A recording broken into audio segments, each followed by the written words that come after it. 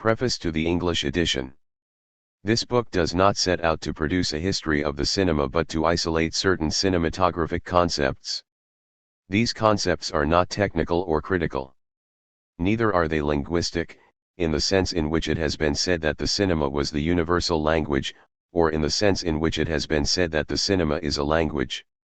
The cinema seems to us to be a composition of images and of signs, that is, a pre-verbal intelligible content, whilst semiology of a linguistic inspiration abolishes the image and tends to dispense with the sign. What we call cinematographic concepts are therefore the types of images and the signs which correspond to each type. The image of the cinema being, therefore, automatic and presented primarily as movement image, we have considered under what conditions it is specifically defined into different types. These types are, principally, the perception image, the affection image and the actin image. Their distribution certainly does determine a representation of time, but it must be noted that time remains the object of an indirect representation insofar as it depends on montage and derives from movement images. It is possible that, since the war, a direct time image has been formed and imposed on the cinema. We do not wish to say that there will no longer be any movement, but that just as happened a very long time ago in philosophy, a reversal has happened in the movement-time relationship. It is no longer time which is related to movement, it is the anomalies of movement which are dependent on time. Instead of an indirect representation of time which derives from movement, it is the direct time image which derives from movement, it is the direct time image which commands the false movement one. Why did the war make possible this reversal, this emergence of a cinema of time, with Wells, with neorealism, with the new wave? Here again, it will be necessary to discover which types of images correspond to the new time image and which signs combine with these types. Everything perhaps suddenly appears in a shattering of the sensory-motor schema. This schema, which had linked perceptions, affections, and actions, does not enter a profound crisis without the general regime of the image being changed. In any case, the cinema has undergone a much more important change here than the one which happened with the talkie. It is not a matter of saying that the modern cinema of the time image is more valuable than the classical cinema of the movement image. We are talking only of masterpieces to which no hierarchy of value applies. The cinema is always as perfect as it can be, taking into account the images and signs which it invents and which it has at its disposal at a given moment. This is why this study must interweave concrete analyses of images and signs with the monographs of the great directors who have created or renewed them. The first volume deals with the movement image. The second will deal with the time image. If, at the end of this first volume, we try to understand the full importance of Hitchcock, one of the greatest English filmmakers, it is because we think he invented an extraordinary type of image, the image of mental relations. Relations, as external to their terms, have always been the subject of English philosophical thought. When a relation terminates or changes, what happens to its terms? Thus Hitchcock asks in Mr. and Mrs. Smith, a minor comedy, what happens to a man and a woman who suddenly learn that, as their marriage is not legal, they have never been married? Hitchcock produces a cinema of relation, just as English philosophy produced a philosophy of relation. In this sense he is, perhaps, at the juncture of the two cinemas, the classical that he perfects and the modern that he prepares. In all these respects, it is not sufficient to compare the great directors of the cinema with painters, architects, or even musicians. They must also be compared with thinkers. The question of a crisis of the cinema is often raised under the pressure of television, then of the electronic image. But the creative capacities of both are inseparable from what the great directors of the cinema contribute to them. Rather like Varese in music, they lay claim to the new materials and means that the future makes possible. Gilles Deleuze. Translator's Introduction. This is Gilles Deleuze's first book on film, published in France in October 1983. It is an illustration and exemplification of Deleuze's radical view of philosophy developed in a series of major works, from difference et repetition to mille plateaus. Thus, in one sense, it is a work of philosophy. Philosophy in the traditional sense of the word, The creation of concepts. Point 2. Beginning from an analysis of Bergson, the book puts forward a view of the image which is radically different from that which dominated classical philosophy. This account is combined with an interpretation of the classification of types of signs advanced by Peirce to provides powerful typology with which to approach images of all types. On the other hand, this is plainly a book about the cinema. Not only does it discuss a large number of images from particular films, but it also advances a series of general views about the types to which particular films belong. This may lead the reader to classify it as a work of film theory in the traditional sense. This would be a mistake. For Deleuze, philosophy cannot be a reflection on something else. It is, as we have said, a creation of concepts. But concepts, for Deleuze, are thought of in a new way. They are no longer concepts of, understood by reference to their external object. They are exactly like sounds, colors, or images. They are intensities which either suit you or don't, which work or don't. Point 3. Concepts are the images of thought. The function and purpose of philosophy itself changes. Philosophy is not in a state of external reflection on other domains, but in a state of active and internal alliance with them, and it is neither more abstract nor more difficult. For therefore, it is not a question of reflecting on the cinema. It is normal that philosophy produces concepts which are in resonance with the pictorial images of today or with cinematographic images. Thus Deleuze is engaged in the work of concept creation alongside the cinema. New concepts are invented, on the basis of some well-known philosophical themes, and then put to work in the cinema. This Deleuzian approach will seem strange to those schooled in more traditional philosophical themes. It will perhaps seem less strange to those who work in the cinema and are constantly involved in processes of creation of their own. One startling byproduct of Deleuze's way of working is that the usual boundaries between disciplines lose their relevance and sense as new assemblages are created. Who would have thought that the historical films of Cecil B. DeMille could be brought into productive relationship with Nietzsche's essay on 19th-century German historiography?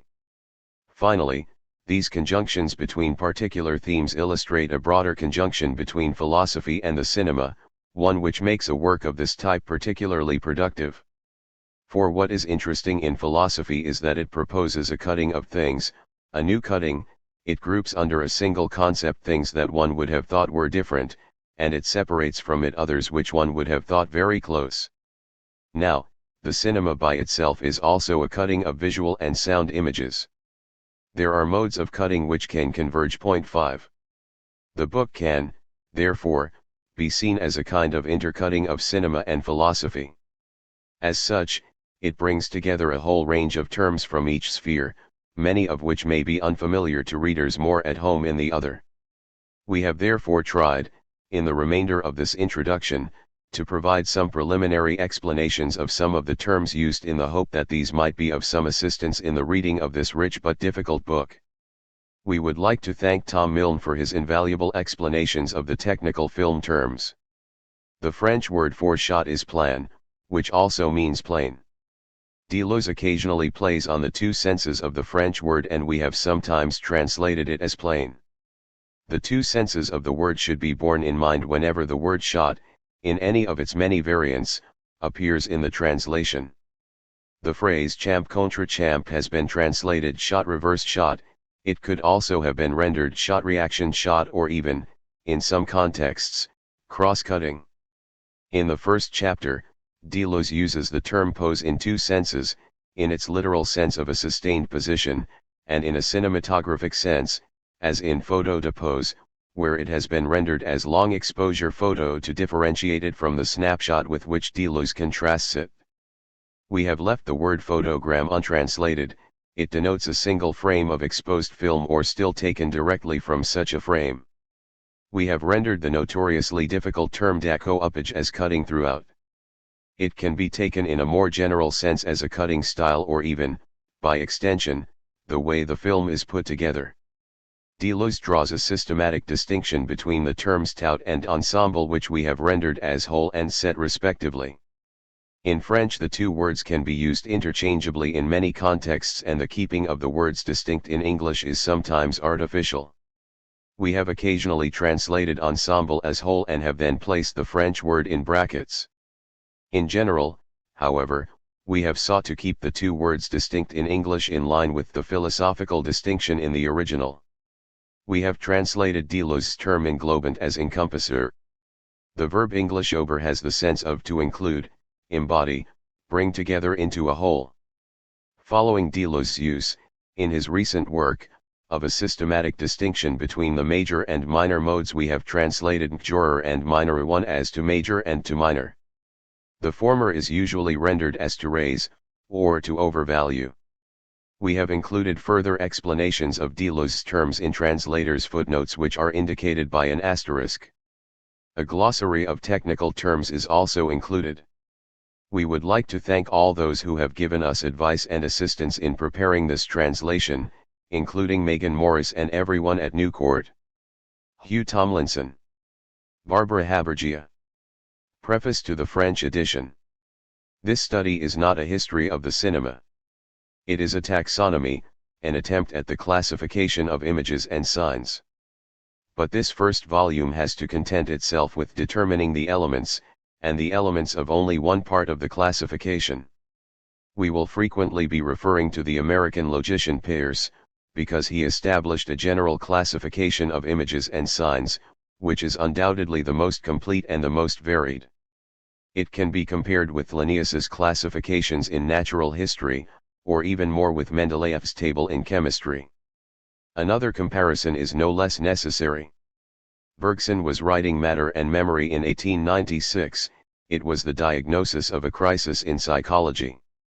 Movement, as physical reality in the external world, and the image, as psychic reality in consciousness, could no longer be opposed.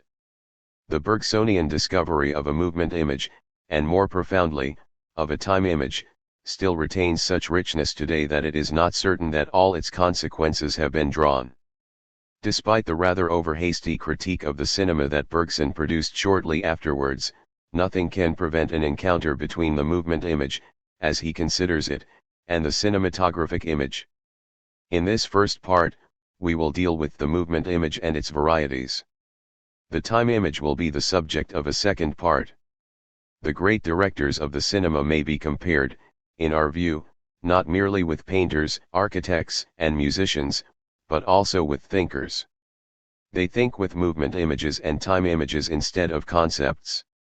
One cannot object by pointing to the vast proportion of rubbish in cinematographic production. It is no worse than anywhere else, although it does have unparalleled economic and industrial consequences. The great cinema directors are hence merely more vulnerable. It is infinitely easier to prevent them from doing their work. The history of the cinema is a long martyrology. Nevertheless, the cinema still forms part of art and part of thought, in the irreplaceable, autonomous forms which these directors were able to invent and get screened, in spite of everything.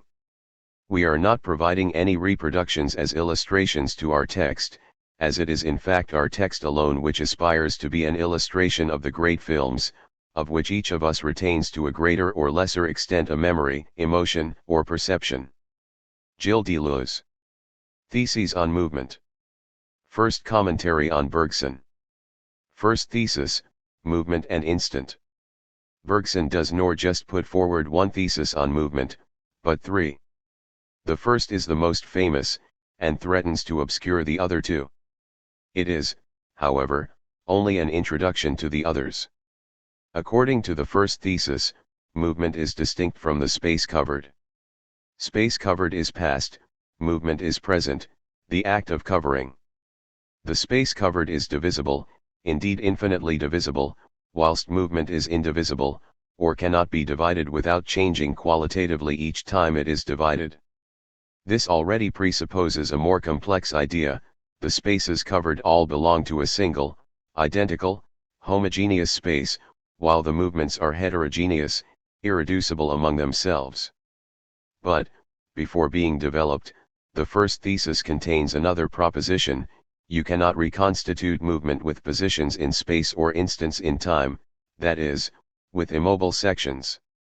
You can only achieve this reconstitution by adding to the positions, or to the instants, the abstract idea of a succession, of a time which is mechanical, homogeneous, universal and copied from space, identical for all movements. And thus you miss the movement in two ways. On the one hand, you can bring two instants or two positions together to infinity, but movement will always occur in the interval between the two, in other words behind your back. On the other hand, however much you divide and subdivide time, movement will always occur in a concrete duration, thus each movement will have its own qualitative duration. Hence we oppose two irreducible formulas, real movement concrete duration, and immobile sections plus abstract time. In 1907, in Creative Evolution, Bergson gives the incorrect formula a name, the cinematographic illusion. Cinema, in fact, works with two complementary givens, instantaneous sections which are called images, and a movement or a time which is impersonal, uniform, abstract, invisible, or imperceptible, which is in the apparatus, and with which the images are made to pass consecutively. 6 Cinema thus gives us a false movement. It is the typical example of false movement. But it is strange that Bergson should give the oldest illusion such a modern and recent name. In fact, says Bergson, when the cinema reconstitutes movement with mobile sections, it is merely doing what was already being done by the most ancient thought, or what natural perception does. In this respect, Bergson's position differs from that of phenomenology, which instead saw the cinema as breaking with the conditions of natural perception. We take snapshots, as it were, of the passing reality, and, as these are characteristics of the reality, we have only to string them on a becoming abstract, uniform, and invisible, situated at the back of the apparatus of knowledge. Perception, intellection, language so proceed in general. Whether we would think becoming, or express it, or even perceive it, we hardly do anything else than set going a kind of cinematograph inside us. 7 Does this mean that for Bergson the cinema is only the projection, the reproduction of a constant, universal illusion? As though we had always had cinema without realizing it? But then a whole range of problems arises. Firstly, is not the reproduction of the illusion in a certain sense also its correction? Can we conclude that the result is artificial because the means are artificial? Cinema proceeds with photograms, that is, with immobile sections 24 images per second. But it has often been noted that what it gives us is not the photogram, it is an intermediate image, to which movement is not appended or added. The movement on the contrary belongs to the intermediate image as immediate given. It might be said that the position of natural perception is the same. But there the illusion is corrected above perception by the conditions which make perception possible in the subject. In the cinema, however, it is corrected at the same time as the image appears for a spectator without conditions. In short, cinema does not give us an image to which movement is added, it immediately gives us a movement image. It does give us a section, but a section which is mobile, not an immobile section plus abstract movement. Now what is again very odd is that Bergson was perfectly aware of the existence of mobile sections or movement images.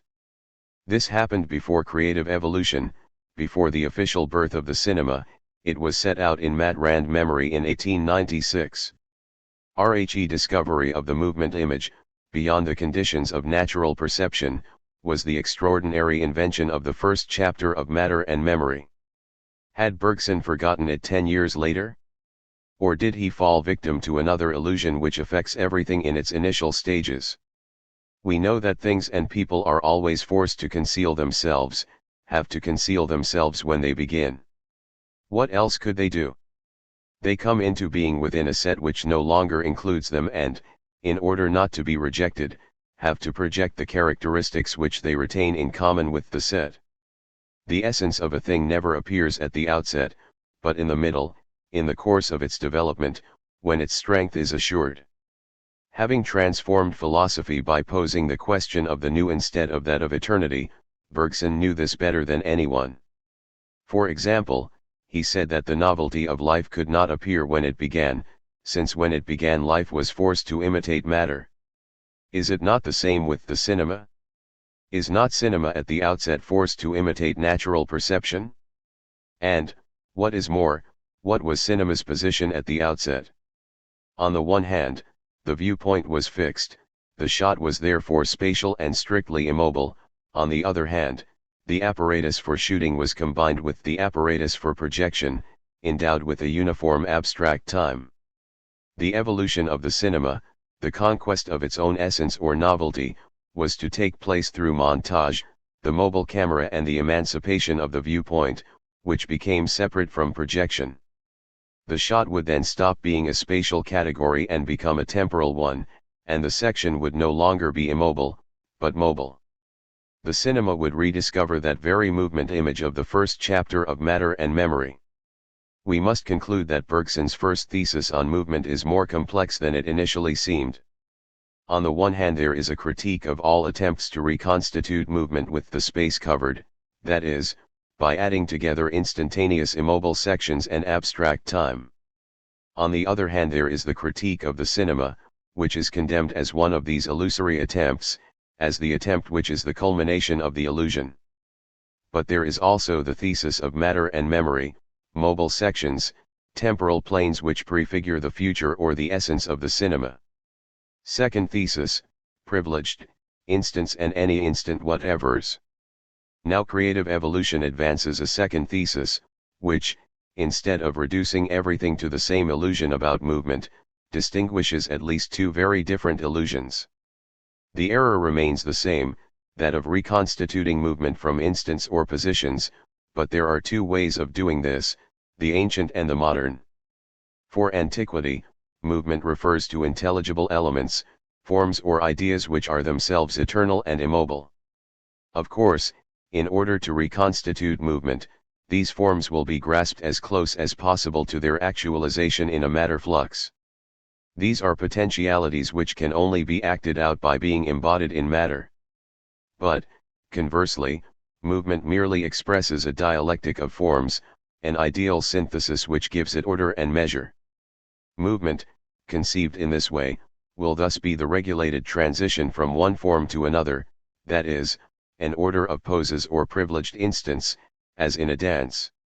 The forms or ideas are supposed to characterize a period of which they express the quintessence, all the rest of this period being filled by the transition, of no interest in itself, from one form to another form they noted, then, the final term or culminating point, and set it up as the essential moment, this moment, that language has retained in order to express the whole of the fact, sufficed also for science to characterize it. Point 8. The modern scientific revolution has consisted in relating movement not to privileged instants, but to any instant whatever. Although movement was still recomposed, it was no longer recomposed from formal transcendental elements, but from immanent material elements. Instead of producing an intelligible synthesis of movement, a sensible analysis was derived from it. In this way, modern astronomy was formed, by determining a relation between an orbit and the time needed to traverse it; modern physics, by linking the space covered to the time taken by a body to fall; modern geometry, by working out the equation of a flat curve, that is, the position of a point on a moving straight line at any moment in its course; and lastly differential and integral calculus, once they had the idea of examining sections which could be brought infinitely closer together. Everywhere the mechanical succession of instants replaced the dialectical order of poses, modern science must be defined preeminently by its aspiration to take time as an independent variable. 9. Cinema seems to be the last descendant of this lineage which Bergson traced. One might conceive of a series of means of translation and, in parallel, a series of means of expression. The camera would then appear as an exchanger or, rather, as a generalist equivalent of the second thesis movements of translation. And this is how it appears in Wenders's films.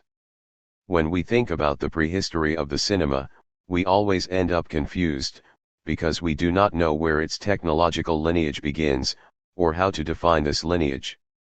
We can always refer to shadow puppets, or the very earliest projection systems. But, in fact, the determining conditions of the cinema are the following: not merely the photo, but the snapshot, the equidistance of snapshots, the transfer of this equidistance onto a framework which constitutes the film, a mechanism for moving on images. It is in this sense that the cinema is the system which reproduces movement as a function of any instant whatever, that is, as a function of equidistant instants, selected so as to create an impression of continuity. Any other system which reproduces movement through an order of exposures projected in such a way that they pass into one another, or are transformed, is foreign to the cinema. This is clear when one attempts to define the cartoon film. If it belongs fully to the cinema, this is because the drawing no longer constitutes a pose or a completed figure, but the description of a figure which is always in the process of being formed or dissolving through the movement of lines and points taken at any instant whatevers of their course. The cartoon film is related not to a Euclidean, but to a Cartesian geometry. It does not give us a figure described in a unique moment, but the continuity of the movement which describes the figure. Nevertheless, the cinema seems to thrive on privileged instants. It is often said that Eisenstein extracted from movements or developments certain moments of crisis, which he made the subject of the cinema par excellence. This is precisely what he called the pathetic. He picks out peaks and shouts, he pushes scenes to their climax and brings them into collision. But this is definitely not an objection. Let us return to the cinema's prehistory, and to the famous example of the horse's gallop. This could only be dissected exactly by Mary's graphic recordings and Muybridge's equidistant snapshots, which relate the organized whole of the canter to any point whatever. If the equidistant points are chosen well, one inevitably comes across remarkable occasions, that is, the moments when the horse has one hoof on the ground, then 3, 2, 1. These may be called privileged instants, but not in the sense of the poses or generaliste postures which marked the gallop in the old forms. These instants have nothing in common with long exposures, and would even be formally impossible as long exposures. If these are privileged instants, it is as remarkable or singular points which belong to movement, and not as the moments of actualization of a transcendent form. The meaning of the notion has completely changed. The privileged instants of Eisenstein, or of any other director, are still any instant whatevers. To put it simply, the any instant whatever CMM regular or singular, ordinary or remarkable. If Eisenstein picks out remarkable instants, this does not prevent him deriving from them an immanent analysis of movement, and not a transcendental synthesis. The remarkable or singular instant remains any instant whatever among the others. This is indeed the difference between the modern dialectic, to which Eisenstein appeals, and the old dialia. The latter is the order of transcendental forms which are actualized in a movement, while the former is the production and confrontation of the singular points which are immanent to movement. Now this production of singularities is achieved by the accumulation of banalities, so that the singular is taken from the any whatever, and is itself an any whatever which is simply non-ordinary and non-regular. Eisenstein himself made it clear that the pathetic presupposed the organic as the organized set of any instant whatevers through which the cuts have to pass. Point 10. The any instant whatever is the instant which is equidistant from another. We can therefore define the cinema as the system which reproduces movement by relating it to the any instant whatever. But it is here that the difficulty arises. What is the interest of such a system? From the point of view of science, it is very slight. For the scientific revolution was one of analysis. And, if movement had to be related to the any instant whatever in order to analyze it, it was hard to see any interest in a synthesis or reconstitution based on the same principle, except a vague interest of confirmation. This is why neither Mary nor Lumiere held out much hope for the invention of the cinema. Did it at least have artistic interest? This did not seem likely either, since art seemed to uphold the claims of a higher synthesis of movement, and to remain linked to the poses and forms that science had rejected. We have reached the very heart of cinema's ambiguous position as industrial art. It was neither an art nor a science. Contemporaries, however, might have been sensitive to a development at work in the arts, which was changing RHE status of movement, even in painting. To an even greater degree, dance, ballet, and mime were abandoning figures and poses to release values which were not posed, not measured, which related movement to the any instant whatever. In this way, art, ballet, and mime became actions capable of responding to accidents of the environment, that is, to the distribution of the points of a space, or of the moments of an event. All this served the same end as the cinema. From the time of the talkie, the cinema was able to make the musical comedy one of its principal genres, with Fred Astaire's action dance, which takes place in any location whatever, in the street, surrounded by cars, along a pavement. 11 But even in silent films, Chaplin had divorced mime from the art of poses to make it an action mime. Maitri answered complaints that Charlie used the cinema, rather than serving it, by arguing that he gave mime a new model, a function of space and time, a continuity constructed at each instant, which now only allowed itself to be decomposed into its prominent immanent elements, instead of being related to prior forms which it was to embody. 12. Bergson forcefully demonstrates that the cinema fully belongs to this modern conception of movement. But, from this point, he seems to hesitate between two paths, one of which leads him back to his first thesis, the other instead opening up a new question. According to the first path, although the two conceptions may be different from the scientific point of view, they nevertheless have a more or less identical result. In fact, to recompose movement with eternal poses or with immobile sections comes to the same thing. In both cases, one misses the movement because one constructs a whole, one assumes that all is given, whilst movement only occurs if the whole is neither given nor givable. As soon as a whole is given to one in the eternal order of forms or poses, or in the set of any instant whatevers, then either time is no more than the image of eternity, or it is the consequence of the set. There is no longer room for real movement. 13 Another path, however, seemed open to Bergson. For, if the ancient conception corresponds closely to ancient philosophy, which aims to think the eternal, then the modern conception, modern science, calls upon another philosophy. When one relates movement to moment whatevers, one must be capable of thinking the production of the new, that is, of the remarkable and the singular, at any one of these moments. This is a complete conversion of philosophy. It is what Bergson ultimately aims to do, to give modern science the metaphysic which corresponds to it, which it lacks as one half lacks the other. 14 But can we stop once we have set out on this path? Can we deny that the arts must also go through this conversion, or that the cinema is an essential factor in this, and that it has a role to play in the birth and formation of this new thought, this new way of thinking? This is why Bergson is no longer content merely to corroborate his first thesis on movement. Bergson's second thesis, although it stops halfway, makes possible another way of looking at the cinema, a way in which it would no longer be just the perfected apparatus of the oldest illusion, but, on the contrary, the organ for perfecting the new reality.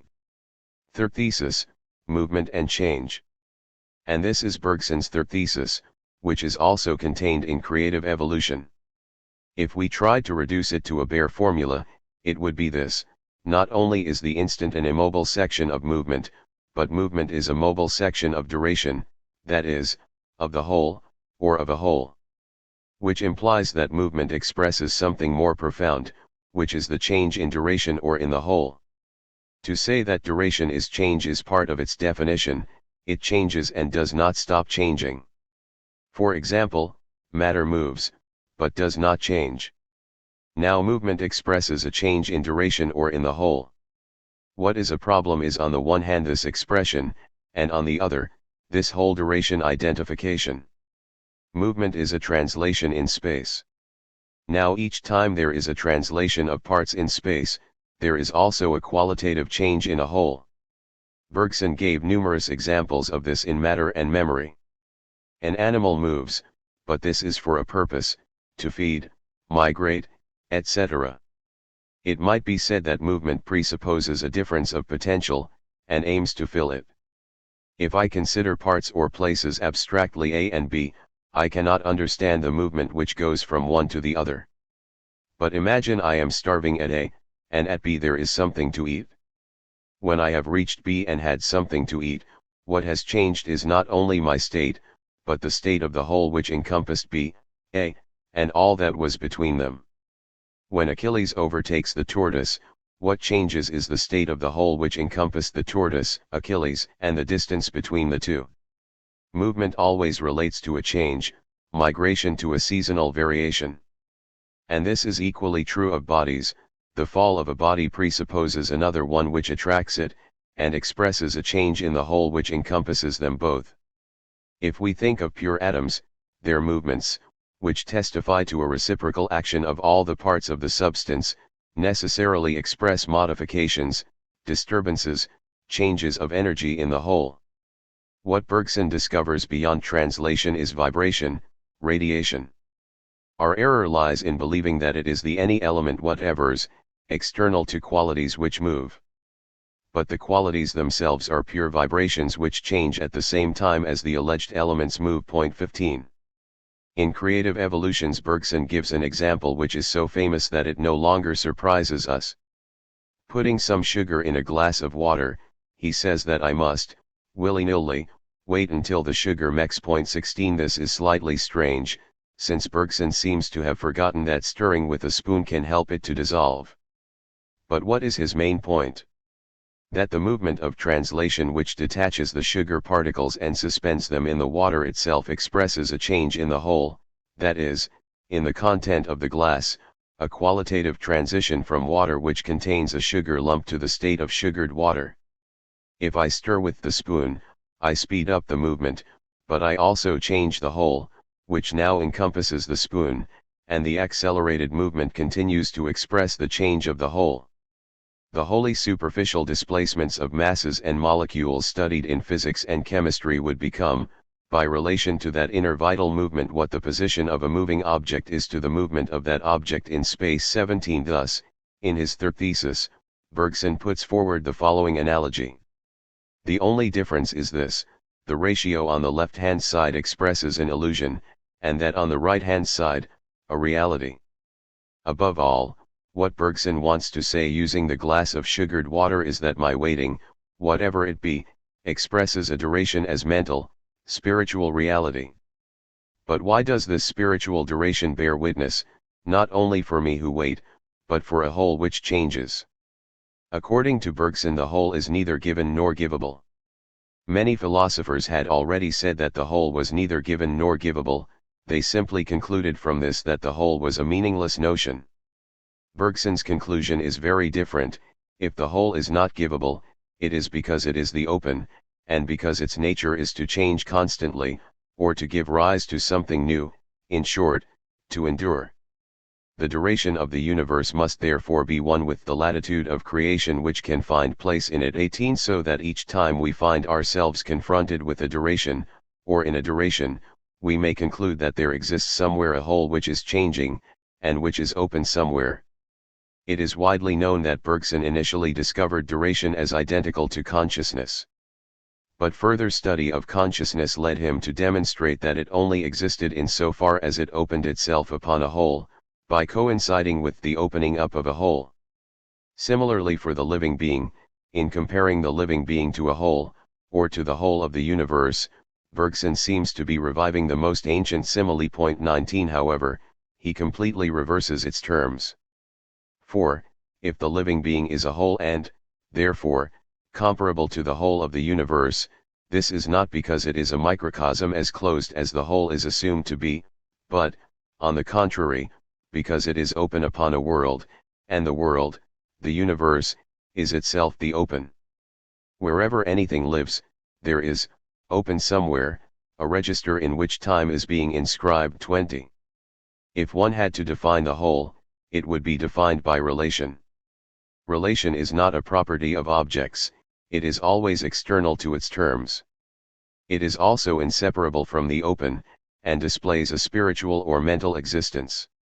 Relations do not belong to objects, but to the whole, on condition that this is not confused with a closed set of objects. Point 21. By movement in space, the objects of a set change their respective positions. But, through relations, the whole is transformed or changes qualitatively. We can say of duration itself or of time, that it is the whole of relations. The whole and the wholes must not be confused with sets. Sets are closed, and everything which is closed is artificially closed. Sets are always sets of parts. But a whole is not closed, it is open, and it has no parts except in a very special sense, since it cannot be divided without changing qualitatively at each stage of the division. The real whole might well be, we conceive, an indivisible continuity. 22 The whole is not a closed set, but on the contrary that by virtue of which the set is never absolutely closed, never completely sheltered, that which keeps it open somewhere as if by the finest thread which attaches it to the rest of the universe. The glass of water is indeed a closed set containing the parts, the water, the sugar, perhaps the spoon, but that is not the whole. The whole creates itself, and constantly creates itself in another dimension without parts, like that which carries along the set of one qualitative state to another, like the pure ceaseless becoming which passes through these states. It is in this sense that it is spiritual or mental. The glass of water, the sugar, and the process of the sugars melting in the water are abstractions, and the whole within which they have been cut out by my senses and understanding progresses, it may be, in the manner of a consciousness. 23 In any case, this artificial division of a set or a closed system is not a pure illusion. It is well founded, and, if it is impossible to break the link of each thing with the whole, it can at least be drawn out, stretched to infinity, made finer and finer. The organization of matter makes possible the closed systems or the determinate sets of parts, and the deployment of space makes them necessary. But the point is that the sets are in space, and the wholes are in duration, are duration itself, in so far as it does not stop changing. So that the two formulas which corresponded to Bergson's first thesis now take on a much more rigorous status. Immobile sections plus abstract time refers to closed sets whose parts are in fact immobile sections, and whose successive states are calculated on an abstract time, while real movement concrete duration refers to the opening up of a whole which endures, and whose movements are so many mobile sections crossing the closed systems. The upshot of this third thesis is that we find ourselves on three levels: the sets or closed systems which are defined by discernible objects or distinct parts, the movement of translation which is established between these objects and modifies their respective positions, the duration or the whole, a spiritual reality which constantly changes according to its own relations. Thus in a sense movement has two aspects. On one hand, that which happens between objects or parts, on the other hand that which expresses the duration or the whole. The result is that duration, by changing qualitatively, is divided up in objects, and objects, by gaining depth, by losing their contours, are united in duration. We can therefore say that movement relates the objects of a closed system to open duration, and duration to the objects of the system which it forces to open up. Movement relates the objects between which it is established to the changing whole which it expresses, and vice versa. Through movement the whole is divided up into objects, and objects are reunited in the whole, and indeed between the two the whole changes. We can consider the objects or parts of a set as immobile sections, but movement is established between these sections, and relates the objects or parts to the duration of a whole which changes, and thus expresses the changing of the whole in relation to the objects and is itself a mobile section of duration. Now we are equipped to understand the profound thesis of the first chapter of Matter and Memory. There are not only instantaneous images, that is, immobile sections of movement, there are movement images which are mobile sections of duration, there are, finally, time images, that is, duration images, change images, relation images, volume images which are beyond movement itself. Frame and shot, framing and cutting. The first level, frame, set or closed system. We will start with very simple definitions, even though they may have to be corrected later. We will call the determination of a closed system, a relatively closed system which includes everything which is present in the image, sets, characters, and props, framing. The frame therefore forms a set which has a great number of parts, that is of elements, which themselves form subsets. It can be broken down. Obviously these parts are themselves in image. This is why Jacobson calls them object signs, and Pasolini synonyms. However, this terminology suggests comparisons with language which do not seem necessary. Point 24.4 If the frame has an analog, it is to be found in an information system rather than a linguistic one.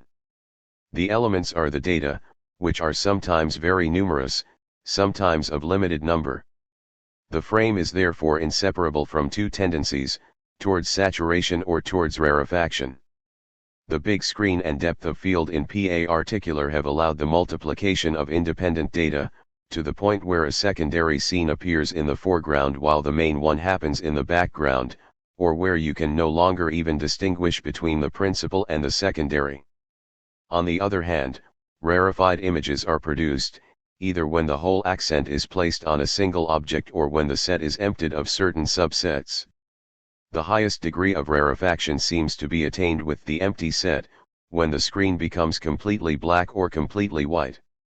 Hitchcock gives an example of this in Spellbound, when another glass of milk invades the screen, leaving only an empty white image.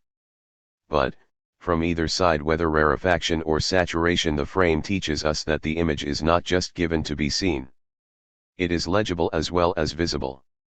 The frame has the implicit function of recording not merely sound information, but also visual information. If we see very few things in an image, this is because we do not know how to read it properly. We evaluate its rarefaction as badly as its saturation. There is a pedagogy of the image, especially with Goddard, when this function is made explicit, when the frame serves as an opaque surface of information, sometimes blurred by saturation, sometimes reduced to the empty set, to the white or black screen. Point 25. In the second place, the frame has always been geometrical or physical, depending on whether it constitutes the closed system in relation to chosen coordinates or in relation to selected variables. The frame is therefore sometimes conceived of as a spatial composition of parallels and diagonals, the constitution of a receptacle such that the blocks and the lines of the image which come to occupy it will find an equilibrium and their movements will find an invariant. It is often like this in Dreer. Antonioni seems to go to the limit of this geometric conception of the frame which pre-exists that which is going to be inserted within it. Point 26 Sometimes the frame is conceived as a dynamic construction in act which is closely linked to the scene, the image, the characters, and the objects which fill it. The iris method in Griffith, which isolates a face first of all, then opens and shows the surroundings.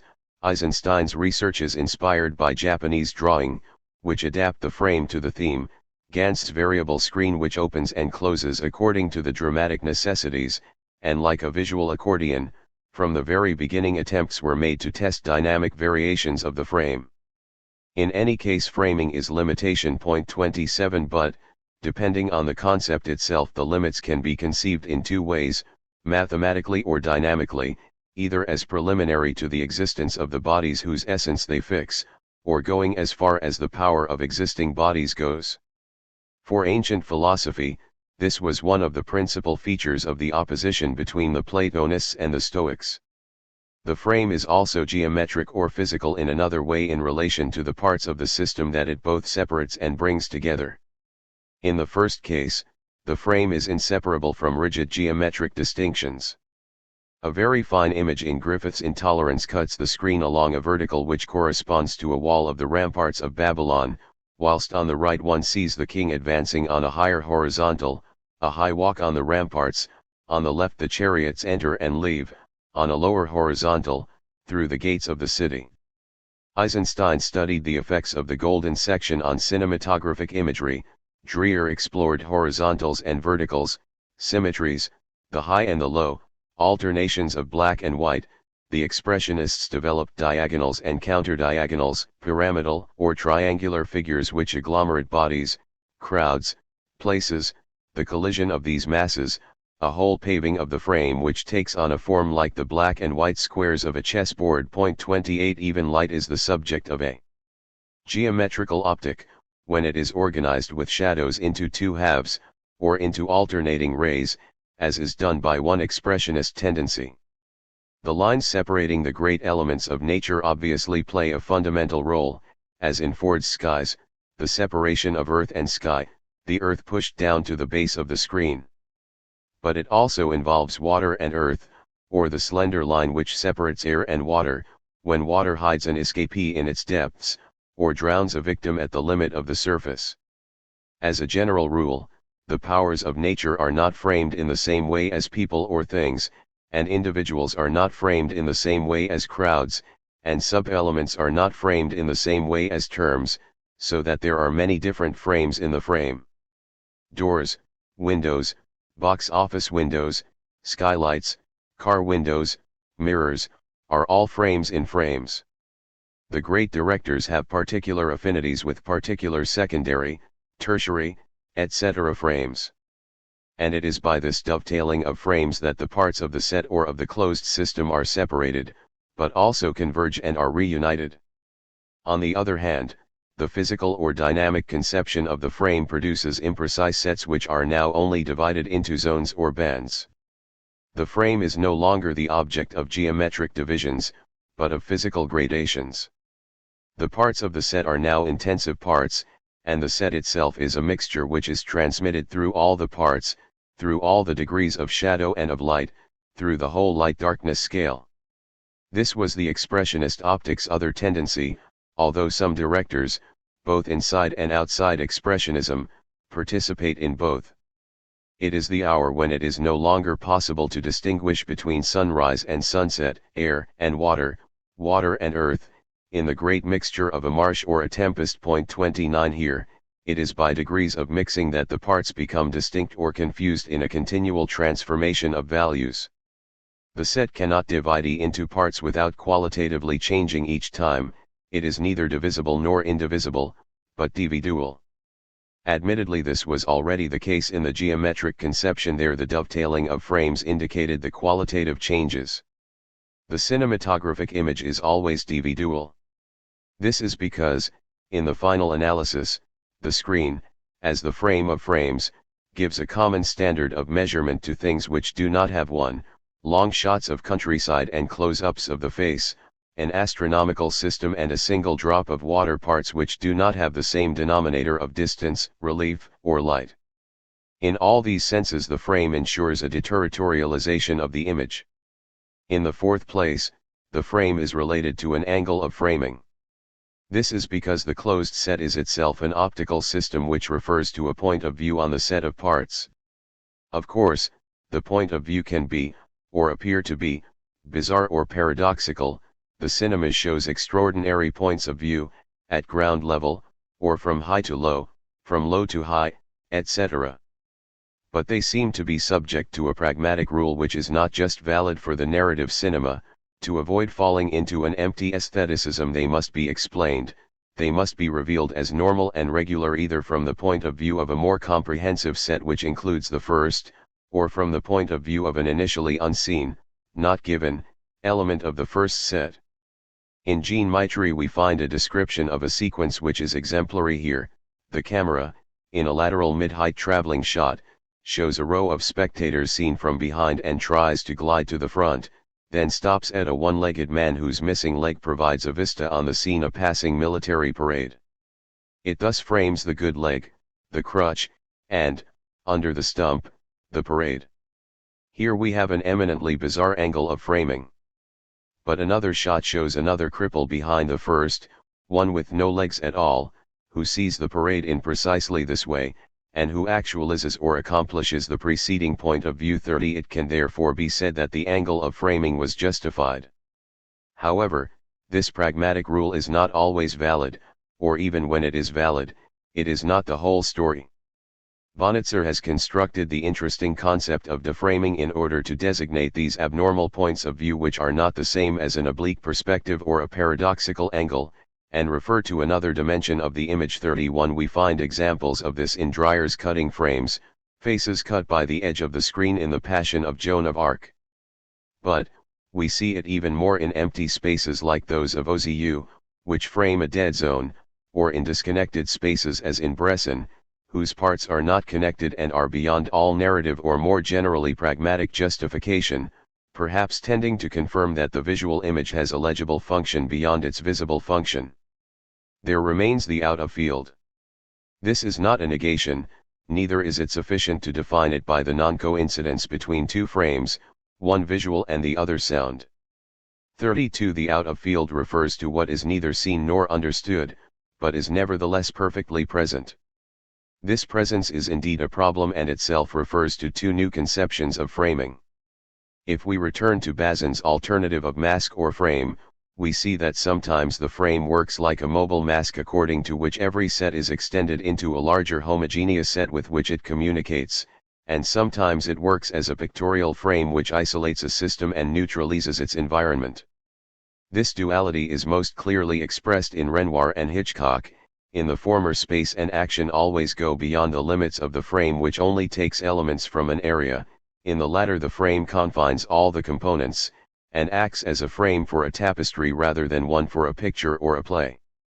But, if a partial set only communicates formally with its out-of-field through the positive characteristics of the frame and the reframing, it is none the less true that a system which is closed, even one which is very closed up, only apparently suppresses the out-of-field, and in its own way gives it an even more decisive importance. 33. All framing determines an out-of-field. There are not two types of frame, only one of which would refer to the out-of-field.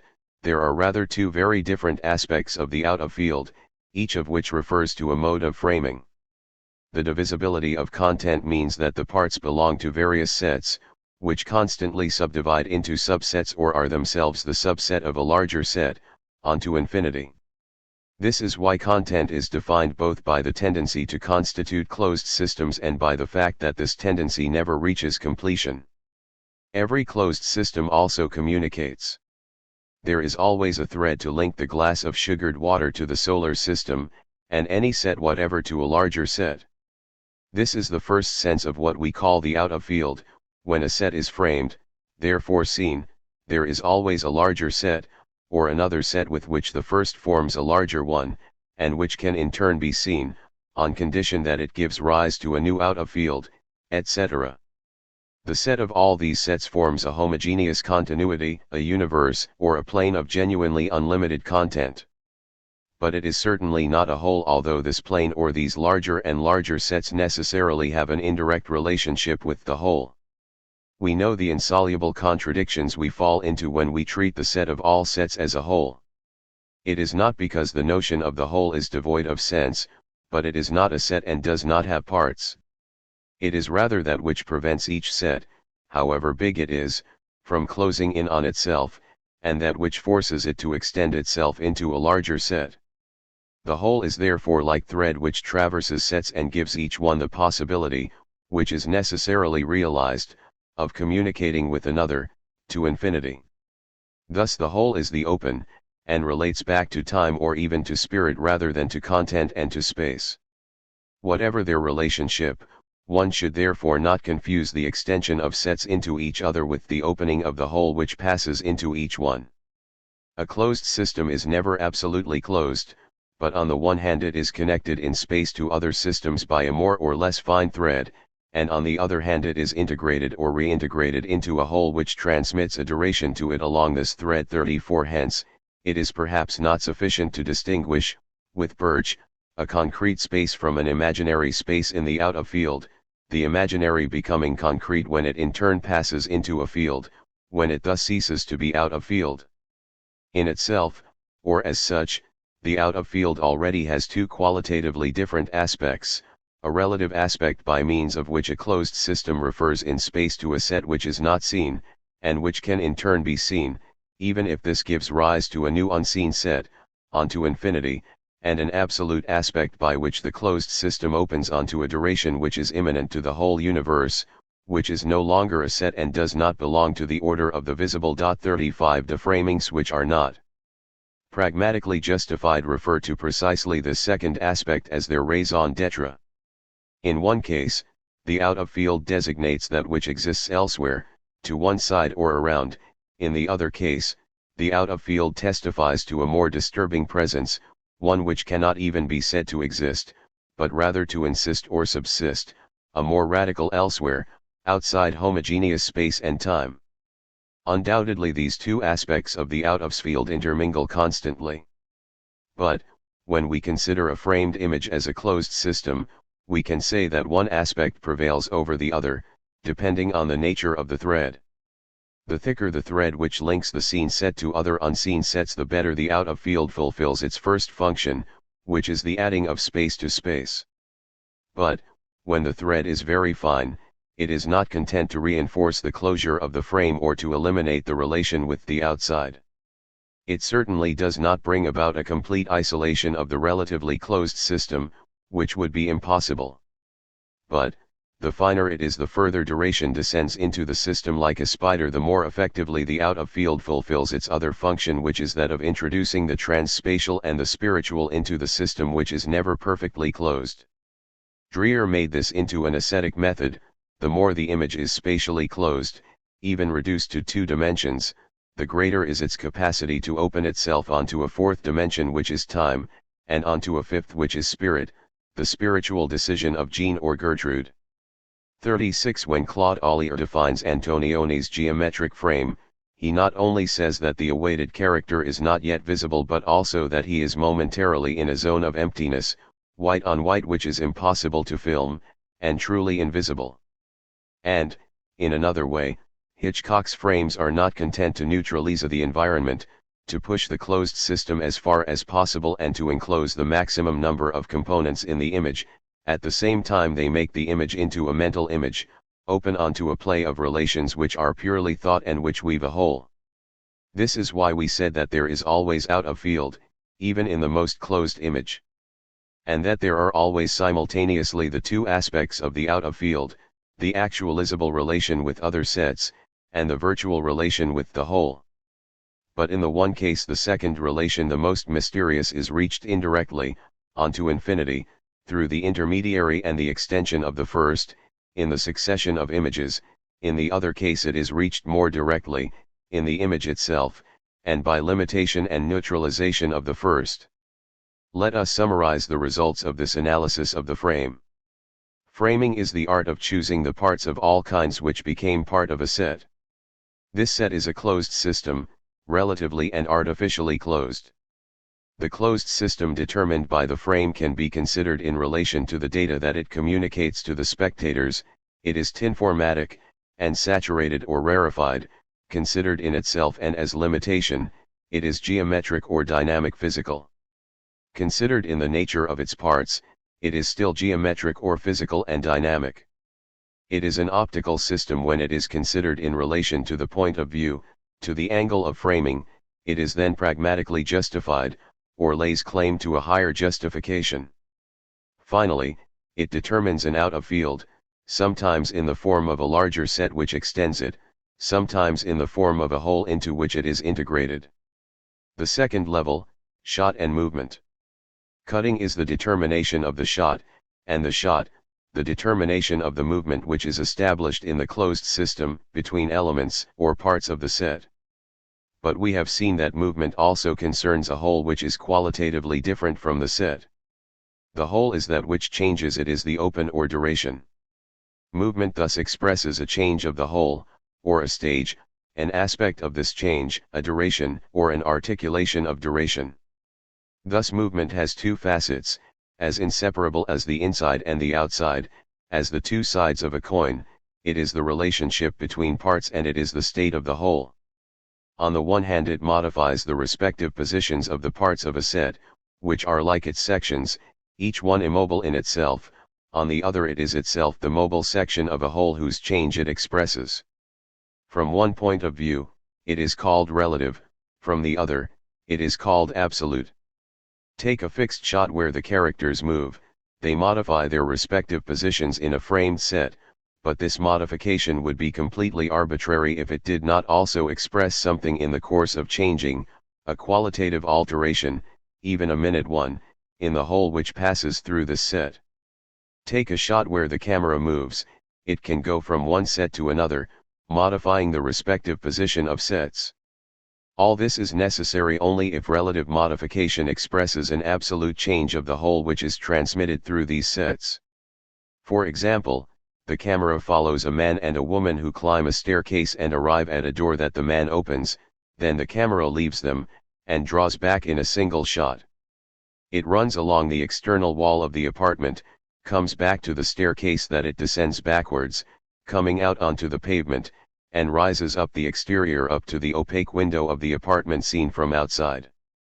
This movement, which modifies the relative position of immobile sets, is only necessary if it expresses something in the course of happening, a change in the whole which is itself transmitted through these modifications. The woman is being murdered. She went in free, but cannot expect any help.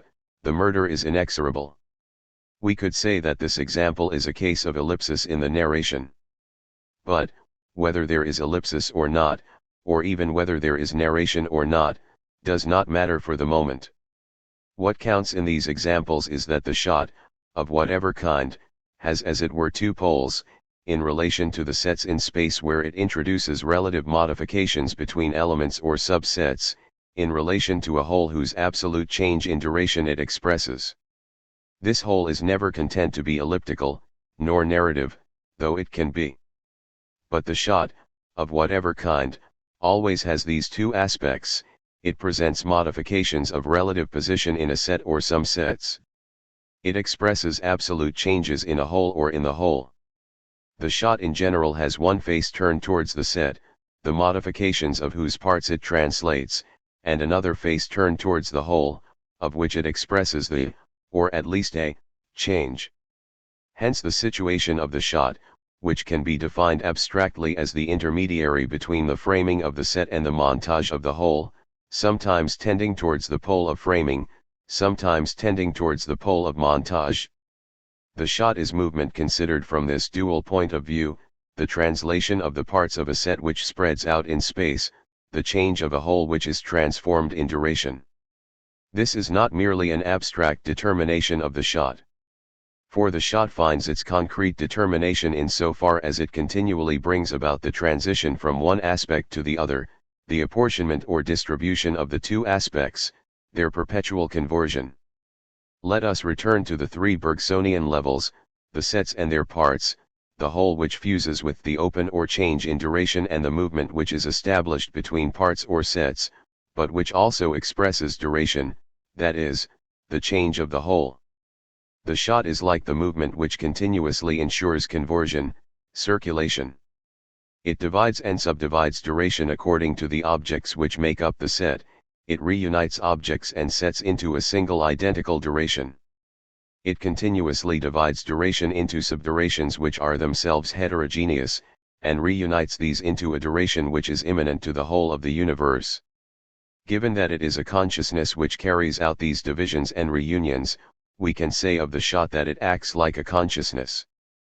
But the sole cinematographic consciousness is not us, the spectator, nor the hero, it is the camera's sometimes human, sometimes inhuman, or superhuman. Take, for example, the movement of water, that of a bird in the distance, and that of a person on a boat, they are blended into a single perception, a peaceful whole of humanized nature. But then the bird, an ordinary seagull, swoops down and wounds the person, the three fluxes are divided and become external to each other. The whole will be reformed, but it will have changed, it will have become the single consciousness or the perception of a whole of birds, testifying to an entirely bird-centered nature, turned against man in infinite anticipation. It will be redivided again when the birds attack, depending on the modes, places, and victims of their attack. It will be reformed again to bring about a truce, when the human and the inhuman enter into an uncertain relationship. One could say that either the division is between two wholes, or the whole between two divisions. 37 The shot, that is to say consciousness, traces a movement which means that the things between which it arises are continuously reuniting into a whole, and the whole is continuously dividing between things. It is movement itself which is decomposed and recomposed. It is decomposed according to the elements between which it plays in a set, those which remain fixed, those to which movement is attributed, those which produce or undergo such simple or divisible movement. But it is also recomposed into a great complex indivisible movement according to the whole whose change it exposes. Certain great movements are like a director's signature, which characterize the whole of a film, or even the whole of an oeuvre, but resonate with the relative movement of a particular signed image, or a particular detail in the image. In an exemplary study of Murnau's Faust, Eric Romer showed how the movements of expansion and contraction were apportioned between people and objects in a pictorial space, but also expressed genuine ideas in the filmic space Good and Evil, God and Satan. 38 Orson Welles often describes two movements which are formed, one of which is like a horizontal linear flight in a kind of elongated, striated cage, lattice-worked, and the other a circular sweep whose vertical axis performs a high or a low angle shot from a height. These movements are those which had already inspired Kafka's literary work, and we can infer that Welles has an affinity with Kafka which goes beyond the film of the trial, explaining why Welles needed to confront Kafka directly. These movements are rediscovered and are profoundly combined in Reed's The Third Man, and we can conclude either that Welles was more than an actor in this film and was closely involved in its construction, or that Reed was an inspired disciple of Welles.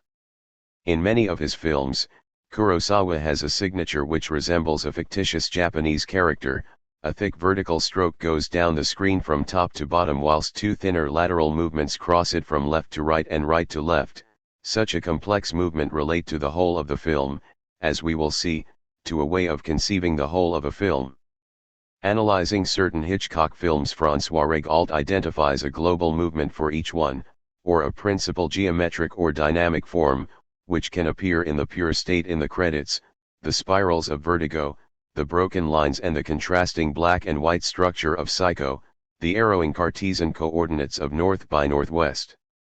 And perhaps the general movements of these films are in turn the components of a still more general movement which would express the whole of Hitchcock's work, and the way in which this work evolved and changed. But no less interesting is the other direction, where a general movement, turned towards a changing whole, is decomposed into relative movements, into local forms turned towards the respective positions of the parts of a set, the attributions to persons or objects, the distributions between elements. Regault studies it in Hitchcock. 39 But this type of analysis is desirable for every director. It is the necessary research program for all director analysis, what could be called a stylistic, the movement which is established between the parts of a set in a frame, or between one set and another in a reframing, the movement which expresses a whole in a film or in an oeuvre, the correspondence between the two, the way in which they echo each other, in which they pass from one to the other. Because it is the same movement, sometimes composing, sometimes decomposing, these are the two aspects of the same movement. And this movement is the shot, the concrete intermediary between a whole which has changes and a set which has parts, and which constantly converts the one into the other according to its two facets. The shot is the movement image. In so far as it relates movement to a whole which changes, it is the mobile section of a duration. Describing the image of a street demonstration, Pudovkin says, it is as if you climbed on a roof to see it, then you climb down to the first floor window to read the placards, then you mix with the crowd. 40 It is only as if, for natural perception introduces halts, moorings, fixed points or separated points of view, moving bodies, or even distinct vehicles, whilst cinematographic perception works continuously, in a single movement whose very halts are an integral part of it and are only a vibration unto itself. Take, for example, the famous shot in King Vidor's The Crowd, what Maitri called one of the most beautiful tracking shots in the whole silent cinema. The camera advances into the crowd, against the flow, makes its way towards a skyscraper, climbs up to the 20th floor, frames one of the windows, discovers a hall full of desks, goes in to arrive at a desk where the hero is sitting. Or take the famous shot in Murnau's The Last Laugh, the camera on a bicycle is put first of all in the lift, descends with it and takes in the entrance hall of a grand hotel through the glass of the window, performing constant decompositions and recompositions, then goes through the vestibule and through the enormous revolving door in a single and perfect tracking shot. Here the camera involves two movements, two moving bodies or two vehicles, the lift and the bicycle. It can show the one, which is part of the image, and hide the other. But this is not what counts. What counts is that the mobile camera is like a general equivalent of all the means of locomotion that it shows or that it makes use of: aeroplane, car, boat, bicycle, foot, metro. Wenders was to make this equivalence the soul of two of his films, Kings of the Road and Alice in the Cities, thus introducing into the cinema a particularly concrete reflection on the cinema.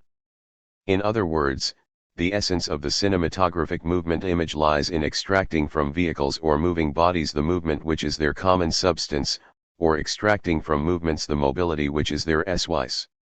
This was what Bergson wanted, beginning from the body or moving thing to which our natural perception attaches movement as if it were a vehicle, to extract a simple colored spot, the movement image, which is reduced in itself to a series of extremely rapid oscillations and is in reality only a movement of movements. 41 Now, because Bergson only considered what happened in the apparatus, he believed the cinema to be incapable of that which the apparatus is in fact most capable, eminently capable of, the movement image, that is, pure movement extracted from bodies or moving things. This is not an abstraction, but an emancipation.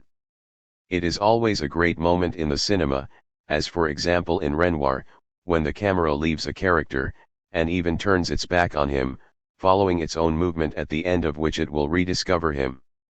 42. By producing in this way a mobile section of movements, the shot is not content to express the duration of a whole which changes, but constantly puts bodies, parts, aspects, dimensions, distances, and the respective positions of the bodies which make up a set in the image into variation. The one comes about through the other. It is because pure movement varies the elements of the set by dividing them up into fractions with different denominators, because it decomposes and recomposes the set, that it also relates to a fundamentally open whole, whose essence is constantly to become or to change, to endure, and vice versa. Epstein has the most deeply and poetically extracted this nature of the shot as pure movement, comparing it to a cubist or simultaneist painting. All the surfaces are divided, truncated, decomposed, broken, as one imagines that they are in the thousand-faceted eyes of the insect, descriptive geometry whose canvas is the limit shot. Instead of submitting to perspective, this painter splits it, enters it. For the perspective of the outside he thus substitutes the perspective of the insides, a multiple perspective, shimmering, sinuous, variable and contractile, like the hair of a hygrometer. It is not the same to the right as it is to the left, nor above as it is below. That is, the fractions of reality which the painter presents do not have the same denominators of distance, of relief or of light. The cinema, even more directly than painting, conveys a relief in time, a perspective in time. It expresses rhyme itself as perspective or relief. 43 This is why time essentially takes on the power to contract or dilate, as movement takes on the power to slow down or accelerate. Epstein comes closest to the concept of the shot. It is a mobile section, that is, a temporal perspective or a modulation. The difference between the cinematographic image and the photographic image follows from this. Photography is a kind of molding. The mold organizes the internal forces of the thing in such a way that they reach a state of equilibrium at a certain instant. However, modulation does not stop when equilibrium is reached, and constantly modifies the mold, constitutes a variable, continuous, temporal mold. 44 This is the movement image that Bazin contrasts from this point of view with the photo. The photographer proceeds, via the intermediary of the lens, to a point where he literally takes a luminous imprint, a cast. The cinema realizes the paradox of molding itself on the time of the object and of taking the imprint of its duration as well. 45. Mobility, montage and movement of the camera. What happened when the camera was fixed? The situation has often been described. In the first place, the frame is defined by a unique and frontal point of view which is that of the spectator on an invariable set. There is therefore no communication of mutually referring variable sets. In the second place, the shot is a uniquely spatial determination, indicating a slice of space at a particular distance from the camera. From close-up to long shot, movement is therefore not extracted for itself and remains attached to elements, characters, and things which serve as its moving body or vehicle. Finally, the whole is identical to the set in depth, such that the moving body goes through it in passing from one spatial shot/plane to another, from one parallel slice to another, each having its independence or its focus. There is therefore neither change nor duration properly speaking, inasmuch as duration implies a completely different conception of depth, which mixes up and dislocates parallel zones instead of superimposing them. We can therefore define a primitive state of the cinema where the image is in movement rather than being movement image. It was at this primitive state that the Bergsonian critique was directed. But if we ask how the movement image is constituted, or how movement is extracted from persons and things, we see that it is in two different forms, and in both cases imperceptibly. On the one hand, of course, through the mobility of the camera, the shot becoming mobile itself, but on the other by montage, that is, by the continuous connecting of shots, each one, or the majority of which, could perfectly well remain fixed.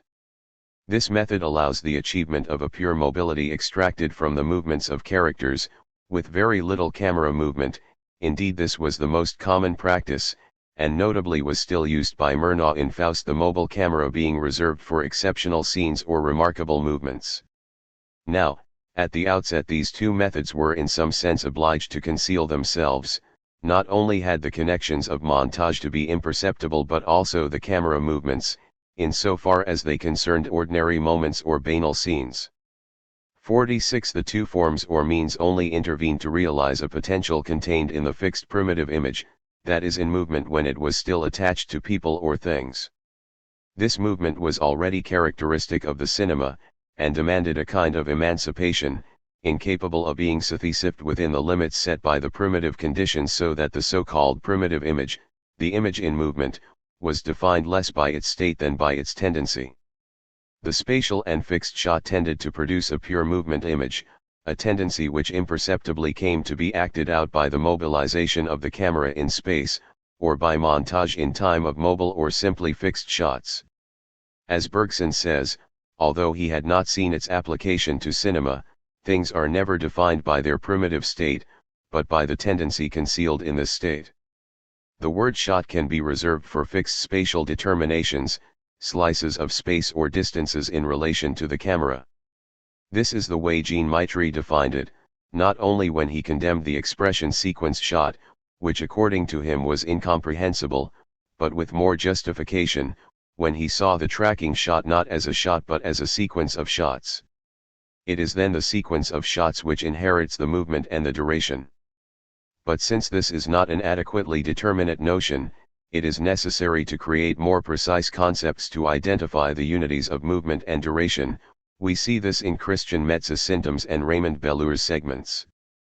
But from our point of view for the moment, the notion of shot has sufficient unity and extension if it is given its full projective, perspectival, or temporal sense. In fact, a unity is always that of an act which includes as such a multiplicity of passive or acted elements. 47 Shots, as immobile spatial determinations, are perfectly capable of being, in this sense, the multiplicity which corresponds to the unity of the shot, as mobile section or temporal perspective. The unity will vary according to the multiplicity that it contains, but will be no less the unity of this correlative multiplicity. We can distinguish several cases here. In the first case, the continuous movement of the camera which defines the shot, whatever the changes of angle and of multiple points of view. In a second case, the continuity of connection constitutes the unity of the shot, although this unity has as its content two or more successive shots which can moreover be fixed. Mobile shots can also owe their distinction to material constraints alone, and form a perfect unity as a function of the nature of their connection. Thus in Orson Welles, the two high-angle shots of Citizen Kane where the camera literally goes through a window pane and penetrates into the interior of a great room, sometimes by means of the rain which crashes against the window pane and mists it up, sometimes by means of the storm and of a clap of thunder which breaks it. In a third case, we are confronted with a long-duration fixed or mobile shot, a sequence shot, with depths of field. Such a shot includes within itself all the slices of space at once, from close-up to long-distance shot, but nevertheless has a unity which permits it to be defined as a shot.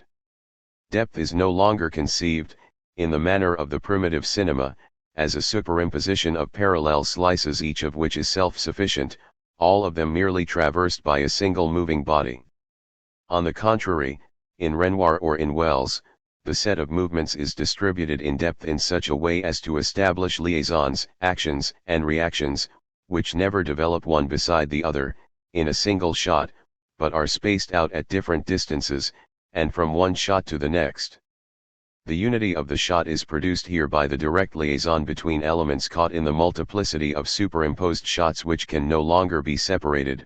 The relationship of near and distant parts produces the unity. The same evolution appears in the history of painting between the 16th and the 17th centuries, a superimposition of planes each of which is occupied by a specific scene and where characters meet side by side is replaced by a completely different vision of depth, where characters meet obliquely and summon each other from one plane to the other, where the elements of a plane act and react on the elements of another plane, where no form, no color is restricted to a single plane, where the dimensions of the foreground are abnormally enlarged in order to enter directly into relationship with the background by an abrupt reduction in sizes. 48. In a fourth case, the sequence shot no longer involves any depth, nor superimposition, nor drawing back. On the contrary, it brings all the spatial shots back to a single foreshot which passes through different frames, in such a way that the unity of the shot refers back to the perfect plainness of the image, whilst the correlative multiplicity is that of reframings. This was true for Dreyer in his sequence shots, which were analogous to uniform tints, renouncing all distinction between different spatial planes, making movement pass through a series of reframings which are substituted for change of shot. 49 Images without depth or with little depth form a type of flowing and sliding shot, which is opposed to the volume of deep images. In all these senses, the shot indeed has a unity. It is a unity of movement, and it embraces a correlative multiplicity which does not contradict it. 50 At the very most it can be said that this unity is caught between two demands, of the whole whose change it expresses throughout the film, of the parts whose displacements within each set and from one set to another it determines. Pasolini has expressed this dual requirement very clearly. On the one hand, the cinematographic whole would be one single analytic sequence shot, by rights unlimited, theoretically continuous. On the other, the parts of the film would in fact be discontinuous, dispersed, disseminated shots, without any assignable link. Therefore the whole must renounce its ideality, and become the synthetic whole of the film which is realized in the montage of the parts, and, conversely, the parts must be selected, coordinated, enter into connections and liaisons which, through montage, reconstitute the virtual sequence shot or the analytic whole of the cinema. 51. But there is no such division between the shot in fact and the shot as it ought, by right, to be. There are two aspects which are equally of fact and right and which manifest the tension of the shot as unity. On the one hand the parts and their sets enter into relative continuities, by imperceptible connections, by camera movements, by sequence shots of fact, with or without depth of field. But there will always be breaks and ruptures, which show clearly enough that the whole is not here, even if continuity is re-established afterwards. The whole intervenes elsewhere and in another order, as that which prevents sets from closing in on themselves or on each other, that which testifies to an opening which is irreducible to continuities as well as to their ruptures. It appears in the dimension of a duration which changes and never ceases to change. It appears in false continuities as an essential pole of the cinema. False continuities can come into play in a set or in the passage from one set to another, between two sequence shots. This is indeed why the sequence shot does not merely interioris montage in the shooting. On the contrary, it poses specific problems of montage. In a conversation on montage, Narboni, Sylvie Pierre, and Rivette ask, where did Gertrude happen, where did Dreyer make it happen? And the answer that they give is, it happened in the splicing. 52 False continuity is neither a connection of continuity, nor a rupture or a discontinuity in the connection. False continuity is in its own right a dimension of the open, which escapes sets and their parts. It realizes the other power of the out of field, this elsewhere or this empty zone, this white on white which is impossible to film. Gertrude happened in what Dreyer called the fourth dimension. Far from breaking up the whole, false continuities are the act of the whole, the hallmark that they impress on sets and their parts, just as true continuities represent the opposite tendency, that of the parts and the sets to rejoin a whole which escapes them. Montage. The third level, the whole, the composition of movement images and the indirect image of time. Montage is the determination of the whole by means of continuities, cutting and false continuities. Eisenstein continually reminds us that montage is the whole of the film, the idea. But why should the whole be the object of montage? Between the beginning and the end of a film something changes, something has changed. But this whole which changes, this time, or duration, only seems to be capable of being apprehended indirectly, in relation to the movement images which express it. Montage is the operation which bears on the movement images to release the whole from them, that is, the image of time. It is a necessarily indirect image, since it is deduced from movement images and their relationships. Montage does not come afterwards, for all that. Indeed, it is necessary that the whole should be primary in a certain way, that it should be presupposed.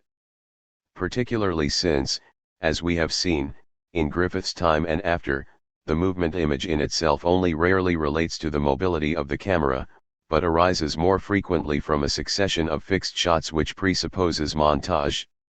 If we consider the three levels, that of the determination of closed systems, that of the movement which is established between the parts of a system, and that of the changing whole which is expressed in movement, there is a circulation between the three which enables each to contain or prefigure the others. Some directors are therefore able to insert the montage into the shot or even into the frame, and thus attach little importance to montage in itself. But the specificity of the three operations nevertheless survives, even in their mutual interiority. What amounts to montage, in itself or in something else, is the indirect image of time, of duration. Not a homogeneous time or a spatialist duration like that which Bergson attacks, but an effective duration and time which flow from the articulation of the movement images, as they appear in Bergson's earlier texts. We must leave aside for the moment the task of ascertaining whether there are, in addition, direct images which might be called time images, to what extent they would be separate from movement images, and to what extent, conversely, they would be based on certain unknown aspects of these images. Montage is composition, the assemblage of movement images as constituting an indirect image of time. Now, since the most ancient philosophy, there have been many different ways in which time can be conceived as a function of movement, in relation to movement, in various arrangements. We are likely to come across this variety again in the different schools of montage. If we give to Griffith the distinction, not of having invented montage, but of having raised it to the level of a specific dimension, it seems that four main trends can be distinguished: the organic trend of the American school, the dialectic trend of the Soviet school, the quantitative trend of the pre-war French school, and the intensive trend of the German expressionist school. In each case the directors may be very different, however, they have a community of themes, problems, and preoccupations, in short, an ideal community which is all that is needed, in the cinema as elsewhere, to found concepts of schools or trends. We will now describe briefly each of these four schools of montage. Griffith conceived of the composition of movement images as an organization, an organism, a great organic unity. This was his discovery. The organism is, firstly, unity in diversity, that is, a set of differentiated parts. There are men and women, rich and poor, town and country, north and south, interiors and exteriors, etc. These parts are taken in binary relationships which constitute a parallel alternate montage, the image of one part succeeding another according to a rhythm. But the part and the set must also necessarily enter into a relationship, exchange their relative dimensions. The insertion of the close-up in this sense does not merely involve the enlargement of a detail, but produces a miniaturization of the set, a reduction of the scene. And, more generally, by showing the way in which the characters live the scene of which they form part, the close-up endows the objective set with a subjectivity which equals or even surpasses it. 53 Finally, The parts must necessarily act and react on each other in order to show how they simultaneously enter into conflict and threaten the unity of the organic set, and how they overcome the conflict or restore the unity. From some parts actions arise which oppose good and bad, but from other parts convergent actions arise which come to the aid of the good. Through all these actions the form of a dual develops and passes through different stages. Indeed, it is in the nature of the organic set that it should continually be threatened. The accusation raised against the Negroes in Birth of a Nation is that of wanting to shatter the newly won unity of the United States by using the South's defeat to their own advantage. The convergent actions tend towards a single end, reaching the side of the dual to reverse its outcome, to save innocence or reconstitute the compromised unity, like the gallop of the horsemen who come to the rescue of the besieged, or the advance of the rescuer who recovers the girl on the thawing ice. It is the third aspect of montage, concurrent or convergent montages, which alternates the moments of two actions which will come back together again. And the more the actions converge, the closer the junction approaches, the more rapid the alternation becomes. Admittedly, in Griffith, the junction does not always take place, and the innocent young girl is often condemned, almost sadistically, because she could only find her place and salvation in an inorganic abnormal union. The Chinese opium addict arrives too late in Broken Blossoms. This time it is a perverse acceleration which forestalls convergence. These are the three forms of montage, or of rhythmic alternation: the alternation of differentiated parts, that of relative dimensions, and that of convergent actions. A powerful organic representation produces the set and the parts in this way. The American cinema draws from it its most solid form, from the general situation to the re-established or transformed situation through the intermediary of a dual, of a convergence of actions. American montage is organico-active. It is wrong to criticize it as being subordinate to the narration. It is the reverse, for the narrativity flows from this conception of montage. In Intolerances, Griffith discovers that the organic representation can be immense, encompassing not merely families and a society, but different epochs and civilizations. The parts thrown together by parallel montage are the civilizations themselves. The relative dimensions which are interchanged range from the king's city to the capitalist's office.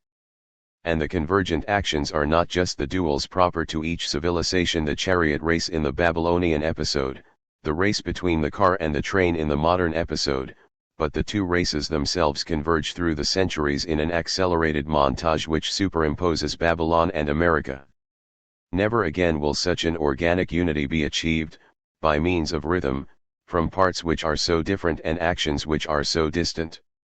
Whenever time has been considered in relation to movement, whenever it has been defined as the measure of movement, two aspects of time have been discovered, which are chronosigns: on the one hand, time as whole, as great circle or spiral, which draws together the set of movement in the universe; on the other, time as interval, which indicates the smallest unit of movement or action.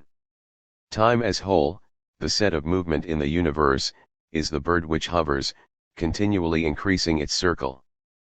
But the numerical unit of movement is the beating of a wing, the continually diminishing interval between two movements or two actions. Time as interval is the accelerated variable present, and time as whole is the spiral open at both ends, the immensity of past and future. Infinitely dilated, the present would become the whole itself; infinitely contracted, the whole would happen in the interval. What originates from montage, or from the composition of movement images, is the idea, that indirect image of time, the whole which winds up and unwinds the set of the parts in the famous wellspring of Intolerances, and the interval between actions which gets smaller and smaller in the accelerated montage of the races. The Soviet school. While he fully acknowledges his debt to Griffith, Eisenstein nevertheless makes two objections. Firstly, it might be said that the differentiated parts of the set are given of themselves, as independent phenomena. Just like bacon, with its alternation of lean meat and fat, there are rich and poor, good and bad, whites and blacks, etc. Thus when the representatives of these parts confront each other, it must be in the form of individual duels where narrowly personal motifs are hidden beneath collective motivations. It is like parallel lines which pursue each other, and indeed meet at infinity, but only collide here below when a secant brings together a particular point on the one and a particular point on the other. Griffith is oblivious to the fact that rich and poor are not given as independent phenomena, but are dependent on a single general cause, which is social exploitation.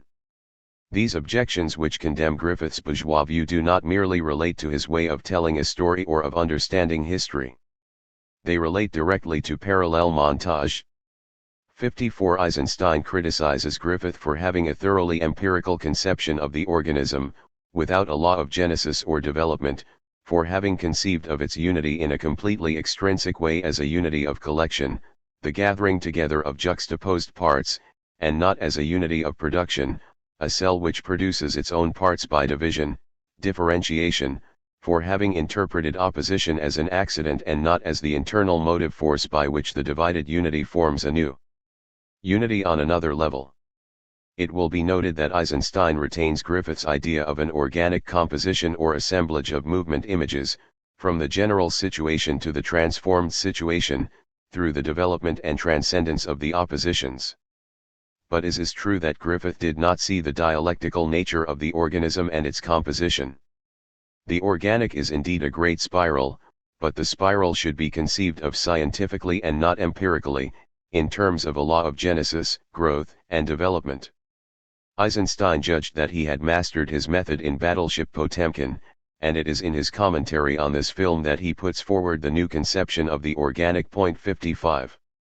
The organic spiral finds its internal law in the golden scion, which marks a caesura point and divides the set into two great parts which may be opposed, but which are unequal.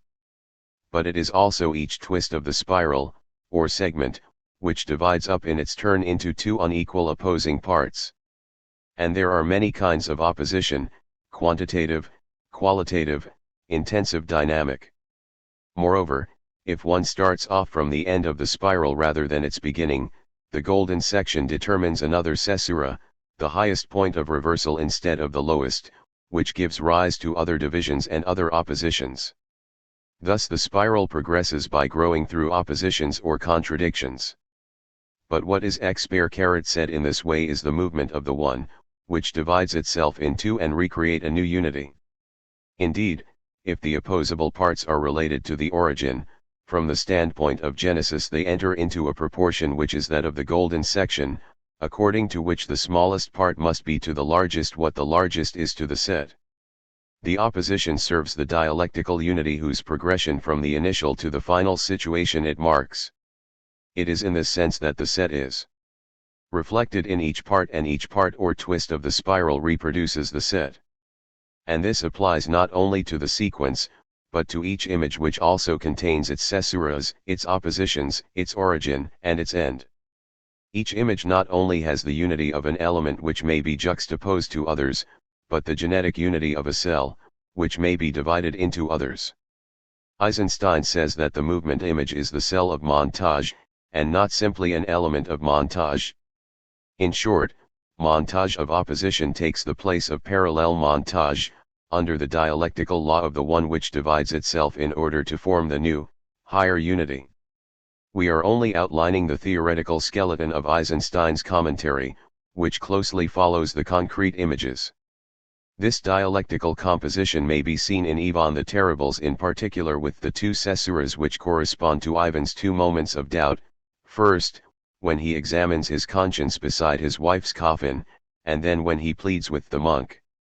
The first marks the end of the first twist of the spiral, the first stage of the struggle against the boyars, the other marks the beginning of the second stage and, between the two, the retreat from Moscow.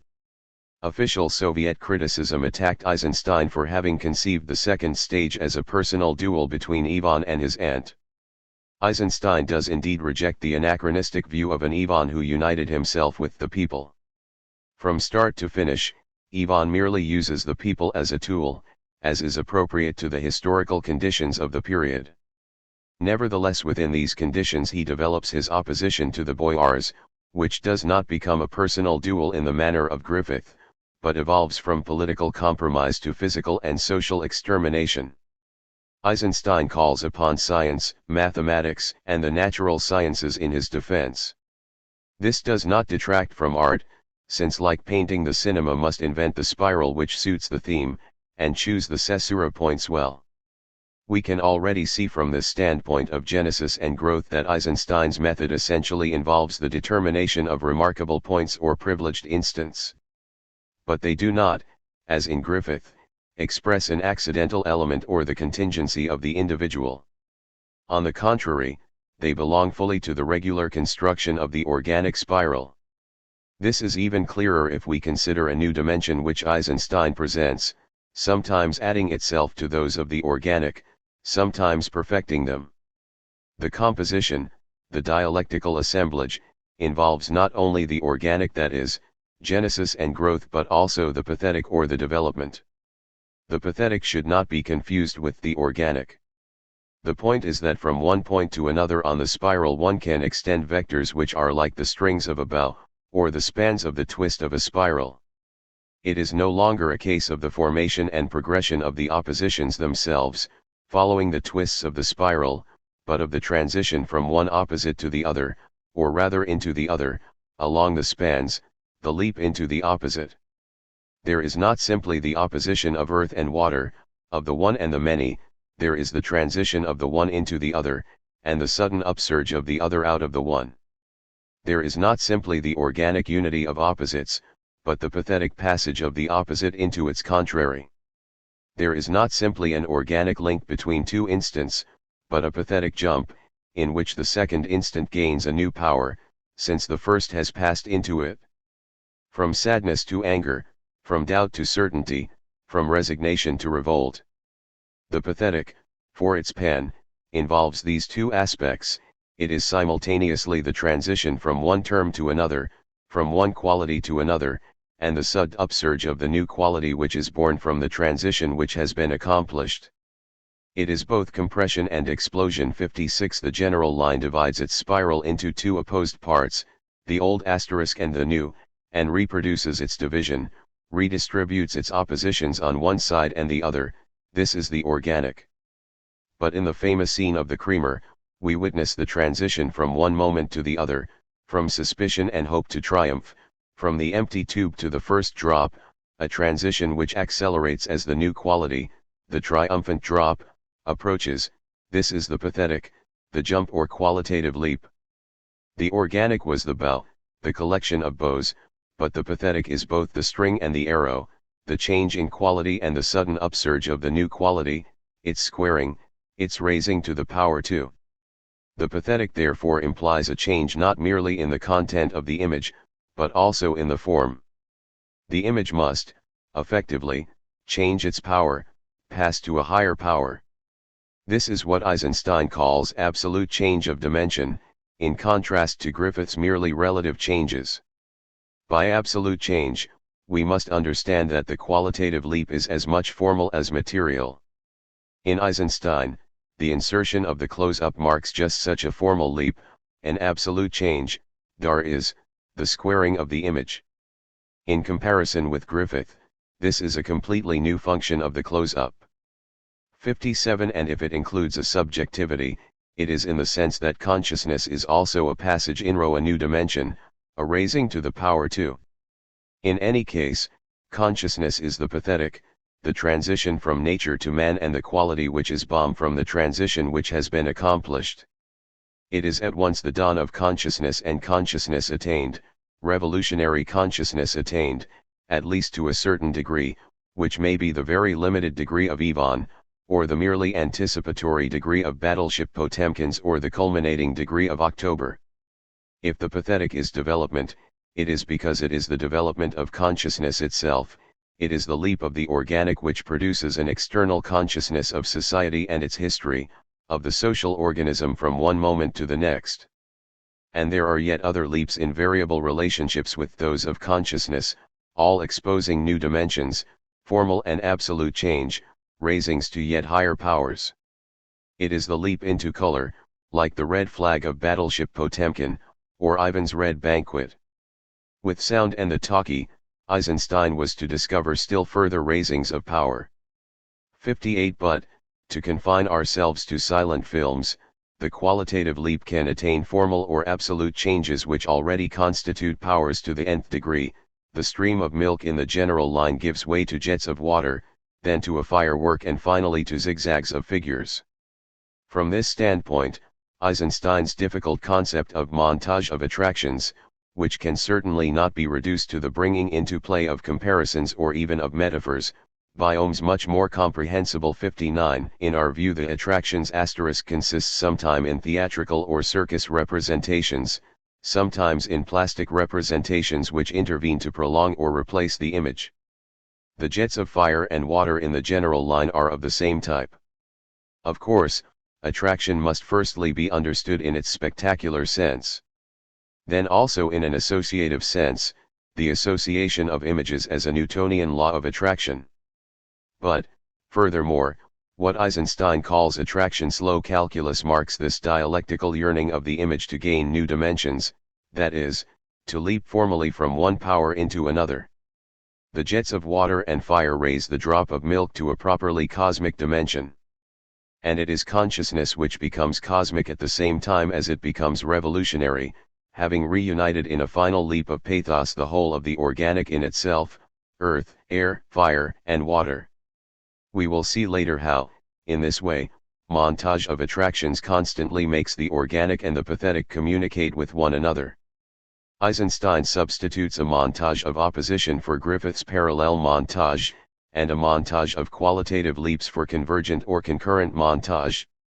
All kinds of new aspects of montage are brought together at this point, or rather flow from it, in a grand creation both of practical operations and theoretical concepts, a new conception of the close-up, a new conception of accelerated montage, vertical montage, montage of attractions, intellectual or consciousness montage. We believe in the coherence of this organic pathetic set. And this is indeed the key point of Eisenstein's revolution. He gives the dialectic a properly cinematographic meaning, he tears rhythm away from the purely empirical or aesthetic value which it had.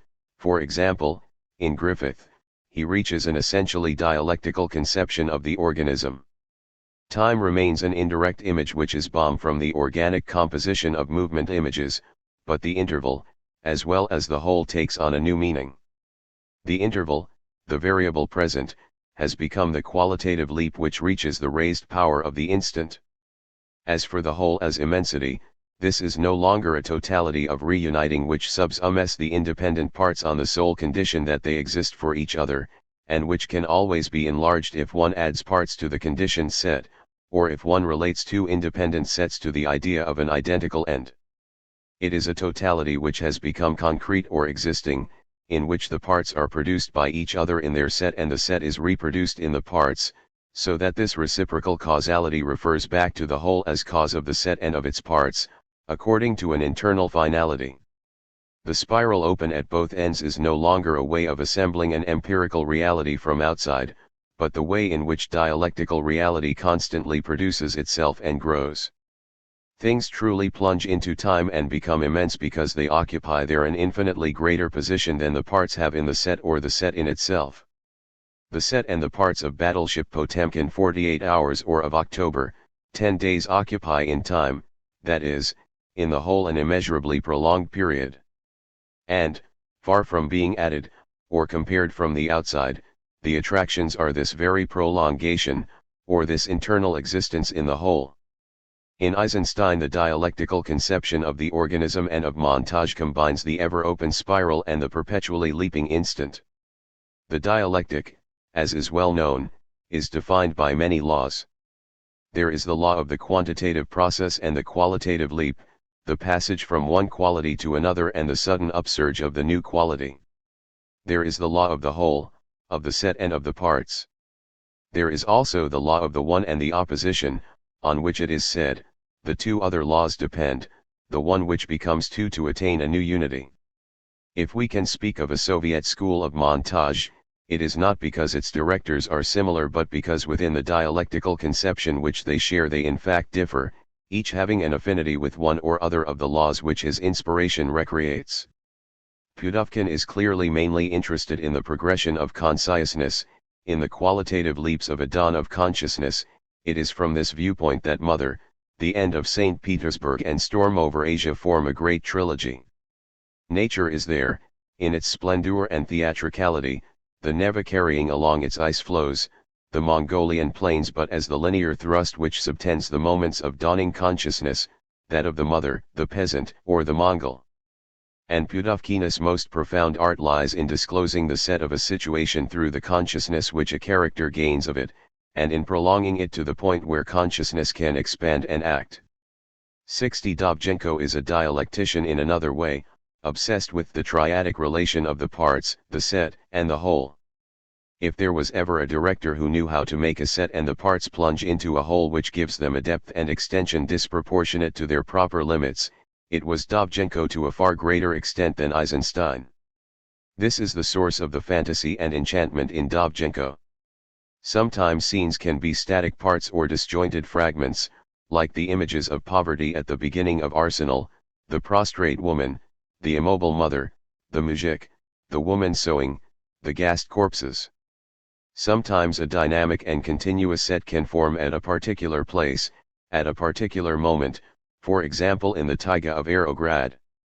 Each time, we can be sure that a plunge into the whole will connect the images with a millennial past, like that of the Ukrainian mountain and the treasure of the Scythians in Zvenigora, and with a planetary future where aeroplanes bring the builders of the new city from all points of the horizon. Emmanuel used to speak of the abstraction of montage which, through the set or the fragments, gave the director the power to speak outside real time and space. 61 But this outside is also the earth, or the true interiority of time, that is the whole which changes, and which by changing perspective, constantly gives real beings that infinite space which enables them to touch the most distant past and the depths of the future simultaneously, and to participate in the movement of its own revolution, for instance, the grandfather who dies peacefully at the start of Earth, or the one in Zvenigora who frequents the inside of time. What Dovzhenko gives to his peasants, and to shores, as legendary beings of a fabulous epoch is what Proust describes as the giant's stature which men assume in time, which separates the parts as much as it prolongs the set. In a certain respect, Eisenstein could consider himself leader of the school in relation to Pudovkin and Dovzhenko, because he was imbued with the third law of the dialectic, the one which seemed to contain the other two, the one which becomes two and gives it a new unity, reuniting the organic whole and the pathetic interval. In fact, there were three ways of conceiving a dialectical montage, of which none was destined to please Stalinist criticism. But all three had in common the idea that materialism was primarily historical, and that nature was only dialectical because always integrated into a human totality. Hence the name which Eisenstein gave to nature, the non-indifferent.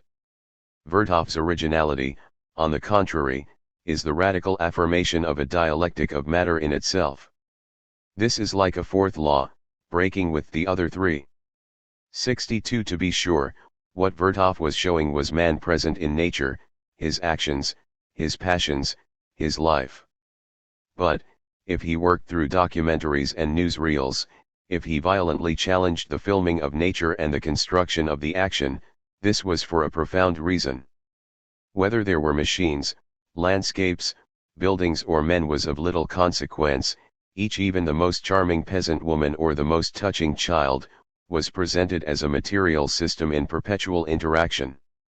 They were catalysts, converters, transformers, which received and re-emitted movements, whose speed, direction, order, they changed, making matter evolve towards less probable states, bringing about changes out of all proportion to their own dimensions. It is not that Vertov considered beings to be machines, but rather machines which had a heart and which revolved, trembled, jolted about and threw out flashes of lightning, as man could also do, using other movements and under other conditions, but always in interaction with each other. What Vertov discovered in contemporary life was the molecular child, the molecular woman, the material woman and child, as much as systems which are called mechanisms or machines. Most important were all the transitions from an order which is being undone to an order which is being constructed. But between two systems or two orders, between two movements, there is necessarily the variable interval.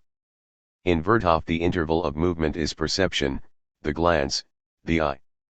But the eye is not the too immobile human eye, it is the eye of the camera, that is an eye in matter, a perception such as it is in matter, as it extends from a point where an action begins to the limit of the reaction, as it fills the interval between the two, crossing the universe and beating in time to its intervals. The correlation between a non-human matter and a superhuman eye is the dialectic itself, because it is also the identity of a community of matter and a communism of man. And montage itself constantly adapts the transformations of movements in the material universe to the interval of movement in the eye of the camera, rhythm. Montage, it must be said, was already everywhere in the two preceding moments. It precedes the filming, in the choice of material, that is, the portions of matter which are to enter into interaction, sometimes very distant or far apart. It enters into the filming, in the intervals occupied by the camera eye. It comes after the filming, in the editing room, where material and filming are evaluated against one another, and in the audience, who compare life in the film and life as it is. These are the three levels which are explicitly shown to coexist in man with a movie camera, but which had already inspired all his previous work. Dialectic was not just a word for Soviet filmmakers. It was both the practice and the theory of montage. But, while the three other great directors used the dialectic to transform the organic composition of movement images, Vertov found in it the means of breaking with this composition. He criticized his rivals for being carried along in Griffith's wake, for imitating the American cinema, or for a bourgeois idealism. In his view, the dialectic should break with a nature which was still too organic, and with a man still too readily pathetic. The result in his work was that the whole merges with the infinite set of matter, and the interval merges with an eye in matter, camera. He would no longer be understood by official criticism. But he would have taken to its limit a debate within the dialectic which Eisenstein knew very well how to summarize when he was not content with polemic. Vertov opposes to the nature man nature fist, nature punch pair a matter I pair 63. The pre-war French school. In the pre-war French school we also witness a break with the principle of organic composition. This, however, was not a case of Vertovism, even of a moderated phone. Should we call it Impressionism in order to contrast it with German Expressionism? The French school might be better defined by a sort of Cartesianism. These dir stores were primarily interested in the quantity of movement and in the metrical relations which allow us to define it.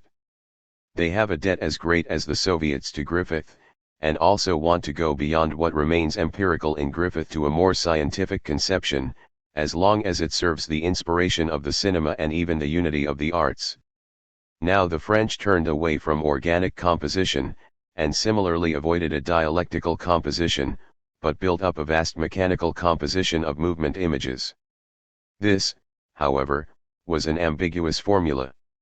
Take, for example, a number of which have become pen of the anthology of French cinema, Epstein's Traveling Fair, L'Herbier's Ball, Gramillin's Farandoles.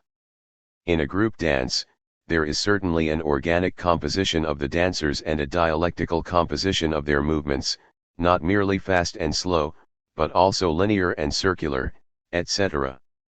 But, even while recognizing these movements, one can extract or abstract from them a single body which might be the dancer, the single body of all these dancers, and a single movement which might be the fandango of L'Herbier.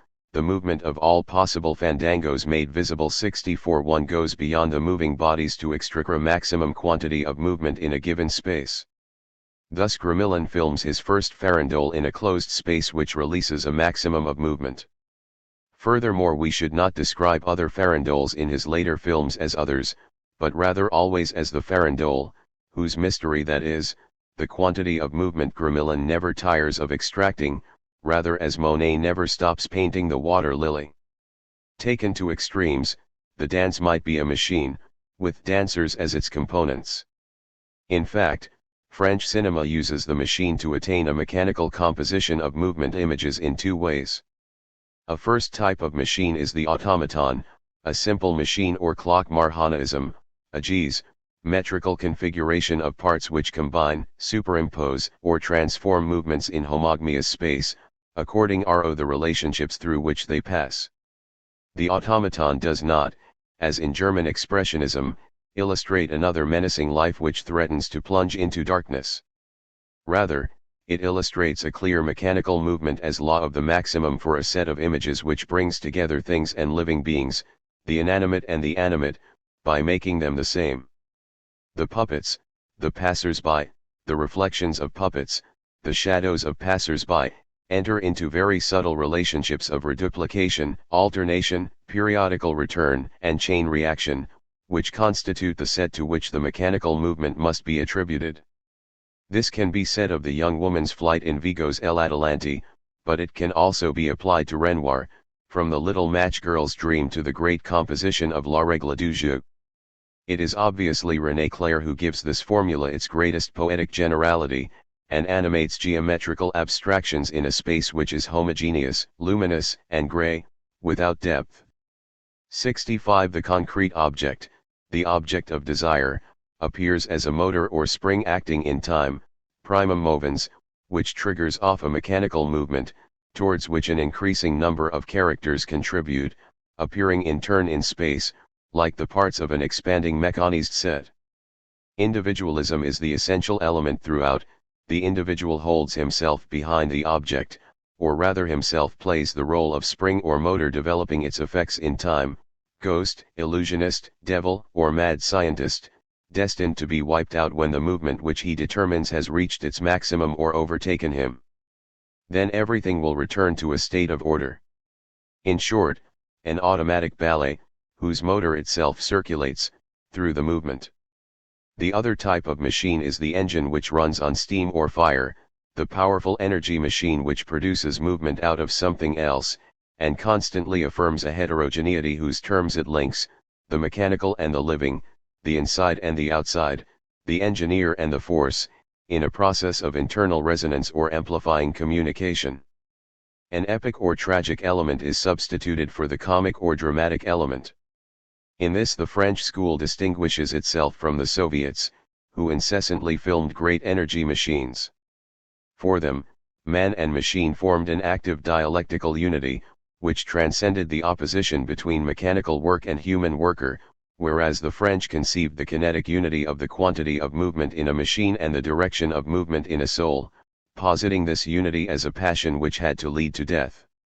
The states through which the new motor and the mechanical movement pass are enlarged to the scale of the cosmos, just as in this other union of man and machine the states through which the new individual and the human groups pass are raised to the scale of a world soul.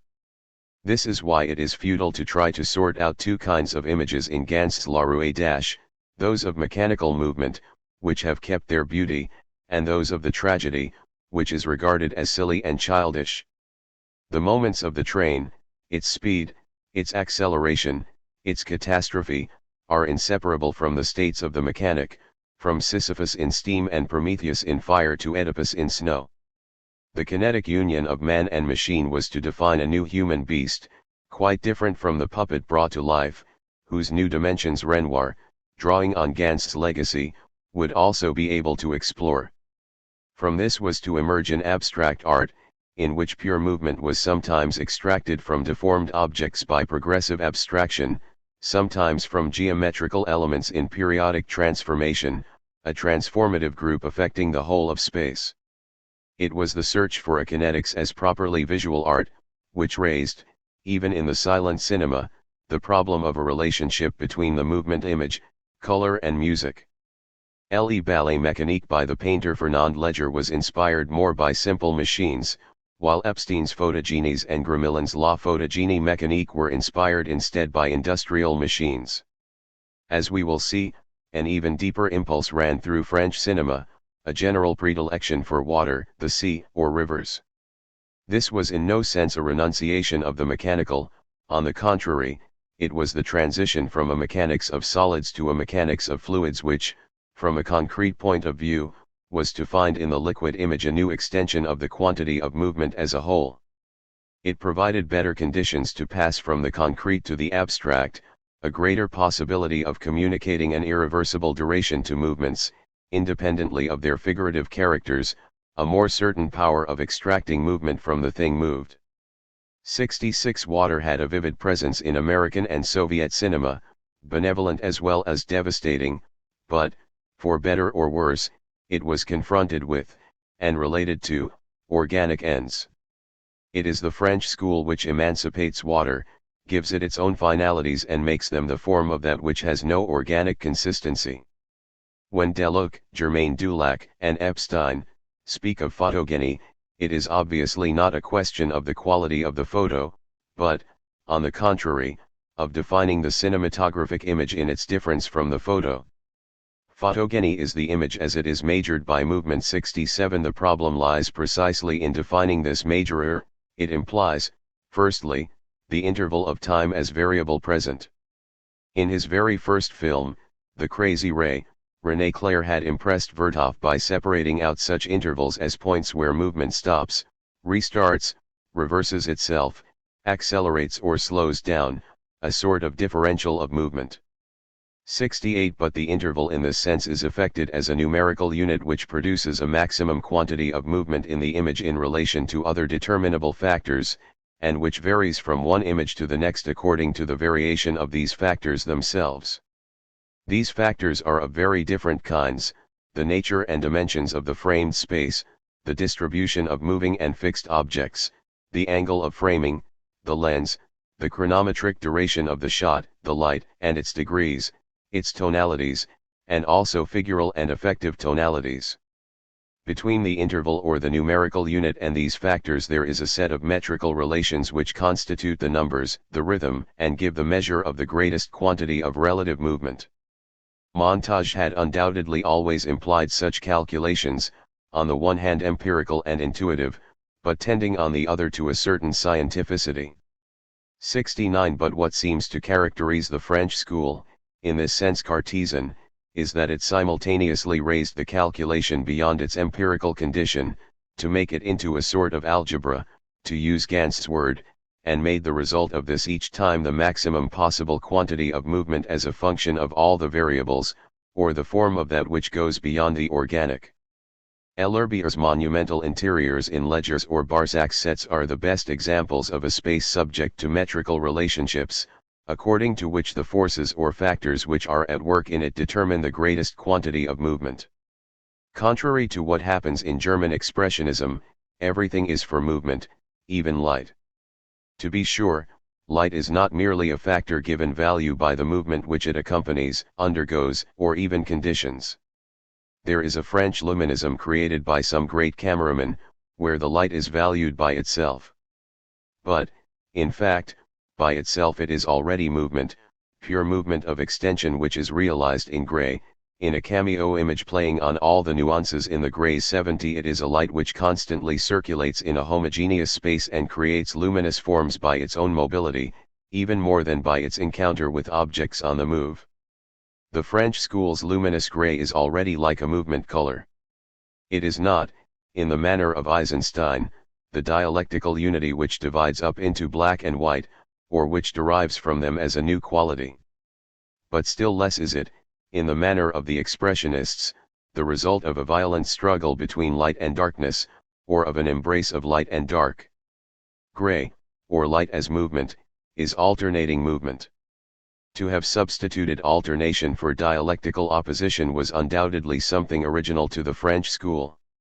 It reaches its high point in Gramillon, the regular alternation of light and shadow that the lighthouse itself sets in motion in Gardiens de la Fer Dash, also the alternation of the daytime and nocturnal town in L'Étrange Monsieur Victor. There is alternation in extension, and not conflict, because from both aspects it is light, sunlight and moonlight, sunlit landscape and moonlit landscape, which communicate in gray and pass through all its nuances. Such a conception of light, in spite of appearances, owes much to Delaunay's colorism. It is obvious that the greatest quantity of movement must, up to this point, be understood as a relative maximum, since it depends on the numerical unit chosen as interval, on the variable factors of which it is a function, and on the metrical relationships between the factors and the unit which gives movement a form. It is the best quantity of movement, taking into account all the elements. The maximum is qualified each time, it is a quality itself, fandango, farandole, ballet, etc. Depending on the variations of the present or the contractions and dilations of the interval, one might say that a very slow movement realizes the greatest possible quantity of movement, just as much as a very fast movement does in another case. If Ganz's La Roue was a model of increasingly fast movement, with accelerated montage, then Epstein's The Fall of the House of Usher remains the masterpiece of a slow motion which nevertheless constitutes the maximum of movement in a form which is infinitely drawn out. At this point we must therefore pass on to the other aspect, that is, the absolute of the quantity of movement, the absolute maximum. Far from being contradictory, these aspects are strictly inseparable and implied each other, presupposed each other from the beginning. Already in Descartes there is an eminently relative quantification of movement in variable sets, but there is also an absolute quantity of movement in the whole of the universe. The cinema rediscovers this correlation, which is necessary for its most profound conditions.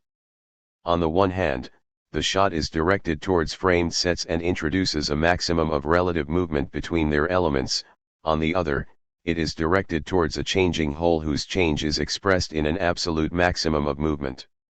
The difference is not simply between each image for itself and the relations between images. The movement of the camera introduces many images into one, with reframings, and also makes a single image capable of expressing the whole. This is particularly clear in Ganz, who justifiably boasted that in Napoleon he had emancipated the camera, not just from its supports on the ground but also from its relationship with the man who carries it, so as to mount it on horseback, hurl it like a weapon, roll it along like a ball and send it spiraling down into the sea. 71. However, our previous observation, for which we are indebted to Birch, remains valid. Movement of the camera, in the majority of the directors that we discuss in this chapter, is still reserved for remarkable moments, whilst ordinary, pure movement is in fact referred to a succession of fixed shots, so that montage is in both aspects of the shot, in the aspect of the framed set, which is not content with a single image, but manifests relative movement in a sequence where the unit of measurement changes, and in the aspect of the whole of the film, which is not content with a succession of images, but expresses itself in an absolute movement, whose nature we must now discover. Kant said that as long as the numerical unit of measurement is homogeneous, one can easily go on to infinity, but only abstractly. On the other hand, when the unit of measurement is variable, the imagination quickly runs up against a limit. Beyond a short sequence it is no longer capable of comprehending the set of magnitudes or movements that it successively apprehends. Nevertheless, thought, the soul, by virtue of a demand proper to it, must understand the set of movements in nature or the universe as a whole. This latter is what Kant calls the mathematical sublime. The imagination devotes itself to apprehending relative movements, and in so doing quickly exhausts its forces in converting the units of measurement.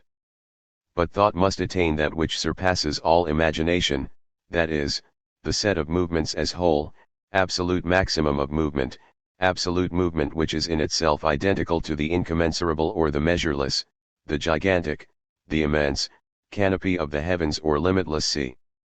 72. This is the second aspect of time.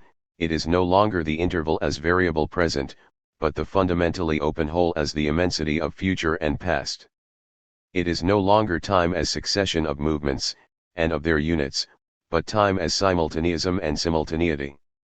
It is this ideal of simultaneism which has constantly haunted French cinema, just as it inspired painting, music, and even literature.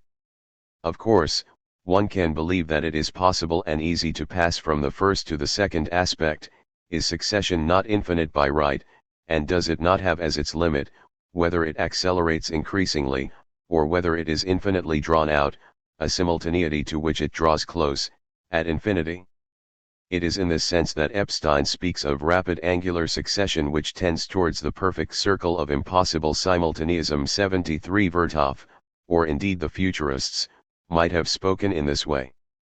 In the French school, however, there is a dualism between the two aspects. Relative movement belongs to content, and describes the sets which can be discerned in it or made to communicate through imagination, whilst absolute movement belongs to spirit and expresses the psychic character of the whole which changes. So that one does not pass from one to the other by bringing into play units of measurement, however large or small, but only by attaining something measureless, overmuch, or excess in relation to all measurement, which can only be conceived by a thinking soul. In L'Herbier's L'Argent, Noel Birch identifies a particularly interesting case of this construction of a necessarily measureless whole of time. 74. In any case, the acceleration or deceleration of relative movement, the essential relativity of the units of measurement, the dimensions of the set, play an indispensable role, but they accompany or condition the other aspect rather than themselves bringing about the transition between the two. French dualism maintains the difference between the spiritual and the material, while showing the complementarity of the two, not only in Gans, but in L'Herbier and in Epstein himself. It has often been noted that the French school gave just as much importance to and developed the subjective image to the same extent as German Expressionism had, albeit in a different way. Indeed, it neatly summarizes the dualism and the complementarity of the two terms. On the one hand, it multiplies the relative maximum of quantity of possible movement by joining the movement of a body which sees to the movement of the bodies seen, but on the other hand it constitutes under these conditions the absolute maximum of the quantity of movement in relation to an independent soul which envelopes and precedes the bodies. 75. As, for example, in the celebrated case of the soft focus in The Dance of El Dorado. This spiritualism and dualism were given to the French cinema by Gans. We can see it clearly in the two aspects of montage in his work. In the first of these, which he does not claim to have invented, but which controls the running of the film, relative movement finds its law in a successive vertical montage. A famous case is accelerated montage as it appears in La Rue and again in Napoleon. But absolute movement is defined by a quite different figure, which Gans calls simultaneous horizontal montage and which finds its two principal forms in Napoleon, on the one hand the invention of the triple screen and polyvision, on the other hand the original use of superimpressions. By superimposing a very large number of superimpressions, by introducing little temporal shifts between them, and by adding some and removing others, Gans is perfectly aware that the spectator will not see what is superimposed. The imagination is, as it were, surpassed, saturated, quickly reaching its limit. But Gans relies on an effect of all these superimpressions in the soul, on the constitution of a rhythm of added and subtracted values, which presents to the soul the idea of a whole as the feeling of measurelessness and immensity.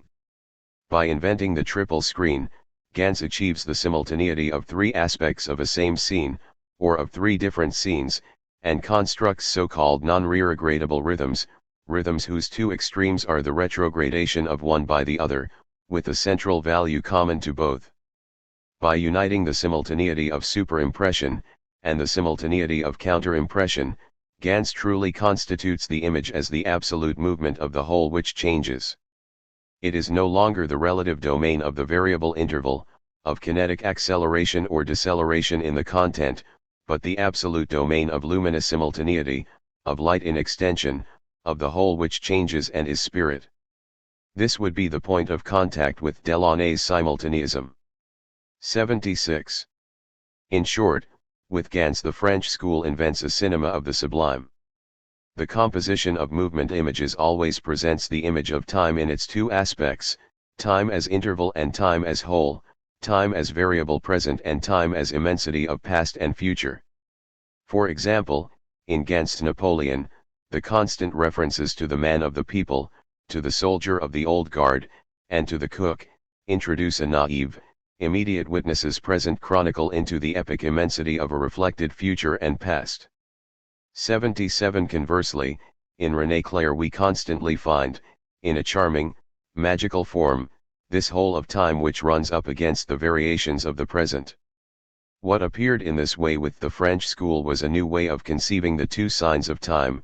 The interval has become the variable and successive numerical unit, which enters into metrical relationships with the other factors, in each case defining the greatest relative quantity of movement in the content, and for the imagination, the whole has become the simultaneous, the measureless, the immense, which reduces imagination to impotence and confronts it with its own limit, giving birth in the spirit to the pure thought of a quantity of absolute movement which expresses its whole history or change, its universe.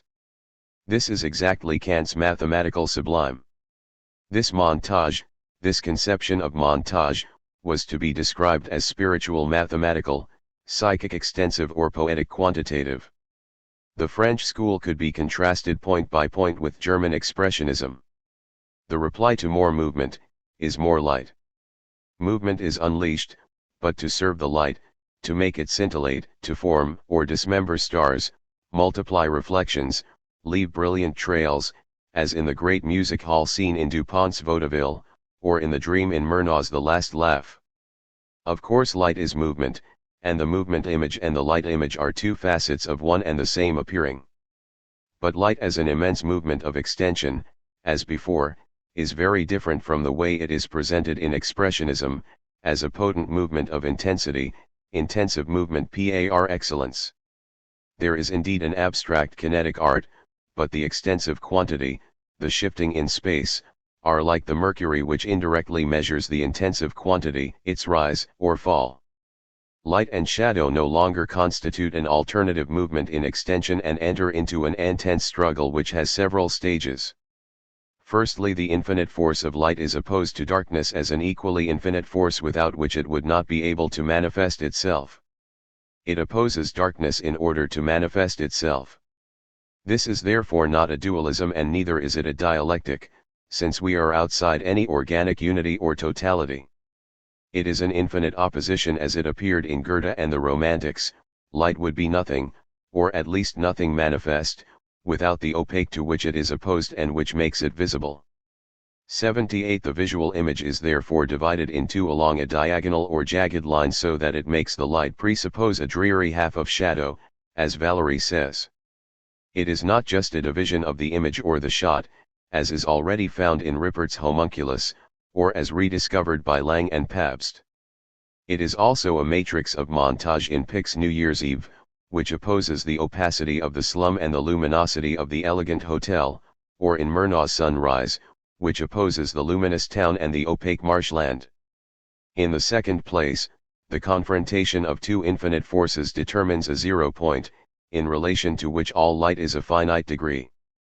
Light's role, effectively, is to develop a relationship with black as negation equals zero, as a function of which it is defined as intensity, as intensive quantity. Here the instant appeared as that which apprehends the luminous magnitude or degree in relation to black. That is why intensive movement is inseparable from a fall, even a virtual one, which only expresses this distance of the degree of light from zero. Only the idea of the fall measures the degree to which the intensive quantity rises, and, even in its greatest glory, natural light falls and continues to fall.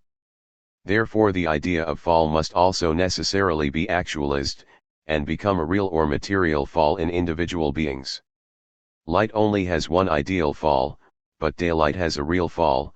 Such is the adventure of the individual soul, caught up in a black hole, of which expressionism was to give us some dizzy examples. We see here how light as degree and the zero enter into concrete relations of contrast or mixing. As we have seen, this is the whole contrasting series of white and black lines, rays of light and outlines of shadow, a striated, striped world which could already be seen in the painted canvases of Wien's The Cabinet of Dr. Caligari, but which took on its full range of luminous values with Lang in Die Nibelungen. Or else it is the blended series of chiaroscuro, the continual transformation of all its degrees, forming a fluid range of gradations which constantly succeed one another. Wegener and, above all, Murnau, were the masters of this formula. In fact, the great directors were able to advance on both fronts, and while Lang achieved the most subtle chiaroscuros metropolis, Murnau traced out the most contrasting rays.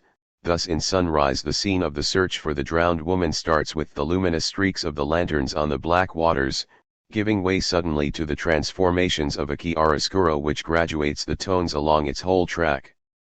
However much he differs from Expressionism, Stroheim takes over its treatment of light and appears as illuminist as profound as Lang and even Murnau. Sometimes this is shown in a series of streaks as the luminous bars that the half-closed slat shutters project onto the bed, the face and shoulders of the sleeping woman in Foolish Wives, sometimes in all the degrees of chiaroscuro, with backlighting and the play of soft focus, as in the Dinner of Queen Kelly. 79. In all this, Expressionism was breaking with the principle of organic composition introduced by Griffith and taken up by most of the Soviet dialecticians.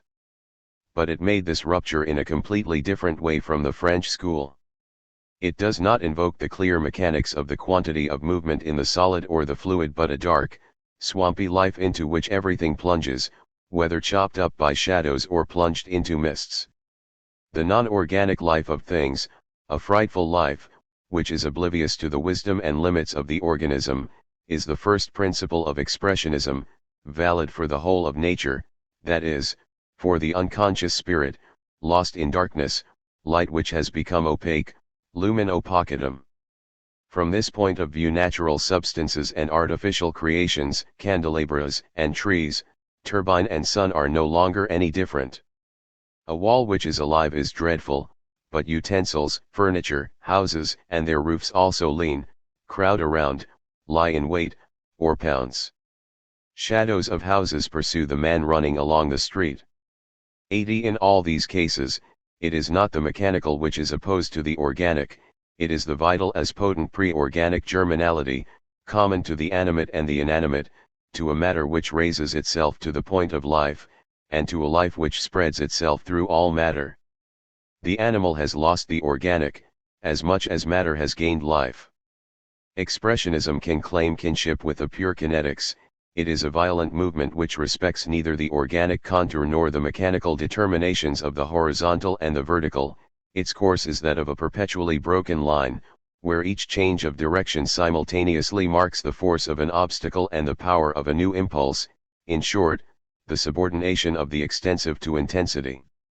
Worringer, its first theoretician, created the term Expressionism, and defined it as the opposition of vital force to organic representation, invoking the Gothic or Northern decorative line, a broken line which forms no contour by which form and background might be distinguished, but passes in a zigzag between things, sometimes drawing them into a bottomlessness in which it loses itself, sometimes whirling them in a formlessness into which it veers in a disorderly convulsion. 81. Thus, automata, robots, and puppets are no longer mechanisms which validate or measure a quantity of movement, but somnambulists, zombies or golems who express the intensity of this non-organic life, not simply Wegener's The Golem, but also the Gothic horror film of around 1930, for example Whale's Frankenstein and The Bride of Frankenstein and Halperin's White Zombie.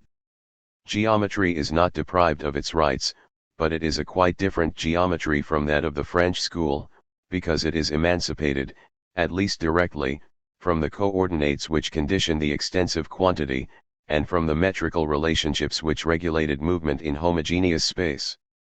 It is a Gothic geometry which constructs space instead of describing it.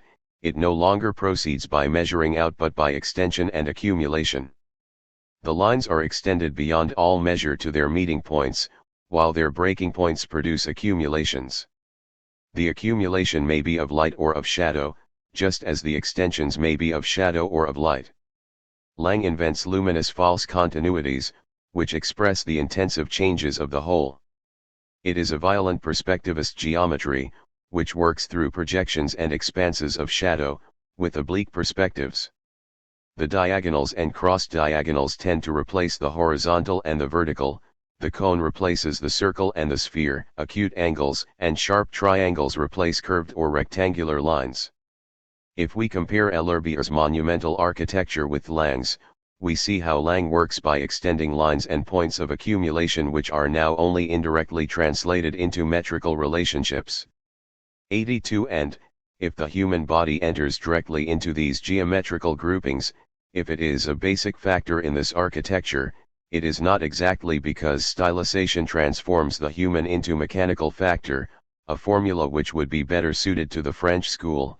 it is because all difference between the mechanical and the human has dissolved, but this time to the advantage of the potent non-organic life of things.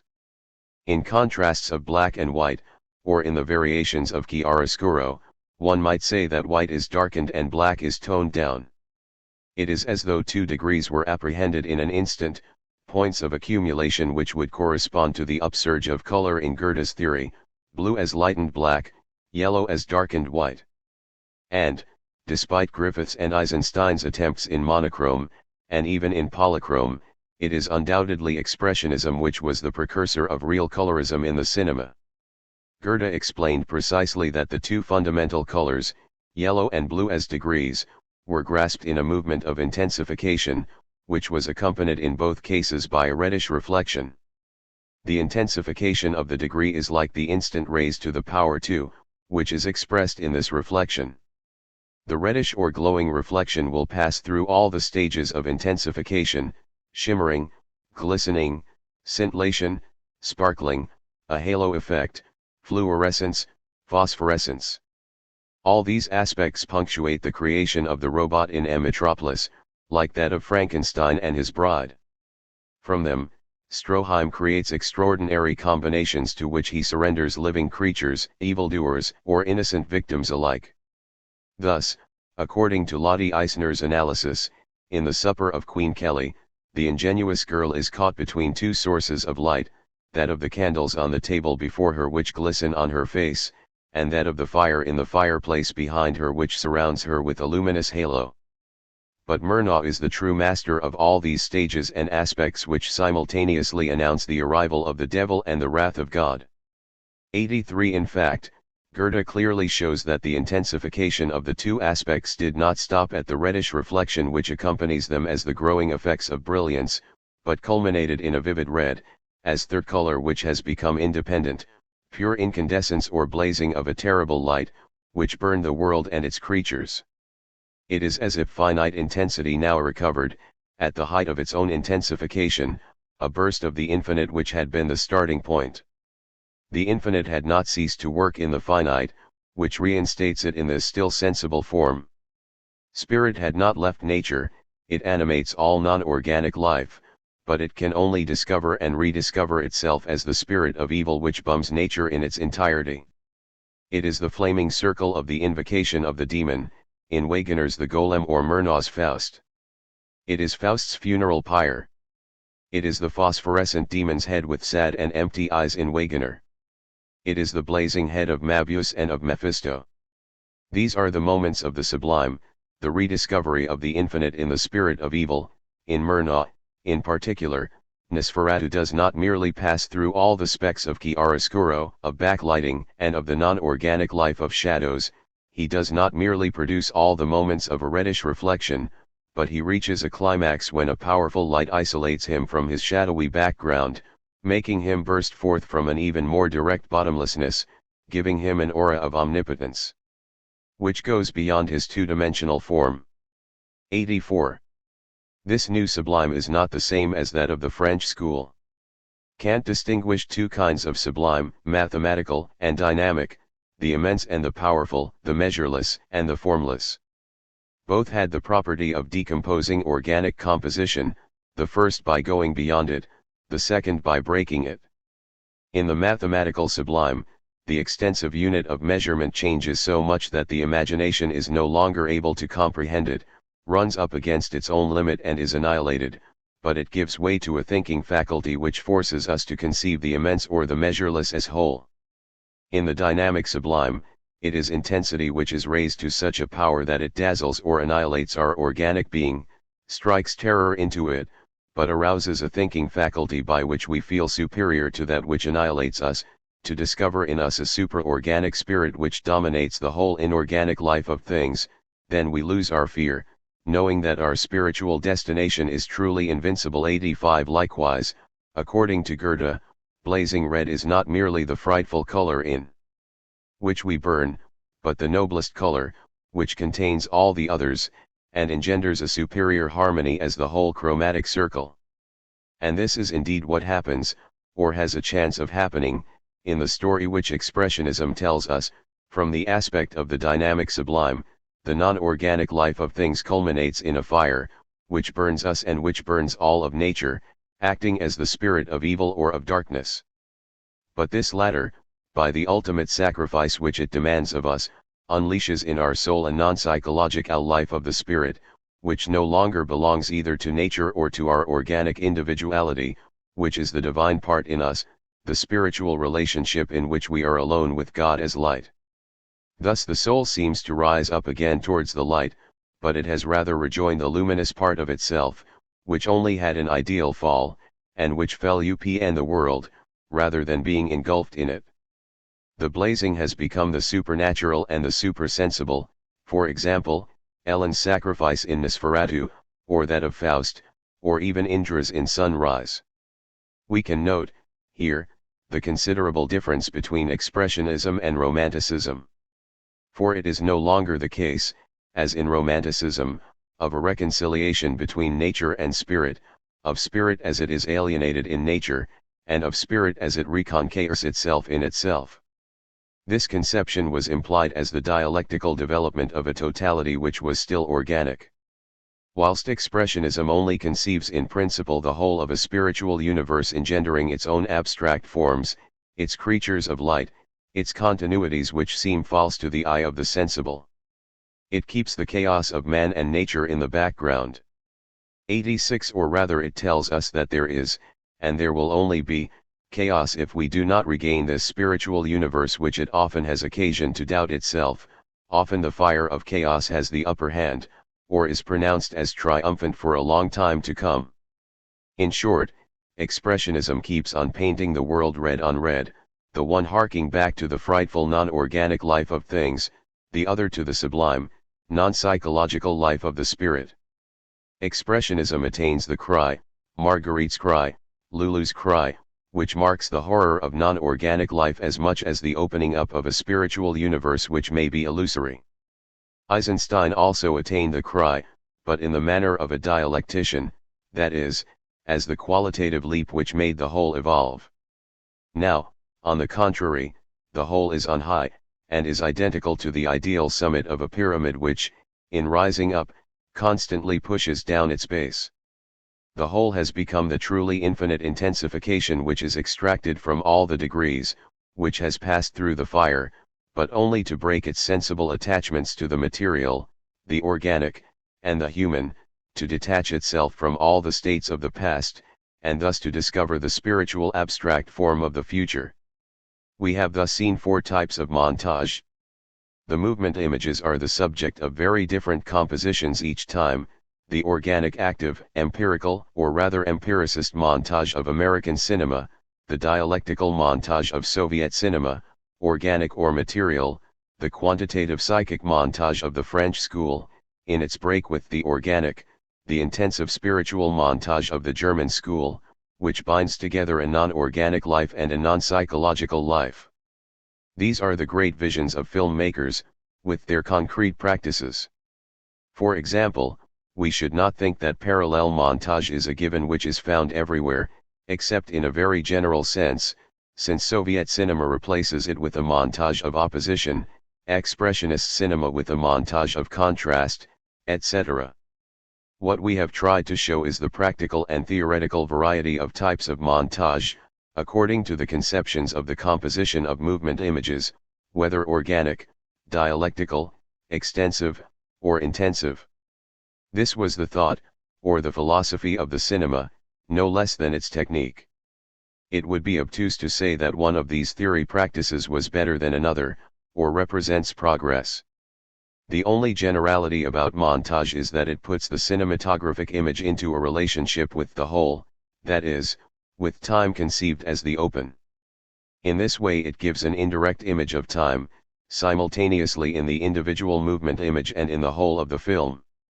On the one hand, it is the variable present, on the other the immensity of future and past.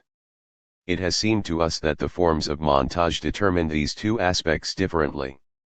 The variable present could become interval, qualitative leap, numerical unit, intensive degree, and the whole could become organic whole, dialectical totalization, measureless totality of the mathematical sublime, intensive totality of the dynamic sublime. It is only later that we can see the indirect image of time and the comparative probabilities of a direct time image. At present, if it is true that the movement image has two facets, one of which is oriented towards sets and their parts, the other towards the whole and its changes, it is this that we must examine, the movement image for itself, in all its varieties and both its facets. The movement image and its three varieties. Second commentary on Bergson. The identity of the image and the movement. The historical crisis of psychology coincided with the moment at which it was no longer possible to hold a certain position. This position involved placing images in consciousness and movements in space. In consciousness there would only be images, these were qualitative and without extension. In space there would only be movements, these were extended and quantitative. But how is it possible to pass from one order to the other? How is it possible to explain that movements, all of a sudden, produce an image, as in perception, or that the image produces a movement, as in voluntary action? If we invoke the brain, we have to endow it with a miraculous power. And how can movement be prevented from already being at least a virtual image, and the image from already being at least possible movement? What appeared finally to be a dead end was the confrontation of materialism and idealism, the one wishing to reconstitute the order of consciousness with pure material movements, the other the order of the universe with pure images in consciousness. 87 It was necessary, at any cost, to overcome this duality of image and movement, of consciousness and thing. Two very different authors were to undertake this task at about the same time, Bergson and Husserl. Each had his own war cry: all consciousness is consciousness of something, or more strongly, all consciousness is something. Undoubtedly many factors external to philosophy explain why the old position had become impossible. These were social and scientific factors which placed more and more movement into conscious life, and more images into the material world. How therefore was it possible not to take account of the cinema, which was being developed at that very moment, and which would produce its own evidence of a movement image? It is true that Bergson, as we have seen, apparently found the cinema only a false ally. As for Husserl, as far as we know, he never mentions the cinema at all. It is Merleau-Ponty who attempts, only incidentally, a confrontation between cinema and phenomenology, but he also sees the cinema as an ambiguous ally. It is simply that the reasons given by phenomenology and those of Bergson are so different that their very opposition should guide us. What phenomenology sets up as a norm is natural perception and its conditions. Now, these conditions are existential coordinates which define an anchoring of the perceiving subject in the world, a being in the world, an opening to the world which will be expressed in the famous all consciousness is consciousness of something.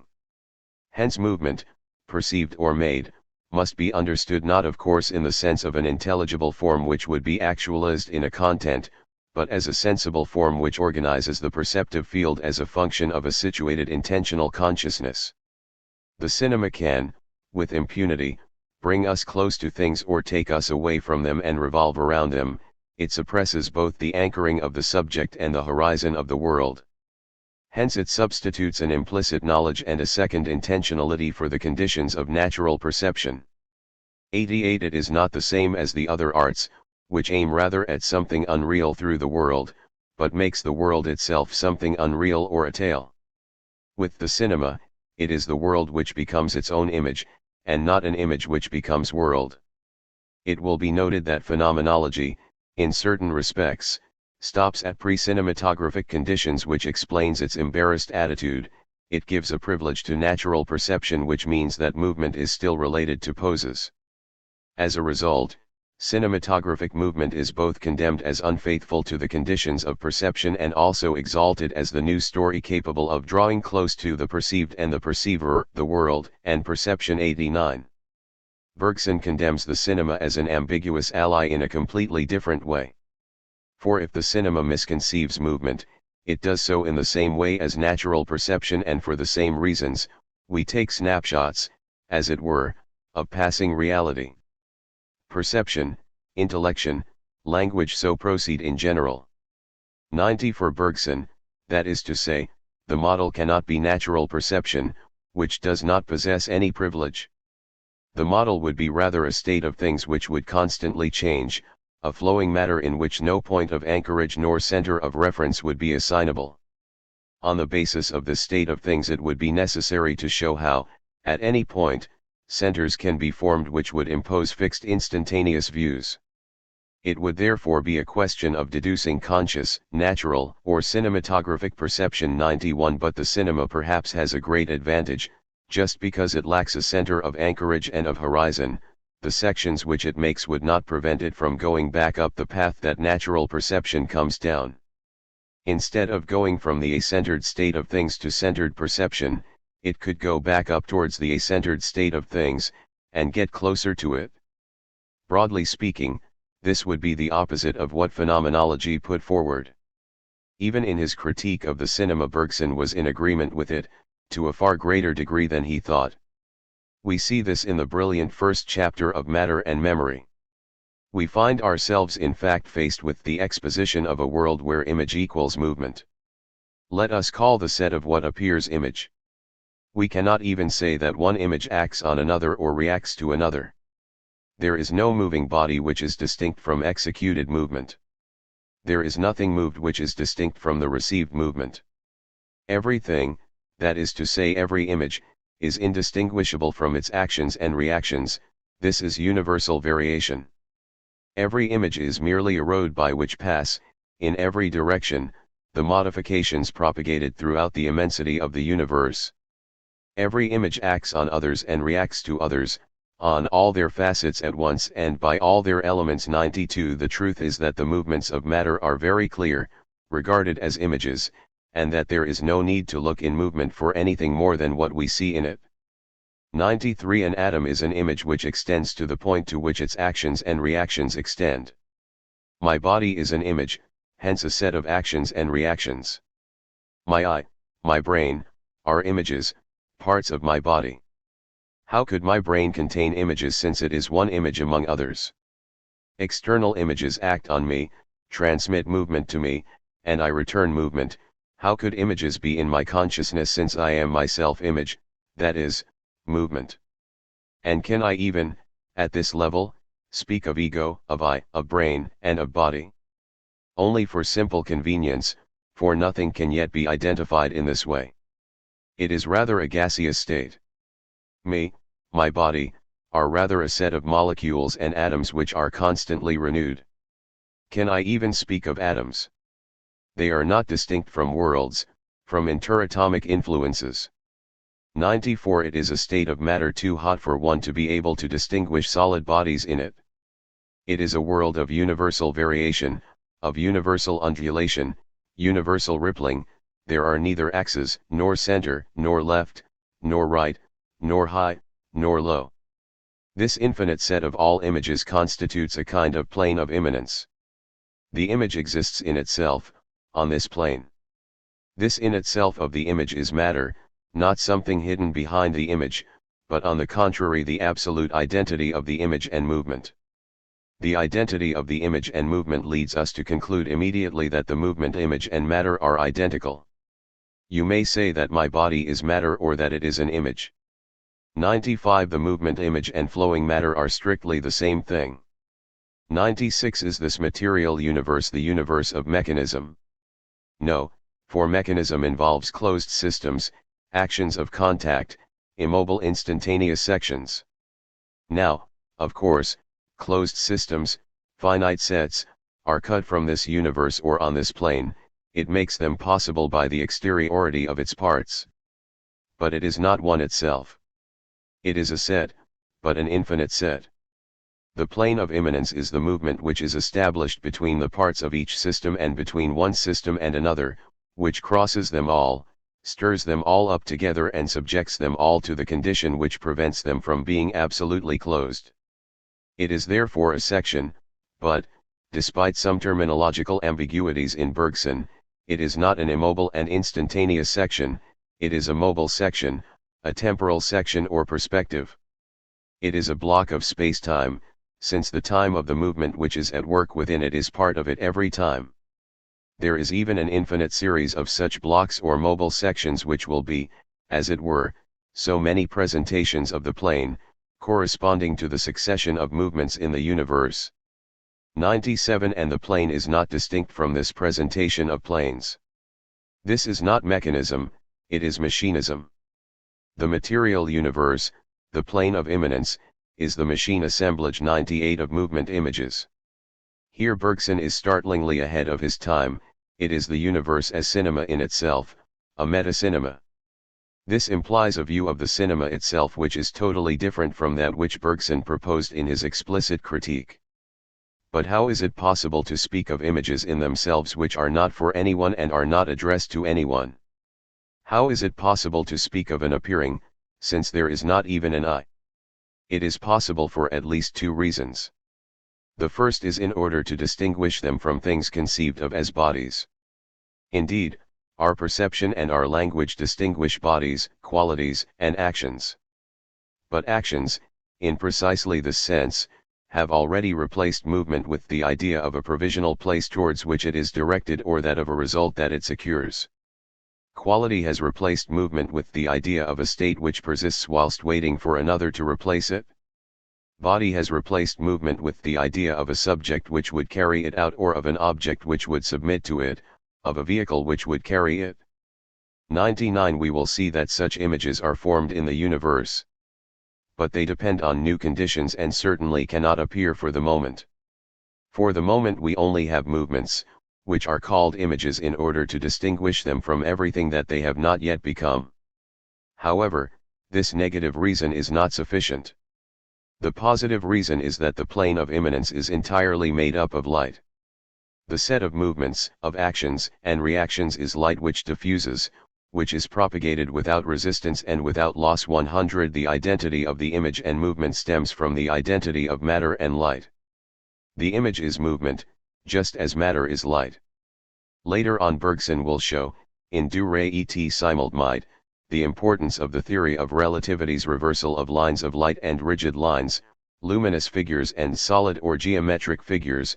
With relativity it is the figure of light which imposes its conditions on the rigid figure. 101 If we recall Bergson's profound desire to produce a philosophy which would be that of modern science, we can understand that Bergson's confrontation with Einstein was inevitable. Now, the first aspect of this confrontation is the affirmation of a diffusion or propagation of light on the whole plane of immanence. In the movement image there are not yet bodies or rigid lines, but only lines or figures of light. Blocks of space-time are such figures.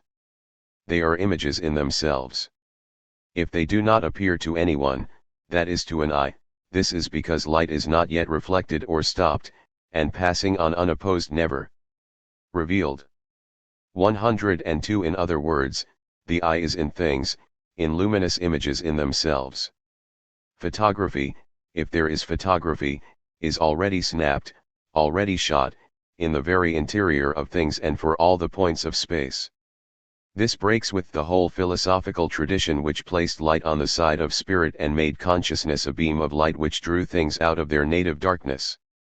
Phenomenology was still squarely within this ancient tradition, but, instead of making light an internal light, it simply opened it onto the exterior, rather as if the intentionality of consciousness was the ray of an electric lamp. For Bergson, it is completely the opposite. Things are luminous by themselves without anything illuminating them. All consciousness is something, it is indistinguishable from the thing, that is from the image of light. But here it is a consciousness by right, which is diffused everywhere and yet does not reveal its source. It is indeed a photo which has already been taken and shot in all things and for all points, but which is translucent. If, subsequently, a de facto consciousness is constituted in the universe, at a particular place on the plane of immanence, it is because very special images will have stopped or reflected the light, and will have provided the black screen which the plate lacked. 103 In short, it is not consciousness which is light, it is the set of images, or the light, which is consciousness, immanent to matter. As for our consciousness of fact, it will merely be the opacity without which light is always propagated without its source ever having been revealed. The opposition between Bergson and phenomenology is, in this respect, a radical one. 104. We may therefore say that the plane of immanence or the plane of matter is, a set of movement images, a collection of lines or figures of light, a series of blocks of space-time. From the movement image to its varieties. What happens and what can happen in this a-centered universe where everything reacts on everything else? We must not introduce a different factor, a factor of another nature. So what can happen is this: at any point whatever of the plane an interval appears, a gap between the action and the reaction. All Bergson asks for are movements and intervals between movements which serve as units. It is also exactly what Gilles Vertov asked for, in his materialist conception of the cinema. 105. Clearly, this phenomenon of the interval is only possible insofar as the plane of matter includes time.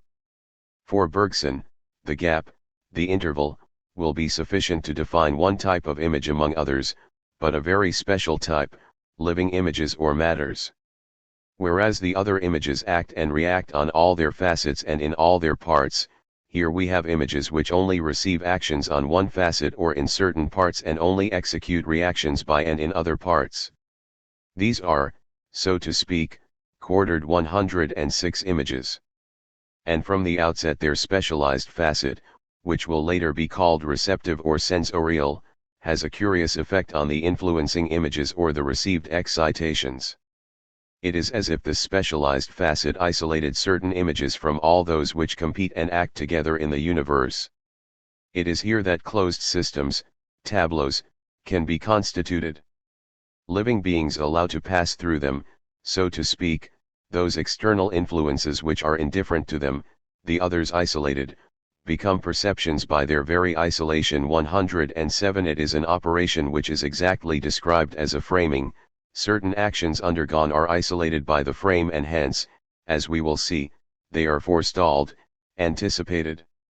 But, on the other hand, executed reactions are no longer immediately linked with the action which is undergone. By virtue of the interval, these are delayed reactions, which have the time to select their elements, to organize them or to integrate them into a new movement which is impossible to conclude by simply prolonging the received excitation.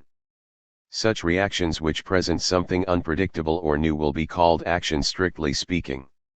Thus the living image will be an instrument of analysis in regard to the movement received, and an instrument of selection in regard to the movement executed. 108 Because they only owe this privilege to the phenomenon of the gap, or interval between a received and an executed movement, living images will be centers of intermination, which are formed in the a-centered universe of movement images. If we consider the other aspect, the luminous aspect of the plane of matter, one can say this time that the images or living matter provide the black screen which the plate lacked, and which prevented the influencing image from being developed. This time, instead of diffusing and propagating in all directions without resistance or dwindling, the line or image of light runs up against an obstacle, that is an opacity which will reflect it. The image reflected by a living image is precisely what will be called perception. And these two aspects are strictly complementary. The special image, the living image, is indissolubly the center of intermination or black screen. An essential consequence follows, the existence of a double system, of a double regime of reference of images. There is firstly a system in which each image varies for itself, and all the images act and react as a function of each other, on all their facets and in all their parts. But to this is added another system where all vary principally for a single one, which receives the action of the other images on one of its facets and reacts to them on another facet. 109. We have not finished with the matter movement image. Bergson constantly says that we cannot understand anything unless we are first given the set of images. It is only on this plane that a simple interval of movements can be produced. And the brain is nothing but this, an interval, a gap between an and a reaction. The brain is certainly not a center of images from which one could begin, but itself constitutes one special image among the others. It constitutes a center of intermination in the a-centered universe of images. But with the brain image Bergson puts forward almost immediately, in matter and memory, a highly complex and organized state of life. This is because he is not considering life as a problem there. However, it is not difficult to fill in the gaps that Bergson has voluntarily left. Even at the level of the most elementary living beings, one would have to imagine micro-intervals. Smaller and smaller intervals between more and more rapid movements. Moreover, biologists speak of primeval soup, which made living beings possible, and where forms of matter known as dextrogyres and levogyres play an essential role. It is here that outlines of axes appear in an acentered universe, a left and a right, a high and a low. One should therefore conceive of micro-intervals even in the primeval soup. Biologists say that these phenomena could not be produced when the Earth was very hot. Therefore one should conceive of a cooling down of the plane of immanence, correlative to the first opacities, to the first screens obstructing the diffusion of light. It is here that the first outlines of solids or rigid and geometric bodies would be formed. Finally, as Bergson was to say, the same evolution which organizes matter into solids will organize the image in more and more elaborate perception, which has solids as its objects. The thing and the perception of the thing are one and the same thing, one and the same image, but related to one or other of two systems of reference. The thing is the image as it is in itself, as it is related to all the other images to whose action it completely submits and on which it reacts immediately. But the perception of the thing is the same image related to another special image which frames it, and which only retains a partial action from it, and only reacts to it mediately. In perception thus defined, there is never anything else or anything more than there is in the thing. On the contrary, there is less 110 we perceive the thing, minus that which does not interest us as a function of our needs. By need or interest we mean the lines and points that we retain from the thing as a function of our receptive facet, and the actions that we select as a function of the delayed reactions of which we are capable. Which is a way of defining the first material moment of subjectivity. It is subtractive. It subtracts from the thing whatever does not interest it. But, conversely, the thing itself must then be presented in itself as a complete, immediate, diffuse perception. The thing is image and, in this respect, is perceived itself and perceives all the other things inasmuch as it is subject to their action and reacts to them on all its facets and in all its parts. An atom, for example, perceives infinitely more than we do and, at the limit perceives the whole universe, from the point where the actions which are exercised on it begin, to the point where the actions which it emits go. In short, things and perceptions of things are prehensions, but things are total objective prehensions, and perceptions of things are incomplete and prejudiced, partial, subjective prehensions. If the cinema does not have natural subjective perception as its model, it is because the mobility of its centers and the variability of its framings always lead it to restore vast acentered and deframed zones.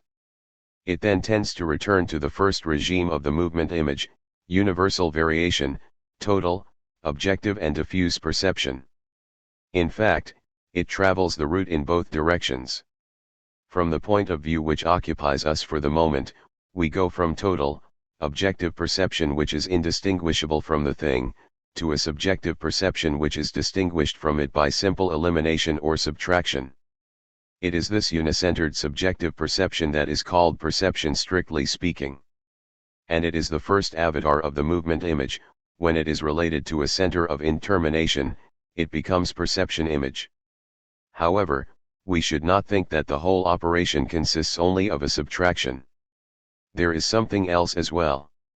When the universe of movement images is related to one of these special images which forms a center in it, the universe is incurved and organized to surround it. We continue to go from the world to the center, but the world has taken on a curvature, it has become a periphery, it forms a horizon. 111 We are still in the perception image, but we are already entering the action image as well. In fact, perception is only one side of the gap, and action is the other side. What is called action, strictly speaking, is the delayed reaction of the center of intermination. Now, this center is only capable of acting, in the sense of organizing an unexpected response, because it perceives and has received the excitation on a privileged facet, eliminating the remainder. All this amounts to recalling that all perception is primarily sensory motor. Perception is no more in the sensory centers than in the motor centers. It measures the complexity of their relations. 112 If the world is incurved around the perceptive center, this is already from the point of view of action, from which perception is inseparable. By incurving, perceived things tender their unstable facet towards me, at the same time as my delayed reaction, which has become action, learns to use them. Distance is in fact a radius which goes from the periphery to the center. Perceiving things here where they are, I grasp the virtual action that they have on me, and simultaneously the possible action that I have on them, in order to associate me with them or to avoid them, by diminishing or increasing the distance. It is thus the same phenomenon of the gap which is expressed in terms of time in my action and in terms of space in my perception. The more the reaction ceases to be immediate and becomes truly possible action, the more the perception becomes distant and anticipatory and extracts the virtual action of things. Perception is master of space in the exact measure in which action is master of time. 113. This is therefore the second avatar of the movement image. It becomes action image. One passes imperceptibly from perception to action. The operation under consideration is no longer elimination, selection, or framing, but the incurving of the universe, which simultaneously causes the virtual action of things on us and our possible action on things. This is the second material aspect of subjectivity. And, just as perception relates movement to bodies, that is to rigid objects which will serve as moving bodies or as things moved, action relates movement to acts which will be the design for an assumed end or result. 114. But the interval is not merely defined by the specialization of the two limit facets, perceptive and active. There is an in-between. Affection is what occupies the interval, what occupies it without filling it in or filling it up. It surges in the center of intermination, that is to say in the subject, between a perception which is troubling in certain respects and a hesitant action. It is a coincidence of subject and object, or the way in which the subject perceives itself, or rather experiences itself or feels itself from the inside. 115 It relates movement to a quality as lived state. Indeed, it is not sufficient to think that perception, thanks to distance, retains or reflects what interests us by letting pass what is indifferent to us. There is inevitably a part of external movements that we absorb, that we refract, and which does not transform itself into either objects of perception or acts of the subject, rather they mark the coincidence of the subject and the object in a pure quality. This is the final avatar of the movement image, the affection image. It would be wrong to consider it a failure of the perception-action system. On the contrary, it is a third absolutely necessary given. For we, living matter or centers of intermination, have specialized one of our facets or certain of our points into receptive organs at the price of condemning them to immobility, while delegating our activity to organs of reaction that we have consequently liberated. In these conditions, when our immobilized receptive facet absorbs a movement instead of reflecting it, our activity can only respond by a tendency, an effort which replaces the action which has become momentarily or locally impossible. This is the origin of Bergson's wonderful definition of affection as a kind of motor tendency on a sensible nerve, that is, a motor effort on an immobilized receptive plate. 116. There is therefore a relationship between affection and movement in general which might be expressed as follows: the movement of translation is not merely interrupted in its direct propagation by an interval which allocates on the one hand the received movement, and on the other the executed movement, and which might make them in a sense incommensurable. Between the two there is affection which re-establishes the relation. But, it is precisely in affection that the movement ceases to be that of translation in order to become movement of expression, that is to say quality, simple tendency stirring up an immobile element. It is not surprising that, in the image that we are, it is the face, with its relative immobility and its receptive organs, which brings to light these movements of expression while they remain most frequently buried in the rest of the body.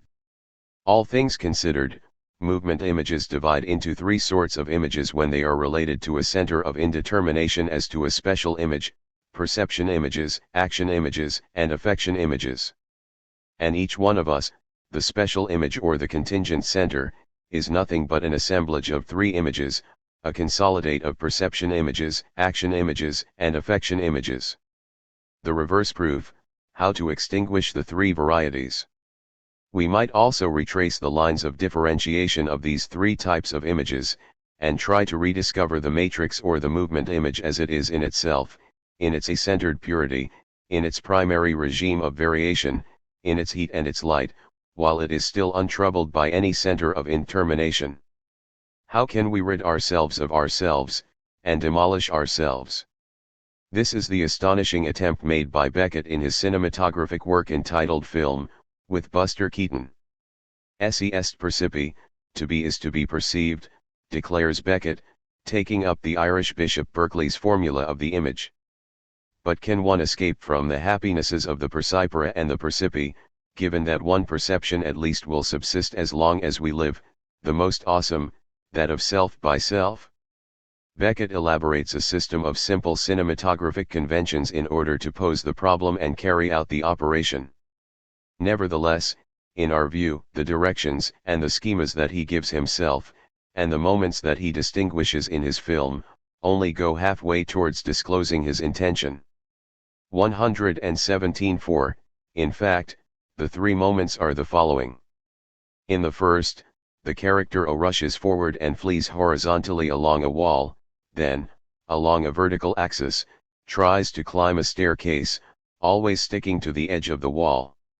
He acts, it is a perception of action, or an action image, subject to the following convention: the camera OE only films him from the back, from an angle not exceeding 45 degrees, if the camera which follows him happens to exceed this angle, the action will be blocked, extinguished, the character will stop, hiding the threatened part of his face. The second moment, the character has come into a room and, as he is no longer against a wall, the angle of immunity of the camera is doubled, 45 degrees on each side, thus 90 degrees. O perceives the room, the things, and the animals which are there, whilst OE perceives O himself, the room, and its contents. This is the perception of perception, or the perception image, considered under a double regime, in a double system of reference. The camera remains subject to the condition, that it does not exceed 90 degrees behind the character, but the convention which is added is that the character must expel the animals, and cover up all the objects which can act as mirrors or even frames, in such a way that the subjective perception is eliminated and only the objective perception OE remains. Then O can be installed in the rocking chair and rock gently with his eyes closed. But it is at this moment, the third and last, that the greatest danger is revealed. The extinction of subjective perception has freed the camera of the 45-degree restriction. With great caution, it advances beyond, into the domain of the remaining 270 degrees, but each time wakens the character who regains a scrap of subjective perception, hides, curls up and forces the camera to move back again. Finally, taking advantage of O's torpor, OE succeeds in coming round to face him, and comes closer and closer to him. The character O is thus now seen from the front, at the same time as the new and last convention is revealed. The camera OE is the double of O, the same face, a patch over one eye, with the single difference that O has an anguished expression and OE has an attentive expression, the impotent motor effort of the one, the sensitive surface of the other. We are in the domain of the perception of affection, the most terrifying, that which still survives when all the others have been destroyed.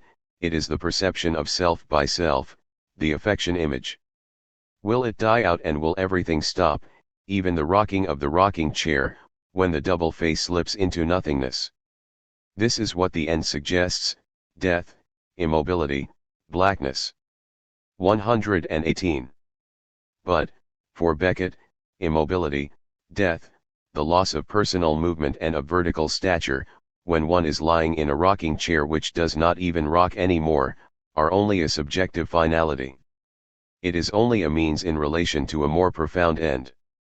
It is a question of attaining once more the world before man, before our own dawn, the position where movement was, on the contrary, under the regime of universal variation, and where light, always propagating itself, had no need to be revealed. Proceeding in this way to the extinction of action images, perception images, and affection images, Beckett ascends once more towards the luminous plane of immanence, the plane of matter and its cosmic eddying of movement images. He traces the three varieties of image back to the mother movement image.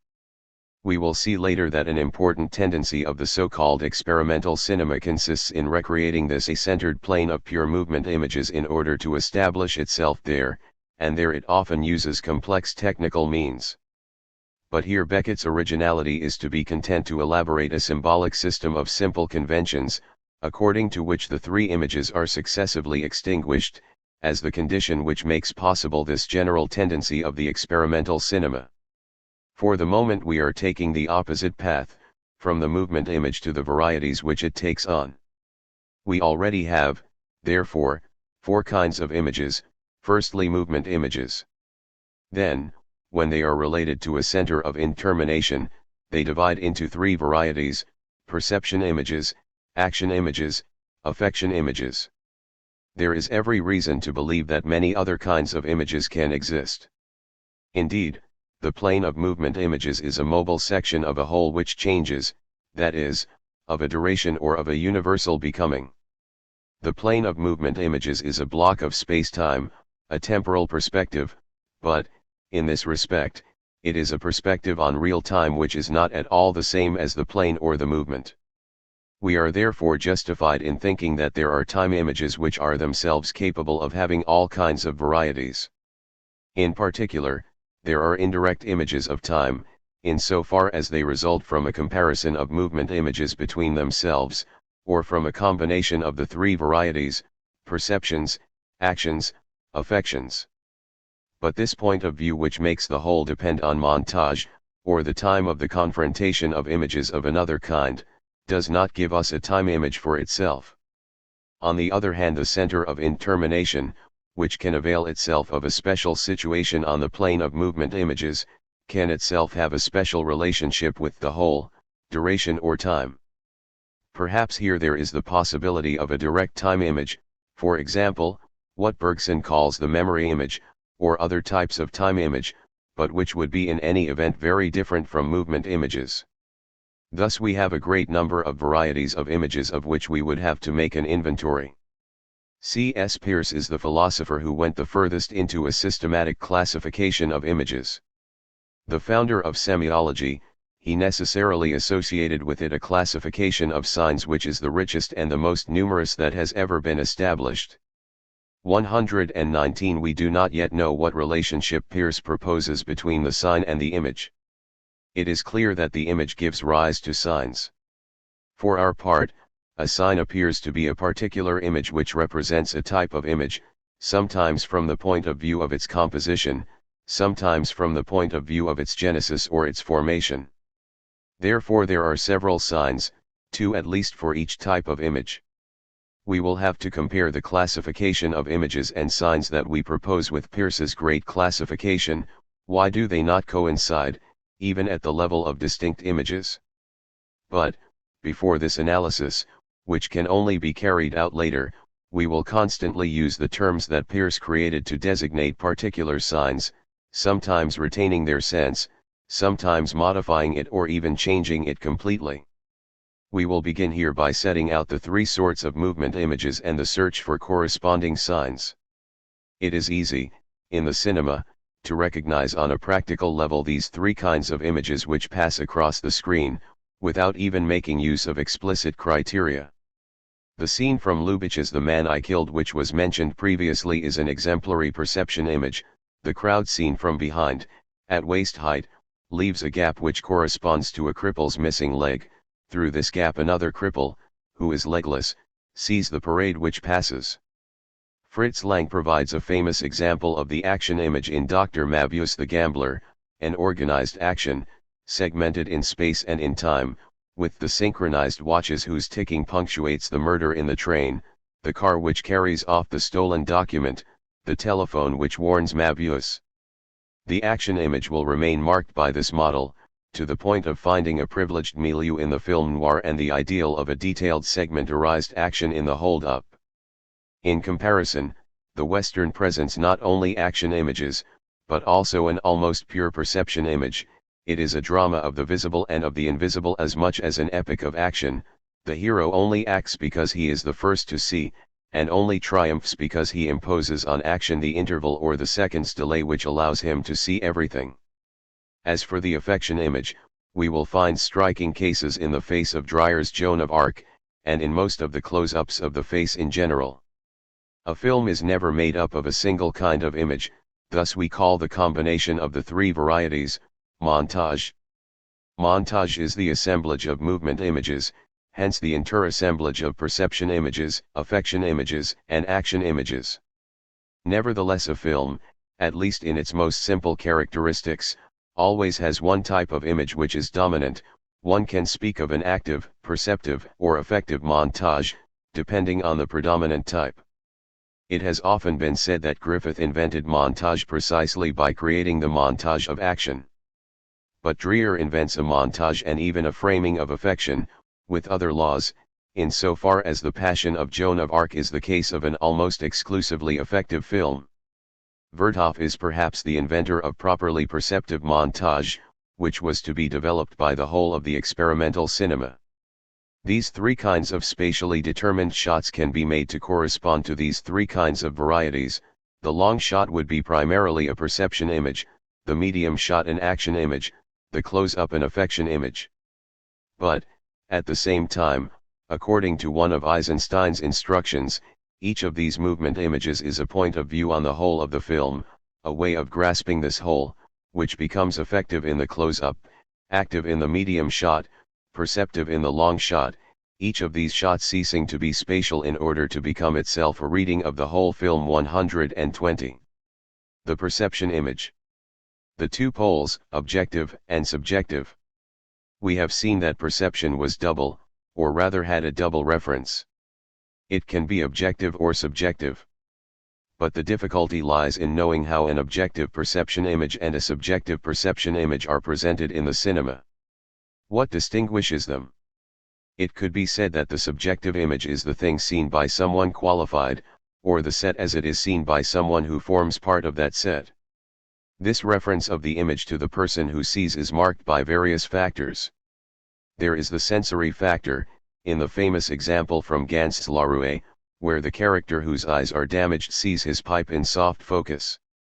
There is the active factor, when the dance or the festival are seen by someone taking part in it, as in a film by Epstein or Ellerbier.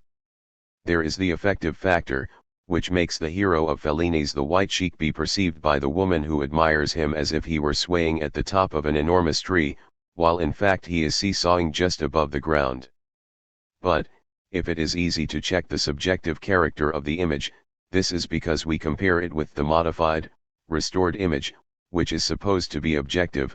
We will see the white sheik come off his grotesque seesaw. We had seen the pipe and the injured man before we saw the pipe seen by the injured man. It is here that the difficulty begins. We should be able to say, in fact, that the image is objective when the thing or the set are seen from the viewpoint of someone who remains external to that set. And this is a possible definition, but one which is purely nominal, negative, and provisional. For what is to tell us that what we initially think external to a set may not turn out to belong to it? Lewin's Pandora and the Flying Dutchman opens with the long shot of a beach where groups are running towards a point. The beach is seen from a distance and from a height, through a telescope on the promontory of a house.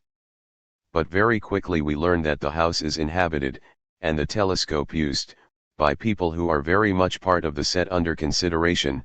The beach, the point which attracts the groups, the event taking place there, the people mixed up in it. Has the image not become subjective, as in Lubitsch's example? And is it not the cinema's perpetual destiny to make us move from one of its poles to the other, that is, from an objective perception to a subjective perception, and vice versa? It is therefore our two initial definitions which are nominal, and merely nominal. Jean Maitre noted the importance of one of the functions of the shot reverse shot complementarity, when it intersects with that other complementarity, observer observed. First of all we are shown someone watching, then what he sees. But we cannot even say that the first image is objective and the second subjective. For what is seen, in the first image, is already subjective, observing. And, in the second image, the observed may be shown for itself, no less than for the observing character. Furthermore, an extreme contraction of the shot reverse shot may take place as in L'Herbier's El Dorado, where the distraught woman who sees in soft focus is herself seen in soft focus. Consequently, if the cinematographic perception image constantly passes from the subjective to the objective, and vice versa, should we not ascribe to it a specific, diffuse, supple status, which may remain imperceptible, but which sometimes reveals itself in certain striking cases? Very early on, the mobile camera anticipated characters, recaptured them, let them go or picked them up again. Very early too, in Expressionism, it filmed or followed a character from behind. Finally, the liberated camera performed tracking shots in a closed circuit in which it no longer confines itself to following characters, but moves amongst them. In response to these developments, Maitri put forward the notion of the generalist semi-subjective image. In order to designate this being with of the camera, it no longer mingles with the character, nor is it outside, it is with him. 121 It is a kind of truly cinematographic mitsane, or what Dos Passos aptly called the eye of the camera, the anonymous viewpoint of someone unidentified amongst the characters. Let us suppose the perception image to be semi-subjective. But it is difficult to find a status for this semi-subjectivity, since it has no equivalent in natural perception. This is why Pasolini, for his part, used a linguistic analogy. It might be said that a subjective perception image is a direct discourse and, in a more complex way, that the objective perception image is like an indirect discourse. Now Pasolini thought that the essential element of the cinematographic image corresponded neither to a direct discourse, nor to an indirect discourse, but to a free indirect discourse. This form, which is particularly prominent in Italian and Russian, raises many problems for grammarians and linguists. It consists of an enunciation taken within an utterance, which itself depends on another enunciation. For example, in French elle rassemble son énergie, elle souffrira plutôt la torture que perdra sa virginité. The linguist Bakhtin, from whom we borrow this example, states the problem clearly: there is not a simple combination of two fully constituted subjects of enunciation, one of which would be reporter, the other reported. It is rather a case of an assemblage of enunciation, carrying out two inseparable acts of subjectivation simultaneously, one of which constitutes a character in the first person, but the other of which is present at his birth and brings him onto the scene. There is no mixture or average of two subjects, each belonging to a system, but a differentiation of two correlative subjects in a system which is itself heterogeneous. This view of Bakhtin's, which seems to be taken up by Pasolini, is very interesting, also very difficult. 122 It is no longer metaphor which is the fundamental act of language, inasmuch as it homogenizes the system, it is free indirect discourse, inasmuch as it testifies to a system which is always heterogeneous, far from equilibrium. Free indirect discourse, however, is not amenable to linguistic categories, because these are only concerned with homogeneous or homogeneous systems. It is a matter of style, of stylistics, Pasolini says. And Pasolini adds a valuable comment: the richer a language is in dialects, the more it allows free indirect discourse to flourish, or rather, instead of establishing itself on an average level, it is differentiated into low language and high language. For his part, Pasolini calls this operation of the two systems of enunciation, or of the two languages in free indirect discourse, mimesis. This word is perhaps unfortunate, since it is not a case of imitation, but of correlation between two asymmetrical proceedings, acting within language. It is like communicating vessels. However, Pasolini clung to the word mimesis to emphasize the sacred character of the operation. Can we not find this dividing into, or this differentiation of the subject in language, in thought, and in art? It is the cogito. An empirical subject cannot be bomb into the world without simultaneously being reflected in a transcendental subject which thinks it and in which it thinks itself. And the cogito of art, there is no subject which acts without another which watches it act, and which grasps it as acted, itself assuming the freedom of which it deprives the former. Thus two different egos, one of which, conscious of its freedom, sets itself up as independent spectator of a scene which the other would play in a mechanical fashion. But this dividing in two never goes to the limit. It is rather an oscillation of the person between 2 points of view on himself, a hither and thither of the spirit. A being with point 123. What, in all this, relates to the cinema? Why does Pasolini think that the cinema is involved, to the extent that an equivalent of free indirect discourse, in the image, allows the cinema of poetry to be defined? A character acts on the screen, and is assumed to see the world in a certain way. But simultaneously the camera sees him, and sees his world, from another point of view which thinks, reflects, and transforms the viewpoint of the character. Pasolini says, the director has replaced wholesale the neurotic's vision of the world by his own delirious vision of aestheticism. It is in fact a good thing that the character should be neurotic, to indicate more effectively the difficult birth of a subject into the world. But the camera does not simply give us the vision of the character and of his world, it imposes another vision in which the first is transformed and reflected. This subdivision is what Pasolini calls a free indirect subjective. We will not say that the cinema is always like this. We can see images in the cinema which claim to be objective or subjective, but here something else is at stake. It is a case of going beyond the subjective and the objective towards a pure form which sets itself up as an autonomous vision of the content. We are no longer faced with subjective or objective images, we are caught in a correlation between a perception image and a camera consciousness which transforms it. It is a very special kind of cinema which has acquired a taste for making the camera felt. And Pasolini analyzes a certain number of stylistic procedures which illustrate this reflecting consciousness or this properly cinematographic cogito, insistent or obsessive framing, which makes the camera await the entry of a character into the frame, wait for him to do and say something and then exit, while it continues to frame the space which has once again become empty, once more leaving the scene to its pure and absolute signification as seen, the alternation of different lenses on a same image and the excessive use of the zoom, which doubles the perception of an independent aesthetic consciousness. In short, the perception image finds its status, as free indirect subjective, from the moment that it reflects its content in a camera consciousness which has become autonomous. It may be that the cinema had to go through a slow evolution before attaining self-consciousness. Pasolini cites as examples Antonioni and Goddard.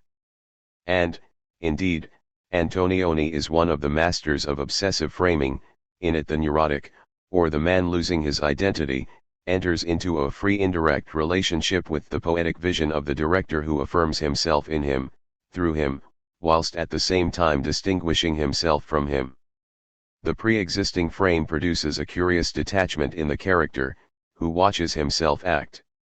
The images of the neurotic man or woman thus become the visions of the director, who advances and reflects through the phantasms of his hero. Is this the reason why modern cinema has such need for neurotic characters, to sustain the free indirect discourse, or the low language of the present-day world? But if Antonioni's vision of poetic consciousness is essentially aesthetic, Goddard's is rather technicist. As Pasolini aptly comments, Goddard also uses characters who are undoubtedly ill, seriously affected, but who are not undergoing treatment, and who have lost nothing of their material degrees of freedom, who are full of life, and who rather represent the birth of a new anthropological type. 124. Pasolini might have added himself and Romer to his list of examples. For what characterizes Pasolini's cinema is a poetic consciousness, which is not strictly aestheticist or technicist, but rather mystical or sacred. This allows Pasolini to bring the perception image, or the neurosis of his characters, onto a level of vulgarity and bestiality in the lowest subject matter, while reflecting them in a pure poetic consciousness, animated by the mythical or sacralising element. It is this permutation of the trivial and the noble, this communication between the excremental and the beautiful, this projection into myth, which Pasolini had already diagnosed in free indirect discourse as the essential form of literature. And he succeeds in making it into a cinematographic form, capable of grace as well as horror. 125. As for Romer, he is perhaps the most striking example of the construction of free indirect subjective images, this time through the intermediary of a truly ethical consciousness. It is very strange, because these two directors, Pasolini and Romer, do not seem to have known each other's work very well, but it was they who looked the hardest for a new status for the image, both in order to express the modem world, and in order to introduce an equivalence between the cinema and literature. In Romer, on the one hand, it is a case of making the camera a formal ethical consciousness capable of bearing the free indirect image of the modern, neurotic world, on the other, of reaching a point common to the cinema and literature, with which Romer, like Pasolini, can only make contact by inventing a type of optical and sound image which is the exact equivalent of an indirect discourse. 126. They transformed the problem of the relationship of the image with the word, the sentence, or the text. This is the origin of the special role of the commentary and the insert in their films. What interests us for the moment is not the relationship with language, which we will only be able to consider later. Of Pasolini's extremely important thesis we retain only this, that the perception image might find a particular status in the free indirect subjective, which would be like a reflection of the image in a camera self-consciousness. Knowing whether the image is objective or subjective no longer matters, it is semi-subjective, if one wishes, but this semi-subjectivity does not indicate anything variable or uncertain. It no longer marks an oscillation between two poles, but an immobilization according to a higher aesthetic form. The perception image finds here the particular sign of its composition. We might call it, to borrow one of Peirce's terms, a design. The camera consciousness then takes on an extremely formal determination towards another state of perception, liquid perception. This solution, however, only relates to a nominal definition of subjective and objective. It implies that the cinema has reached an evolved state, having learned to mistrust the movement image. But what happens if we take as our starting point a real definition of the two poles, or of the double system? Bergsonianism suggested the following definition: a subjective perception is one in which the images vary in relation to a central and privileged image. An objective perception is one where, as in things, all the images vary in relation to one another, on all their facets and in all their parts. These definitions affirm not only the difference between two poles of perception, but also the possibility of passing from the subjective to the objective pole. For the more the privileged center is itself put into movement, the more it will tend towards an a-centered system where the images vary in relation to one another and tend to become like the reciprocal actions and vibrations of a pure matter. What can be more subjective than a delirium, a dream, a hallucination? But what can be closer to a materiality made up of luminous wave and molecular interaction? The French school and German expressionism discovered the subjective image, but at the same time they took it to the limits of the universe. By putting the center of reference itself into movement, the movement of the parts was raised to the set, that of the relative to the absolute, that of succession to simultaneism. In Dupont's vaudeville it was the music hall scene where the swaying trapeze artiste sees the crowd and the ceiling, one in the other, as a shower of sparks and a whirlpool of floating spots. 127. And in Epstein's Kurfadel, it was the traveling fair, where everything tends towards the simultaneity of the movement of the one who sees and the movement seen, in the dizzy disappearance of fixed points. Here the perception image had already undoubtedly been transformed by an aesthetic consciousness. But this aesthetic consciousness was not yet formal and reflected consciousness which went beyond movement. It was a naive, or rather nonthetic consciousness, as the phenomenologists would say, a consciousness in act, which amplified movement and introduced it into matter, with all the delight of discovering the activity of montage and of the camera. It was something different, neither better nor worse. Jean Renoir's predilection for running water has often been discussed. But this predilection was common to all the members of the French school.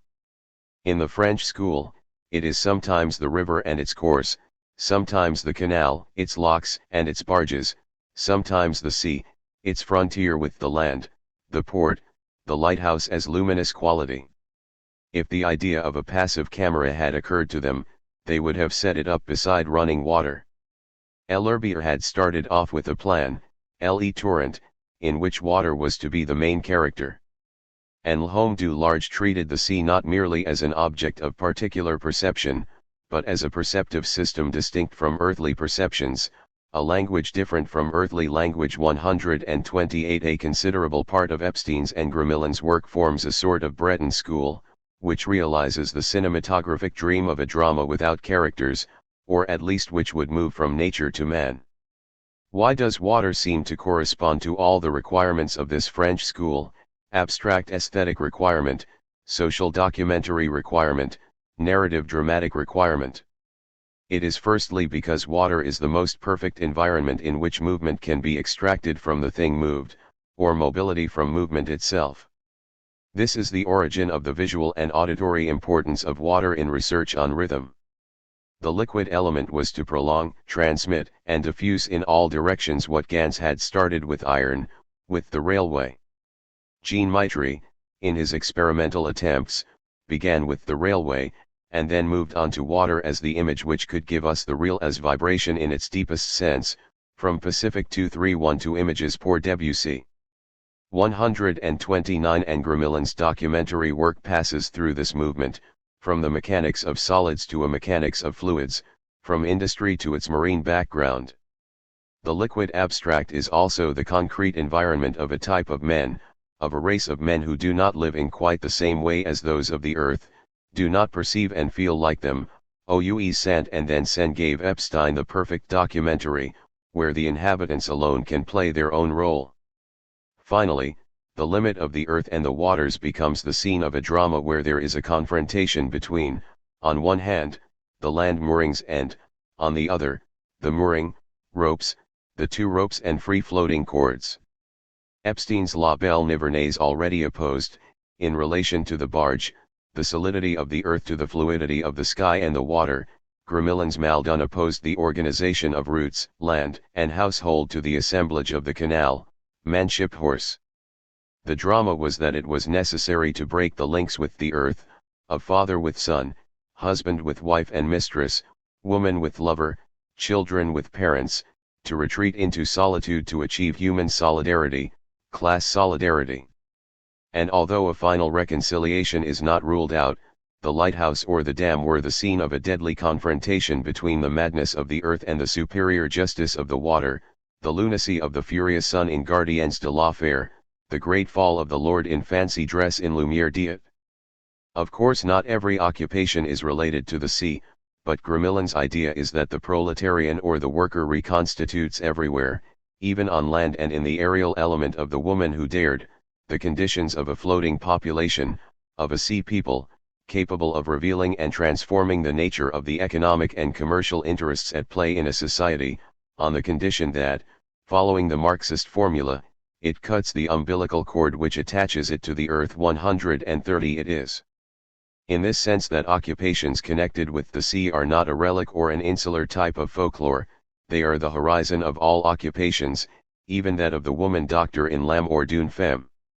They extract the relationship with the element and with man, which is present in any occupation, and even mechanics, industry, proletarianization find their truth in an empire of the seas. Gramillin vigorously opposed the family and peasant ideal of Vichy.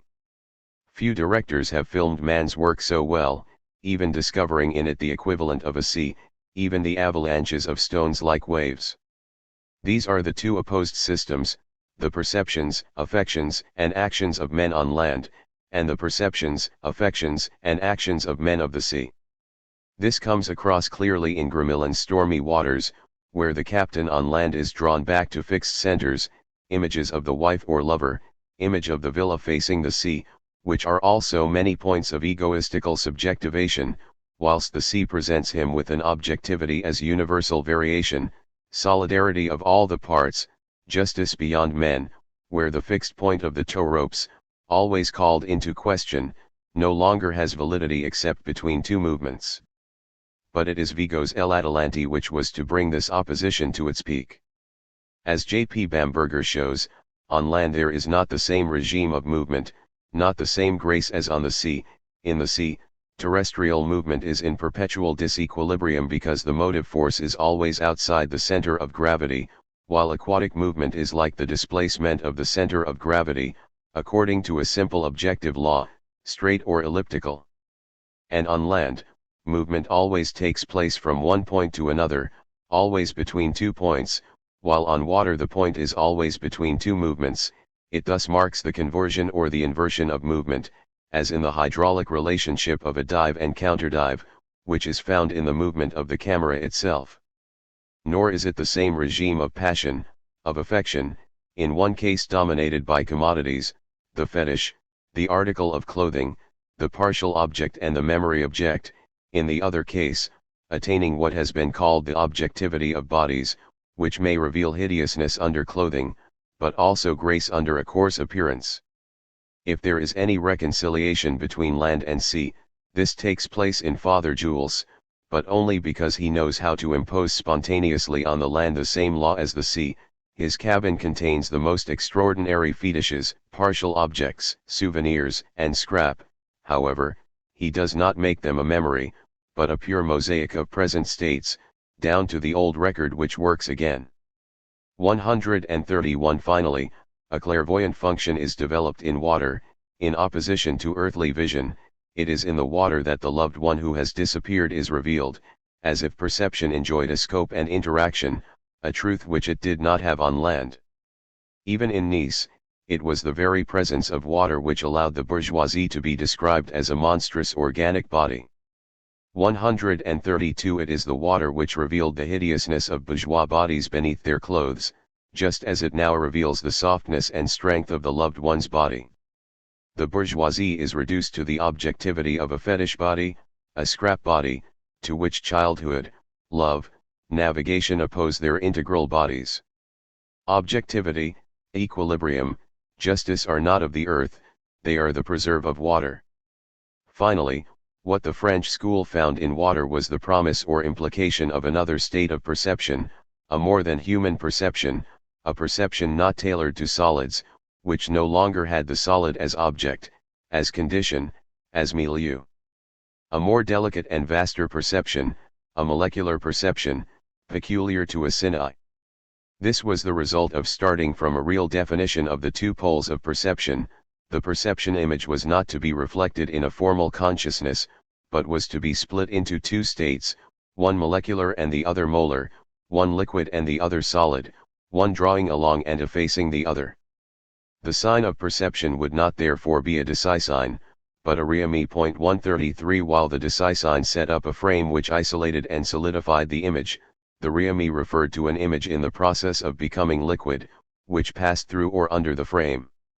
The camera consciousness became a reami since it was actualized in a flowing perception and thus arrived at a material determination, at a flowing matter. The French school, however, pointed towards this other state, this other perception, this clairvoyant function, rather than assuming full responsibility for it.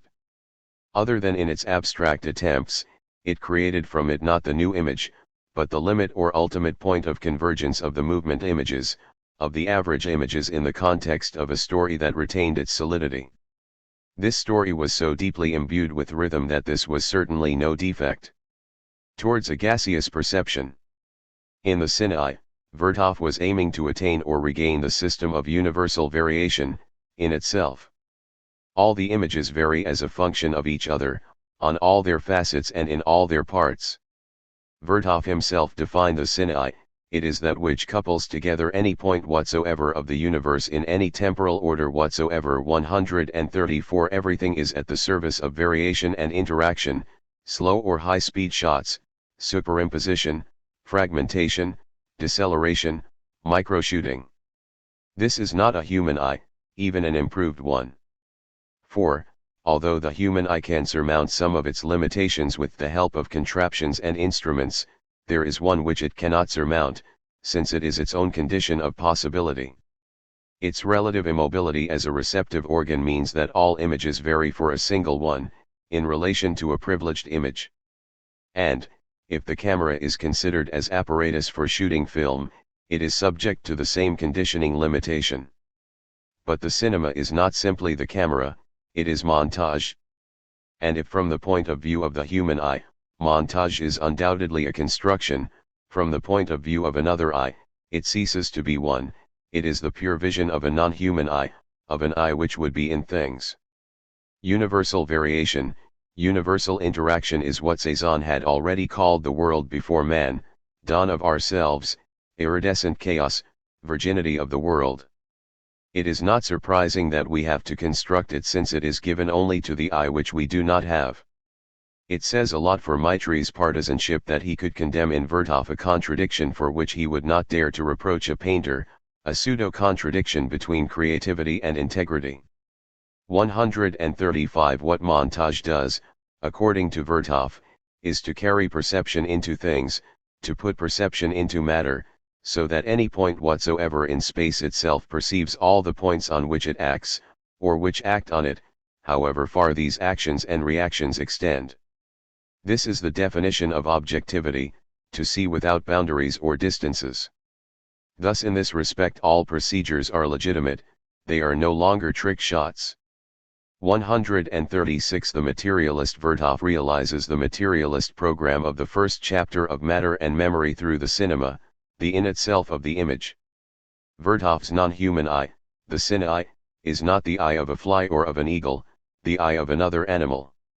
Neither is it, in an Epsteinian way, the eye of the spirit endowed with a temporal perspective, which might apprehend the spiritual whole. On the contrary, it is the eye of matter, the eye in matter, not subject to time, which has conquered time, which reaches the negative of time, and which knows no other whole than the material universe and its extension. This is Vertov's first assemblage. It is, first, a machine assemblage of movement images. We have seen that the gap, the interval between two movements, sketches out an empty place which prefigures the human subject in so far as he appropriates perception to himself. But, for Vertov, the most important thing was to restore the intervals to matter. This is the meaning of montage, and of the theory of intervals, which is more profound than that of movement. The interval is no longer that which separates a reaction from the action experienced, which measures the incommensurability and unforeseeability of the reaction, but, on the contrary, that which, an action being given in a point of the universe, will find the appropriate reaction in some other point, however distant it is. The originality of the Vertovian theory of the interval is that it no longer marks a gap which is carved out, a distancing between two consecutive images, but, on the contrary, a correlation of two images which are distant. And, on the other hand, the cinema could not run in this way from one end of the universe to the other without having at its disposal an agent which was capable of making all the parts converge. What Vertov took from the spirit, that is, the power of a whole which is constantly becoming, now passes into the correlate of matter, of its variations and interactions.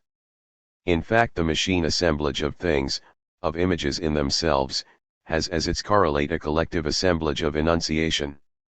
Already in the silent film, Vertov used the intertitle in an original way, so the word formed a block with the image, a sort of ideogram. 137 These are the two fundamental aspects of the assemblage. The image machine is inseparable from a type of utterances, from a properly cinematographic enunciation. In Vertov this is clearly a case of Soviet revolutionary consciousness, of the communist deciphering of reality. It is that which unites the man of tomorrow with the world before man, communist man with the material universe of interactions defined as community. 138 A sixth of the world shows the interaction at a distance, within the USSR, between the most varied peoples, herds of animals, industries, cultures, exchanges of all kinds in the process of conquering time. Annette Michelson is right to say that man with a movie camera represents an evolution on Vertov's part, as though he had discovered a more complete conception of the assemblage. For the previous conception went no further than the movement image, that is, an image composed of photograms, an intermediate image endowed with movement. It was therefore still an image corresponding to human perception, whatever the treatment to which it was subjected by montage. But what happens if montage is introduced into the very constituent of the image? We go back from an image of a peasant woman to a series of its photograms, or else we move from a series of photograms of children to images of these children in movement. By extending this procedure, we contrast the image of a cyclist cycling, and the same image, refilmed, reflected, presented as though projected on a screen. René Clair's The Crazy Ray had a great influence on Vertov, for it reconciled a human world with the absence of man. For the ray of the mad scientist froze movement, blocked the action, in order to release it in a sort of electrical discharge. The town desert, the town absent from itself, will always haunt the cinema, as though possessing a secret. The secret is yet another meaning of the notion of interval.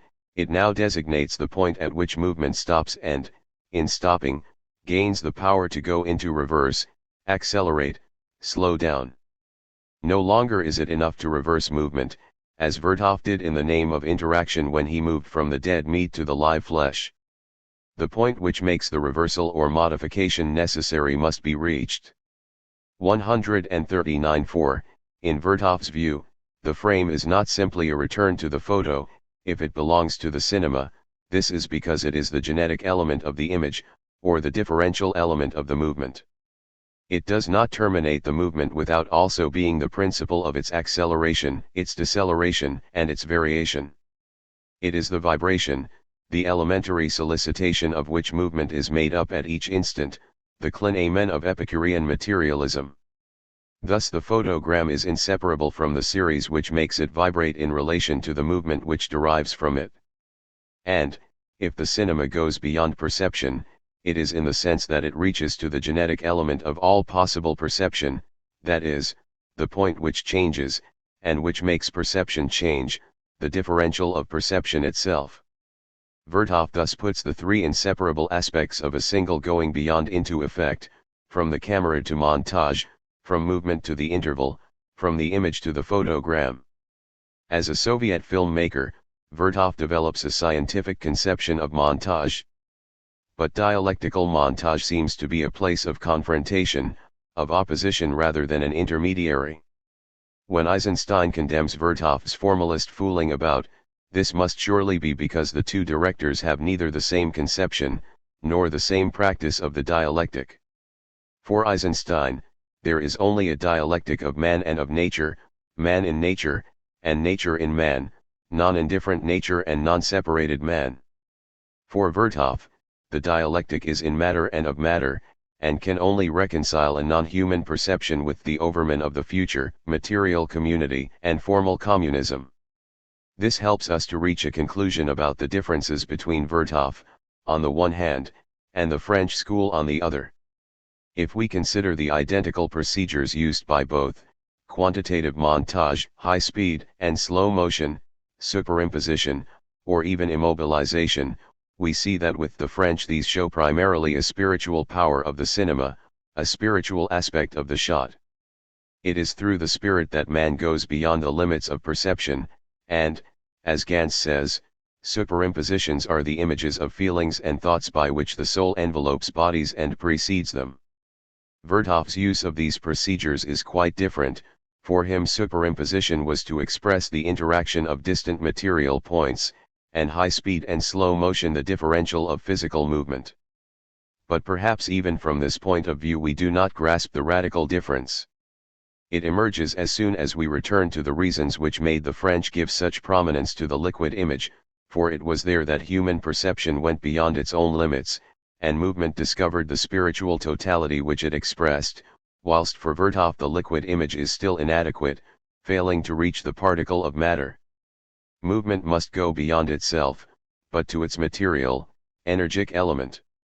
The cinematographic image does not therefore have the réami as sign, but the gram, the engram, the photogram. It is its sign of genesis.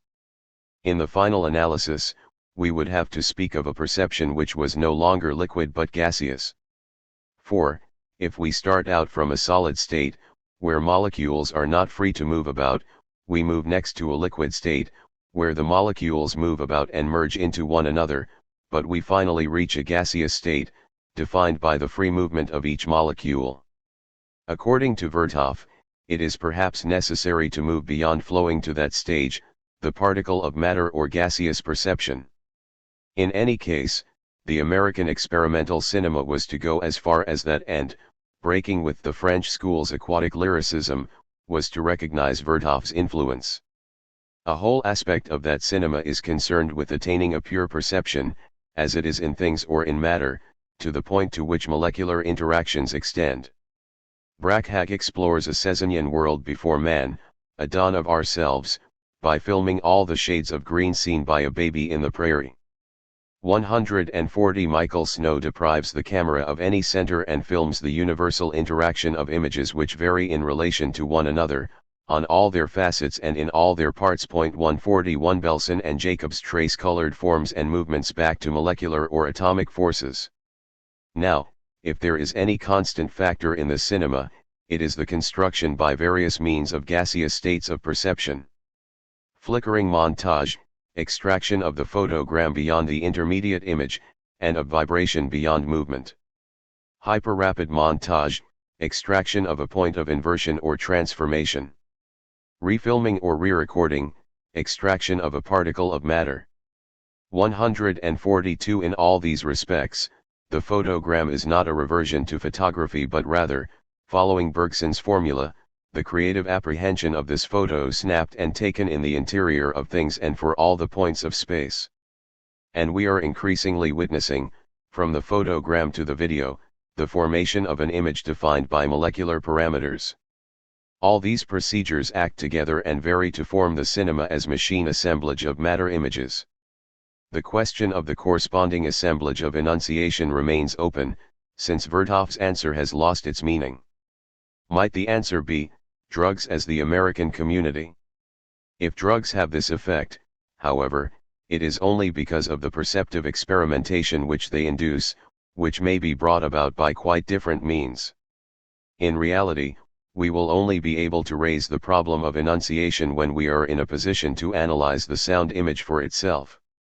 To follow Castaneda's program of initiation, drugs are supposed to stop the world, to release the perception of doing, that is, to substitute pure auditory and optical perceptions for motor sensory perceptions, to make one see the molecular intervals, the holes in sounds, in forms, and even in water, but also, in this stopped world, to make lines of speed pass through these holes in the world. 143 This is the program of the third state of the image, the gaseous image, beyond the solid and the liquid, to reach another perception, which is also the genetic element of all perception. Camera consciousness raises itself to a determination which is no longer formal or material, but genetic and differential. We have moved from a real to a genetic definition of perception. Landau's film, Bardo Follies, sums up in this respect the whole of the process, and the transition from the liquid state to the gaseous state. The film opens with an image, on a film loop, of a woman floating with a lifebuoy, who waves to us at each return of the loop. After about 10 minutes, the same loop appears twice inside two circles on a black ground. Then, for a moment, 3 circles appear. The image of the film in the circles starts to burn, inducing the spread of a seething mold of a predominantly orange color. The whole screen is filled by the photogram on fire, which disintegrates in slow motion into a very granular soft focus. Another photogram bums, the whole screen throbs with melting celluloid. This effect was probably obtained by several series of refilmings on screen, the result being that the screen itself seems to throb and be consumed. The tension of the desynchronous loop is kept up throughout the whole of this fragment, in which the film itself seems to die. After a long pause, the screen divides up into bubbles of air in water, filmed through a microscope with colored filters, a different color for each side of the screen.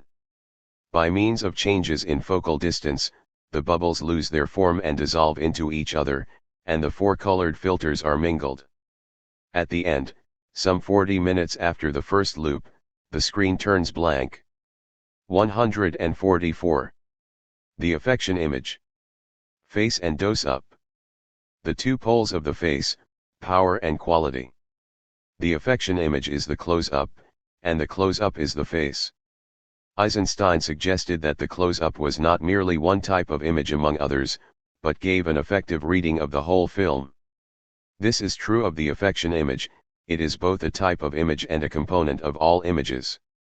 But that is not all there is to it. In what sense is the close-up identical to the whole affection image? And why would the face be identical to the close-up, since the latter merely seems to carry out a magnification of the face, and also of many other things? And how can we extract poles which can guide us in the analysis of the affection image from the magnified face? Let us start from an example which is not a face, a clock which is presented to us in close-up several times. Such an image does indeed have two poles. On the one hand, it has hands moved by micro-movements, at least virtual ones, even if we are only shown it once, or several times at long intervals. The hands necessarily form part of an intensive series which marks an ascent towards, or tends towards a critical instant, prepares a paroxysm. On the other hand, it has a face as receptive immobile surface, receptive plate of inscription, impassive suspense, it is a reflecting and reflected unity. The Bergsonian definition of the affect rested on these two very characteristics, a motor tendency on a sensitive nerve. In other words, a series of micro-movements on an immobilized plate of nerve. When a part of the body has had to sacrifice most of its motoricity in order to become the support for organs of reception, the principal feature of these will now only be tendencies to movement or micro-movements which are capable of entering into intensive series, for a single organ or from one organ to the other. The moving body has lost its movement of extension, and movement has become movement of expression. It is this combination of a reflecting, immobile unity and of intensive expressive movements which constitutes the affect. But is this not the same as a face itself? The face is this organ-carrying plate of nerves which has sacrificed most of its global mobility and which gathers or expresses in a free way all kinds of tiny local movements which the rest of the body usually keeps hidden. Each time we discover these two poles in something, reflecting surface and intensive micro-movements, we can say that this thing has been treated as a face, it has been envisaged or rather faceified, and in turn it stares at us, it looks at us. Even if it does not resemble a face. Hence the close-up of the clock. As for the face itself, we will not say that the close-up deals with it or subjects it to some kind of treatment. There is no close-up of the face is in itself close-up, the close-up is by itself face, and both are affect, affection image. In painting, the techniques of the portrait have accustomed us to these two poles of the face. Sometimes painting grasps the face as an outline, by an encircling line which traces the nose, the mouth, the edge of the eyelids, and even the beard and the cap. It is a surface of faceification. Sometimes, however, it works through dispersed features taken globally, fragmentary and broken lines which indicate here the quivering of the lips, there the brilliance of a look, and which involve a content which to a greater or lesser extent rebels against the outline. These are the traits of faceicity. 145. And it is no accident that the affect appeared from these 2 points of view in the great conceptions of the passions which run through both philosophy and painting, what Descartes and Le Brun call admiration, which marks a minimum of movement for a maximum of unity, reflecting and reflected on the face, and what is called desire, inseparable from the little solicitations or impulsions which make up an intensive series expressed by the face. It matters little that some consider admiration to be the origin of the passions precisely because it is the degree zero of movement, whilst others put desire first, or restlessness, because immobility itself presupposes the reciprocal neutralization of the corresponding micro-movements. Rather than an exclusive origin, it is a matter of two poles, sometimes one prevailing over the other and appearing almost pure, sometimes the two being mixed in one direction or the other. There are two sorts of questions which we can put to a face, depending on the circumstances. What are you thinking about? Or, what is bothering you, what is the matter, what do you sense or feel? Sometimes the face thinks about something, is fixed onto an object, and this is the sense of admiration or astonishment that the English word wonder has preserved. In so far as it thinks about something, the face has value above all through its surrounding outline, its reflecting unity which raises all the parts to itself. Sometimes, on the contrary, it experiences or feels something, and has value through the intensive series that its parts successively traverse as far as paroxysm, each part taking on a kind of momentary independence. We can already recognize in this the two types of close-up, one of which was the hallmark of Griffith, and the other of Eisenstein. There are famous Griffith close-ups in which everything is organized for the pure and soft outline of a feminine face. A young woman thinks about her husband in Enoch Arden. But, in Eisenstein's The General Line, the handsome face of the priest is dissolved, giving way to a cheating look which links up with the narrow back of the head and the fleshy earlobe.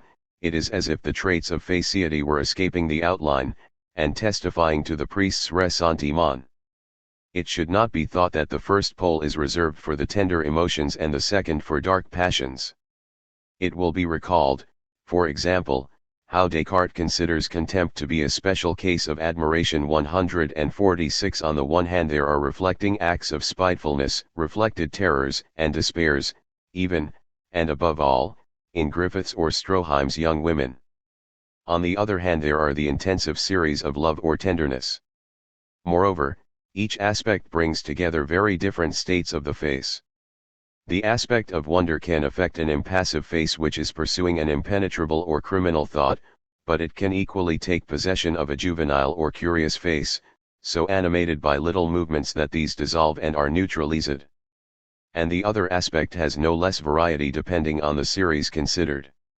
Where, therefore, is the criterion of distinction? In fact, we find ourselves before an intensive face each time that the traits break free from the outline, begin to work on their own account, and form an autonomous series which tends toward a limit or crosses a threshold, ascending series of anger, or, as Eisenstein says, the rising line of annoyance. This is why the serial aspect is best embodied by several simultaneous or successive faces, although a single face can suffice if it puts its different organs or features into series. Here the intensive series discloses its function, which is to pass from one quality to another, to emerge onto a new quality. To produce a new quality, to carry out a qualitative leap, this is what Eisenstein claims for the close-up, from the priest man of God to the priest exploiter of peasants, from the anger of the sailors to the revolutionary explosion, from the stone to the scream, as in the three postures of the marble lions. On the other hand, we are before a reflexive or reflecting face as long as the features remain grouped under the domination of a thought which is fixed or terrible, but immutable and without becoming, in a way eternal. In Griffith's Broken Blossoms, the martyred girl nevertheless retains a petrified face, which, even in death still seems to reflect and ask why, whilst the Chinese lover, for his part, preserves on his face the stupor of opium and the reflection of Buddha. Admittedly, this case of the reflecting face seems less well determined than the other, for this relationship between a face and what it is thinking about is often arbitrary. We can only know that Griffith's young woman is thinking about her husband because we see the image of the husband immediately afterwards. We had to wait and the link seems to be merely associative. So it can be safer to reverse the order, and to begin with a close-up of the object which will inform us of the imminent thought of the face. In Pabst's Lulu the close-up of the knife prepares us for the terrible thought of Jack the Ripper. However, we have not yet reached the most profound aspect of the reflection face. Mental reflection is undoubtedly the process by which one thinks of something. But it is cinematographically accompanied by a more radical reflection expressing a pure quality, which is common to several different things.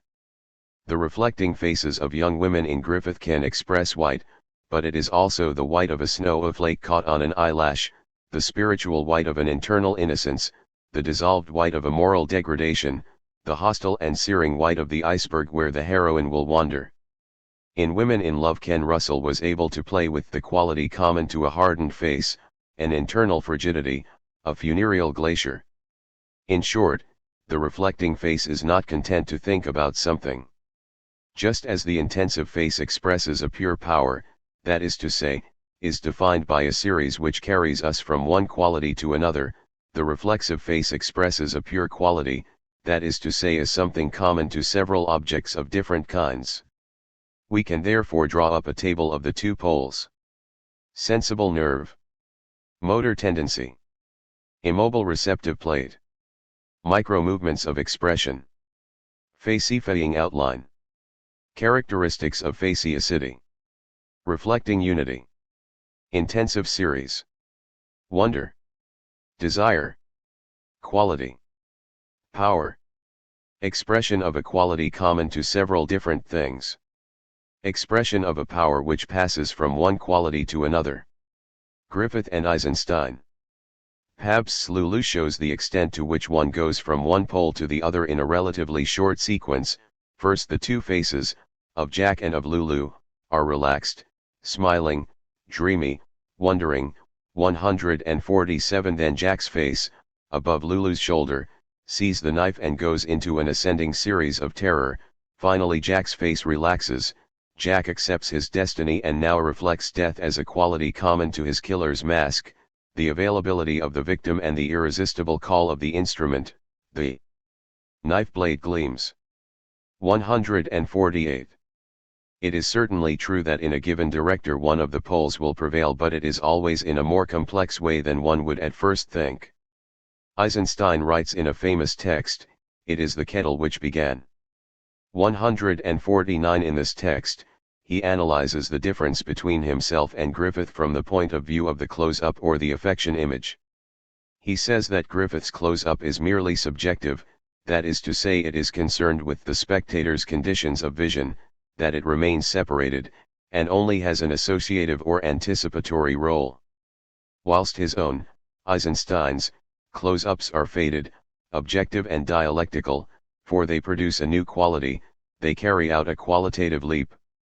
We recognize immediately the duality of the reflexive face and the intensive face, and it is true that Griffith gave precedence to one, Eisenstein to the other. Nevertheless, Eisenstein's analysis is too hasty, or rather partial.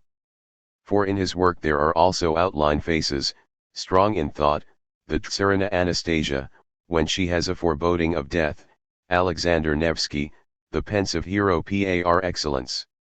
And most importantly, there are already intensive series in Griffith, sometimes on a single face, when, starting from amazement or from global bewilderment, annoyance or fear arise and assume different features, sometimes even on several faces, when the close-ups of the combatants punctuate the whole of the battle. It is true that these different faces in Griffith do not follow one another immediately, but their close-ups alternate with long shots, according to a binary structure which he favors. 150 In this sense, Eisenstein's innovation was not to have invented the intensive face, nor even to have constituted the intensive series with several faces, several close-ups, it was to have produced compact and continuous intensive series, which go beyond all binary structures and exceed the duality of the collective and the individual. Rather, they attain a new reality which could be called dividual, directly uniting an immense collective reflection with the particular emotions of each individual, in short expressing the unity of power and quality. It appears that a director always gives preeminence to one of the two poles, reflecting face or intensive face, but also gives himself the means to get back to the other pole. We would like to consider under this head another pair, that of expressionism and lyrical abstraction. Of course, expressionism can be just as abstract as lyricism. But the root is not at all the same. Expressionism is essentially the intensive play of light with the opaque, with darkness. Their mixture is like the power which makes people fall into the black hole or ascend towards the light. This mixture constitutes a series, sometimes in an alternating form of streaks or lines, sometimes in the compact, ascending and descending form of all the degrees of shadow which have value as colors. The expressionist face concentrates the intensive series, in both forms which disturb its outline and deprive it of its features. In this way the face participates in the non-organic life of things as the primary pole of expressionism. A striated, striped face, caught in a more or less fine net, catching the effects of a Venetian blind, of a fire, of foliage, of sun through trees. A vaporous, cloudy, smoky face, enveloped by a more or less dense veil. Attila's dark and furrowed head in Lang's Die Nibelungen. But at the maximum point of concentration or at the extreme limit of the series, we might say that the face is surrendered to the indivisible light or to the white quality, as to Kriemhild's unshakable reflection. It regains its firm outline and passes to the other pole, life of the mind or spiritual non-psychological life. The reddish reflections which accompanied the whole series of degrees of shadow are reunited, they form a halo around the face which has become phosphorescent, scintillating, brilliant, a being of light. Brilliance emerges out of the shadows, we pass from intensification to reflection. This operation may still be that of the devil, in the infinitely melancholy form of a demon who reflects the gloom, in a circle of flames where the non-organic life of things burns. But it can be a divine operation when mind is reflected in itself, in the form of a Gretchen saved by a supreme sacrifice, ectoplasm, or photogram which would eternally consume itself in reaching the luminous internal life. Lyrical abstraction in Sternberg proceeds completely differently. Sternberg is no less Goethean than the expressionists, but he reflects another aspect of Goethe. This is the other aspect of the theory of colors. Light no longer has to do with darkness, but with the transparent, the translucent, or the white. The book translated into French as Memoirs of a Shadow Showman is really entitled Fun in a Chinese Laundry. Everything happens between the light and Rhe white. It is Sternberg's genius to have brought to realization Goethe's splendid formula: between transparency and white opacity there exists an infinite number of degrees of cloudiness. One could call white the fortuitously opaque flash of pure transparency 151. This is because the white, for Sternberg, is primarily that which circumscribes a space corresponding to the luminous.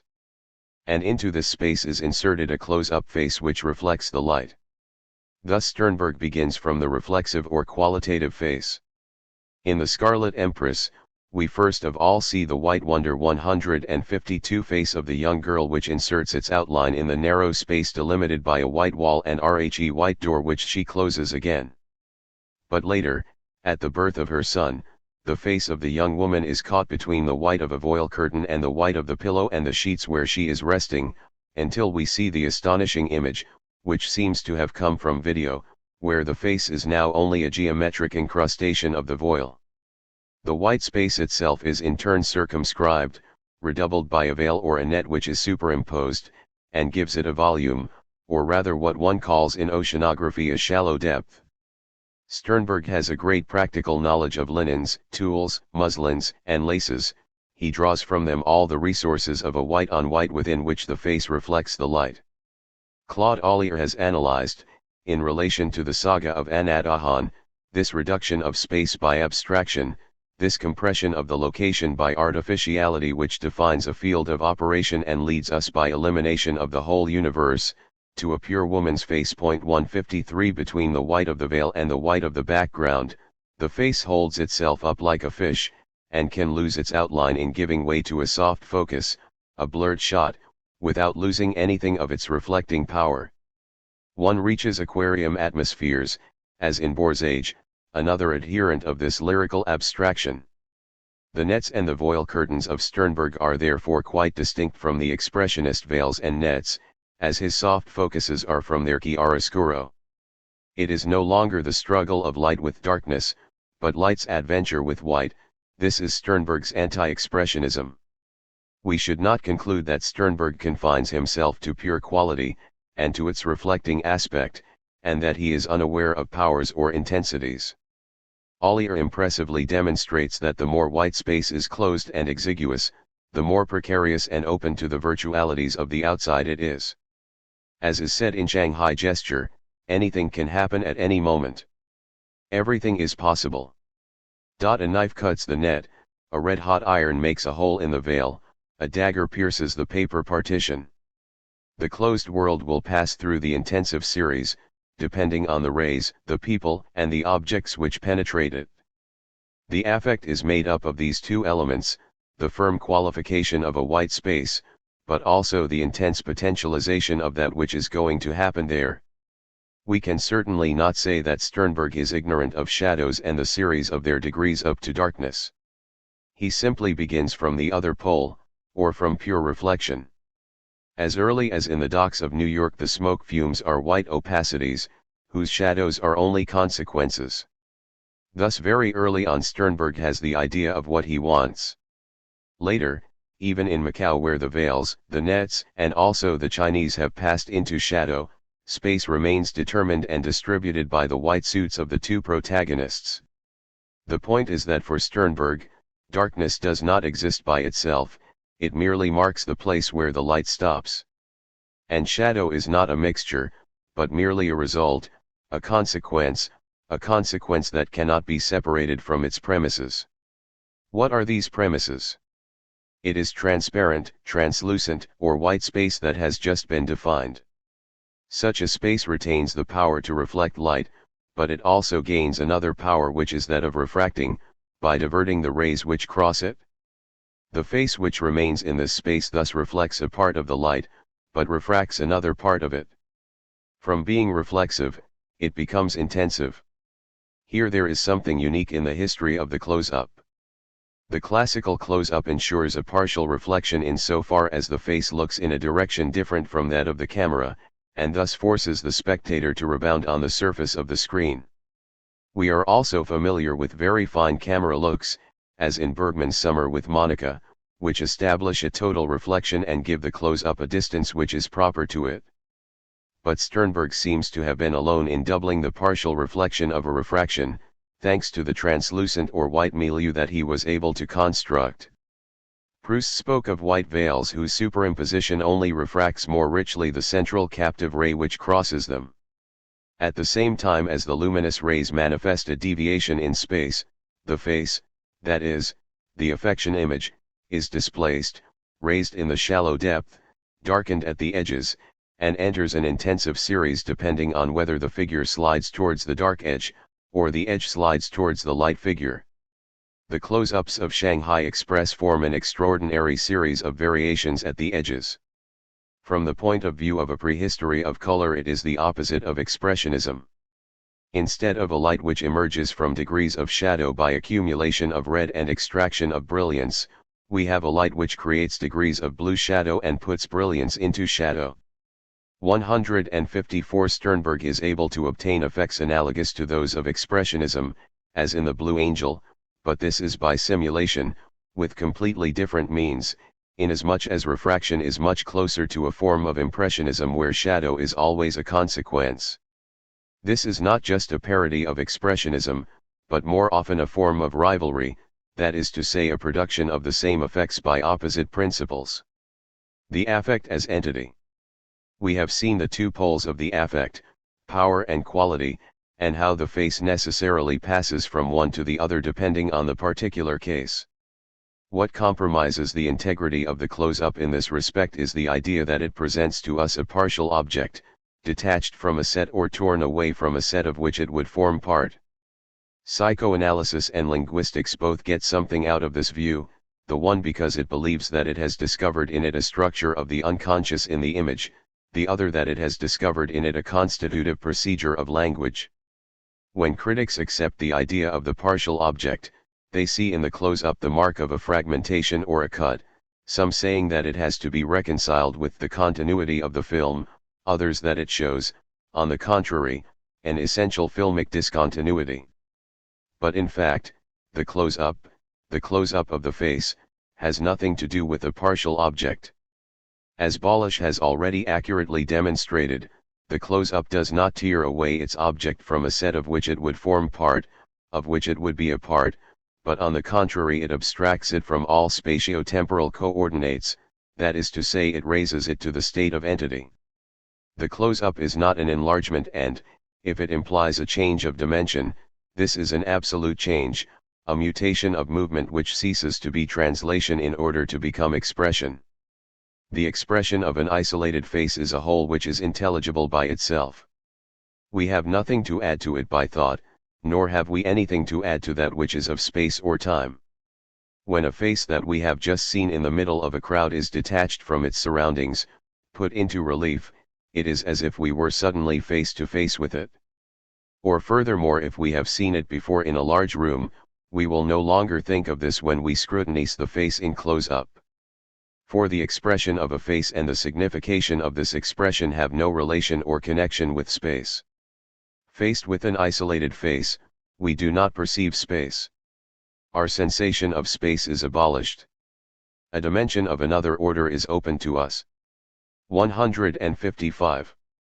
This is what Epstein was suggesting when he said, "This face of a fleeing coward, as soon as we see it in close-up, we see cowardice in person, the feeling thing, the entity." 156. If it is true that the cinematic image is always deterritorialist, there is therefore a very special deterritorialization which is specific to the affection image.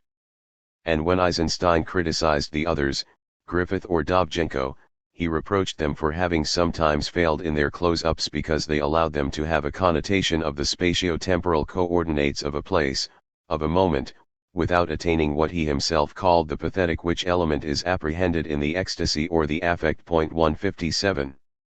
What is curious is that Balish denies to other close-ups what he has just accepted for the face. A hand, a part of the body or an object would remain irremediably in space, and would therefore become close-ups only as partial objects.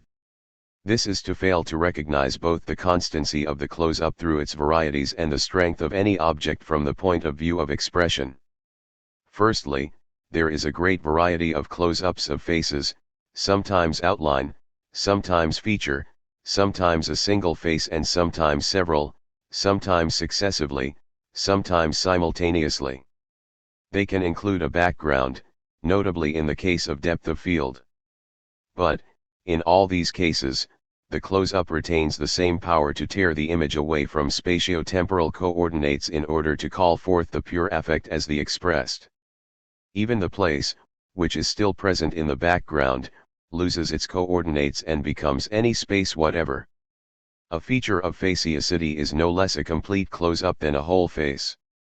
It is merely another pole of the face, and there is as much intensity expressed by a feature as there is quality by the whole face. So there are no grounds for distinguishing close-ups and big close-ups or inserts, which would only show a part of the face. In many cases there is no more distinction between dose medium shots, 2 shots, and close-ups. And why would a part of the body, chin, stomach, or chest be more partial, more spatio-temporal and less expressive than an intensive feature of faciosity or a reflexive whole face? For example, the series of fat culottes in Eisenstein's The General Line. And why is expression not available to things? There are affects of things. The edge, the blade, or rather the point of Jack the Ripper's knife, is no less an affect than the fear which overcomes his features and the resignation which finally seizes hold of the whole of his face. The Stoics showed that things themselves were bearers of ideal events which did not exactly coincide with their properties, their actions and reactions, the edge of a knife. The affect is the entity, that is power or quality. It is something expressed. The affect does not exist independently of something which expresses it, although it is completely distinct from it. What expresses it is a face, or a facial equivalent or, as we will see later, even a proposition. We call the set of the expressed and its expression, of the affect and the face, icon. There are therefore icons of feature and icons of outline, or rather every icon has these two poles. It is the sign of the bipolar composition of the affection image. The affection image is power or quality considered for themselves, as expressed. It is clear that powers and qualities can also exist in a completely different way, as actualized, embodied in states of things. A state of things includes a determinate space-time, spatio-temporal coordinates, objects, and people, real connections between all these givens. In a state of things which actualizes them, the quality becomes the quality of an object, power becomes action or passion, affect becomes sensation, sentiment, emotion, or even impulse in a person, the face becomes the character or mask of the person.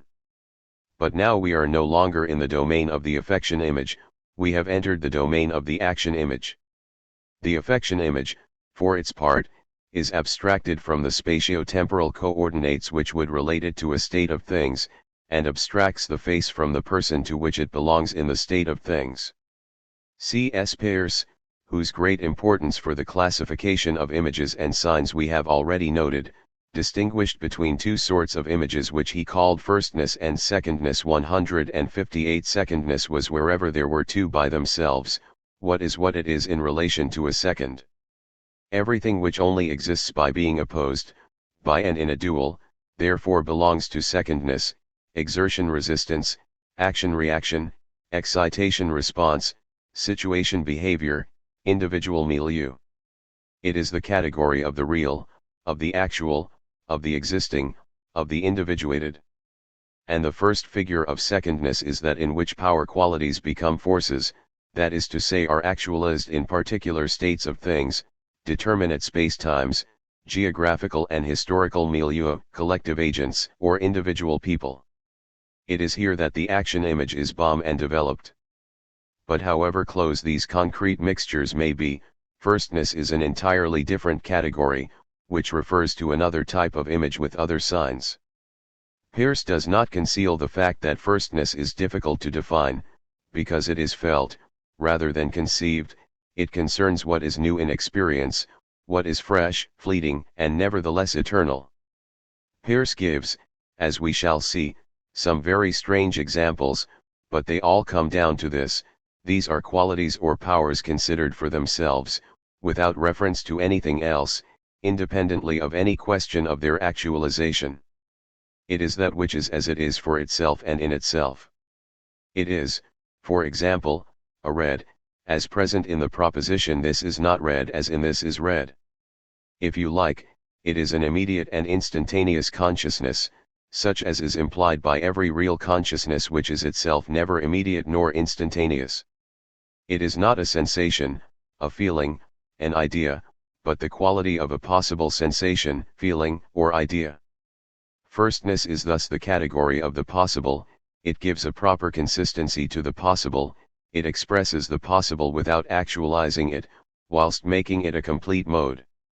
Now, this is exactly what the affection image is: it is quality or power, it is potentiality considered for itself as expressed. The corresponding sign is therefore expression, not actualization. Maine de Byron had already spoken of pure affections, unplaceable because they have no relation to a determinate space, present in the sole form of a there is. Because they have no relations to an ego. 159 The affect is impersonal and is distinct from every individuated state of things, it is none the less singular, and can enter into singular combinations or conjunctions with other affects. The affect is indivisible and without parts, but the singular combinations that it forms with other affects form in turn an indivisible quality, which will only be divided by changing qualitatively. The affect is independent of all determinate spacetime, but it is none the less created in a history which produces it as the expressed and the expression of a space or a time, of an epoch or a milieu. 160. In short, affects, quality powers, can be grasped in two ways, either as actualized in a state of things, or as expressed by a face equivalent or a proposition. This is Peirce's secondness and firstness. Every set of images is made up of firstnesses, secondnesses and many other things besides. But affection images, in the strict sense, only refer to firstness. This is a phantasmal conception of the affect which has its risks, and when he was at the other side of the bridge the phantoms came to meet him. Ordinarily, three roles of the face are recognizable: it is individuating, it is socializing, it is relational or communicating. Now the face, which effectively presents these aspects in the cinema as elsewhere, loses all three in the case of close-up. Bergman is undoubtedly the director who has been most insistent on the fundamental link which unites the cinema, the face, and the close-up. Our work begins with the human face. The possibility of drawing near to the human face is the primary originality and the distinctive quality of the cinema. 161. A character has abandoned his profession, renounced his social role, he is no longer able to, or no longer wants to communicate, is struck by an almost absolute muteness, he even loses his individuation, to the point where he takes on a strange resemblance to the other, a resemblance by default or by absence. Indeed, these functions of the face presuppose the reality of a state of things where people act and perceive. The affection image makes them dissolve, disappear. We recognize one of Bergman's scripts. There is no close-up of the face. The close-up is the face, but the face precisely in so far as it has destroyed its triple function, a nudity of the face much greater than that of the body, an inhumanity much greater than that of animals. The kiss already testifies to the integral unity of the face, and inspires in it the micro-movements that the rest of the body hides. But, more importantly, the dose-up turns the face into a phantom, and the book of phantoms. The face is the vampire, and the letters are his bats, his means of expression.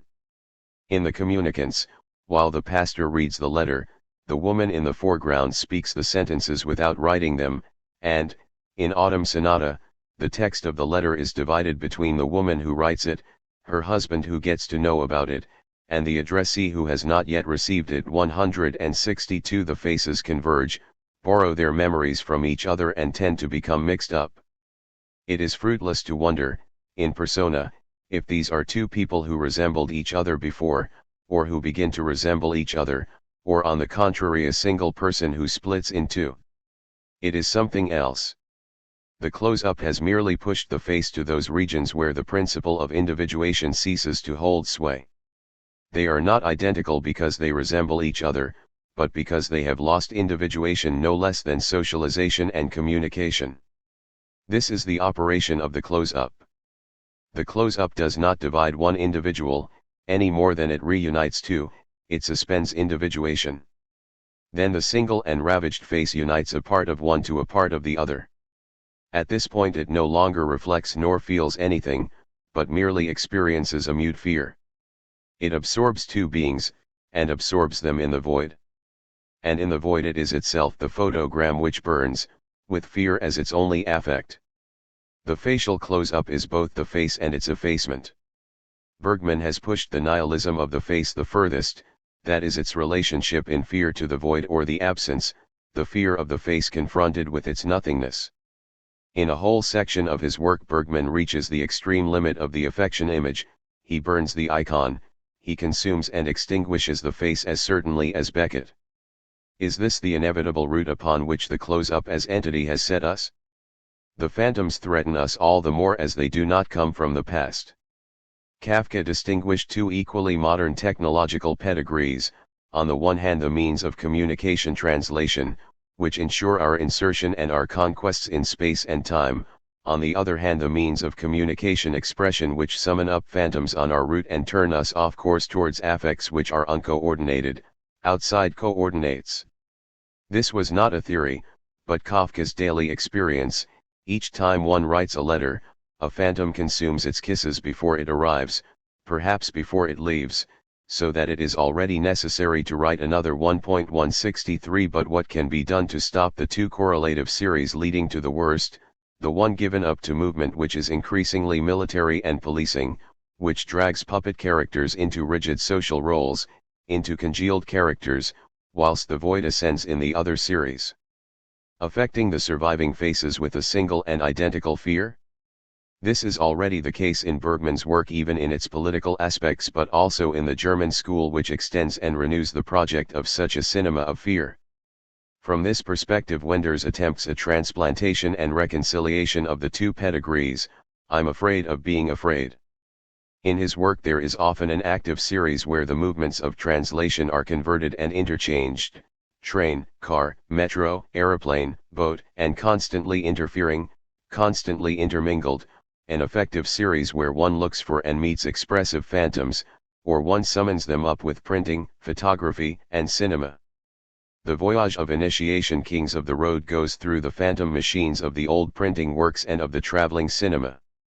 The journey of Alice in the Cities is punctuated by Polaroids, to the point where the images of the film are extinguished at the same rhythm, until the moment when the little girl says, "Aren't you taking photos anymore?" even if it means that the phantoms then take on another form. Kafka suggested making mixtures, putting phantom machines on the apparatuses of translation.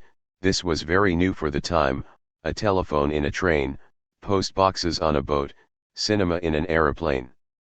164. Is this not also the whole history of the cinema, the camera on rails, on a bicycle, aerial, etc.?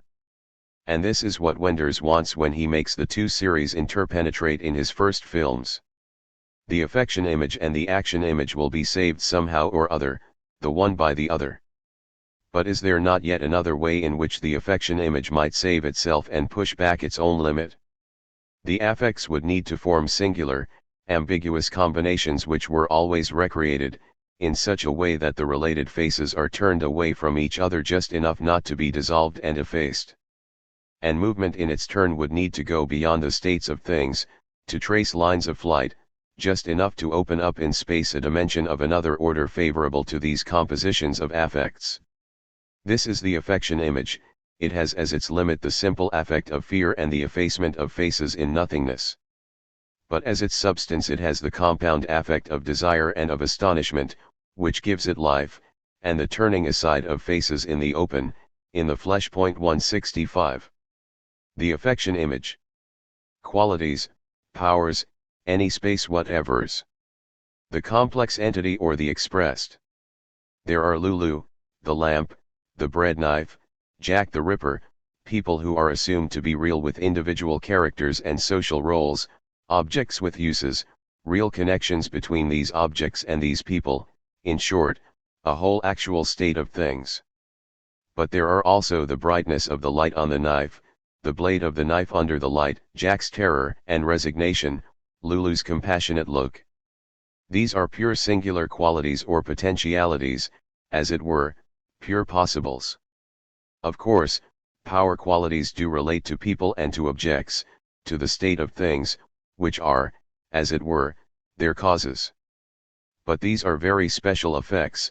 Taken all together they only refer back to themselves, and constitute the expressed of the state of things, whilst the causes, for their part, only refer back to themselves in constituting the state of things. As Balash says, however much the precipice may be the cause of vertigo, it does not explain the expression it produces on a face. Or, if you like, it explains it, but it does not make it comprehensible. The precipice above which someone leans perhaps explains his expression of fright, but it does not create it. For the expression exists even without justification. It does not become expression because a situation is associated with it in thought. 166. And of course power qualities have an anticipatory role, since they prepare for the event which will be actualized in the state of things and will modify it.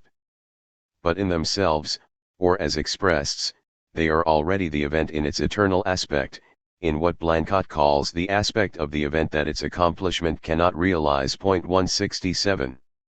Whatever their mutual involvements, we can therefore distinguish two states of power qualities, that is, of affects, as they are actualized in an individuated state of things and in the corresponding real connections, and as they are expressed for themselves, outside spatio-temporal coordinates, with their own ideal singularities and their virtual conjunction. The first dimension is essential to the action image and to medium shots, but the other dimension constitutes the affection image or the close-up.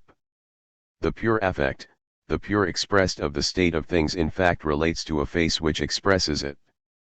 It is the face, or the equivalent, which gathers and expresses the affect as a complex entity, and secures the virtual conjunctions between singular points of this entity. Affects are not individuated like people and things, but nevertheless they do not blend into the indifference of the world.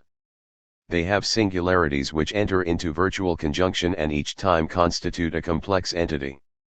It is like points of melting, of boiling, of condensation, of coagulation, etc. This is why faces which express various affects, or the various points of the same affect, do not merge into a single fear which would obliterate them. The close-up does indeed suspend individuation, and Roger Lienhardt, who hates the close-up, is right to say that it makes all faces look alike, all non-made-up faces look like Falconetti, all made-up ones like Garbo. 168. One only need recall that the actor himself does not recognize himself in the close-up. This is simply to say that the close-up of the face acts not through the individuality of a role or of a character, or even through the personality of the actor, at least not directly. But nevertheless they do not all have the same value. If a face is of a kind which expresses some singularities rather than others, this is through the differentiation of its own material parts and its capacity to make their relations vary, parts which are hard and tender, shadowy and illuminated, dull and shiny, smooth and grainy, jagged and curved, etc. One imagines therefore that a face is suited to one particular type of affect or entity rather than others. The close-up makes the face the pure building material of the affect, its Heil 169. Hence these strange cinematographic nuptials in which the actress provides her face and the material capacity of her parts, whilst the director invents the affect or the form of the expressible which borrows and puts them to work.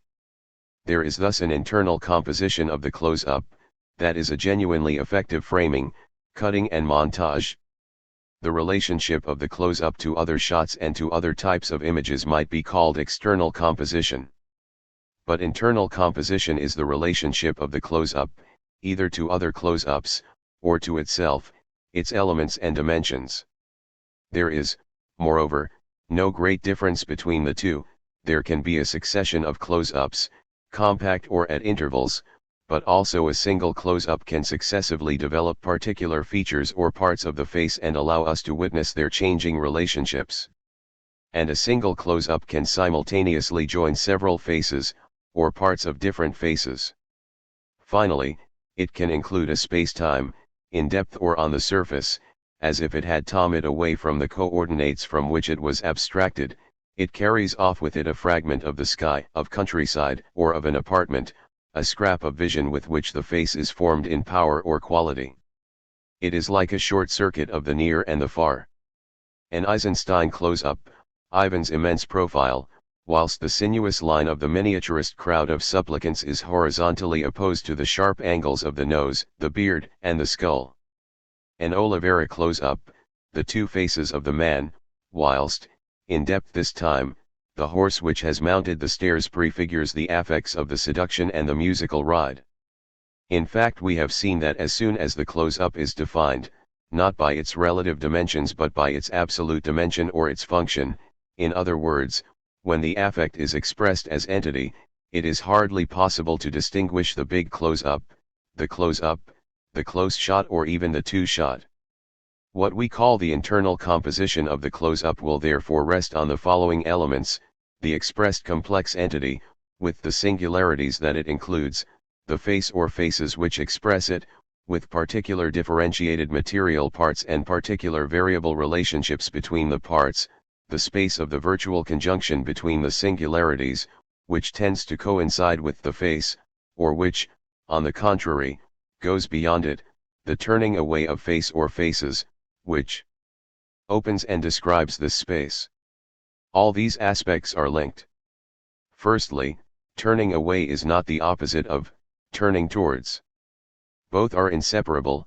The one would be rather the motor movement of desire, and the other the reflecting movement of admiration. As Corthiel shows, they both belong to the face, but they are not opposed to each other.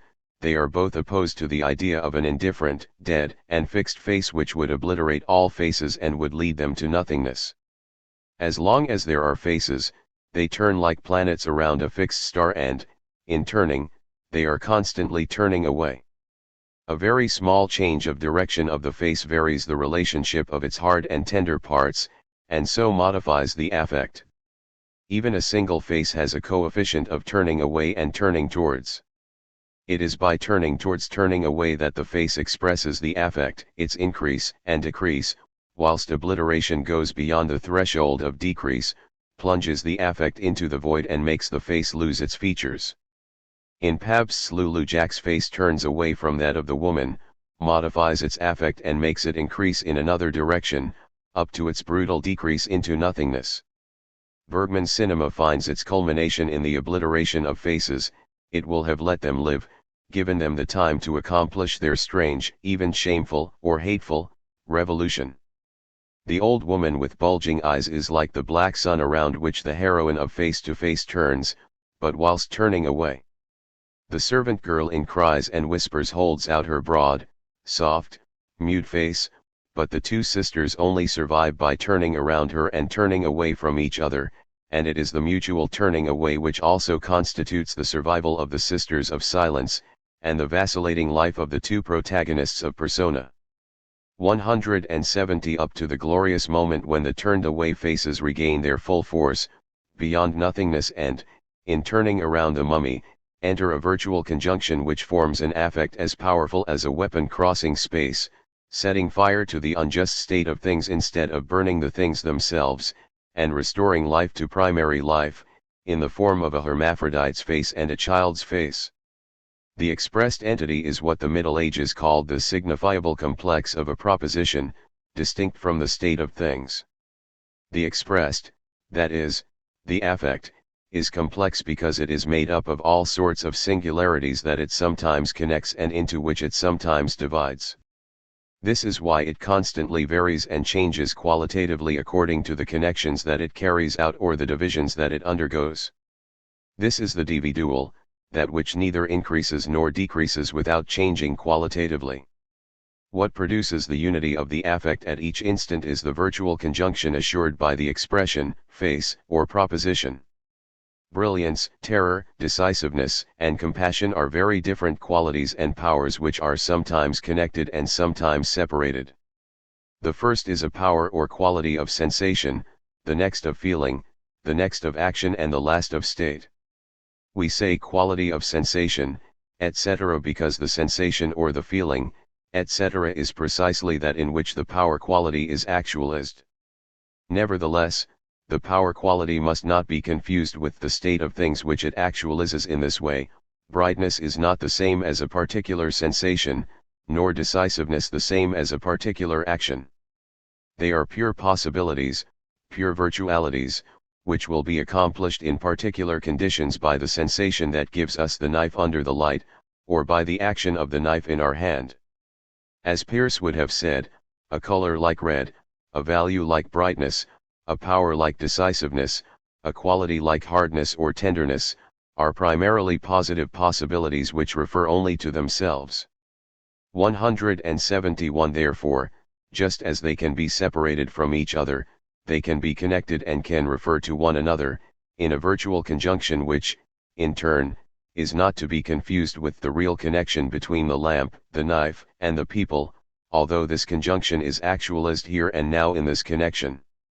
We must always distinguish power qualities in themselves, as expressed by a face, faces or their equivalents, and these same power qualities as actualized in a state of things, in a determinate space-time. In the effective film Par Excellence, Dreyer's Passion of Joan of Arc, there is a whole historical state of things, social roles, and individual or collective characters, real connections between them, Joan, the bishop, the Englishman, the judges, the kingdom, the people, in short, the trial. But there is something else, which is not exactly eternal or suprahistorical, it is what Guy called internal. It is like two presents which ceaselessly intersect, one of which is endlessly arriving and the other is already established. Guy also said that one goes the whole length of the historical event, but that one ascends inside the other event. The first has long been embodied, but the second continues to express itself and is even still looking for an expression.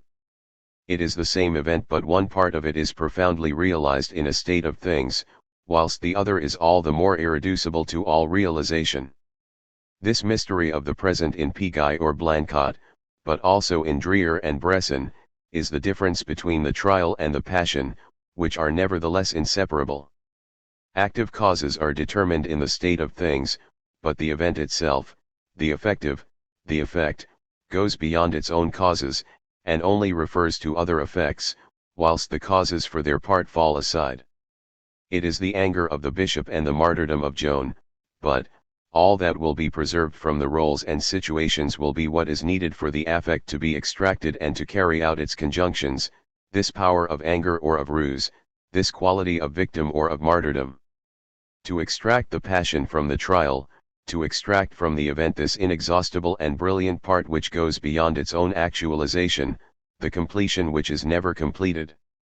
The affect is like the expressed of the state of things, but this expressed does not refer to the state of things, it only refers to the faces which express it and, coming together or separating, give it its proper moving context. Made up of short close UPS, the film took upon itself that part of the event which does not allow itself to be actualized in a determinate milieu. The perfect fit between the technical means and this end is also important. Effective framing proceeds by cutting close-ups. Sometimes howling lips or toothless sneers are cut into the mass of the face. Sometimes the frame cuts a face horizontally, vertically, or aslant, obliquely. And movements are cut in their course, the continuity shot systematically false, as if it was necessary to break over real or over logical connections. Also, Joan's face is often pushed back to the lower part of the image, so that the close-up carries with it a fragment of white decor, an empty zone, a space of sky from which she draws an inspiration. It is an extraordinary document on the turning toward and turning away of faces. These cutting frames respond to the notion of unframing, proposed by Bonitzer to designate unusual angles which are not completely justified by the requirements of action or perception. Dreyer avoids the shot-reverse shot procedure which would maintain a real relation between each face and the other, and would still be part of an action image. He prefers to isolate each face in a close-up which is only partly filled, so that the position to the right or to the left directly induces a virtual conjunction which no longer needs to pass through the real connection between the people. Effective cutting in turn proceeds by what Dreyer himself called flowing close-ups. This is, undoubtedly, a continuous movement by which the camera passes from the close-up to the medium or full shot, but it is primarily a way of treating the medium shot and the full shot as close-ups, by the absence of depth or the suppression of perspective. Now it is not the close shot, which can take on the status of the close-up, but any kind of shot, the distinctions inherited from space tend to fade. By suppressing atmospheric perspective, Dreyer produces the triumph of a properly temporal or even spiritual perspective. Flattening the third dimension, he puts two-dimensional space into immediate relation with the affect, with a fourth and fifth dimension, time and spirit. Of course the close-up can, in principle, subordinate or join in with the backgrounds by depth of field. But this is not the case with Dreyer, in whose work depth, when it is introduced, indicates the obliteration of a character. In his work, on the contrary, the negation of depth and of perspective, the ideal plainness of the image, allow the assimilation of the medium or full shot to the close-up, the making equivalent of a space or a white background with the close-up, not only in a film like Joan of Arc, where the close-ups dominate, but even more so in the films where they no longer dominate, no longer need to dominate, having flowed so well that they permeate all the other shots in advance. Everything is then ready for effective montage, that is, for the relations between cuttings and flowings, which will make all shots particular instances of close-ups, and inscribe them or combine them on the plainness of a single shot sequence which is by right unlimited. 172. The spiritual affect and space in Bresson. Although the close-up extracts the face from all spatio-temporal coordinates, it can carry with it its own space-time, a scrap of vision, sky, countryside, or background. Sometimes it is depth of field which gives the close-up a behind. Sometimes, on the contrary, it is the negation of perspective and of depth which assimilates the medium shot to a close-up. But, if the affect obtains a space for itself in this way, why could it not do so even without the face, and independently of the close-up, independently of all reference to the close-up? Take, for example, Bresson's The Trial of Joan of Arc. Jean Semelieu and Michel Esteve have clearly indicated its differences with, and similarities to, Dreyer's Passion. The major similarity is that it concerns the affect as complex spiritual entity, the white space of conjunctions, meetings, and divisions, the part of the event which is not reducible to the state of things, the mystery of this begun again present. However, the film is primarily made up of medium shots, and reverse shots, and Joan is perceived at her trial rather than in her passion, as a prisoner who resists rather than as victim and martyr. 173 Whilst it is certainly true that this expressed trial is not to be confused with the historical trial, it is itself passion, in Bresson as much as in Dreer, and enters into a virtual conjunction with that of Christ.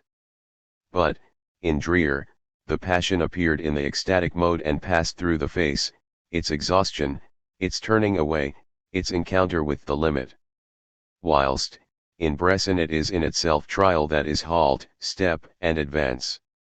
It is the construction of a space, fragment by fragment, a space of tactile value, where the hand ends up by assuming the directing function which returns to it in pickpocket, dethroning the face. The law of this space is fragmentation. 174 Tables and doors are not given whole. Joan's room and the courtroom, the death cell, are not presented to us in long shots but successively apprehended from continuity shots which make them a reality which is closed each time, but to infinity. Hence the special role of deframings. The external world itself therefore seems to be a cell, like the aquarium forest of Lancelot du Lac. It is as if the mind collides with each part as if it were a closed angle, but enjoying a manual freedom in the linking of the parts. Indeed, the linking of neighboring areas can be done in many different ways and depends on new conditions of speed and of movement, on rhythmic values which are opposed to all prior determination, a new dependence. Longchamp and the Gare de Lyon in Pickpocket are vast fragmented spaces, transformed through rhythmic continuity shots which correspond to the affects of the thief. Ruin and Salvation are played on an amorphous table whose successive parts await the connection which they lack from our gestures, or rather from the mind. Space itself has left behind its own coordinates and its metric relations. It is a tactile space. In this way Bresson can achieve a result which in Dreer was only indirect. The spiritual affect is no longer expressed by a face and space no longer needs to be subjected or assimilated to a close-up, treated as a close-up. The affect is now directly presented in medium shot, in a space which is capable of corresponding to it.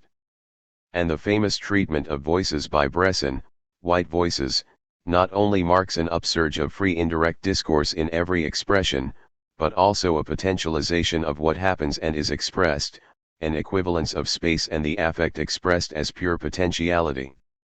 Space is no longer a particular determined space, it has become any space whatever, to use Pascal Auge's term.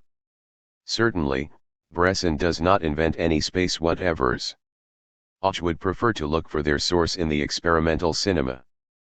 But it could equally be said that they are as old as the cinema itself. Any space whatever is not an abstract universal, in all times, in all places. It is a perfectly singular space, which has merely lost its homogeneity, that is, the principle of its metric relations or the connection of its own parts, so that the linkages can be made in an infinite number of ways. It is a space of virtual conjunction, grasped as pure locus of the possible. What in fact manifests the instability, the heterogeneity, the absence of link of such a space, is a richness in potentials or singularities which are, as it were, prior conditions of all actualization, all determination. This is why, when we define the action image by quality or power as actualized in a determined space, it is not sufficient to oppose to it an affection image which relates qualities and powers to the pre-actual state that they assume on a face. We now say that there are two kinds of signs of the affection image, or two figures of firstness, on the one hand the power quality expressed by a face or an equivalent, but on the other hand the power quality presented in any space whatever / on e space quelconque. And perhaps the second is more subtle than the first, more suitable for extracting the birth, the advance, and the spread of the affect.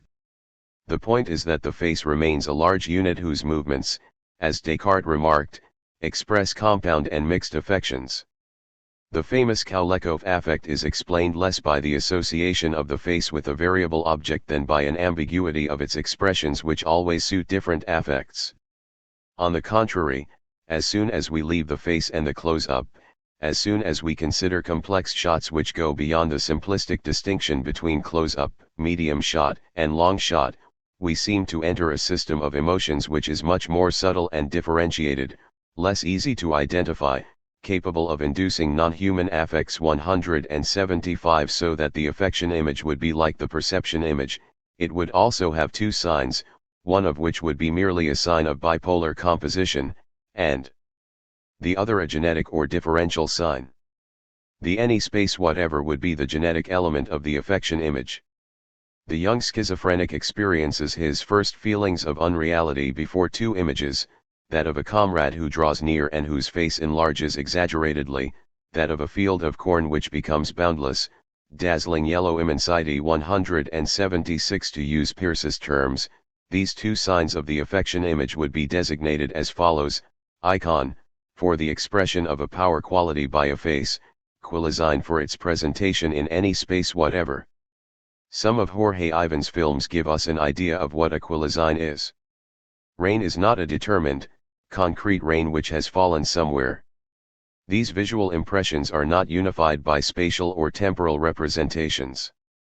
What is perceived here with the most delicate sensibility, is not what rain really is, but the way in which it appears when, silent and continuous, it drips from leaf to leaf, when the mirror of the pool has goose pimples, when the solitary drop hesitatingly seeks its pathway on the window pane, when the life of a city is reflected on the wet asphalt.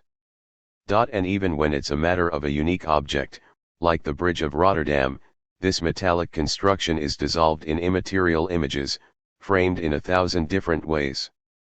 The fact that this bridge can be seen in a multiplicity of ways renders it, as it were, unreal.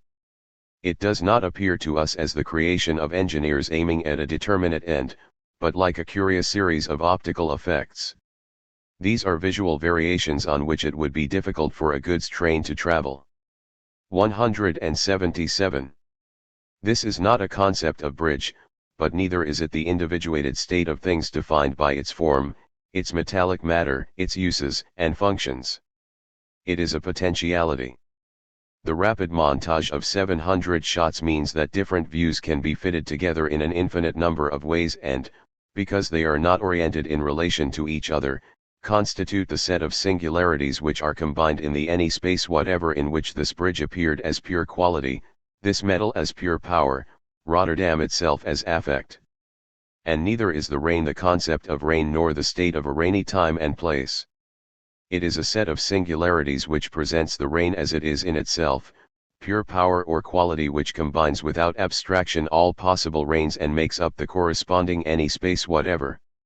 It is rain as affect, and nothing is more opposed to an abstract or general idea, although it is not actualized in an individual state of things. The construction of any space whatevers. How can any space whatever be constructed? How can any space whatever be extracted from a given state of things, from a determinate space? The first way was shadow, shadows, a space full of shadows, or covered with shadows, becomes any space whatever. We have seen how expressionism operates with darkness and light, the opaque black background and the luminous principle, the two powers coupled together gripping like wrestlers, giving space a great depth, a prominent and distorted perspective, which will be filled with shadows, sometimes in the form of all the degrees of chiaroscuro, sometimes in the form of alternating and contrasted streaks. A Gothic world, which drowns and breaks the contours, which endows things with a non-organic life in which they lose their individuality, and which potentializes space, whilst making it something unlimited. Depth is the location of the struggle, which sometimes draws space into the bottomlessness of a black hole, and sometimes draws it towards the light.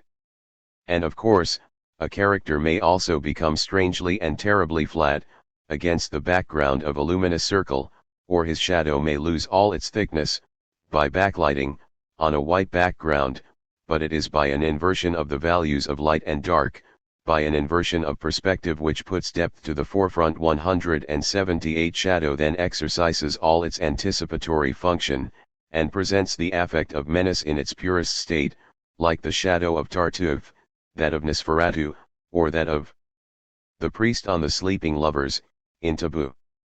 The shadow extends to infinity.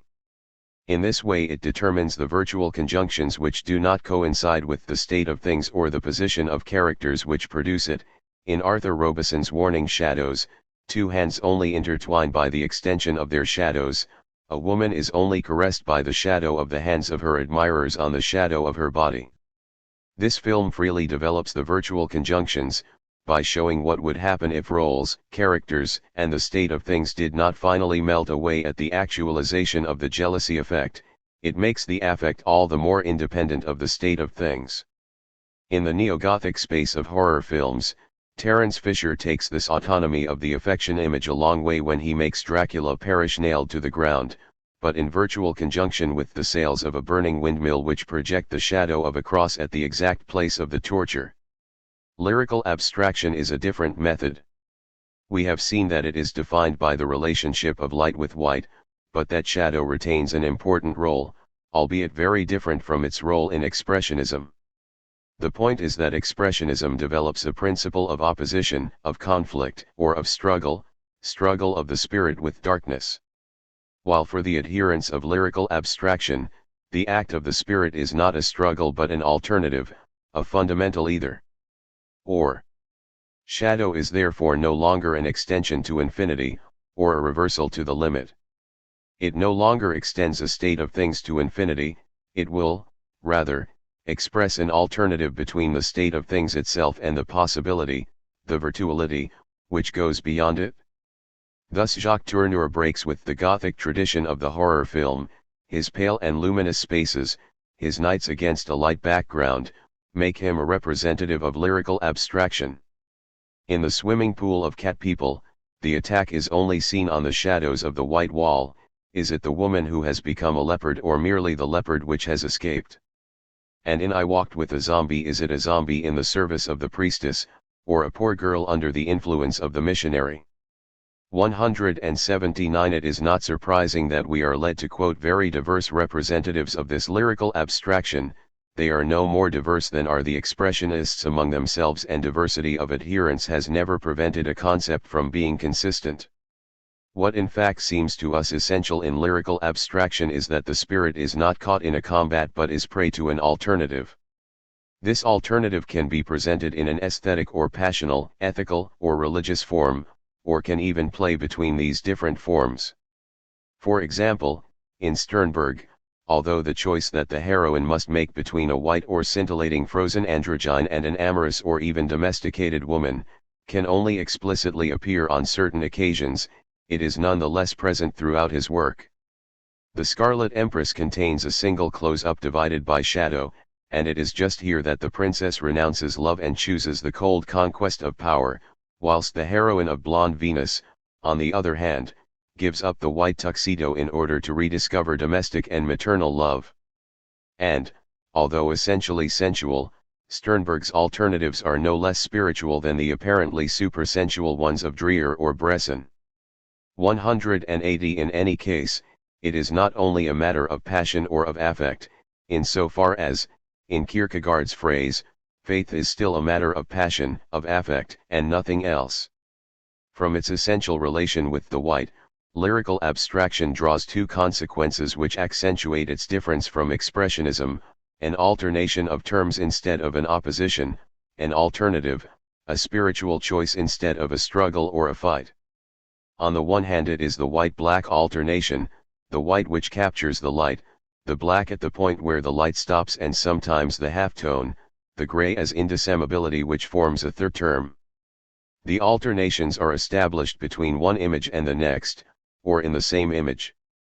In Bresson, these are rhythmic alternations, as in Diary of a Country Priest, or even, in Lancelot du Lac, between day and night.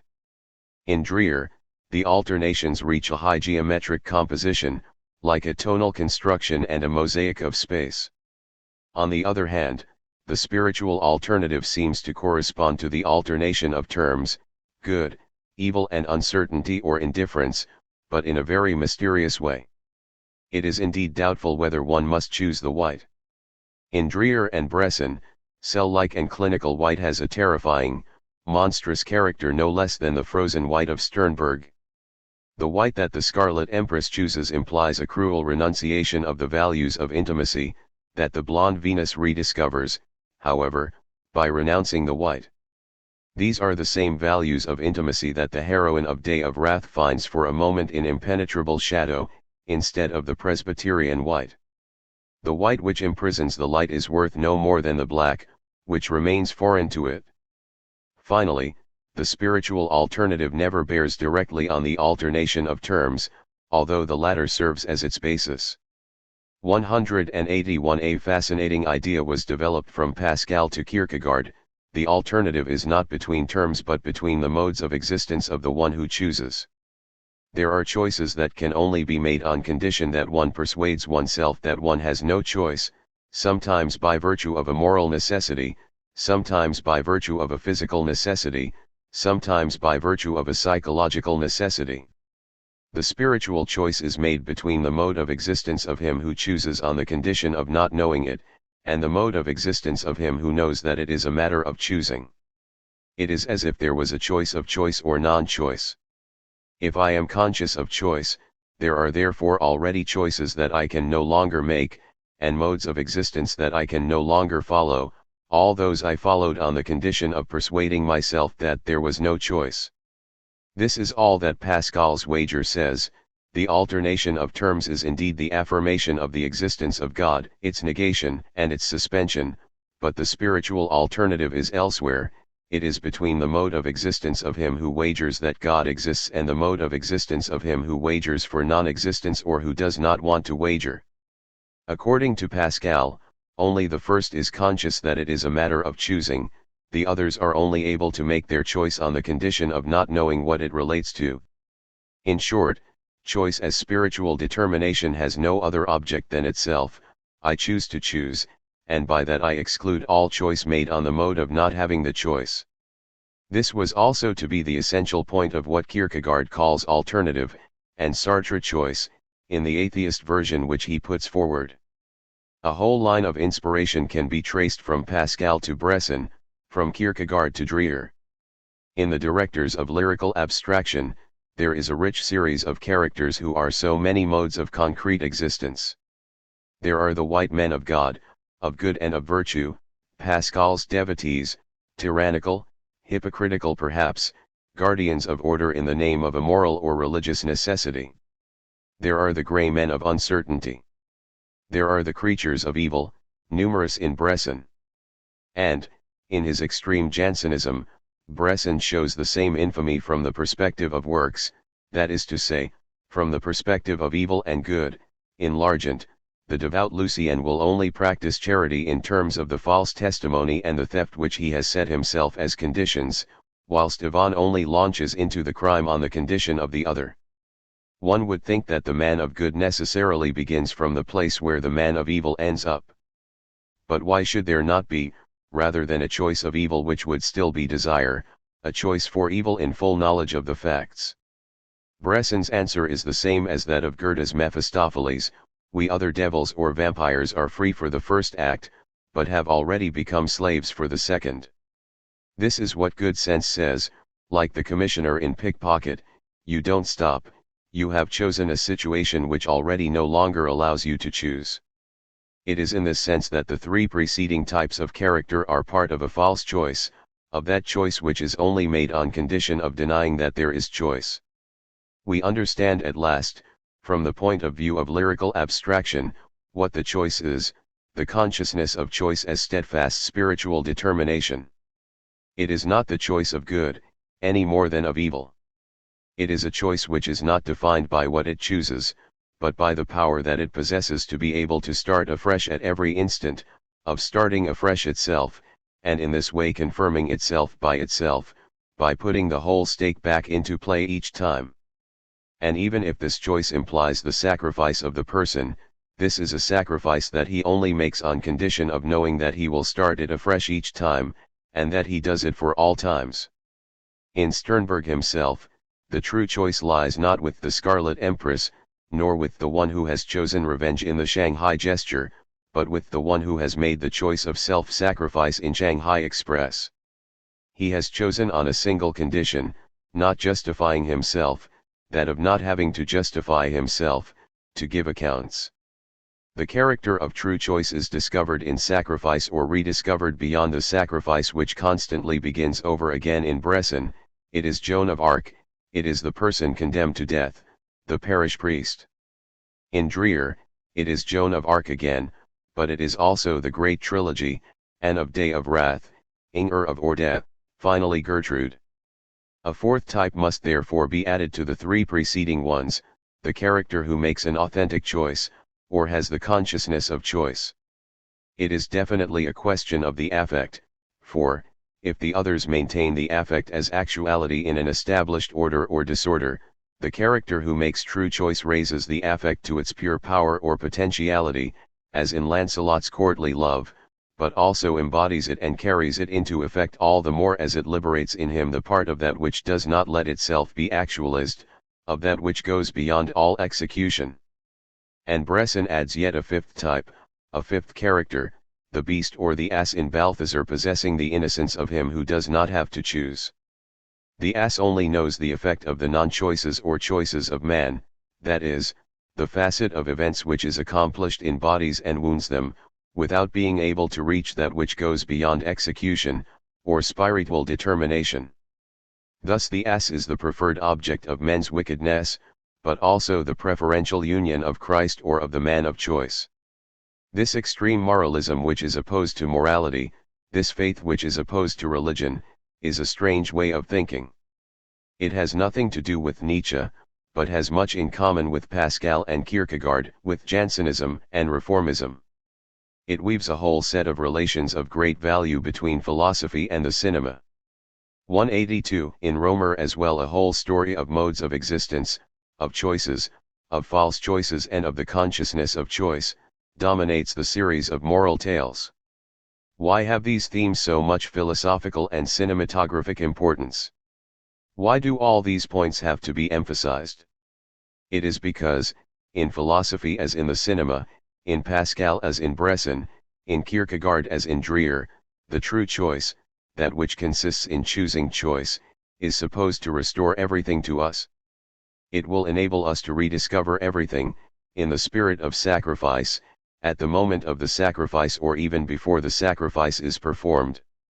Kierkegaard said that true choice means that by abandoning the bride, she is restored to us by that very act, and that by sacrificing his son, Abraham rediscovers him through that very act.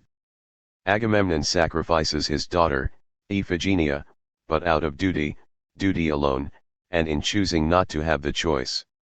Abraham, on the contrary, sacrifices his son, whom he loves more than himself, through choice alone, and through consciousness of the choice which unites him with God, beyond good and evil, thus his son is restored to him.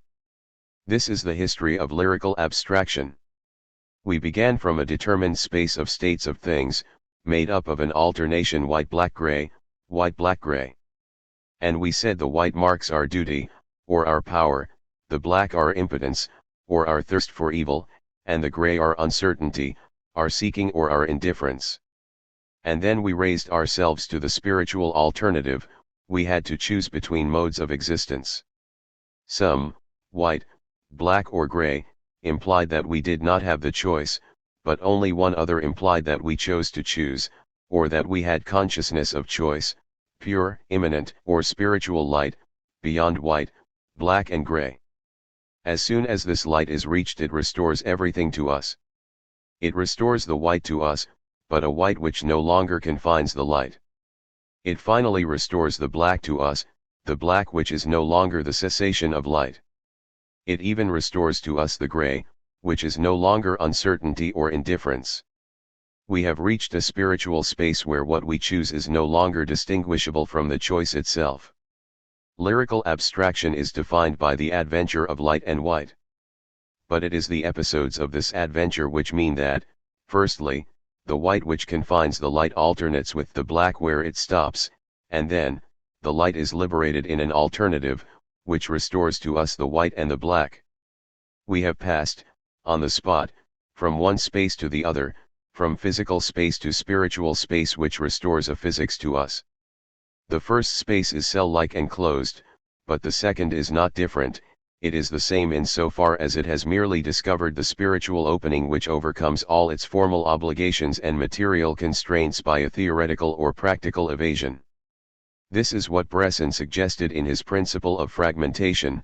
We pass from a closed set that is fragmented to an open spiritual whole that is created or recreated.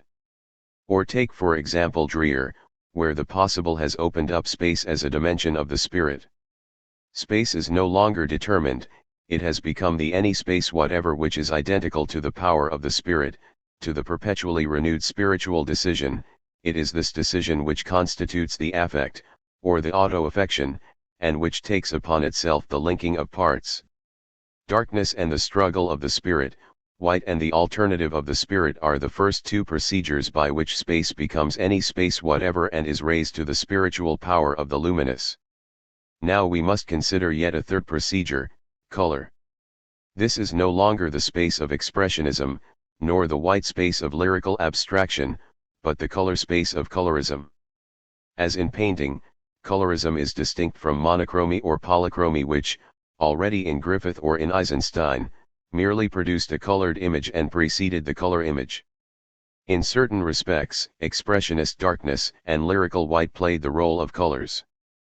But the true color image constitutes a third mode of the any space whatever.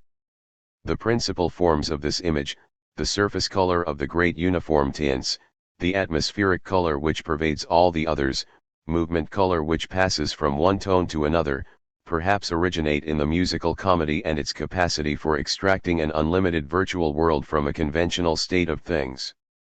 Of these three forms it is only movement color which seems to belong to the cinema, the others already being entirely part of the powers of painting. Nevertheless, in our view, the color image of the cinema seems to be defined by another characteristic, one which it shares with painting, but gives a different range and function. This is the absorbent characteristic. Goddard's formula, "It's not blood, it's red," is the formula of colorism. In opposition to a simply colored image, the color image does not refer to a particular object, but absorbs all that it can. It is the power which seizes all that happens within its range, or the quality common to completely different objects. There is a symbolism of colors, but it does not consist in a correspondence between a color and an affect. Color is on the contrary the affect itself, that is, the virtual conjunction of all the objects which it picks up. Thus Ollier is led to say that Agnes Varda's films, notably Elie Bonheur, absorb not only the spectator, but the characters themselves, and the situations, in complex movements affected by the complementary colors. 183 This was already true of La Pointe-Court, where the white and the black were treated as complementary, and where the white took hold of the feminine aspect, white work, white love and death, whilst the black took the male aspect, and the two protagonists of the abstract couple traced out in their speech the space, of the alternative or of complementarity. It is this composition which reaches a colorist perfection in Elie Bonheur with the complementarity of violet, purple and oranged gold, and the successive absorption of the characters in the mysterious space which corresponds to the colors. Now, if we continue to refer to very different directors in order to explore the possible validity of a concept more clearly, it must be said that, from the beginning of a total cinema of color, Manelli had made absorption the properly cinematographic power of this new dimension of the image. This is the source of the role of the dream in his work. The dream is only the absorbent form of color. His work in musical comedy, but also in all other genres, follows the obsessive theme of characters literally absorbed by their own dream, and above all by the dream of others and the past of others by the dream of power of an other. And Manelli reaches the highest level with the Four Horsemen of the Apocalypse, when the beings are caught up in the nightmare of war. Throughout his work the dream becomes space, but like a spider's web, made less for the dreamer himself than for the living prey that he attracts. If states of things become movement of the world, and if characters become the figure of a dance, this is inseparable from the splendor of colors, and from their almost carnivorous, devouring, destructive, absorbent function. It is appropriate that Manelli should have tackled a subject which is ideal for expressing this adventure without return, The hesitation, the fear, and the respect with which Van Gogh approaches color, his discovery and the splendor of his creation, and his own absorption in what he creates, the absorption of his being and of his reason in yellow. 184. Antonioni, another of the cinema's greatest colorists, makes use of cold colors pushed to the limit of their plenitude or intensification in order to go beyond the absorbent function, which still maintain the transformed characters and situations in the space of a dream or a nightmare. In Antonioni, color carries space as far as the void, it effaces what it has absorbed. Bonitzer says, since Eleventura, Antonioni's great project has been the empty shot, the depeopled shot. At the end of Eclipse all the shots through which the couple have passed are surveyed and corrected by the void, as the title of the film indicates. Antonioni looks for the desert, Red Desert, Zabriskie Point, the passenger. Is completed by a forward traveling shot on the empty field, in an interlacing of insignificant tracks, at the limit of the non-figurative. The object of Antonioni's cinema is to reach the non-figurative through an adventure whose end is the eclipse of the face, the obliteration of characters. 185. It is certainly true that the cinema had succeeded long before in obtaining great effects of resonance by juxtaposing a single space, at one time populated and at another empty. But, in Antonioni, the idea takes on a previously unknown range, and it is color which controls the juxtaposition. Color elevates space to the power of the void, when that which can be realized in the event is accomplished. Space does not emerge from it depotentialist, but on the contrary, all the more charged with potential. Here there is both a similarity to and a difference from Bergman. Bergman went beyond the action image towards the effective instance of the close-up or of the face that he confronted with the void. But, in Antonioni, the face disappeared at the same time as the character and the action, and the effective instance is that of the any space whatever, which Antonioni in turn pushes as far as the void. Moreover, it seems that the any space whatever takes on a new nature here. It is no longer, as before, a space which is defined by parts whose linking up and orientation are not determined in advance, and can be done in an infinite number of ways. It is now an amorphous set which has eliminated that which happened and acted in it. It is an extinction or a disappearing, but one which is not opposed to the genetic element. It is clear that the two aspects are complementary, and reciprocally presuppose each other.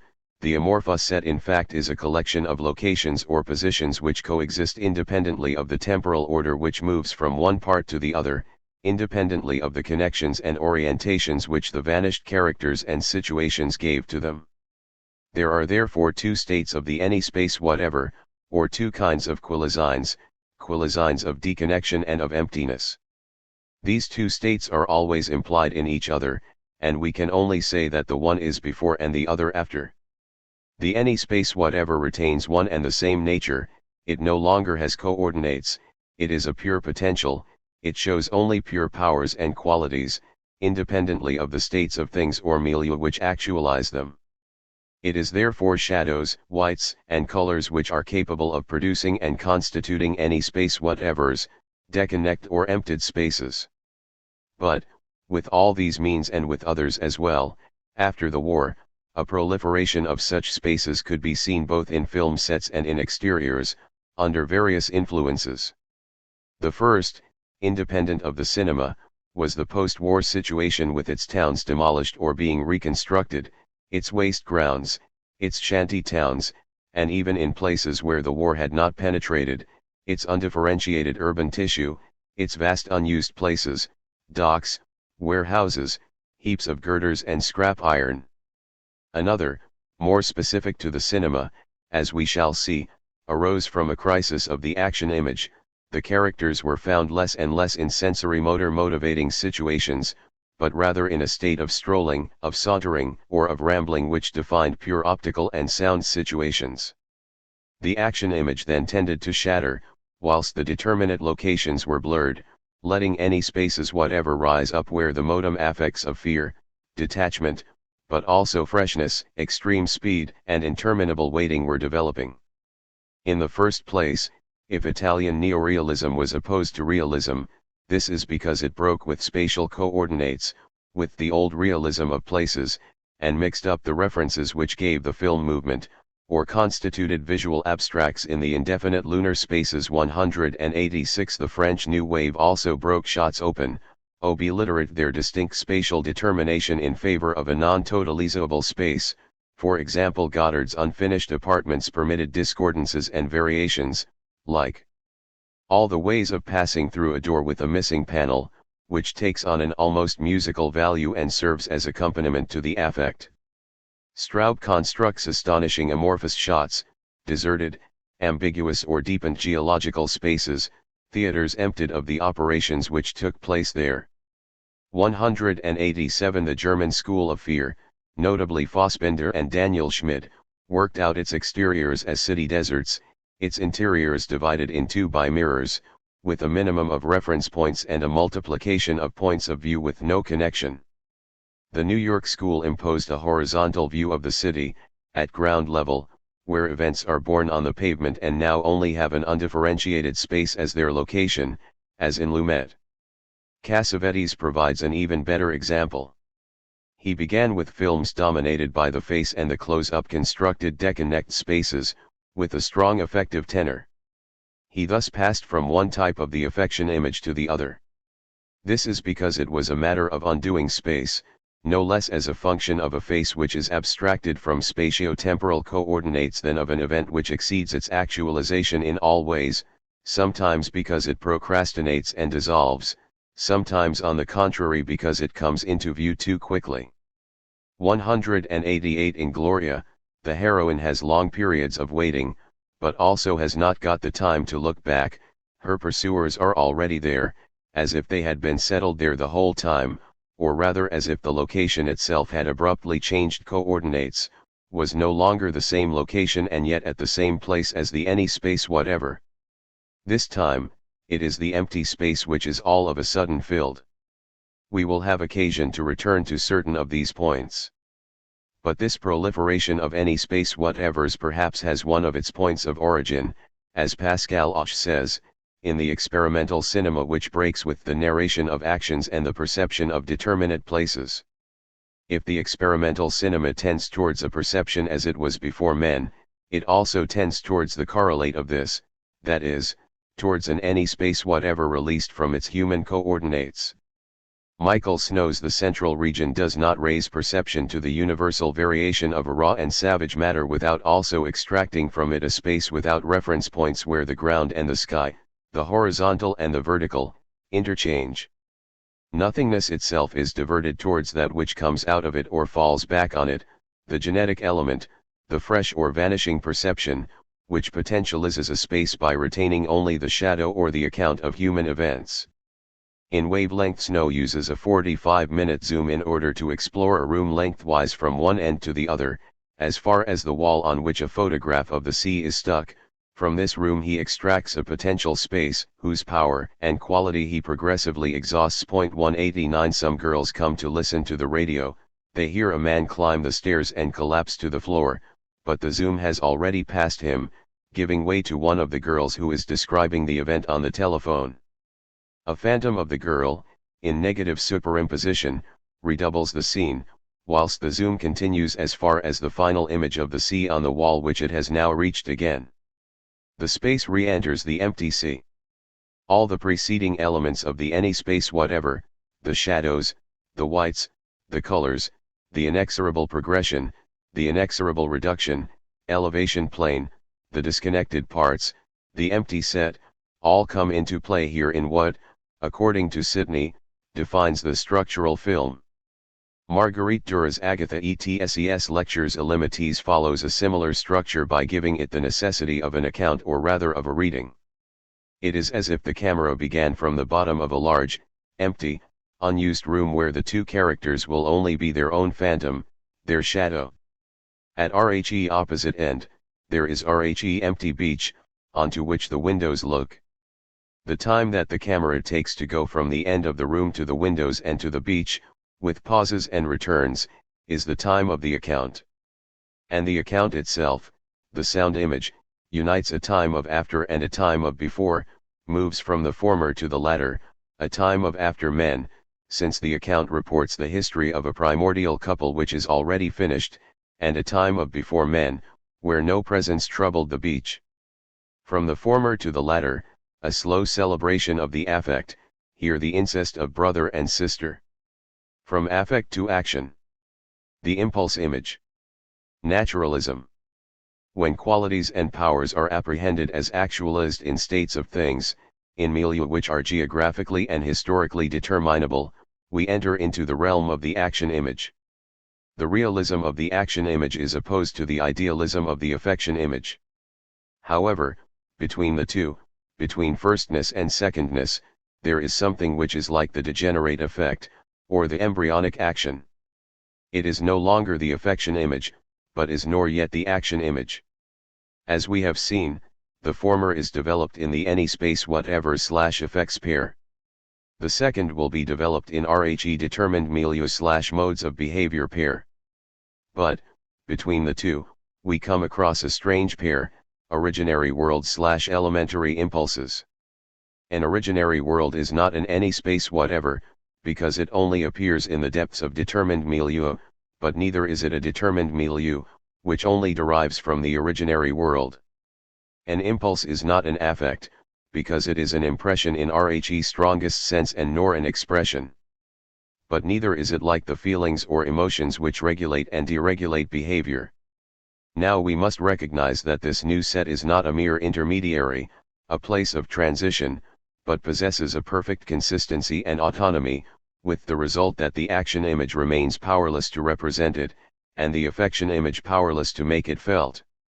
Take a house, a country, or a region. These are real milieu of geographical and social actualization.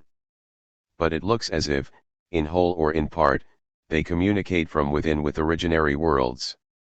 The originary world may be marked by the artificiality of the set as much as by the authenticity of a preserved zone. It is recognizable by its formless character. It is a pure background, or rather a without background, composed of unformed matter, sketches, or fragments, crossed by non-formal functions, acts, or energy dynamisms which do not even refer to the constituted subjects. Here the characters are like animals, the fashionable gentleman a bird of prey, the lover a goat, the poor man a hyena. This is not because they have their form or behavior, but because their acts are prior to all differentiation between the human and the animal. These are human animals. And this indeed is the impulse, the energy which seizes fragments in the originary world. Strictly speaking, impulses and fragments are correlates. Of course, impulses are not lacking in intelligence, they even have a diabolical intelligence which leads each to choose its part, await its moment, defer its gesture, and borrow the outlines of form which will best enable it to perform its act. Neither does the originary world lack a law to give it consistency. It is, first of all, Empedocle's world, made up of outlines and fragments, heads without necks, eyes without faces, arms without shoulders, gestures without form. But it is also the set which unites everything, not in an organization, but making all the parts converge in an immense rubbish dump or swamp, and all the impulses in a great death impulse. The originary world is therefore both radical beginning and absolute end, and finally it links the one to the other, it puts the one into the other, according to a law which is that of the steepest slope. It is thus a world of a very special kind of violence, but it has the merit of causing an originary image of time to rise, with the beginning, the end, and the slope, all the cruelty of Chronos. This is naturalism. It is not opposed to realism, but on the contrary accentuates its features by extending them in an idiosyncratic surrealism. Naturalism in literature is essentially Zola. He had the idea of making real milieu run in parallel with originary worlds. In each of his books, he describes a precise milieu, but he also exhausts it, and restores it to the originary world. It is from this higher source that the force of realist description derives. The real, actual milieu is the medium of a world which is defined by a radical beginning, an absolute end, a line of the steepest slope. This is the essential point, the two will not let themselves be separated and do not take on distinct form. The originary world has no existence independent of the geographical and historical milieu which serves as its medium. It is the milieu which receives a beginning, an end, and above all, a slope. This is why impulses are extracted from the real modes of behavior current in a determinate milieu, from the passions, feelings, and emotions which real men experience in this milieu. And the fragments are tom from objects which have effectively been formed in the milieu. It might be said that the originary world only appears when the invisible lines which divide up the real, which dislocate modes of behavior and objects, are supercharged, filled out and extend. Actions go beyond themselves towards primordial acts which are not their components, objects towards fragments which would not reconstitute them, people towards energies which do not organize them. The originary world only exists and operates in the depths of a real milieu, and is only valid through its immanence in this milieu, whose violence and cruelty it reveals. But at the same time the milieu only presents itself as real in its immanence in the originary world, it has the status of a derived milieu, which receives a temporality as destiny from the originary world. Actions or modes of behavior, people and objects, have to occupy the derived milieu, and are developed there, while impulses and fragments people the originary world which carries the whole along with it. For this reason, naturalist authors deserve the Nietzschean name physicians of civilization. They diagnose civilization. The naturalist image, the impulse image, has in fact two signs, symptoms and idols or fetishes. Symptoms are the presence of impulses in the derived world, and idols and fetishes, the representation of the fragments. This is the world of Cain, the signs of Cain. In short, naturalism refers simultaneously to four coordinates: originary world/derived milieu, impulses/modes of behavior.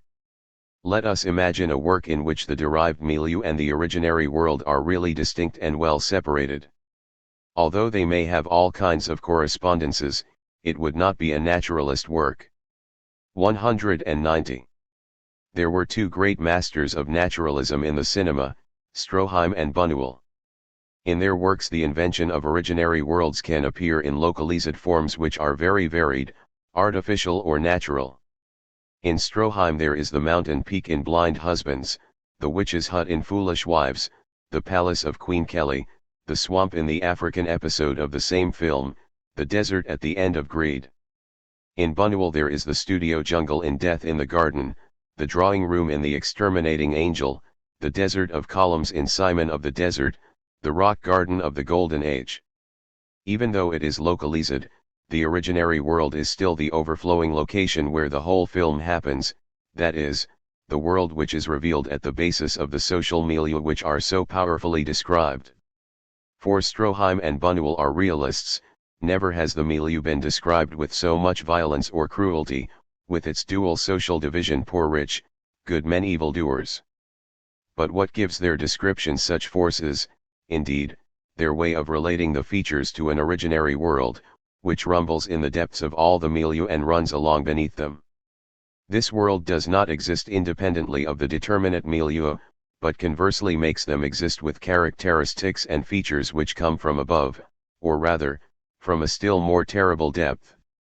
The originary world is a beginning of the world, but also an end of the world, and the irresistible slope from one to the other.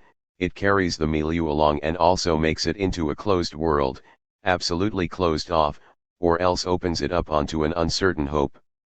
The rubbish tip where the corpse will be thrown is the image common to Foolish Wives and The Young and the Damned. Milieu constantly emerge from the originary world and retreat into it, they only barely emerge from it, like sketches which are already doomed, already scribbled over, to return to it even more definitively if they do not attain the salvation which itself can only come from this return to the origin. Such is the swamp in the African episode of Queen Kelly, and above all the cine-novel Poto Poto, where the suspended lovers, bound face to face, await the ascent of the crocodiles. Here the latitude is zero. Here no tradition, no precedent. Here each acts according to the impulse of the moment and does what Poto Poto impels him to do. Poto Poto is our only law. and he is also our executioner. We are all condemned to death. 191 0 latitude is also the primordial location of the exterminating angel. This was originally embodied in the mysteriously closed bourgeois drawing room, then, when the drawing room had scarcely been reopened, it was re-established in the cathedral, where the survivors are once again united. It is the primordial location of discrete charm of the bourgeoisie, which is reconstituted in all the successive derived locations, to prevent the event which is expected there. This had already been the matrix of the Golden Age, which punctuated all humanity's developments and reabsorbed them when they had barely emerged. With naturalism, time makes a very prominent appearance in the cinematographic image. Maitri was right to say that Greed is the first film which testifies to a psychological duration as evolution or ontogenesis of characters. And time is no less present in Buñuel, but as phylogenesis, periodization of the ages of man. 192 However, in the first place, naturalist time seems to be under an inseparable curse. We might say of Stroheim what Thibaudet said of Flaubert: for him, duration is less that which forms itself than that which undoes itself, and accelerates in undoing itself. It is therefore inseparable from an entropy, a degradation. And it is indeed in this way that Stroheim settles his account with Expressionism.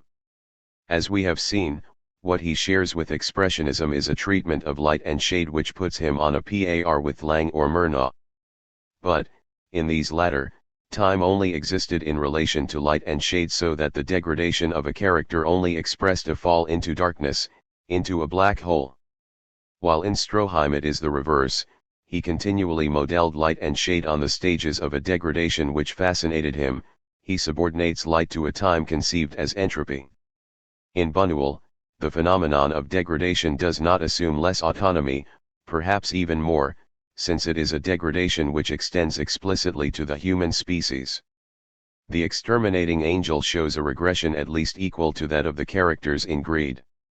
However, the difference between Stroheim and Buñuel is that in Buñuel the degradation is conceived less as accelerated entropy than as a precipitating repetition, eternal return. The originary world thus imposes upon the successive milieu not exactly a slope, but a curvature or cycle.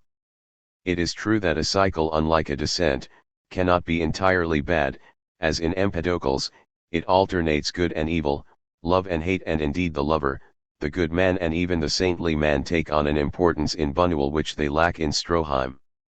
But, in some respects, this remains secondary, for the male or female lover, the holy man himself are, according to Buñuel, no less harmful than the pervert or the degenerate. Whether it is time of entropy, or time of eternal return, in both cases time finds its source in the originary world, which confers upon it the role of a destiny which cannot be expiated. Curled up in the originary world, which is like the beginning and the end of time, time unravels in derived milieu. This is almost a Neoplatonism of time. And it is undoubtedly one of the naturalist cinema's great achievements to have come so close to a time image. However, what prevented it from reaching time as pure form was its obligation to keep time subordinate to naturalistic coordinates, to make it dependent on impulse. Consequently, naturalism could only grasp the negative effects of time: attrition, degradation, wastage, destruction, loss, or simply oblivion. 193. In fact, naturalism's most important element is the impulse image. This embraces time, but only as the destiny of the impulse and the becoming of its object. A first aspect concerns the nature of impulses. For, if they are elementary or raw, in the sense that they refer to originary worlds, they can assume configurations which are very complex, bizarre, and unusual in relation to the derived milieu in which they appear. Certainly, they are often relatively simple, like the impulse of hunger, impulses to nourishment, sexual impulses, or even the impulse for gold in Greed. But already they are inseparable from the perverse modes of behavior which they produce: and animate, cannibalistic, sadomasochistic, necrophiliac, etc. Buñuel was to expand the inventory by taking into account still more complex, properly spiritual impulses and perversions. and there are no limits in these biopsychic pathways. Marco Ferreri is without doubt one of the few recent directors to have inherited an authentic naturalistic inspiration and the art of evoking an originary world at the heart of realistic milieu. There he implants strange impulses, like the maternal impulse of the male in Rêve de Singe, or even the irresistible impulse to whistle in a balloon in Break Up. The second aspect is the object of the impulse, that is, the fragment which simultaneously belongs to the originary world and is tom from the real object of the derived milieu. The object of the impulse is always the partial object, or the fetish, a haunch of meat, a raw morsel, a scrap, a woman's briefs, a shoe. The shoe as sexual fetish gives rise to confrontation between Stroheim and Buñuel, particularly in the former's The Merry Widow, and the latter's Diary of a Chambermaid.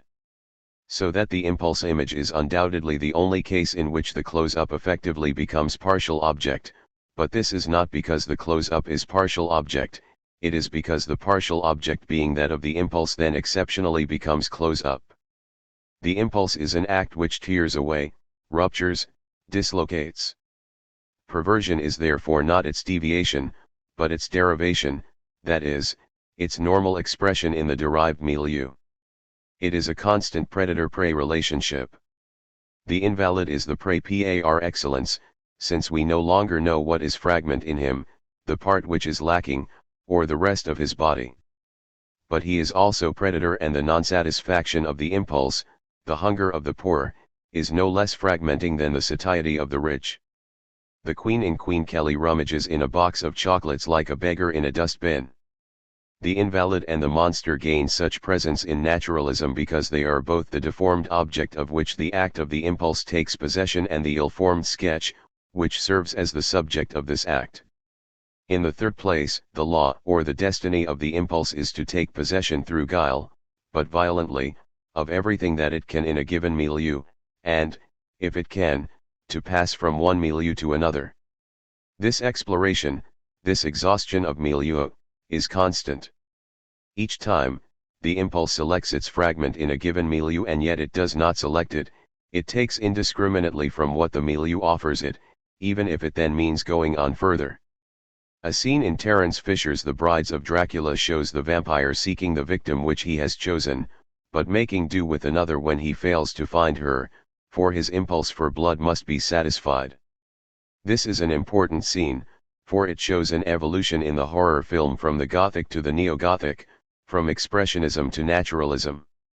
We are no longer in the element of the affect, we have passed into the milieu of impulses. In Stroheim's Foolish Wives, the seducer hero moves from the maidservant to the society lady, to finish up with the sickly invalid, driven by the elemental force of a predatory impulse, which leads him to explore all milieu and to tear away what each one offers. Buñuel's Susanna also achieves the complete exhaustion of a milieu, mother, servant, son, and father. 194 The impulse must be exhaustive. It is not even sufficient to say that the impulse contents itself with what a milieu gives it or leaves to it. This contentment is not resignation, but a great joy in which the impulse rediscovers its power of choice, since it is, at the deepest level, the desire to change milieu, to seek a new milieu to explore, to dislocate, enjoying all the more what this milieu offers, however low, repulsive or disgusting it may be. The joys of the impulse cannot be measured against the affect, that is, against the intrinsic qualities of the possible object.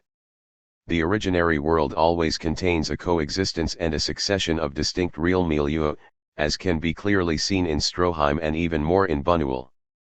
And here, we must distinguish between the situation of the rich and that of the poor, of the masters and of the servants.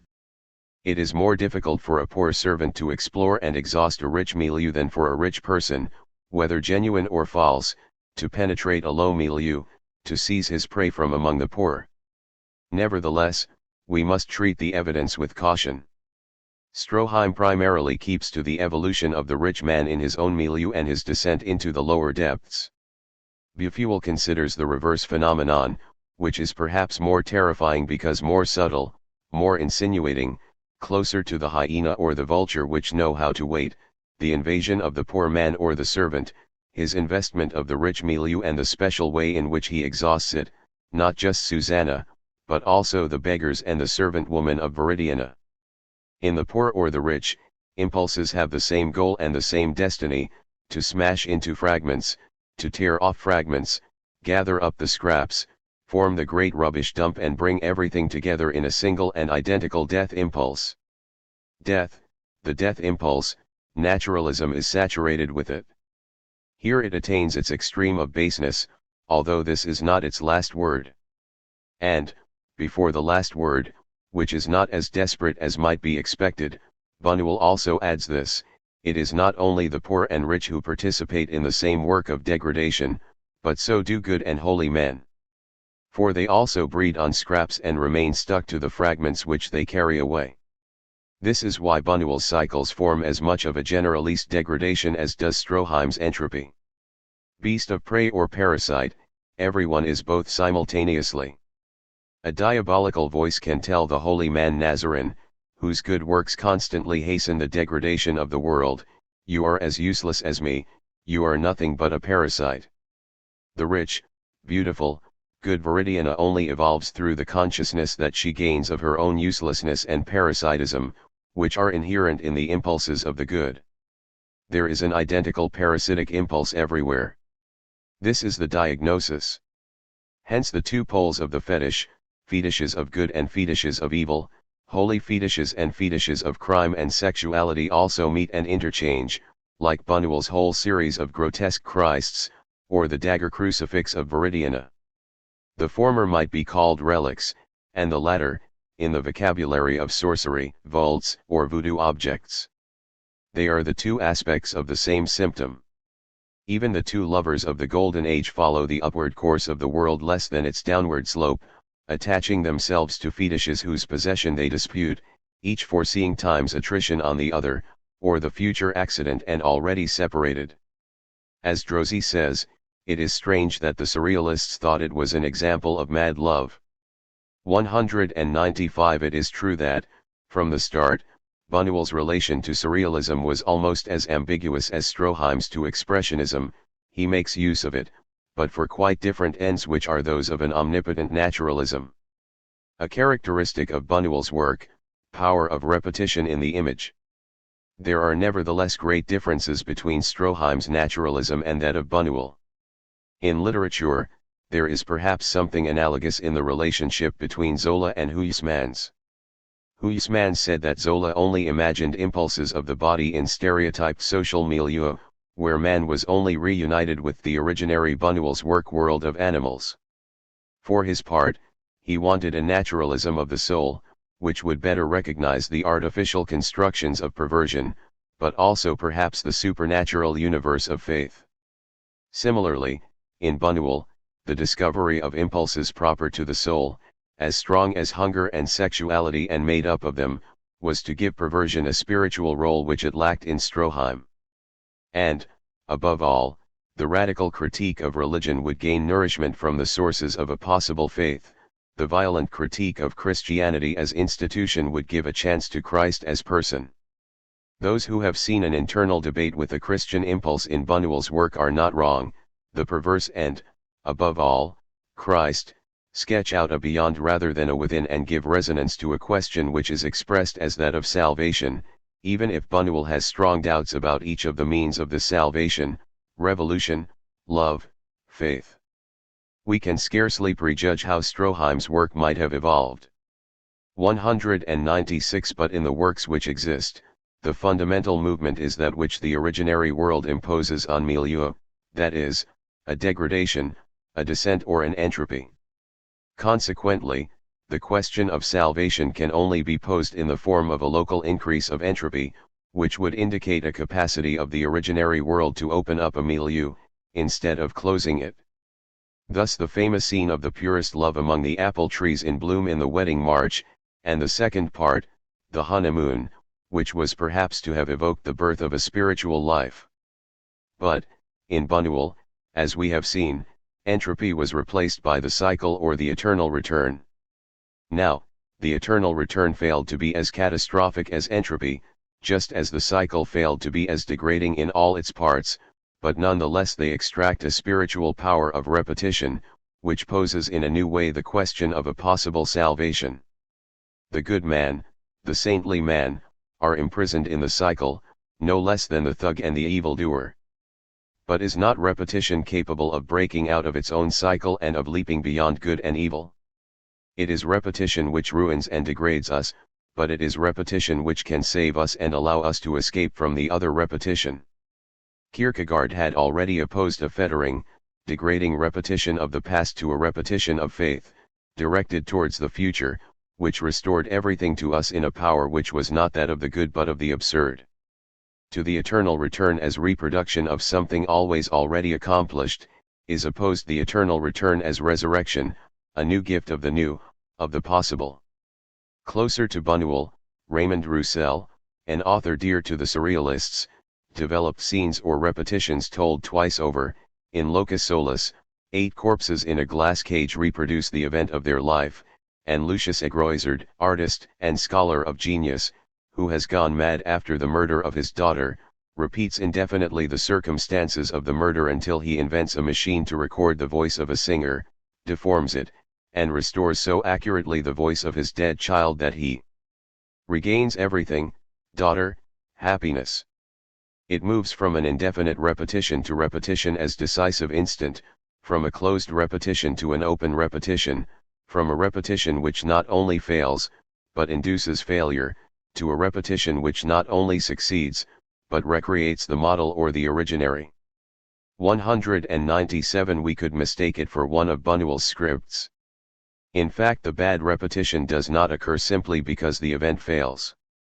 It is that which makes the event fail, as in the discreet charm of the bourgeoisie, where the repetition of lunch pursues its work of degradation through all the milieu which it closes onto themselves.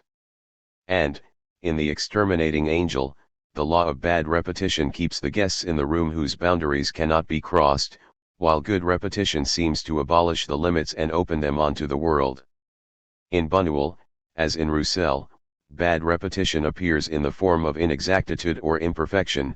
The introduction of the same 2 guests in the exterminating angel is on one occasion warm, and on the other frigid, or take the host's toast, which is made once in an atmosphere of indifference, the other time in one of general attention. However, repetition which saves appears to be exact, and the only one which is exact. It is when the Virgin has offered herself to the God host that the guests rediscover exactly their first position and at last find themselves free. But exactitude is a false criterion, standing in for something else. The repetition of the past is possible materially, but spiritually impossible. In the name of time, on the contrary, the repetition of faith, directed towards the future, seems to be materially impossible, but spiritually possible, because it consists in beginning everything again, in ascending the path which is imprisoned by the cycle, by virtue of a creative instant of time.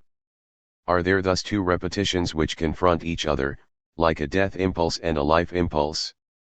Buñuel leaves us in a state of the greatest uncertainty, beginning with the distinction or the confusion of the 2 repetitions. The angel's guests want to commemorate, that is, to repeat the repetition which has saved them, but in this way they fall back into a repetition which ruins them.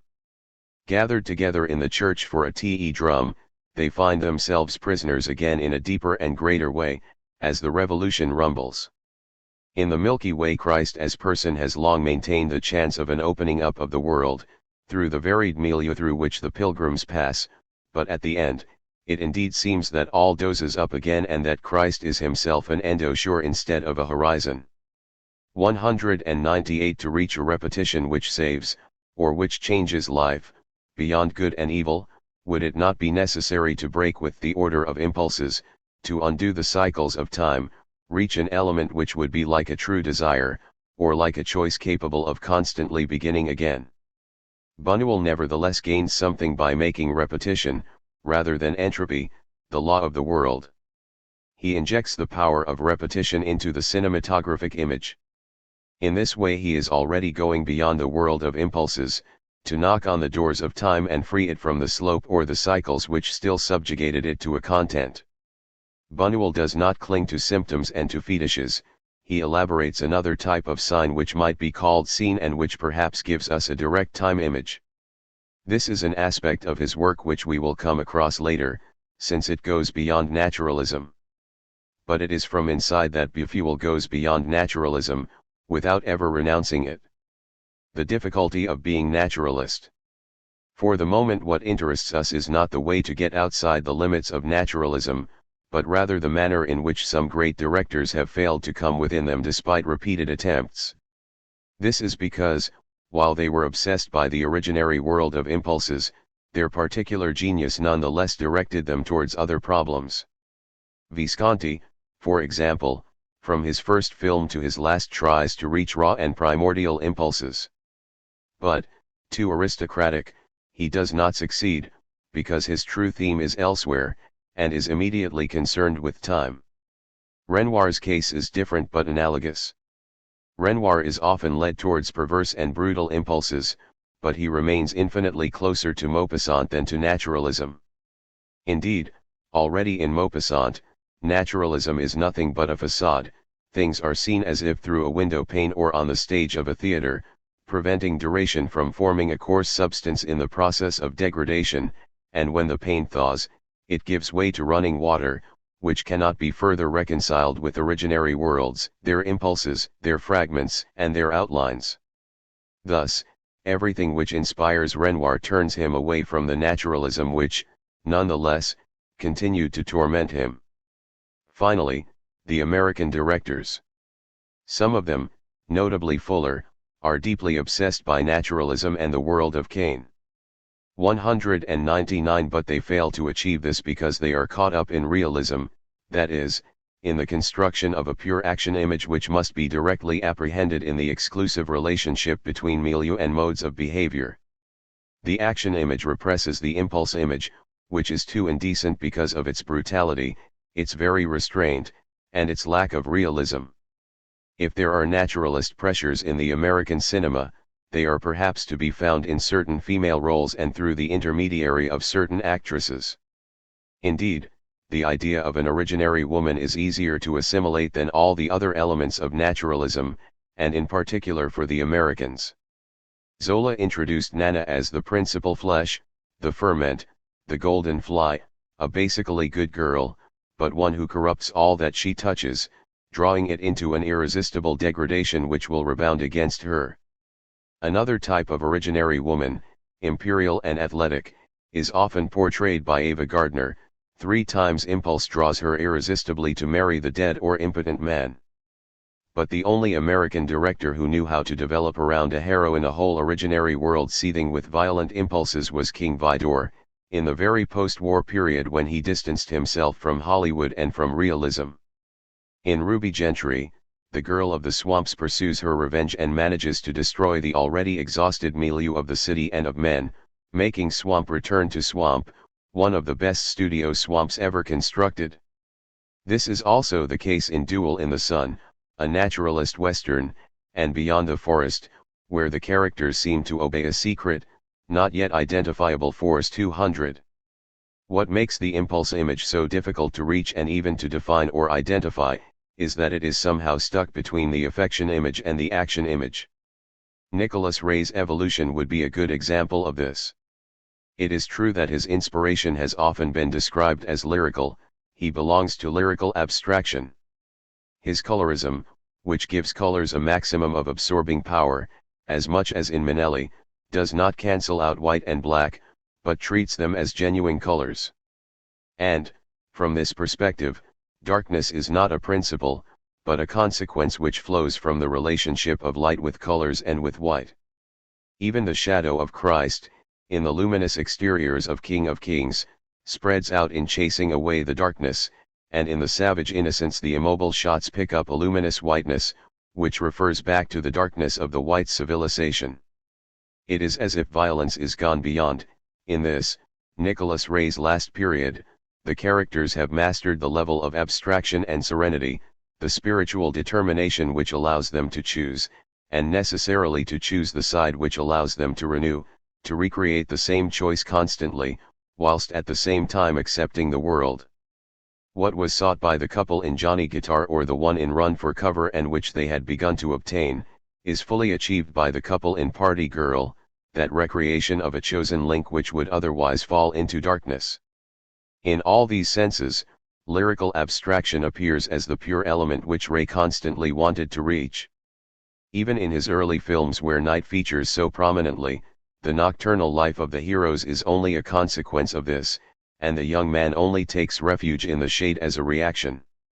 The house on dangerous ground that shelters the blind girl and the irresponsible murderer, is like the reverse of the white snowscape that will be darkened by the shadowy lynch mob. Ray nevertheless had to go through a slow evolution to master this element of lyrical abstraction. 201 He made his first films on the American model of the action image, which brought him close to Kazan. The young man's violence is an active violence, a violence of reaction against the milieu, against society, against the father, against poverty and injustice, against solitude. The young man violently wants to become a man, but it is this very violence which gives him as his only choice either dying or remaining a child. The more violent he is, the more of a child he becomes. A second period, many of whose elements had been embryonic in the first, was to modify the image of violence and of speed profoundly. They cease to be a reaction linked to a situation, they become internal and natural to the character, innate. It might be said that the rebel has chosen, not exactly evil, but for evil, and that he attains a sort of beauty through and in a permanent upheaval. This is no longer an acted, but a compressed violence, from which only abrupt, effective, and exact, often terrible acts which show a raw impulse, derive. In Party Girl, it is expressed in the life and death of the gangster friend, but also in the furious love of the couple, in the intensity of the woman's dances. And it is, above all, the new violence of Wind Across the Everglades, which makes this film a masterpiece of naturalism, the originary world, the swamp of the Everglades, its luminous greenery, its great white birds, the man of impulses who wants to shoot God right in the face, his band of brothers of Cain, bird killers. And their drunkenness responds to the hurricane and the thunderstorm. But already these images must be gone beyond, already the wager relates to the way out of the swamp, even at the price of death, revealing the possibility of an acceptance, a reconciliation. Finally, the surmounted violence and established serenity will constitute the ultimate form of a choice which chooses itself and ceaselessly begins itself again, bringing together in a final period all the elements of the lyrical abstraction which the realism of the first and the naturalism of the second had slowly elaborated. It is difficult to reach the purity of the impulse image and particularly to stay there, to find in it sufficient opening and creativity. The great directors we call naturalists are the ones who did. Losey is in fact the third, the equal of Stroheim and Buñuel. His whole work is situated within naturalist coordinates, while he renews them in his own way, as did his two predecessors. In Losey, what appears first is a very special violence which permeates or engulfs the characters, and precedes any action. It is the opposite of the realist violence of action. It is a violence in act, before coming into action. It is no more linked to an image of action than it is to the representation of a scene. It is a violence which is not merely internal or innate, but static, whose only equivalent is that of Bacon in painting, when he summons up an emanation which arises from an immobile character, or that of Jean Genet in literature, when he describes the extraordinary violence which can be contained in a motionless hand at rest. 202 Time Without Pity shows a young defendant whom, we are told, is not merely innocent, but gentle and affectionate, and yet the spectator trembles, as much as the character himself trembles with violence, under the influence of his own contained violence. In the second place, this originary violence, this violence of the impulse gradually penetrates a given milieu, a derived milieu, which it literally exhausts in a long process of degradation. Losey in this respect has a predilection for a Victorian milieu, a Victorian city or house, where the drama takes place, and where the staircases assume a fundamental importance, inasmuch as they delineate a line of the steepest slope. The impulse scours the milieu, knowing no satisfaction other than that of taking possession of that which seems to be close to it, to belong by rights to another milieu, to a higher level. Hence perversion in lozi, which consists both in this propagation of degradation and in the election or choice of the fragment which is the most difficult to attain. The servant illustrates this investment of the master and the house by the servant. It is a world of predators. Secret ceremony brings several types of predator into confrontation: the lion, the two birds of prey, and the hyena, humble, affectionate and vengeful. The go-between multiplies this process, since the farmer not only takes possession of the daughter of the house, but the two lovers take possession of the child, constrained and fascinated, petrifying him in his role as go-between, subjecting him to a strange violation which redoubles their pleasure. In Lozi's world of impulses, perhaps one of the most important is servility, raised to the state of true elementary human impulse, in act in the servant, but latent and erupting in the master, the lovers, and the child. 203 Like parasitism in Buñuel, servility is a feature of master as well as servant. Degradation is the symptom of this universal impulse to servility, to which correspond the ensnaring mirrors and spell-working statues, like so many fetishes. Fetishes even appear in the disturbing form of vaults, with Mr. Klein's Kabbalah, or, above all, the belladonna of the go-between. If naturalist degradation went through a kind of entropy in Stroheim, and through a cycle or repetition in Buñuel, it now takes on another configuration. This is what might be called, in the third place, the reversal against self. Here this notion takes on a simple meaning, peculiar to Lozi. The originary violence of impulses is always in act, but it is too great for action. We might say that there is no action great enough to be its equivalent in the derived milieu. A prey to the violence of the impulse himself, the character trembles onto himself, and in this sense he becomes the prey, the victim of his own impulse. Lozi thus sets traps which are so many psychological misinterpretations of his work. The character may give the impression of being a weakling who compensates for his weakness by an apparent brutality, to which he abandons himself when he no longer knows what to do, even though he may break down immediately afterwards. This already seemed to be the case in Time Without Pity, and, more recently, in The Trout. Each time the adult kills in a position of impotence and breaks down like a child. But, in reality, Lozi is not describing any psychological mechanism, he is inventing an extreme logic of impulses. It is pointless to talk of masochism. Fundamentally there is the impulse, which, by nature, is too strong for the character, whatever his personality. This violence is within him and is far from being an appearance, but it cannot be awakened, that is, reveal itself in the derived milieu, without shattering the character at a stroke, or entangling him in a becoming which is that of his own degradation and death. Lozi's characters are not bogus hard men, but bogus weaklings. They are condemned in advance by the violence which dwells in them and which impels them to go to the limit of a milieu which the impulse explores, but at the price of making them disappear themselves with their milieu. Mr. Klein is, to a greater extent than any of Lozi's other films, the prime example of such a becoming, which sets the trap of psychological or psychoanalytical interpretations. The hero is indeed that keg of violence which we always find in Lozi. But what is peculiar to Mr. Klein is that the violence of the impulses which dwell in him draw him into the strangest becoming. Taken for a Jew, mistaken for a Jew under the Nazi occupation, he begins by protesting, and puts all his gloomy violence into a court inquiry, in which he wants to denounce the injustice of that assimilation.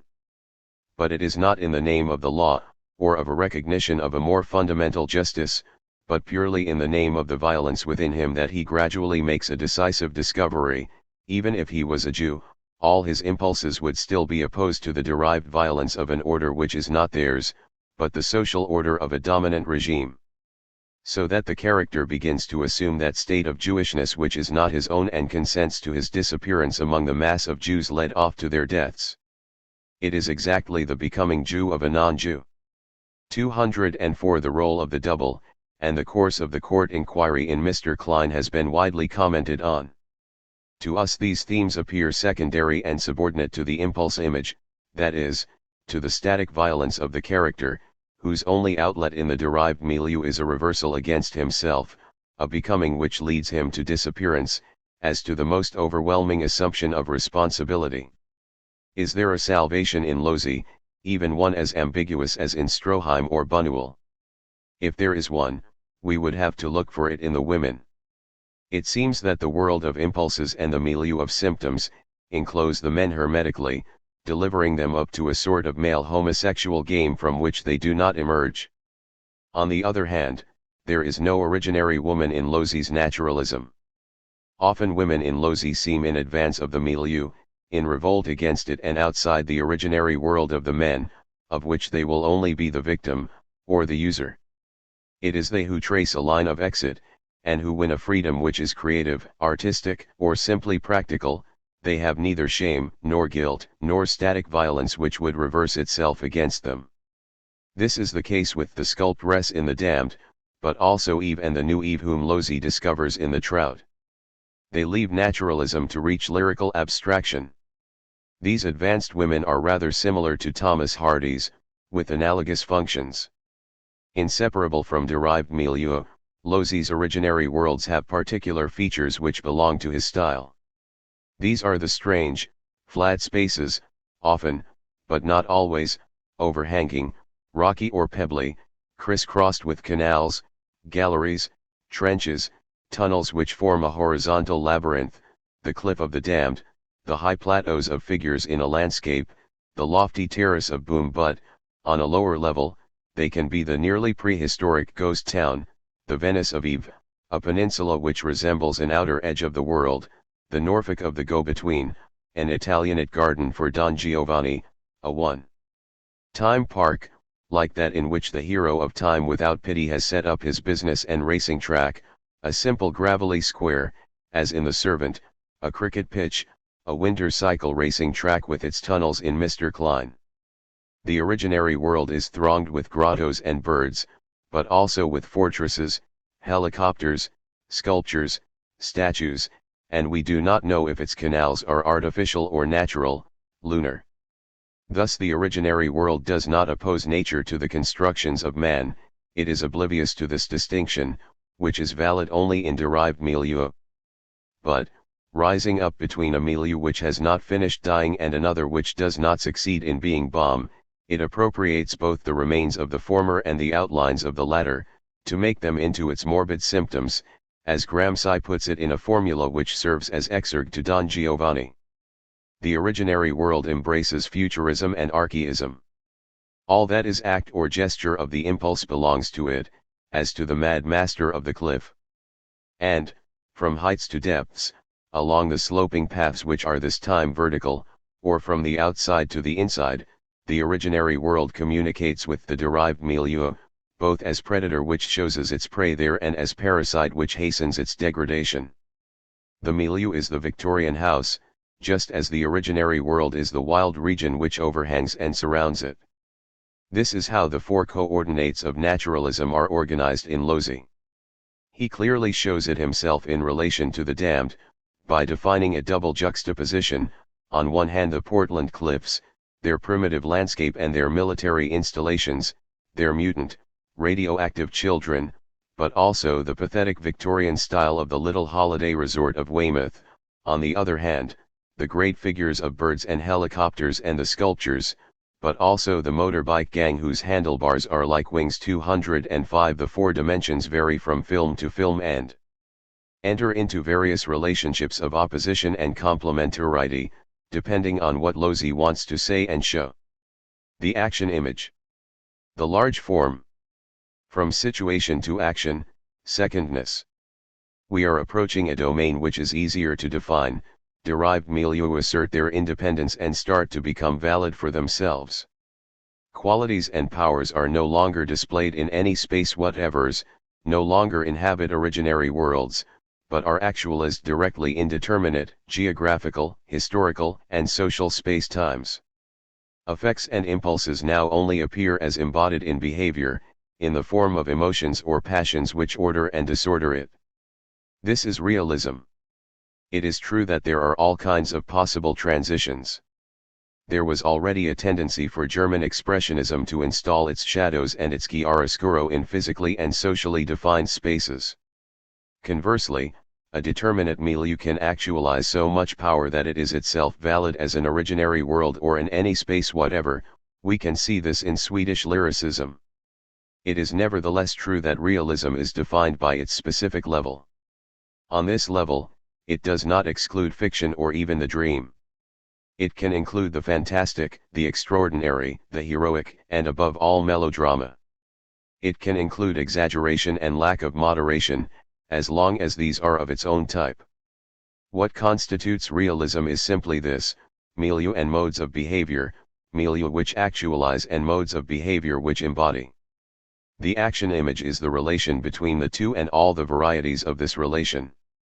It is this model which produced the universal triumph of the American cinema, to the point of acting as a passport for foreign directors who contributed to its formation. The milieu always actualizes several qualities and powers. It carries out a global synthesis of them. It is itself the ambience or the encompasser, whilst the qualities and the powers have become forces in the milieu. The milieu and its forces incurve on themselves, they act on the character, throw him a challenge, and constitute a situation in which he is caught. The character reacts in his turn so as to respond to the situation, to modify the milieu, or his relation with the milieu, with the situation, with other characters. He must acquire a new mode of being or raise his mode of being to the demands of the milieu and of the situation. Out of this emerges a restored or modified situation, a new situation. Everything is individuated, the milieu as a particular space-time, the situation as determining and determinate, the collective as well as the individual character. And, as we have seen, according to Peirce's classification of images, it is the reign of secondness. Everything here is two by itself. Already, in the milieu, we distinguish the power qualities and the state of things which actualizes them. The situation, and the character or the action, are like two terms which are simultaneously correlative and antagonistic. The action in itself is a duel of forces, a series of duels, duel with the milieu, with the others, with itself. Finally, the new situation which emerges from the action forms a couple with the initial situation. This is the set of the action image, or at least its first form. It constitutes the organic representation, which seems to be endowed with breath or respiration. For it expands towards the milieu and contracts from the action.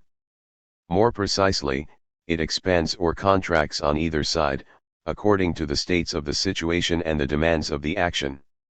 In the set, nevertheless, it can be said that there are, as it were, two inverse spirals, of which one narrows towards action and the other broadens towards the new situation, a form like an hourglass, or an egg timer, which includes both space and time.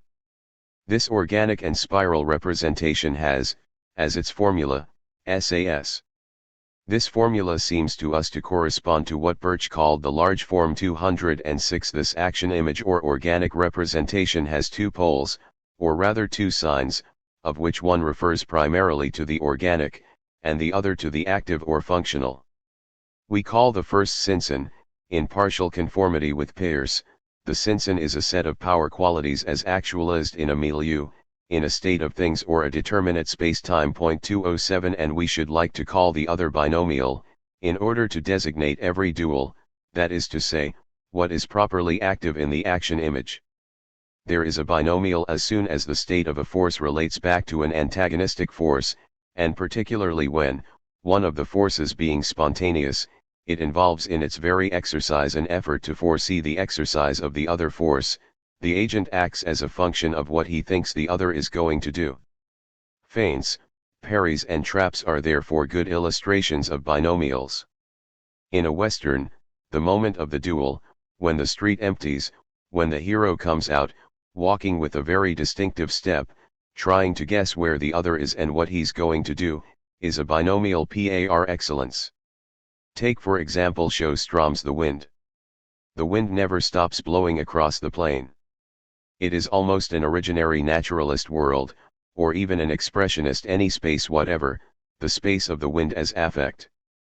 But there is also a whole state of things which actualizes this power, combines it with that of the prairie, in a determinate space, Arizona, a realist milieu.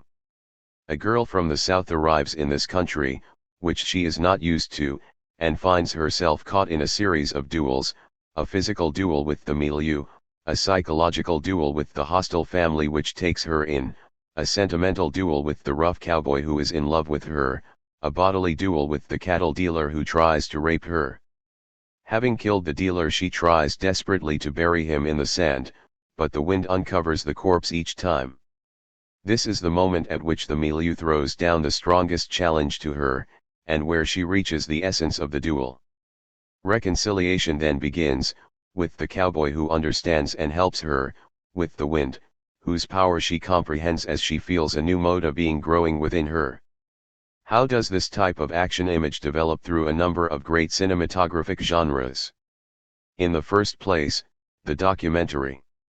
Toynbee has developed a pragmatic philosophy of history according to which civilizations were answers to the challenges thrown down by the milieu.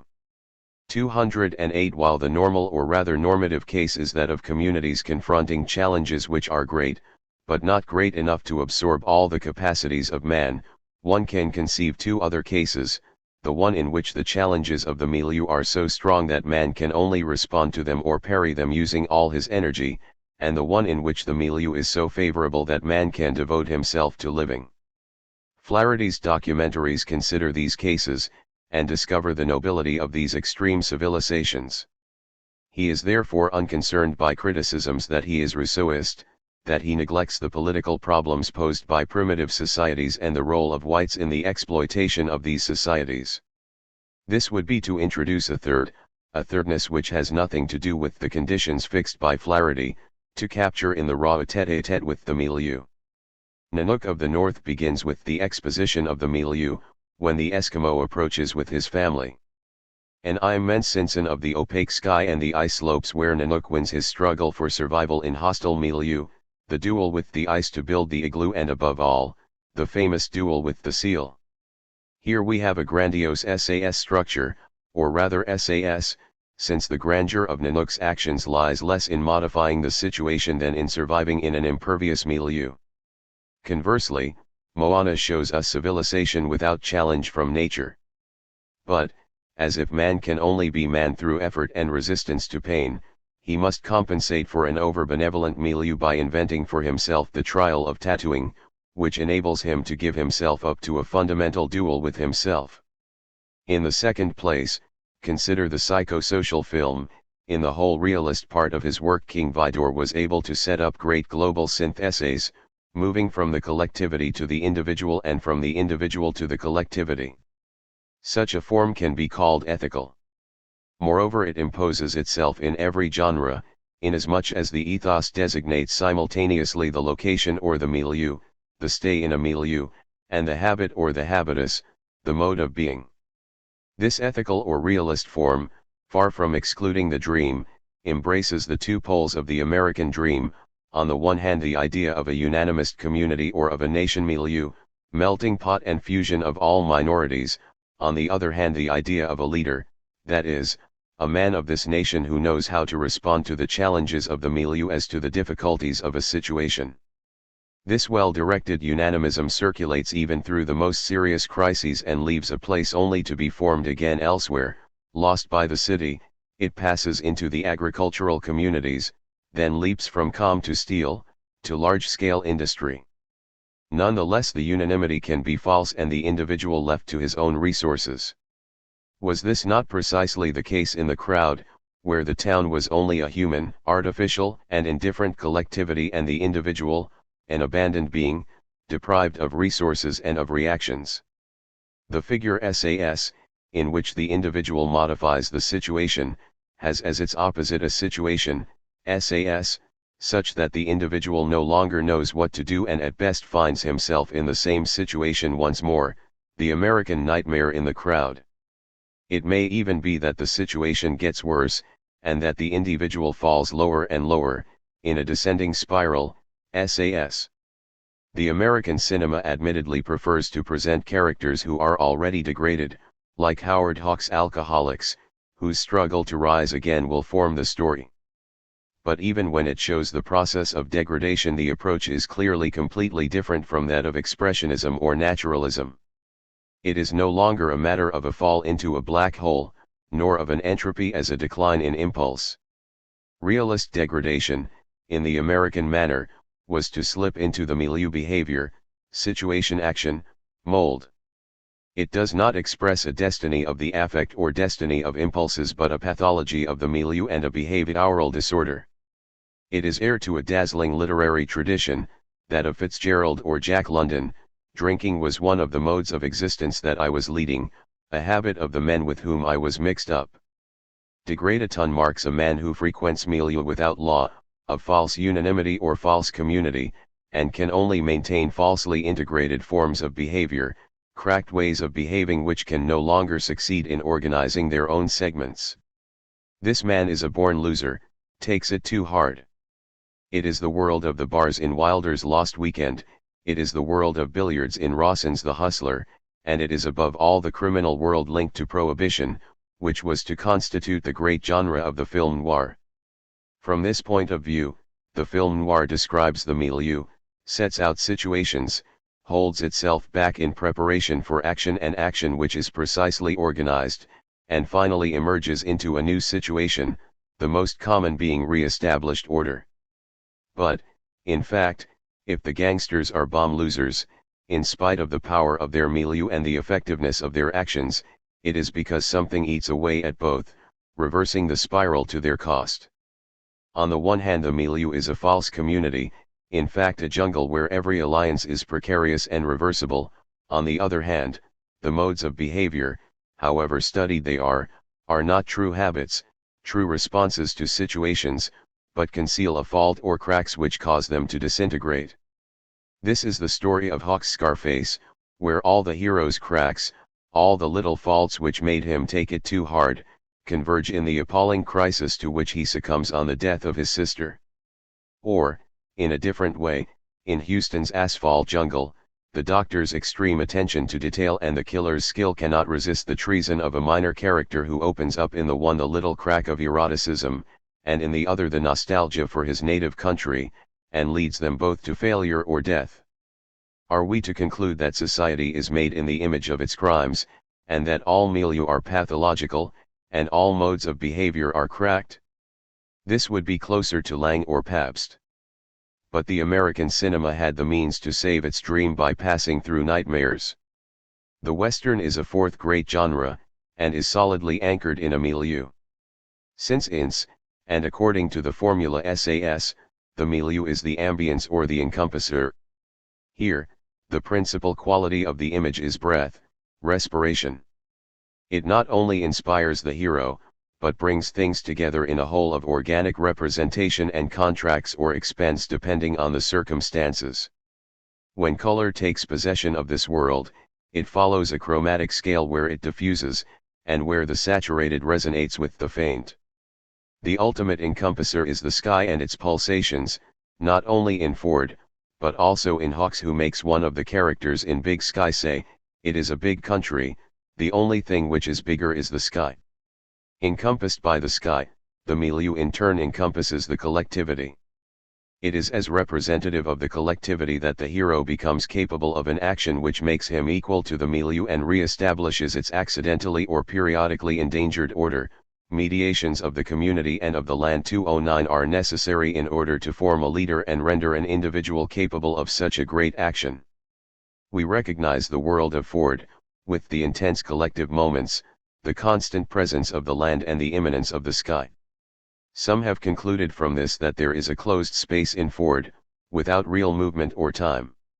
210 It seems to us, rather, that movement is real but, instead of happening from part to part, or in relation to a whole whose change it would express, it happens in an encompasser, whose respiration it expresses. The outside encompasses the inside, both communicate, and we advance by passing from the one to the other in both directions, as in the images of Stagecoach where the diligence inside alternates with the diligence seen from the outside.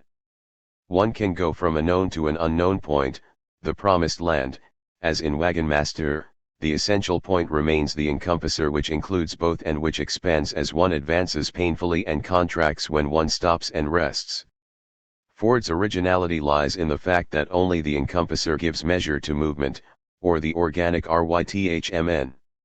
It is thus the melting pot of minorities, that is, what brings them together, what reveals their correspondences even when they appear to be opposed, what already shows the fusion between them necessary for the birth of a nation. For example, the three groups of persecuted people who meet in Wagon Master, the Mormons, the traveling players and the Indians. If one remains at this first approximation, one is in an SAS structure which has become cosmic or epic. The hero becomes equal to the milieu via the intermediary of the community, and does not modify the milieu, but re-establishes cyclic order in it. 211. However, it would be dangerous to reserve an epic genius for Ince and Ford, attributing to other more recent directors the invention of a tragic or even a romantic western. The application of Hegel's and Lukács' formula of the succession of these genres works badly for the western, as Maitri has shown. From the outset the western explores all the directions, epic, tragic, romantic, with cowboys who are already nostalgic, solitary, aging, or even bomb losers, or rehabilitated Indians. 212. Throughout his work, Ford constantly grasps the evolution of a situation, which introduces a perfectly real time. There is certainly a great difference between the Western and what can be called the neo-Western, but it is not explicable in terms of a succession of genres, or of a transition from the closed to the open in space. In Ford, the hero is not content to re-establish the episodically threatened order. The organization of the film, the organic representation, is not a circle, but a spiral where the situation of arrival differs from the situation of departure, SAS. It is an ethical rather than an epic form. In The Man Who Shot Liberty Valance the bandit is killed and order re-established, but the cowboy who has killed him allows us to think that it is the future senator, thus accepting the transformation of the law which ceases to be the tacit epic law of the West in order to become the written or novelistic law of industrial civilization. Similarly, in Two Rode Together, where this time the sheriff gives up his job and refuses to accept the evolution of the small town. 213. In both cases Ford invents an interesting procedure, which is the modified image. An image is shown twice, but the second time, it is modified or completed in such a way as to make us feel the difference between S and S. In Liberty Valance the end shows the true death of the bandit and the cowboy who shoots, whilst we had previously seen the truncated image which the official version would stick to. In Two Rode Together, we are shown the same silhouette of the sheriff in the same posture, but it is no longer the same sheriff. It is true that between the two, between S and S, there is a lot of ambiguity and hypocrisy. The hero of Liberty Valance is bent on cleansing himself of the crime in order to become a respectable senator, whilst the journalists are bent on leaving him his legend, without which he would be nothing. And as Roy has shown, Two Rode Together has as its subject the spiral of money which, from the start, undermines the community and goes on to enlarge its empire. But one might say that, in both cases, what counts for Ford is that the community can develop certain illusions about itself. This would be the great difference between healthy and pathogenic milieu. Jack London wrote fine passages in order to show that, finally, the alcoholic community has no illusions about itself. Far from producing dreams, alcohol refuses to let the dreamer dream. It acts as a pure reason which convinces us that life is a masquerade, the community a jungle, life a despair. The same could be said of criminal communities. On the contrary, a community is healthy insofar as a kind of consensus reigns, a consensus which allows it to develop illusions about itself, about its motives, about its desires and its cupidity, about its values and its ideals, vital illusions, realist illusions which are more true than pure truth. 214 Ford also took this point of view, and in The Informer, showed the almost expressionist degradation of a treacherous informer insofar as he can no longer have any illusions. One cannot, therefore, criticize the American dream for being only a dream. This is what it wants to be, drawing all its power from the fact that it is a dream. For Ford, as for Vidor, society changes and does not stop changing, but its changes take place in an encompasser which covers them and blesses them with a healthy illusion as continuity of the nation. Finally, the American cinema constantly shoots and reshoots a single fundamental film, which is the birth of a nation civilization, whose first version was provided by Griffith. It has in common with the Soviet cinema the belief in a finality of universal history, here the blossoming of the American nation, there the advent of the proletariat. But, with the Americans, organic representation is obviously unaware of dialectical development, it and it alone is the whole of history, the germinating stock from which each nation civilization detaches itself as an organism, each prefiguring America. This is the origin of the deeply analogical or parallelist character of this conception of history, as it is found in Griffith's Intolerance, which intersperses 4 periods, or in the first version of Cecil B. DeMille's 10 Commandments, which puts 2 periods into parallel, the latter being America. The decadent nations are sick organisms, like Griffith's Babylon or DeMille's Rome.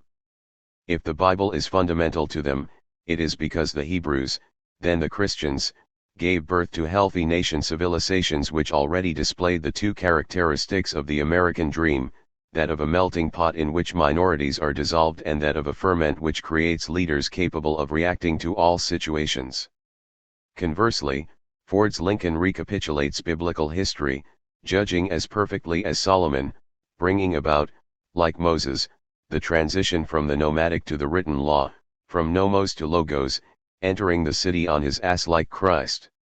And if the historical film thus forms a great genre of the American cinema, it is perhaps because, in the conditions peculiar to America, all the other genres were already historical, whatever their degree of fiction.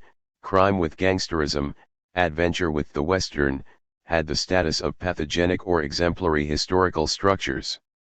It is easy to make fun of Hollywood's historical conceptions. It seems to us, on the contrary, that they bring together the most serious aspects of history as seen by the 19th century. Nietzsche distinguished 3 of these aspects: monumental history, antiquarian history and critical, or rather ethical, history. 215 The monumental aspect concerns the physical and human encompasser, the natural and architectural milieu. Babylon and its defeat, in Griffith, the Hebrews, the desert, and the sea which opens, or, in Cecil B. DeMille, the Philistines, Dagon's temple, and its destruction by Samson, are immense sins which make the image itself monumental. The treatment can be very different, whether great frescoes in the 10 Commandments, or a series of engravings in Samson and Delilah, the image remains sublime, and although the temple of Dagon can trigger off our laughter, it is an Olympian laughter which takes hold of the spectator. According to Nietzsche's analysis, such an aspect of history favors the analogies or parallels between one civilization and another. The great moments of humanity, however distant they are supposed to communicate via the peaks, and form a collection of effects in themselves which can be more easily compared and act all the more strongly on the mind of the modem spectator. Monumental history thus naturally tends towards the universal, and finds its masterpiece in Intolerance, because the different periods do not simply follow one another, but alternate through an extraordinary rhythmic montage. And, in whatever manner it proceeded, a confrontation of periods continued to be the dream of the monumental history film even in Eisenstein. 216 This conception of history has, however, a big disadvantage, that of treating phenomena as effects in themselves, separate from any cause. Nietzsche had already pointed this out, and it is what Eisenstein criticizes in the American historical and social cinema. Not only are civilizations considered to be parallel, but the principal phenomena of a single civilization, for example, the rich and the poor, are treated as 2 parallel independent phenomena, as pure effects that are observed, if necessary with regret, but nevertheless without having any cause assigned to them. Hence, it is inevitable that causes are rejected from another perspective, and only appear in the form of individual duels which sometimes oppose a representative of the poor and a representative of the rich, sometimes a decadent and a man of the future, sometimes a just man and a traitor, etc. Eisenstein's strength thus lies in showing that the principal technical aspects of American montage since Griffith, the alternate parallel montage which makes up the situation, and the alternate concurrent montage which leads to the duel, relate back to this social and bourgeois historical conception. It is this essential defect that Eisenstein wants to remedy. He demands a presentation of true causes, which would have to subject the monumental to a dialectical construction. 217. If monumental history considers effects in themselves, and if the only causes it understands are simple duels opposing individuals, antiquarian history must occupy itself with these as well, and reconstitute their forms which are habitual to the epoch: wars and confrontations, gladiator combats, chariot races, tournaments, etc. An antiquarian history is not satisfied with duels in the strict sense. It stretches out towards the external situation and contracts into the means of action and intimate customs, vast tapestries, clothes, finery, machines, weapons or tools, jewels, private objects. The orgy allows gigantism and intimacy to coexist. The antiquarian runs parallel to the monumental. Here again facile ironical remarks are made about Hollywood reconstructions, and the brand new appearance of the props. The new is, as in the antiquarian, the sign of the actualization of the epoch. The fabrics become a fundamental element of the historical film, especially with the color image, as in Samson and Delilah, where the display of cloth by the merchant and Samson's theft of the 30 tunics, constitute the two peaks of color. Machines also form a peak, whether they give birth to a new nation civilization, or whether on the contrary they announce its decline or disappearance. In his only historical film, strictly speaking, Land of the Pharaohs, Hawks only seems to be interested in one moment, the whole ending, where the architect has become an engineer as well, and has set up an extraordinary new machine for the pharaoh which combines sand and stone, flowing sand and descending stone, so that the pyramid's funeral chamber can be absolutely hermetically closed. Finally, it is true that the monumental and antiquarian conceptions of history would not come together so well without the ethical image which measures and organizes them both. As Cecil B. DeMille says, "It is a matter of good and evil, with all the temptations or the horrors of evil. The ancient or recent past must submit to trial, go to court, in order to disclose what it is that produces decadence and what it is that produces new life, what the ferments of decadence and the germs of new life are, the orgy and the sign of the cross, the omnipotence of the rich and the misery of the poor. A strong ethical judgment must condemn the injustice of things, bring compassion, herald the new civilization on the march, in short, constantly rediscover America. More especially as, from the beginning, all examination of causes has been dispensed with. The American cinema is content to illustrate the weakening of a civilization in the milieu, and the intervention of a traitor in the action. But the marvel is that, with all these limits, it has succeeded in putting forward a strong and coherent conception of universal history, monumental, antiquarian and ethical." 218. The laws of organic composition. What are the laws of the action image across all these genres? The first concerns the action image as organic representation in its entirety. It is structural because the places and the moments are well defined in their oppositions and their complementarities. From the point of view of the situation, from the point of view of space, of the frame and of the shot, it organizes the way in which the milieu carries several powers into effect, the weight given to each one. For example, in Ford's skies, the conflict or the agreement of these powers, the particular role of the earth, of the land, which is both one power among others, and the location of confrontation or of reconciliation of all of them, but also the way in which the whole incurves itself around the group, the character or the home, constituting an encompasser from which the hostile or favorable forces are detached, the way in which the Indians appear on top of a hill, at the boundary between earth and sky. And, From the point of view of time or of the succession of shots, it organizes the passage from S to S, the great respiration, the alternation of moments of contraction and of expansion, the alternations of outside and inside, the division of the principal situation into secondary situations which are like so many little local missions within the global mission. In all these respects, organic representation is a spiral of development which includes spatial and temporal caesuras. We rediscover this conception in Eisenstein, although he conceives of the distribution and succession of vectors on the spiral entirely differently. For Griffith and the American cinema, alternate parallel montage is sufficient to organize empirically the mutual link between the vectors. Alternate montage includes another figure, no longer parallel, but concurrent or convergent. The passage from S to S takes place through the intermediary of A, the decisive action, most often placed very close to S. The Simpson must contract into a binomial or dual in order for the powers which it actualizes to be redistributed in a new way, to be pacified or to recognize the triumph of one of them. The second law therefore governs the passage from S to A.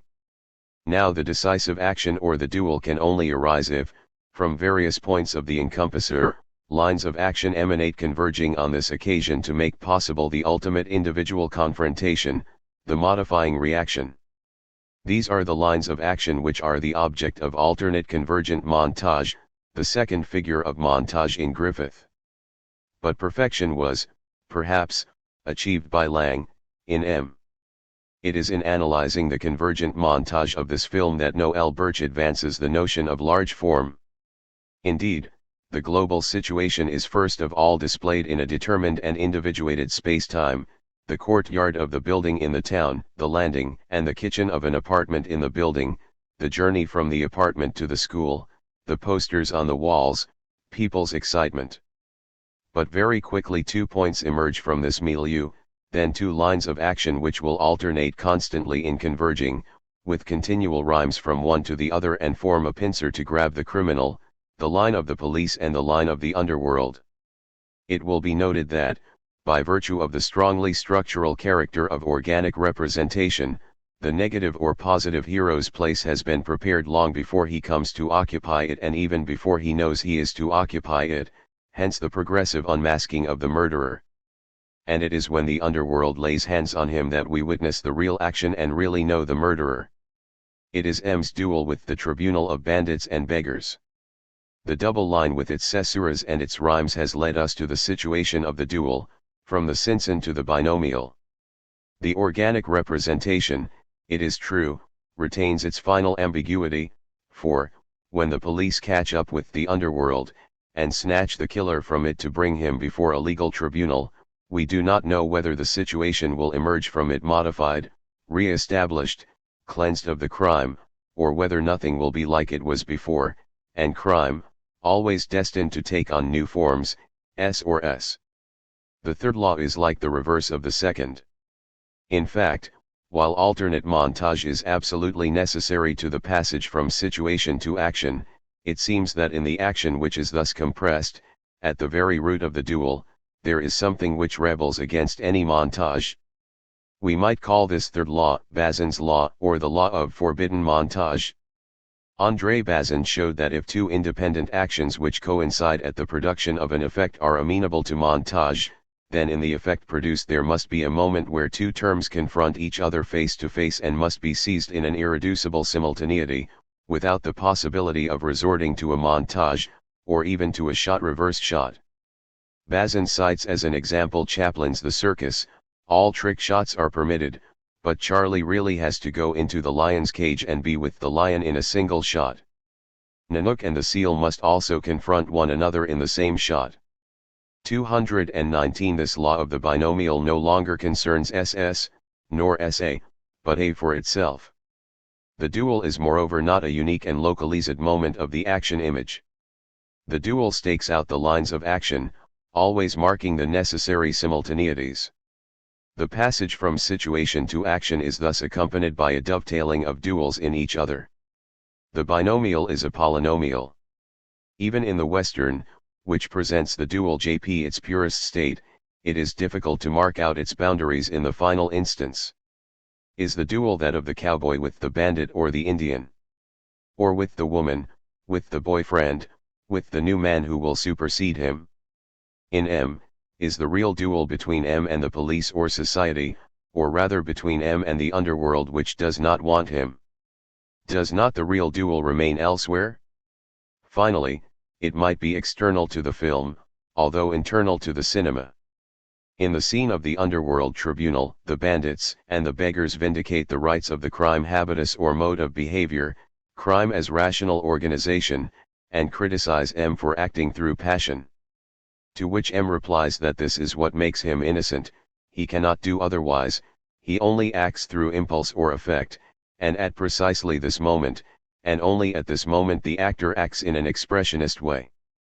Finally, is not the true duel in M between Lang himself and expressionism? It is his farewell to expressionism, it is his entry into realism, as the testament of Dr. Mabius will confirm. But if there is in this way a whole dovetailing of duels, it is by reason of a fifth law. There is necessarily a big gap between the encompasser and the hero, the milieu and the behavior which modifies it, situation and action, which can only be bridged progressively, throughout the length of the film. One can imagine a situation which would become instantaneously converted into a duel, but this would be burlesque. In a short masterpiece, Fields opens the door of his cabin in the frozen north at regular intervals, protesting it's not fit to put a dog out, and immediately receives 2 anonymous snowballs right in the face. But, normally, the path from the milieu to the final duel is a long one. This is because the hero is not immediately ripe for action. Like Hamlet, the action to be undertaken is too great for him. It is not that he is weak, he is, on the contrary, equal to the encompasser, but only potentially. His grandeur and his power must be actualized. He must give up his withdrawal and his internal peace, or he must rediscover the strengths of which the situation has deprived him, or he must await the favorable moment when he will receive the necessary support of a community and of a team. Indeed, the hero needs a people, a fundamental group which gives him its blessing, but also a makeshift group which helps him, which is smaller and more heterogeneous. He must cope with the failings and the betrayals of the one as with the evasions of the other. These are variables that are found in the historical film as well as in the Western. Even in Eisenstein, what Soviet critics did not appreciate was the Hamletian character of Ivan the Terrible, the 2 great moments of doubt through which he passes, like 2 caesuras of the film, and also his aristocratic nature, which means that the people cannot serve as the fundamental group for him, but only as a makeshift group which he uses as a tool. In general, the hero must pass through moments of impotence, internal or external. What produces the intensity of Cecil B. DeMille's Samson and Delilah are the images which show Samson blind and turning the millstone, then weighed down with chains and pushed into the temple enclosure, groping his way along, hopping about under the gnashing jaws of the cats who are being excited by the grotesque dwarves, finally, all his power regained, making the enormous column of the temple slide on its plinth, in an image which rhymes with that of his extreme powerlessness, when he makes the grinding millstone turn.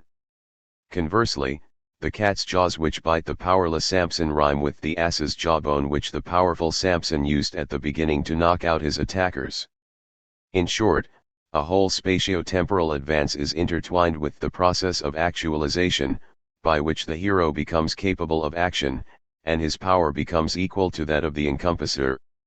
Occasionally one even sees a relay between 2 characters, such that the one loses his capability as the state of things itself evolves, whilst the other gains that capability, from Moses to Joshua.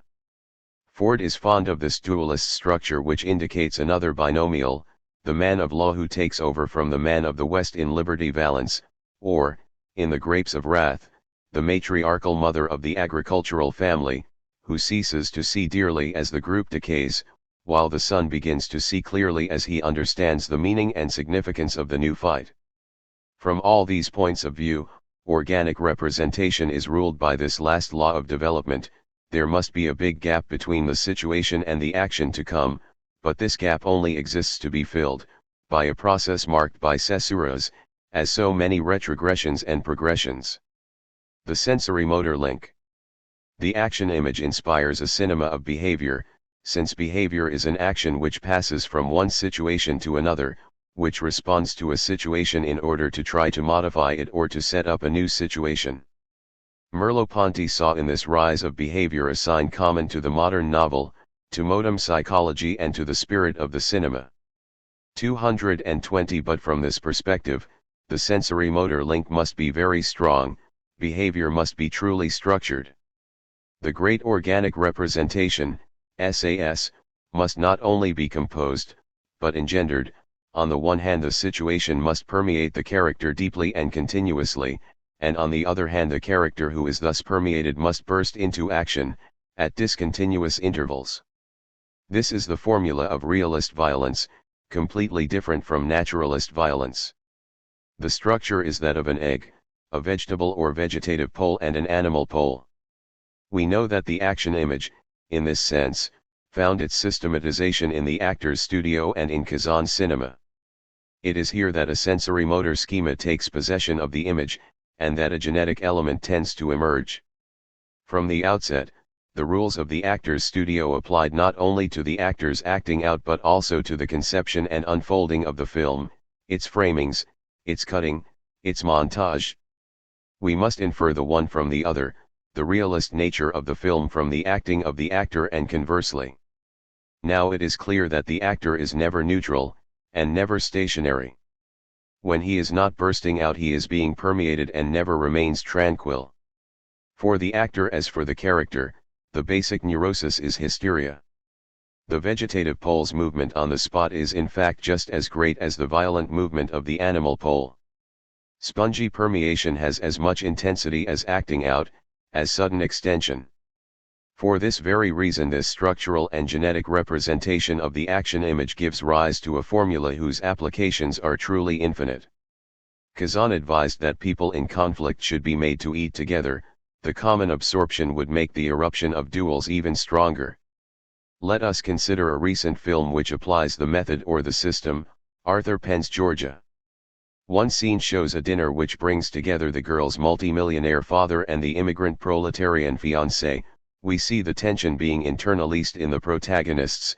Then the father says, "I'm not in the habit of giving away what belongs to me," and these words are like an explosion which modify the situation because they introduce the new element of an incestuous relation between father and daughter.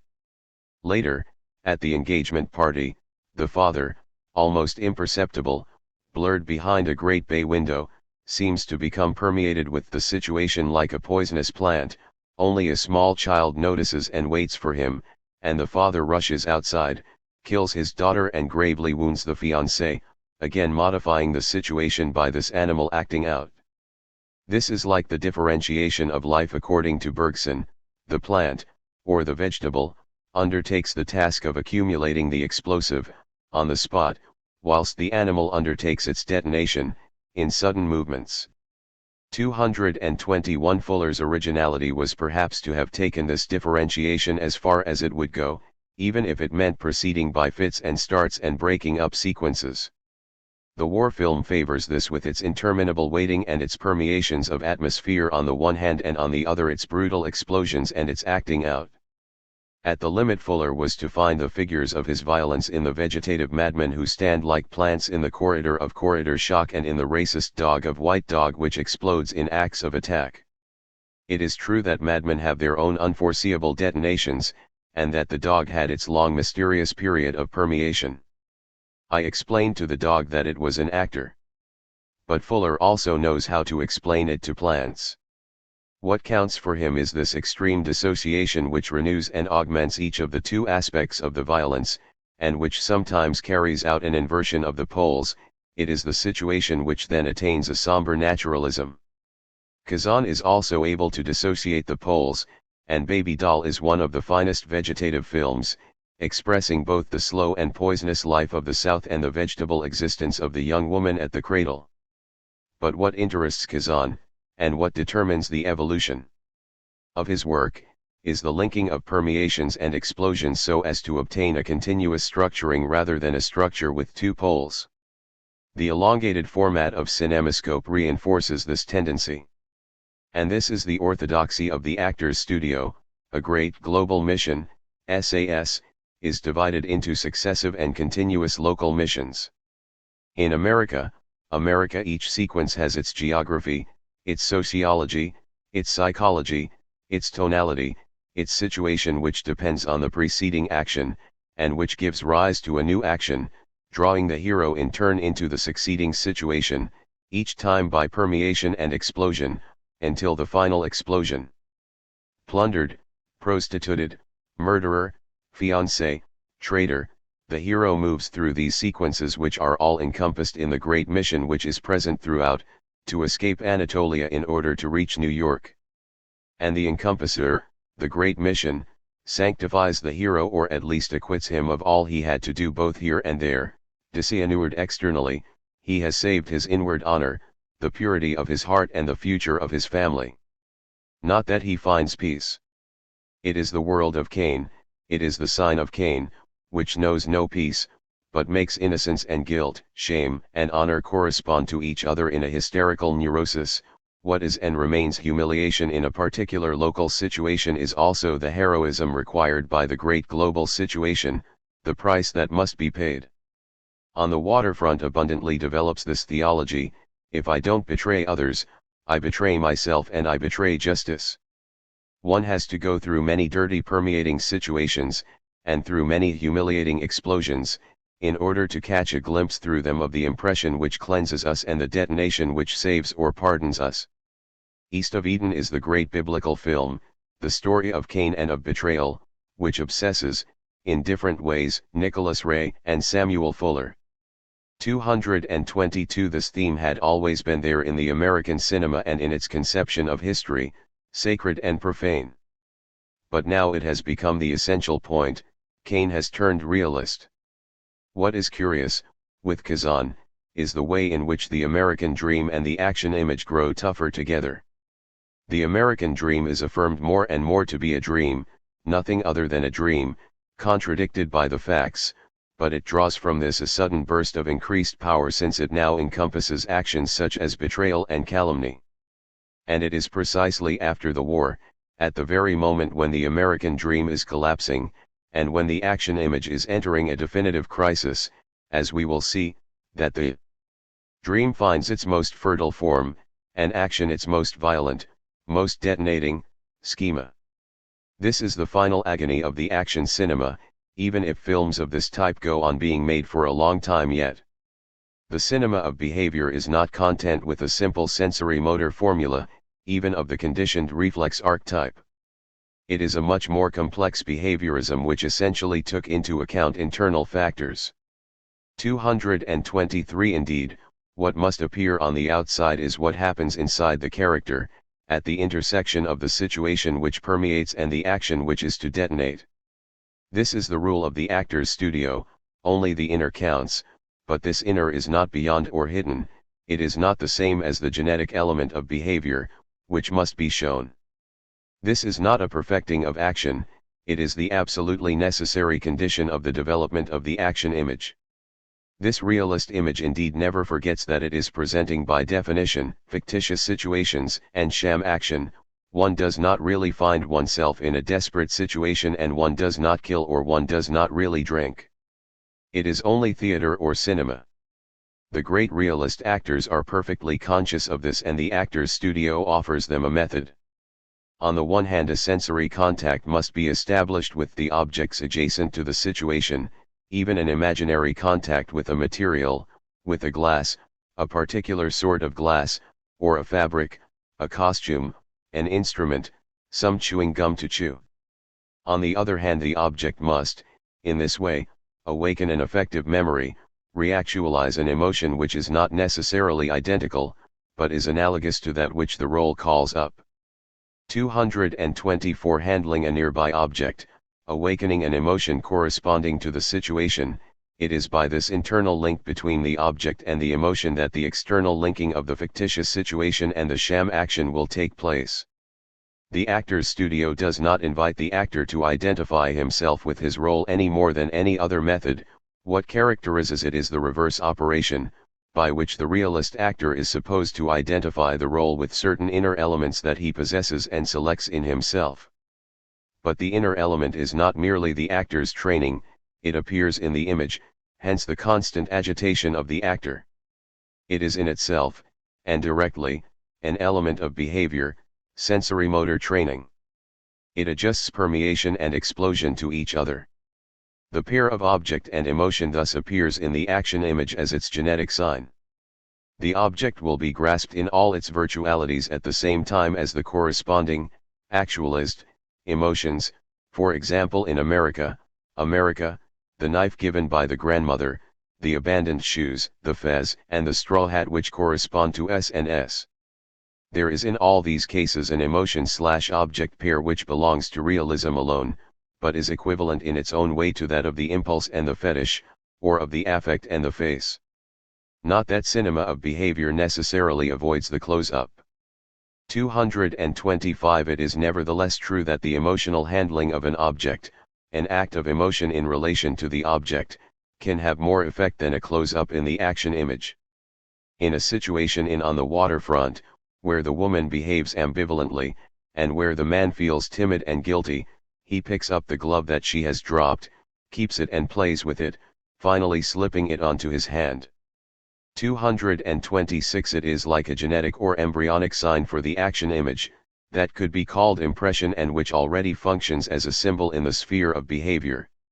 It simultaneously brings together, in a strange way, the unconscious of the actor, the personal guilt of the director, the hysteria of the image, such as the burnt hand, for example, the impression which constantly arises in DMYTRYK's films. In its most general definition, the impression is the inner, but visible, link between the permeating situation and the explosive action. The action image. The small form. From action to situation. We must now consider a completely different aspect of the action image. As the action image on all its levels always brings together two, it is not surprising that it should have two different aspects itself. The large form, SAS, moved from the situation to the action, which modified the situation.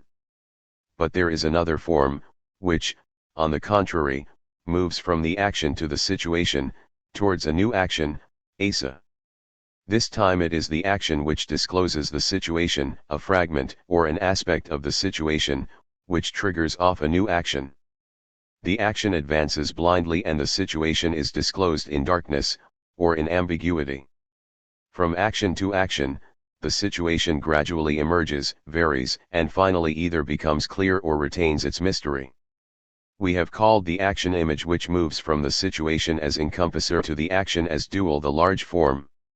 For convenience, we will give the name small form to the action image which moves from an action, a mode of behavior, or a habitus, to a partially disclosed situation. It is a reverse sensory motor schema. A representation like this is no longer global but local. It is no longer spiral but elliptical. It is no longer structural but constructed round events. It is no longer ethical, but comedic. The sign of which this new action image is made up is the index. This action image seems to have become particularly self-conscious in public opinion, the film which Chaplin directed, but did not appear in, and in the whole of Lubitsch's work. Even at the level of a superficial analysis, we can see that there are two sorts or two poles of the index. In a first case, an action discloses a situation which is not given. The situation is thus deduced from the action, by immediate inference, or by relatively complex reasoning.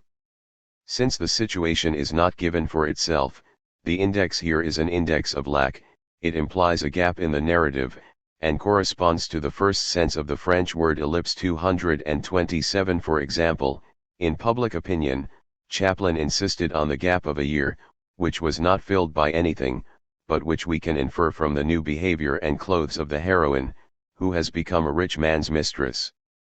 Similarly, the faces did not merely have an autonomous expressive or affective value, but neither did they simply indicate what was going on off-screen, they really did function as indices of a global situation. Thus the famous image of the train, whose arrival we only see from the lights which pass across the woman's face, or the erotic images which we can only infer from the spectators.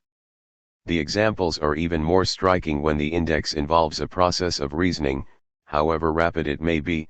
Thus a chambermaid opens a chest of drawers, and a man's collar accidentally falls on the floor, revealing Edna's liaison. 228 In Lubitsch, we constantly find these rapid reasoning processes introduced into the image itself, which then functions as an index. In Design for Living, a film which has retained all its audacity, since the heroine lays claim ingenuously or unaffectedly to the right to live and cohabit with two lovers, one of them sees the other in the early morning in a dinner jacket. He concludes from this index, that his friend has spent the night with the young woman. The index thus consists in the following: that one of the characters is too dressed up, too well dressed in evening clothes, for him not to have spent the night in a very intimate situation which has not been shown. This is a reasoning image. There is a second, more complex type of index, an index of equivocity, which corresponds to the second sense of the word ellipse. In public opinion, many indices of the first type lead us to think that the heroine is not very attached to the man who loves her. On the other hand, she has a more equivocal relationship with her rich lover, which leads the spectator to wonder constantly whether she is attached to him by fortune, luxury, and a certain complicity, or whether she loves him with a much more profound and all-embracing love. The same question arises in Lubitsch's Bluebeard's Eighth Wife. In these cases, we are made to hesitate by a whole world of details, another type of indices, not because of something which is lacking, or which is not given, but by virtue of an equivocity which completely belongs to the index. It is as if an action, a mode of behavior, concealed a slight difference, which was nevertheless sufficient to relate it simultaneously to two quite distant situations, situations which are worlds apart. Or as if two actions, two gestures, were very slightly different, and nevertheless in their infinitesimal difference, referred to two opposable or opposing situations. The two situations may be such that one is real and the other apparent or illusory, but they may both be real, and finally, they can interchange to such an extent that the one becomes real and the other apparent, and vice versa. Some of these cases are commonplace in any kind of film, for example the innocent man assumed to be guilty.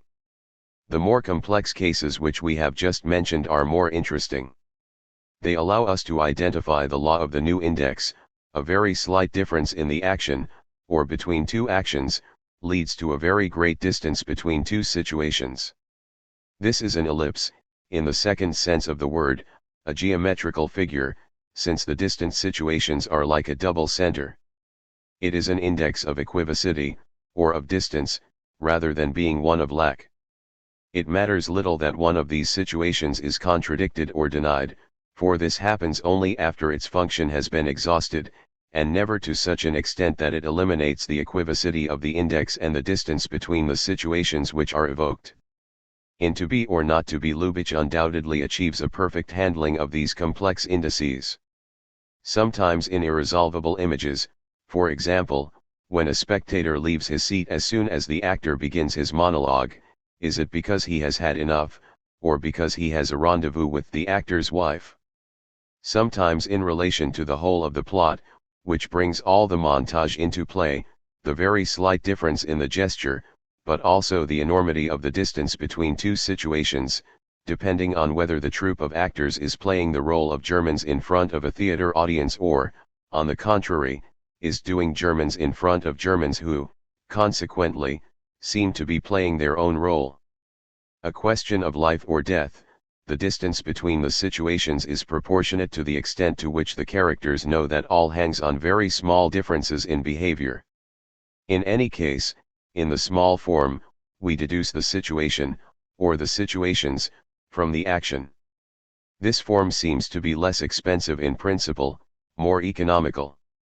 Thus Chaplin explains that he has kept the light and shadow reflected from the train on a face because he did not have a real French train to show directly. This ironical remark is important, because it raises a general problem, the effect that B-movies or low-budget films had on the inventions of the image in the cinema. Economic constraints undoubtedly gave rise to flashes of inspiration, and images dreamed up with a view to economy could have universal repercussions. There were to be many examples of this in neorealism and in the New Wave, but it applies to all periods, and we can often see the B-movie as an active center of experimentation and creation. Nevertheless, the small form does not necessarily have its origin and certainly does not find its full expression in low-budget films. It finds as many factors of expression in cinemascope, in color, in lavish staging and in sets as the large form itself. Although we call it the small form, this is in itself inadequate. We do so merely to contrast the two forms of the action image, SAS and ASA. In other words, to contrast the univocal large organism which embraces the organs and functions to the actions and organs which are gradually formed in an equivocal organization. It is, therefore, easy to work out which genres or states of genre correspond to the two formulas of the action image and are inspired by them. What we have just seen is the comedy of manners of the small form ASA, considered as distinct from the psychosocial film of the large form SAS. But an analogous distinction or opposition is applicable in the most varied areas. Let us first of all return to the great SAS historical film, the film of monumental and antiquarian history. To this is opposed a type of film which is no less historical, an ASA film, which has aptly been called the costume film. In this case the costume, the dress, and even the fabrics function as modes of behavior or habitus and are indices of a situation which they disclose. This is quite different from the historical film where, as we have seen, the fabrics and costumes have great importance, but only in so far as they are integrated into a monumental and antiquarian conception. Here it is a modiste or model-list conception, as though the dressmaker, the designer had taken the place of the architect and the antiquarian. In the costume film, as in the comedy of manners, the habitus are inseparable from the outfits, the actions are inseparable from the state of the costumes which constitute their form, and the situation which follows from this is inseparable from the fabrics and hangings. It is not surprising that Lubitsch in his earliest work, his German Expressionist period, should have made costume films which already bore the imprint of his particular genius, the fabrics, the outfits, the states of dress whose texture, matte or luminous, he was able to reproduce in the image and which functioned as indices. 229. In the field of the documentary, the English school of the 1930s was opposed to the great Flaherty documentary. Grierson and Rotha criticized Flaherty for his social and political indifference. Instead of starting from an encompasser, from a milieu from which the behavior of men was naturally deduced, it was necessary to start from modes of behavior, to infer from them the social situation which was not given as an in itself, but which itself referred back to struggles and modes of behavior which were always in action or in transformation. The habitus thus indicated differences of civilization, and differences within a single civilization. Thus one moved from the behavior to the situation in such a way that, from the one to the other, there was the possibility of a creative interpretation of reality. This movement would be taken up again in other conditions by direct cinema and cinema verite. There is also the detective film, as distinct from the crime film. There may, of course, be detectives in the crime film, just as there may not be any in the detective film. What distinguishes the two types is that in the crime formula, SAS, one moves from the situation, or the milieu, towards actions which are duals, while in the detective formula, ASA, one moves from blind actions, as indices, to obscure situations which vary entirely or which fluctuate completely, depending on a minuscule variation in the index. The novelist Hammett's formula expresses this type of image exactly, putting a spanner in the works. It is the blind gesture which shatters the completely black situation, tears away the shreds of the situation. Some fine films resulted from this: Hawks' The Big Sleep, Huston's The Maltese Falcon. Lang perhaps achieved the masterpiece of the genre in Beyond a Reasonable Doubt. The hero, in the context of a campaign against a judicial error, fabricates false indices which accuse him of a crime, but since the evidence of the fabrication has disappeared, he finds himself in the situation of being arrested and sentenced. However, on the verge of being reprieved, during a final visit by his fiancée, he gives himself away, and lets slip an index which makes her realize that he is guilty, and has genuinely committed murder. The fabrication of the false indices was a way of obliterating the true ones, but resulted, by a roundabout route, in the same situation as the true ones. No other film surrenders itself to this dance of indices with such mobility and convertibility of opposed distant situations. The Western in Hawks, functionalism. Finally, the Western poses the same problem in particularly fertile conditions. We have seen that the large respiration form was not content with the epic but, throughout its varieties, sustained an encompassing milieu, a global situation, which would give rise to an action, capable in its turn of modifying the situation from within.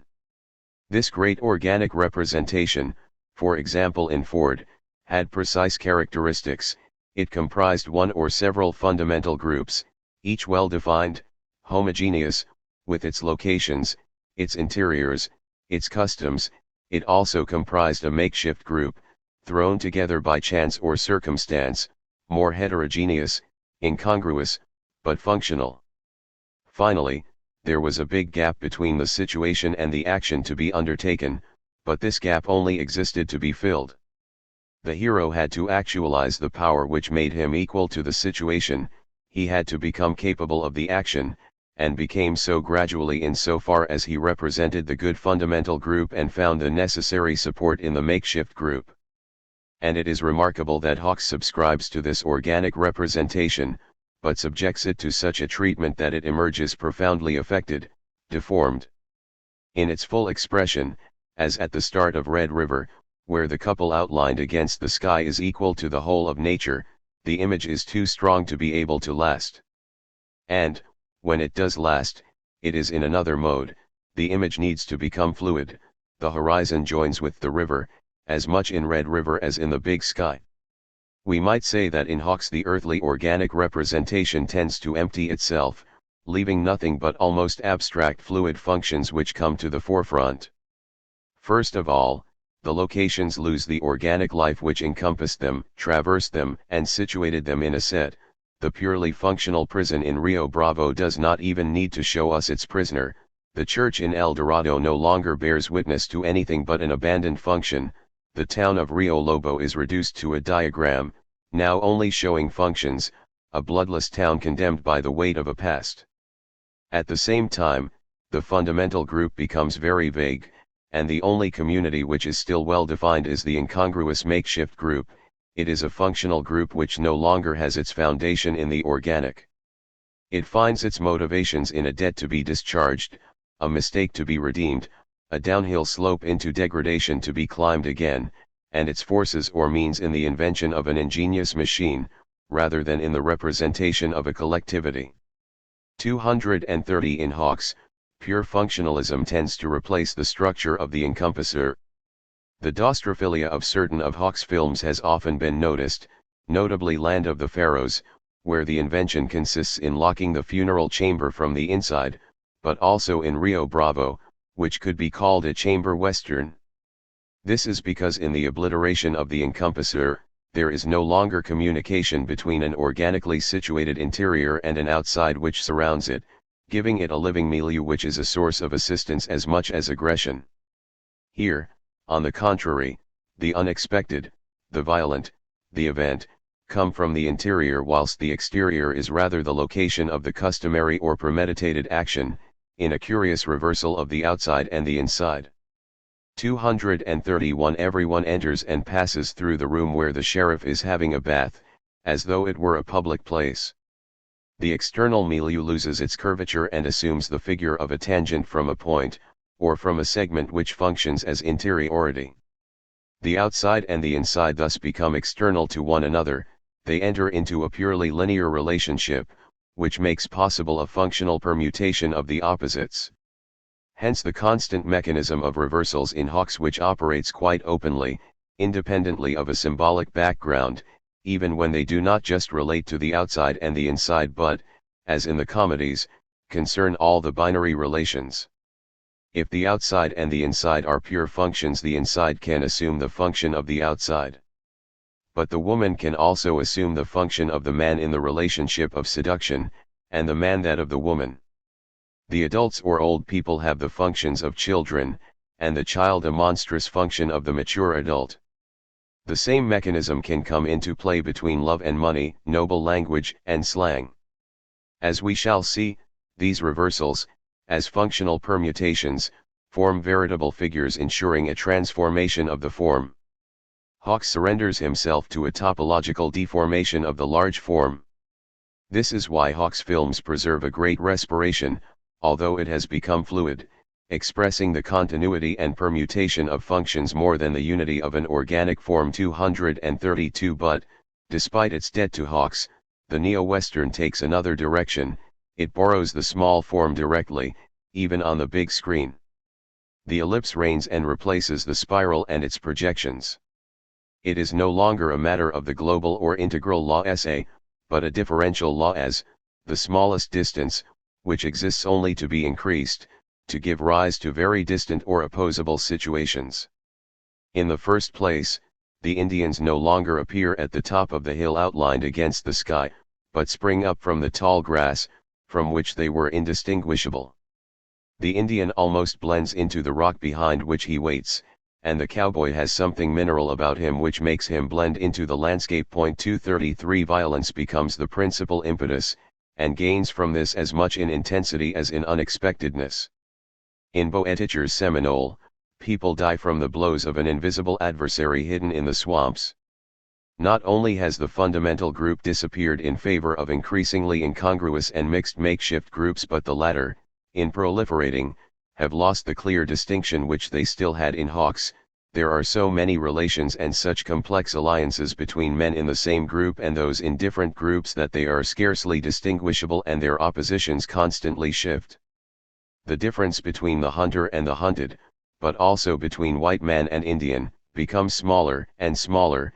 In man's the naked spur, the bounty hunter and his prey do not seem very different, and in Penn's Little Big Man, the hero is constantly white with the white men, Indian with the Indians, crossing a minuscule frontier in both directions, at the prompting of actions which are barely distinguishable from one another. This is because the action can never be determined by and in a preceding situation. It is, on the contrary, the situation which flows progressively from the action. Boetticher used to say that his characters are not defined by a cause, but by what they do to defend it. And, when Goddard analyzed form in Anthony Mann, he extracted a formula ASA, which he opposed to the large form SAS. The mise en scene consisted in discovering at the same time as specifying, while, in a classical Western, the mise en scene consists in discovering, then in specifying. But, if the situation itself depends on the action in this way, the action in its turn must necessarily be related to the moment of its birth, to the instant, the second, the smallest interval as the differential which serves as its impetus. In the second place, this law of the slight difference is only valid in so far as it produces situations which are logically very distant. The situation of Little Big Man really changes entirely depending on whether it is impelled by the Indians or the white man. And, if the instant is the differential of the action, at each of these instants the action can swing into a completely different or opposed situation. Nothing is ever one. Thus, failings, doubts, fear no longer have the same sense as they do in the organic representation. They are no longer the steps, even painful ones, which fill the gap, through which the hero rises to the demands of the global situation, actualizes his own power and becomes capable of such a great action. For there is no longer any grandiose action at all, even if the hero has retained extraordinary technical qualities. At the limit, he is one of the losers, as Peckinpah presents them. They have no facade, they have not a single illusion left, thus they represent disinterested adventure, from which no advantage is to be gained except the pure satisfaction of remaining alive. They have kept nothing of the American dream, they have only kept their lives, but at each critical instant, the situation to which their action gives rise can rebound against them, making them lose the one thing they have left. In short, the action image has signs as indices, which are both indices of lack, illustrated by the brutal ellipses in the story, and indices of distance or equivocity, illustrated by the possibility and reality of sudden reversals of the situation. It is not merely a case of hesitation between two situations which are distant or opposed, but simultaneous. The successive situations, each of which is already equivocal in itself, will form in turn with one another, and with the critical instants which give rise to them, a broken line whose path is unpredictable, although necessary and rigorous. This is as true of locations as of events.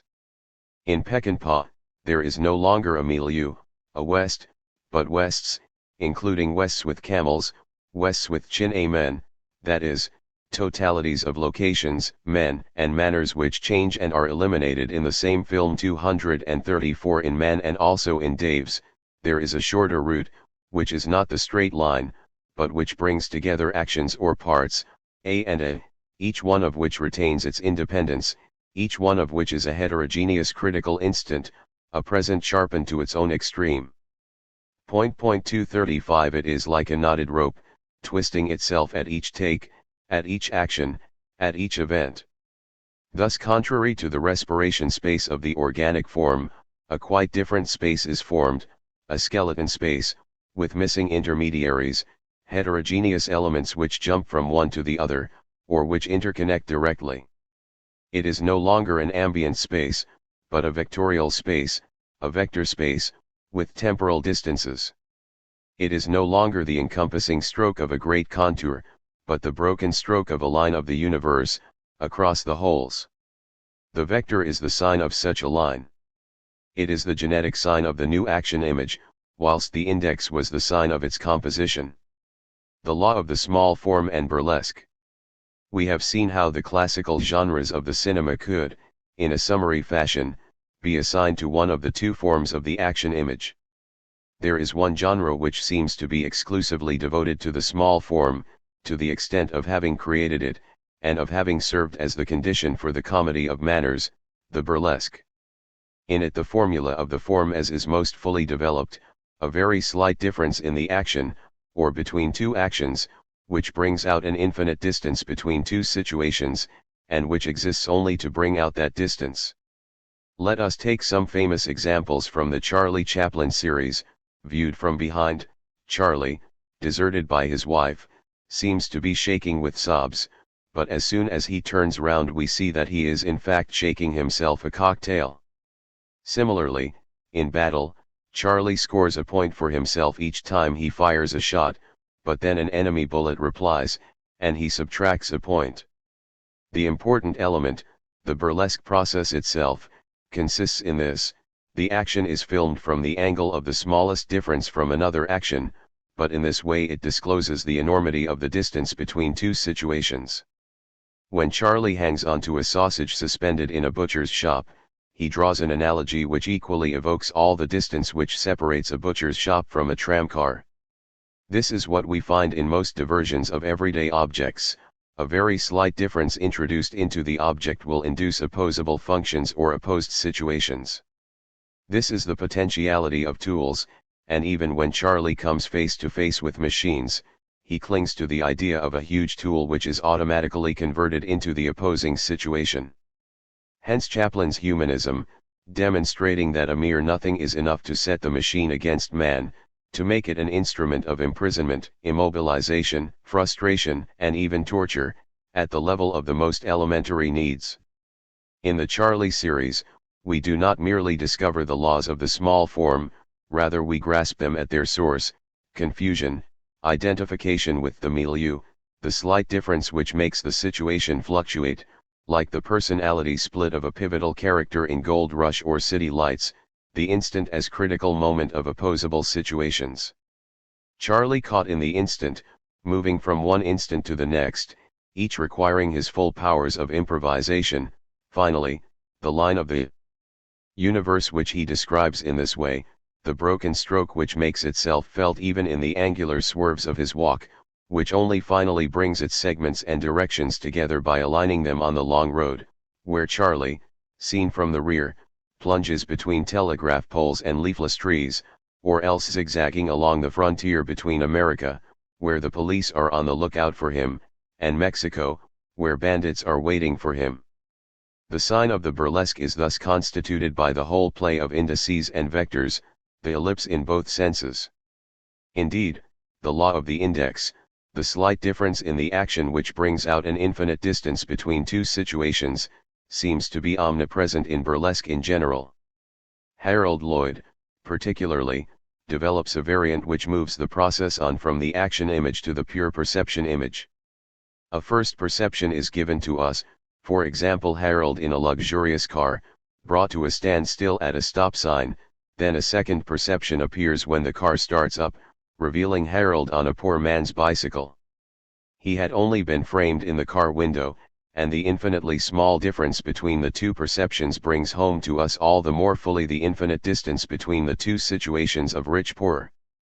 Similarly, in an excellent scene from Safety Last, a first perception gives us a seated, hunched-up man, bars, a dangling slip knot, a woman crying, a pleading priest, while the second perception reveals that it is only a goodbye on a station platform, where each element has its proper place. If we want to define Chaplin's originality, to find what gave him an incomparable place in the burlesque, we must look elsewhere. For Chaplin knew how to select gestures which were close to each other and corresponding situations which were far apart, so as to make their relationship produce a particularly intense emotion at the same time as laughter, and to redouble the laughter through this emotion. If a slight difference in the action induces very distant or opposable situations, S and S, and makes them alternate, one of these situations will be really touching, horrific and tragic. In the previous example of shoulder arms, war is the real and present situation, whereas the game of billiards recedes to infinity. However, it does not recede enough to stop us laughing. Conversely, our laughter does not stand in the way of emotion before the image of war which imposes itself and develops, even into the flooded trenches. In short, the infinite distance between S and S moves us all the more as the convergence of the two actions, the slight difference in the action makes us laugh more. Because Chaplin knows how to invent the minimum difference between two well-chosen actions, he is also able to create the maximum distance between the corresponding situations, the one achieving emotion, the other reaching pure comedy. It is a laughter-emotion circuit, in which the one refers to the slight difference, the other to the great distance, without the one obliterating or diminishing the other, but both interchanging with one another, triggering each other off again. No case can be made for a tragic Chaplin. There is certainly no case for saying that we laugh, whereas we should cry. Chaplin's genius lies in doing both together, making us laugh as much as moving us. In City Lights, the blind girl and Charlie do not divide up the roles between them. In the unraveling scene, between the unseeing action which tends to eradicate any difference between one thread and another, and the visible situation, which is completely transformed depending on whether a Charlie, assumed to be rich, is holding the skein, or a poverty-stricken Charlie is losing his rag of clothing, the two characters are on the same circuit, both of them comic and moving. Chaplin's last films both discover sound and put Charlie to death. Here the same principle seems to gain a new power. Bazin insisted that the great dictator would not have been possible had Hitler not, in reality, appropriated and stolen Charlie's mustache. 236 The difference between the little Jewish barber and the dictator is as slight as that between their two mustaches. However, two situations arise from this which are infinitely far apart, as opposable as those of the victim and the executioner. Likewise in Monsieur Ferretus the difference between the two aspects or modes of behavior of the same man, the woman killer and the loving husband of an invalid, is so slender that his wife needs all her intuition to sense when he has changed. As Mireille Ladle says, it was not through incapacity, but by a stroke of fortune that Chaplin scarcely varied the appearance of the character, and never changed his style of acting in portraying Ferretus's two aspects. 237 A great distance between the opposing situations emerges from the slight, evanescent difference, illustrated by the frenetic comings and goings between the false domiciles and the true home. In these two films, does Chaplin want to tell us that there is a Hitler, a potential murderer in each of us? and that it is only situations which make us good or evil, victims or executioners, capable of loving or destroying.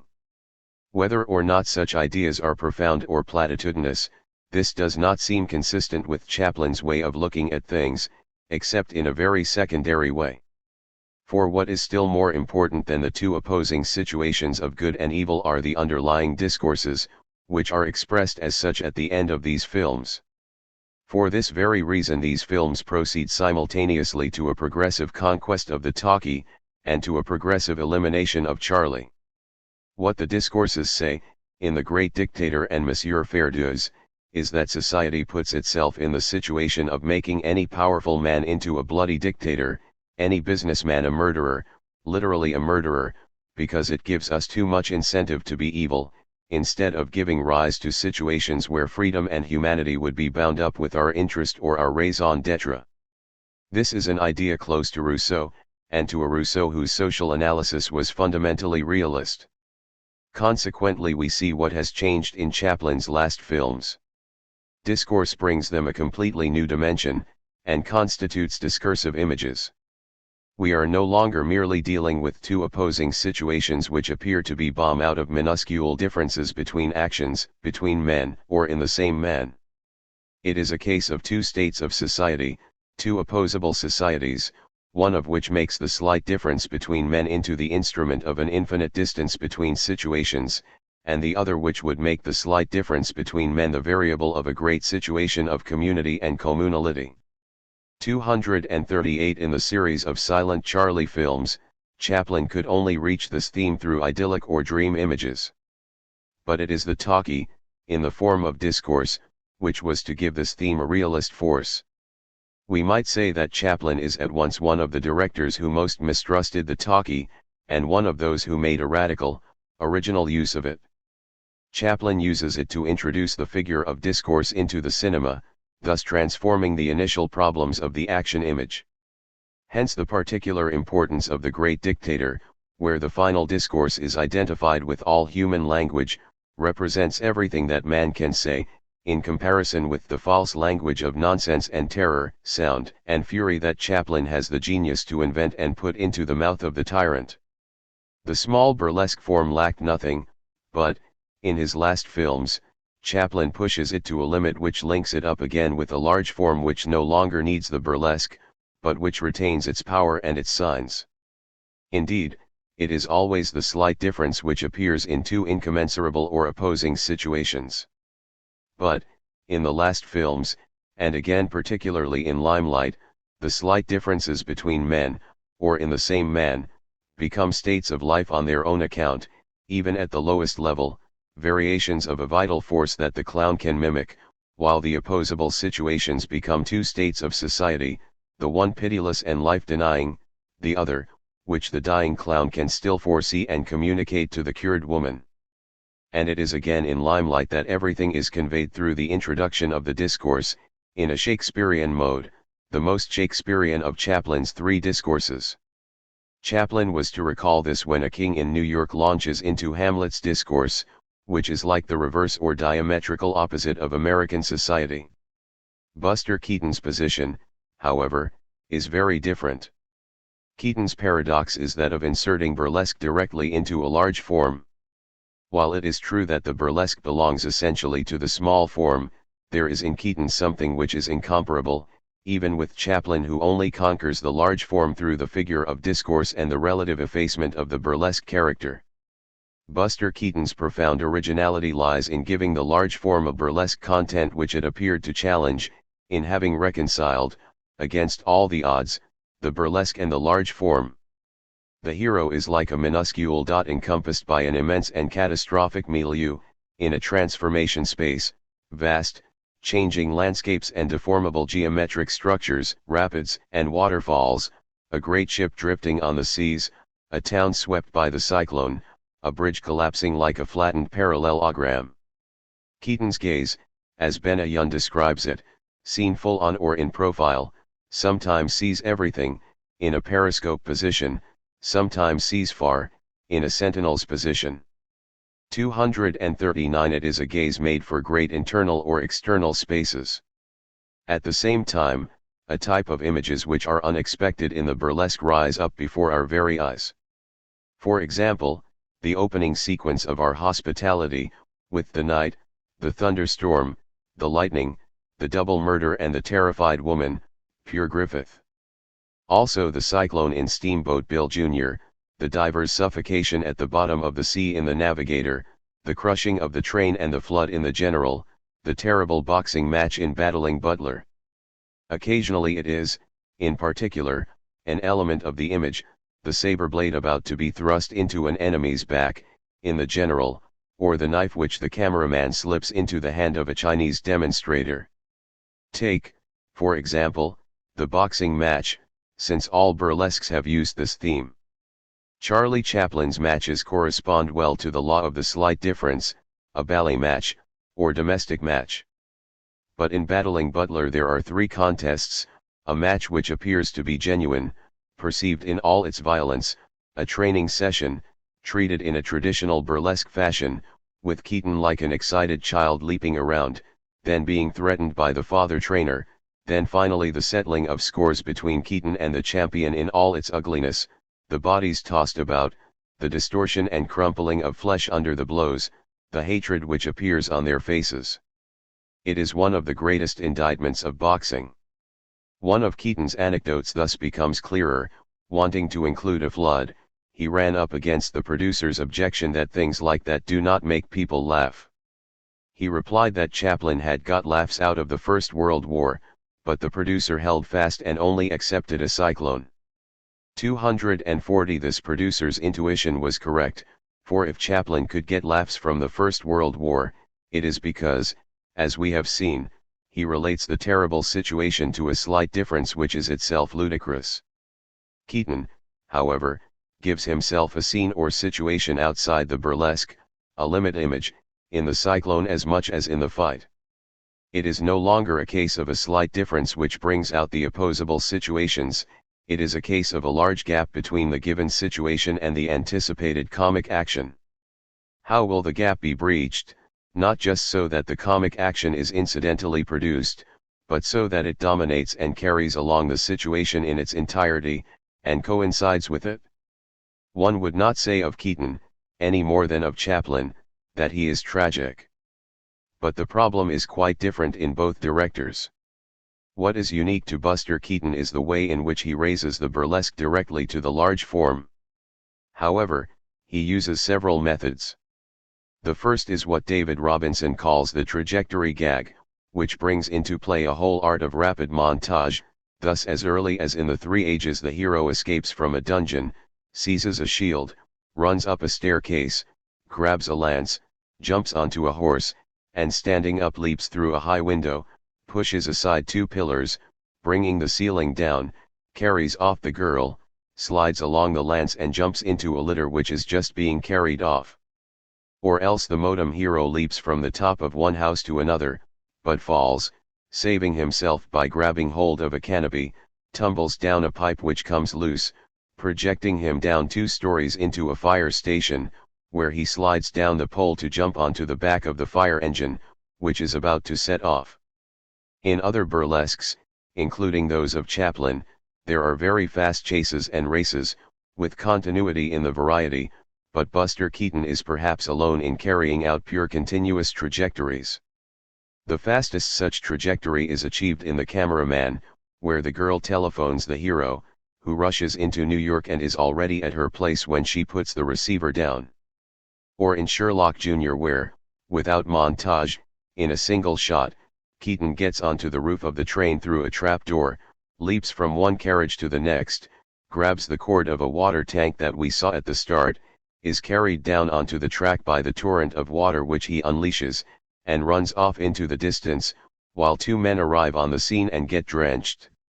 Or, yet again, the trajectory gag is achieved by a change of shot, the actor remaining immobile, thus the famous dream sequence in Sherlock Jr., where cutting gives us successively the garden, the street, the precipice, the sand dune, the reef washed by the sea, the snowy plain, and finally the garden once again. 241. Another method might be called the machine gag. Keaton's biographers and commentators have emphasized his liking for machines, and his affinity in this respect with Dadaism rather than Surrealism, the house machine, the ship machine, the train machine, the cinema machine. Machines and not tools, this is the first important aspect of his difference from Chaplin, who advances by means of tools, and is opposed to the machine. But, in the second place, Keaton makes machines his most precious ally because his character invents them and becomes part of them, machines without a mother like those of Picabia. They may get out of control, become absurd, or be absurd from the start, complicate the straightforward, but they never cease to serve a secret higher finality which is at the heart of Keaton's work. The model house in 1 week, whose parts have been put together in disorder and which becomes a maelstrom, the scarecrow, where the single-roomed house without a mother muddles each potential room with another, each cogwheel with another, stove and gramophone, bath and couch, bed and organ. These are the house machines which Keaton, the Dadaist architect par excellence, designs.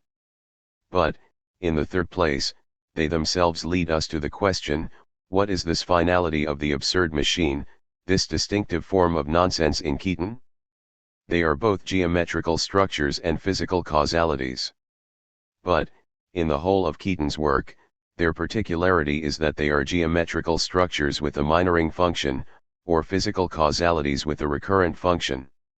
In the Navigator the machine is not merely the great liner by itself, it is the liner apprehended in a minoring function, in which each of its elements, designed for hundreds of people, comes to be adapted to a single destitute couple. The limit image is thus the object of a series which does not set out to breach it, or even to reach it, but to attract it, to polarize it. By which system can a little egg be cooked in a huge pot? In Keaton, the machine is not defined by immensity. It implies immensity, but in inventing the minoring function which transforms it, by virtue of an ingenious system which is itself machinic, based on the mass of pulleys, wires, and levers 242 likewise, in the general, one should not just think that the girl who feeds the train's boiler with little pieces of wood is behaving in a clumsy and inept way. This is of course true, but she also brings to realization Keaton's dream of taking the biggest machine in the world and making it work with the tiniest elements, thus converting it for the use of each one of us, making it the property of everyone. Keaton sometimes passes directly from the great, real machine to its reproduction as toy, for example, at the end of The Blacksmith. Go West affects very varied Mino rations, from the minuscule revolver to the little calf who has the task of rounding up the vast herd. This is the finality of the machine itself, it does not just comprise its main pans and mechanisms, it comprises its conversion into miniature, its conversion to the miniature, the mechanism of a transformation which adapts it to a solitary man, to a lost couple, beyond skills and specializations. This must form part of the machine. In this respect we cannot be certain that Keaton lacks a political vision that is, on the contrary, present in Chaplin. There are rather two very different socialist visions, the one communist humanist in Chaplin, the other anarchistic machinic in Keaton. These Mino rations can only take place through the processes of physical causality, which pass through detours, extensions, indirect paths, liaisons between heterogeneous elements, providing the absurd element which is indispensable to the machine.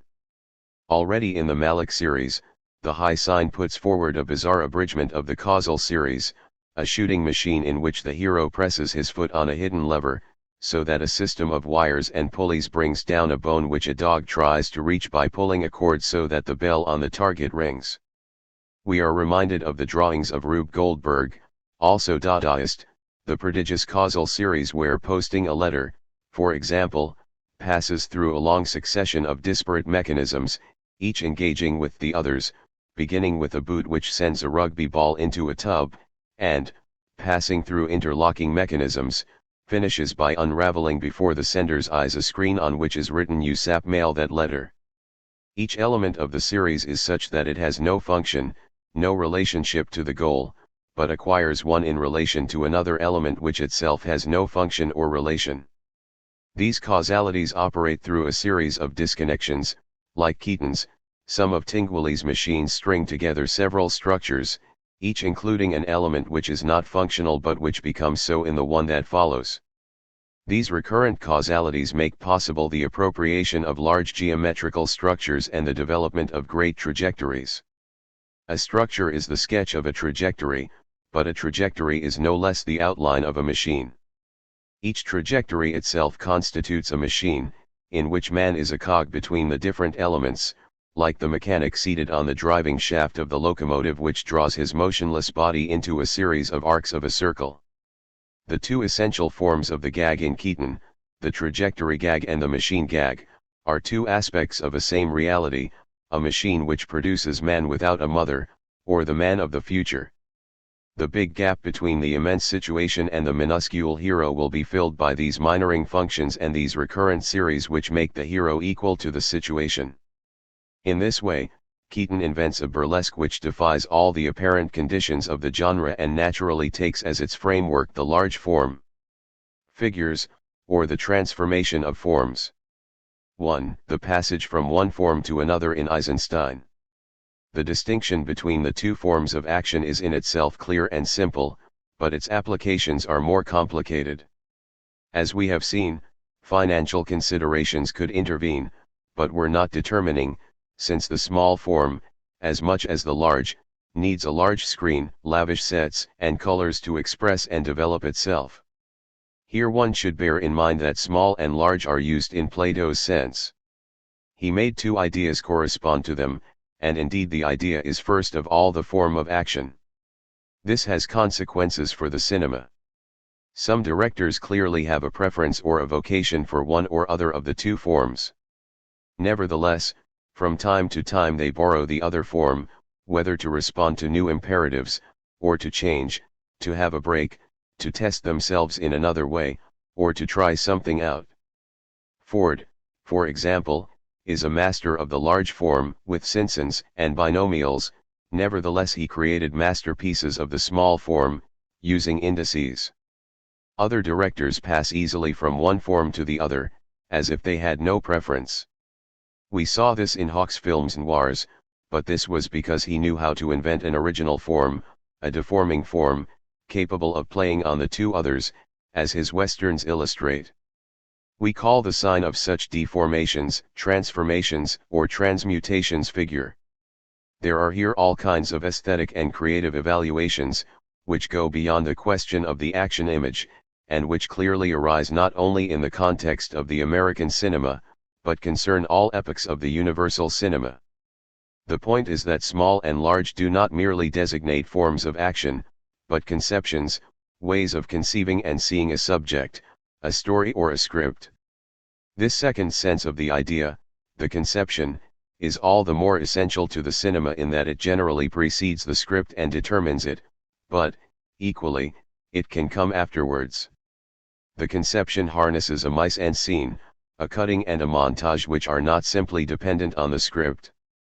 Mikhail Rohm records a conversation which he had with Eisenstein when he was making Boule de Souffle, based on Maupassant's short story. 243 Eisenstein began by asking which of the two parts of the story he was taking, Rouen, the German occupation and the whole range of characters, or the tale of the diligence. Rohm replied that he was taking the diligence, the little tale. Eisenstein said that he personally would have taken the former, the large one. This is a perfect alternative between the two forms of action image, SAS and ASA. Then Eisenstein asked Rohm for his explanation of the mise en scène. Rohm replied by explaining the script, but Eisenstein said that this was not what he had meant at all. The question was how Rohm conceived of the script, how he saw the first image, for example. The corridor, the door, close up, boots by the door, he said. Eisenstein concluded, well, at least film the boots so that it makes a striking image, even if you do nothing else. This seems to us to mean, if you choose the small form ASA, then make an image which is really an index, which functions as an index. Perhaps Eisenstein was recalling a successful example of that genre, Pudovkin's Shoes in Storm over Asia. Pudovkin himself explains this: he has the idea of his film, he really conceives it, not from the script, but when he imagines an English soldier, upright and well waxed, who is normally careful not to get his shoes dirty when he walks, but who later in the film goes down the same street squelching through the mud with complete disregard. 244 That is an explanation of the mise-en-scene. Between the two modes of behavior, A and A, something has happened. The soldier must have found himself in a disturbing, almost dishonorable situation, whose index is A. And this is the most general procedure in Pudovkin's work, however great the milieu presented, St. Petersburg or the Mongolian plains, whatever the grandeur of the revolutionary action to be achieved, we move from a scene where modes of behavior disclose an aspect of the situation, to another scene, each one marking a determined moment of consciousness, and connecting up with the others to form the progression of a consciousness which becomes equal to the whole of the disclosed situation. Ram is, to a far greater extent than he thinks, a disciple of Pudovkin. Ram's 9 days of 1 year proceeds by clearly distinguished days, each of which has its indices, and the whole of which is a progression in time. And, once again, what he wanted in ordinary fascism was a montage of documents, which could steer clear of a history of fascism or a reconstruction of great events. Fascism would need to be shown as a situation which disclosed itself through ordinary behavior, everyday events, people's attitudes, or the gestures of the leader apprehended in their psychological content, as moments of an alienated consciousness. We have seen that Soviet filmmakers were defined by a dialectical conception of montage. This, however, was a nominal definition, which was sufficient to distinguish them from the other great tendencies in the cinema, but which did not prevent them from having profound differences from each other, and even opposing positions, since each one was interested in a particular aspect, or a special law of the dialectic. For them the dialectic was not a pretext, neither was it a theoretical and ex post facto reflection, it was primarily a conception of images and their montage. What interests Pudovkin is the law of quantity and quality, of the quantitative process and the qualitative leap. What all his films show us are the moments and discontinuous leaps of a dawn of consciousness, in so far as they assume a continuous linear development and a progression in time, but also react upon them. This is a small form, ASA, with indices and vectors, a skeleton, but full of dialectics. The broken line has ceased to be unpredictable, and becomes the political and revolutionary line. It is clear that Dovzhenko conceives of another aspect of the dialectic, the law of the whole, set and parts, how the whole is already present in the parts but must move from the in itself to the for itself, from the potential to the actual, from the old to the new, from legend to history, from dream to reality, from nature to man. It is the song of the earth, which is transmitted through all human songs, even the saddest, and whose refrain returns in the great revolutionary hymn. With Dovzhenko, the large form, SAS, receives from the dialectic a respiration, an oniric and symphonic power overflowing the boundaries of the organic. As for Eisenstein, he reckons himself to be the master of all of them, because he is interested in a third law, that of opposition developed and overcome. Of course the others are not his disciples. But Eisenstein rightly considers himself to have created a transforming form, capable of passing from SAS to ASA. Indeed he sees big, as his conversation with Ram reminds us. But, starting out from the large organic representation, from its spiral or respiration, he subjects them to a treatment which relates the spiral to a cause or law of growth and thus determines as many caesuras within the organic representation as intervals of respiration. And we can see how these caesuras mark crises or privileged instants which, on their own account, enter into relationships with each other according to vectors. This is the pathetic, which undertakes the development by carrying out qualitative leaps between two moments carried to their peak. This link between the pathetic and the organic, this patheticization as Eisenstein puts it, is as if the small form grafted itself from the inside onto the large form. The law of the small form constantly combines with the law of the large form. Consequently we pass from great dual synsons to vector indices. In Battleship Potemkin the landscape and the ship's silhouette in the fog are synsons, but the eyeglass of the captain who sways among the ropes is an index. Eisenstein's transforming form often demands a more complex circuit, the transformation is indirect and thus all the more effective. Here we are concerned with the difficult question of montage of attractions. We have already analyzed and defined it by the insertion of special images, sometimes theatrical or scenographic representations, sometimes sculptural or plastic representations, which seem to interrupt the course of the action.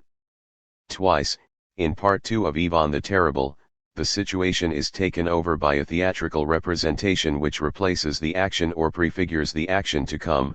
On one occasion, it is the boyars sanctifying their companions who have been beheaded, on another it is Ivan who provides his next victim with an infernal performance by clowns and circus. Conversely, an action can be extended in plastic and sculptural representations, which distance us from the present situation. The obvious example is the stone lions in Battleship Potemkin, but there is also the sculptural series of October. In the general line, this second aspect assumes its full importance. The action is suspended. Is the creamer going to work? A drop falls, then a flood of milk, to be extended in images of streams of water and substitutive streams of fire. Psychoanalysis has subjected these famous images of the creamer and what follows to such puerile treatment that it has become hard to rediscover their simple beauty. The technical explanations which Eisenstein himself gives are a better guide. He says that it is a case of patheticizing something humble and everyday. It is no longer the situation of Battleship Potemkin, which was by itself pathetic. It is therefore necessary that the qualitative leap should no longer be purely material, relating to the content, but should become formal and pass from one image to a quite different mode of image which has only an indirect reflexive relationship with the initial image. Eisenstein adds that he had the choice between a theatrical representation and a plastic representation for this other mode, but a theatrical representation, such as peasants dancing on Bald Mountain, would have been ridiculous and, moreover, he had already used the theatrical mode for an earlier scene in the same film. He therefore now needed a plastic representation strong enough to be able to return through its detour to the action. This was the role of the water and the fire. 245. We must reconsider the two cases. On the one hand, in the theatrical representation, the real situation does not immediately give rise to an action which corresponds to it, but is expressed in a fictitious action which will merely prefigure a project, or a real action to come. Instead of S rightward arrow A, we have S rightward arrow A, consequently serving as index to the real action, A, which is being prepared. On the other hand, in the plastic representation, the action does not immediately disclose the situation which it envelopes, but is itself developed in grandiose situations which encompass the implied situation. Instead of a rightward arrow S, we have a rightward arrow S serving as synson or encompasser of the real situation S, which will only be discovered through its intermediary. In one case, the situation refers back to an image other than that of the situation which it indicates. It thus appears that, in the first case, the small form is as it were injected into the large form through the intermediary of the theatrical representation and, in the second case, that the large form is injected into the small form through the intermediary of the sculptural or plastic representation. In any case, there is no longer a direct relation between a situation and an action and a situation, between the two images, or between the two elements of the image. A third intervenes to ensure the conversion of the forms. It might be said that the fundamental duality which characterized the action image tends to go beyond itself towards a higher instance, as a thirdness capable of converting the images and their elements. Take an example borrowed from Kant. The despotic state is directly presented in certain actions, such as a slave-based and mechanical organization of labor, but the windmill would be the indirect figuration in which that state is reflected. 246 Eisenstein's method in Strike is exactly the same. The Tsarist state is presented directly in the shooting of the demonstrators, but the abattoir is the indirect image, which both reflects that state and represents this action. Whether they are theatrical or plastic, Eisenstein's attractions do not merely ensure the conversion of one form of action into the other, they carry situations and actions to an extreme limit, they raise them to a third which goes beyond their constitutive duality. The authorities controlling Soviet cinema were not necessarily receptive to these indirect images and could even see them as a dangerous and deviationist method. Thus it is in Que Viva Mexico that Eisenstein was able to achieve a free development of theatrical and plastic representations which reflect the idea of life and death in Mexico, combining the stages and the frescoes, the sculptures and dramatic effects, the pyramids and the gods, the crucifixion, the bullfight, the crucified bull, the great dance of death. Figures are these new attractional images, which circulate through the action image. Indeed, when Fontanier attempted his great classification of figures of discourse at the start of the 19th century, these figures are presented in four forms. In the first case, tropes strictly speaking, a word taken in a figurative sense replaces another word. In the second case, imperfect tropes, it is a group of words, a proposition, which has the figurative sense. In the third case, there is substitution, but it is in their strictly literal sense that the words are subjected to exchanges and transformations. The last case is that of figures of thought which do not pass through any modification of words. 247. At this level of our analysis, we are not posing any general problem about the relationship of the cinema and language, of images and words. We are simply noting that cinematographic images have figures proper to them which correspond in their own way to Fontanier's four types. Eisenstein's sculptural or plastic representations are images which represent another image, and have a value one by one even when they are taken in series. But theatrical representations proceed in sequence, and it is the sequence of images which has the figural role. We can recognize the first two of the four above cases. The other cases are of a different nature. Literal figures, operating for example through reversal, have always been widely developed in the cinema, notably in the burlesque parody.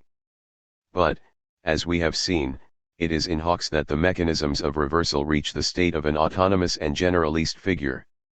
As for the figures of thought, which are already present in Chaplin's talkies, we will not be able to discover their nature and function until a later chapter because they are no longer content to play on the limits of the action image, but evolve in a new type of image which is only promised by the preceding figures.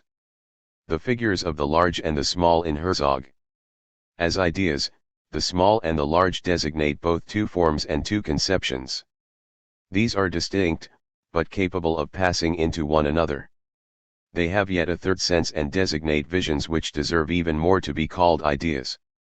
And, although this is true of all the directors that we are studying, we should like to consider Herzog's action cinema as an extreme case in this respect. For his work divides up according to two obsessive themes, which are like visual and musical motifs.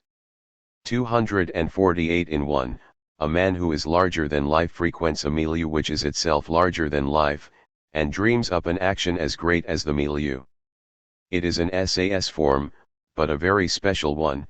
The action, in effect, is not required by the situation, it is a crazy enterprise, born in the head of a visionary, which seems to be the only one capable of rivaling the milieu in its entirety. Or rather, the action divides in two. There is the sublime action, always beyond, but which itself engenders another action, a heroic action which confronts the milieu on its own account, penetrating the impenetrable, breaching the unbreachable. There is thus both a hallucinatory dimension, where the acting spirit raises itself to boundlessness in nature, and a hypnotic dimension where the spirit runs up against the limits which nature opposes to it.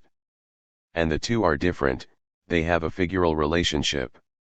In Aguirre, Wrath of God, the heroic action, the descent of the rapids, is subordinated to the sublime action, the only one which is equal to the vast, virgin forest. Aguirre's plan to be the only traitor, to betray everyone at once, God, the king, men, in order to found a pure race in an incestuous union with his daughter, in which history will become the opera of nature. And, in Fitzcarraldo, the heroic is even more directly the means of the sublime. The whole virgin forest becomes the temple of Verdi's opera and Caruso's voice. Finally, in Heart of Glass, the Bavarian landscape harbors the hypnotic creation of the glass ruby, but goes still further beyond itself into hallucinatory landscapes which summon to the search for the great abyss of the universe. Hence the large is realized as pure idea, in the double nature of the landscapes and the actions. But in the other theme, or following the other facet of Herzog's work, it is the small which becomes the idea, and is realized, firstly, in dwarves who also started small, and is extended in men who have similarly not ceased to be dwarves. No longer are they conquerors of the useless, but beings incapable of being used. No longer are they visionaries, but weaklings and idiots. The landscapes are dwarfed or figures large and small, Herzog flattened, they turn sad and dismal, even tend to disappear. The beings who frequent them no longer have visions at their disposal but instead seem reduced to an elementary sense of touch, like the deaf mutes of land of silence and darkness, and walk close to the earth, following an uncertain line which only allows them a pause, a remnant of vision between two torments, to the rhythm of their steps or their monstrous feet. This is the tread of Caspar Hauser in the Professor's Garden. This is Strawscheck, with his dwarf and his whore, and his line of flight from Germany towards a pitiable America. This is Nosferatu, who is treated in the opposite way to Murnau's character, caught in a uterine regression, a foetus reduced to its feeble body and to what it touches and sucks, who will only propagate himself in the universe in the form of his successor, a tiny point fleeing towards the horizon of a flat earth. This is Wozzeck, always reduced to his own passion, where the earth, the red moon, the black pool are now inferred only from staccato indices instead of grandiose sinsons.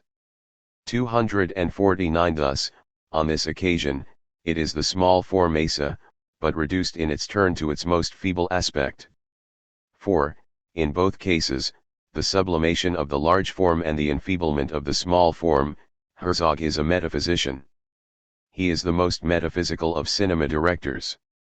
When Bruno asks the question, where do objects go when they no longer have any use, we might reply that they normally go in the dustbin, but that reply would be inadequate, since the question is metaphysical. Bergson asked the same question and replied metaphysically, that which has ceased to be useful simply begins to be. And when Herzog remarks that he who walks is defenseless, we might say that the walker lacks any strength in comparison with cars and aeroplanes. But, there again, the remark was metaphysical. 250 Absolutely defenseless is the definition which Bruno gave of himself. The walker is defenseless because he is he who is beginning to be, and never finishes being small. It is Caspar's tread, the tread of the unamiable. We can see how the small enters into a relationship with the large such that the two ideas communicate and form figures in interchanging.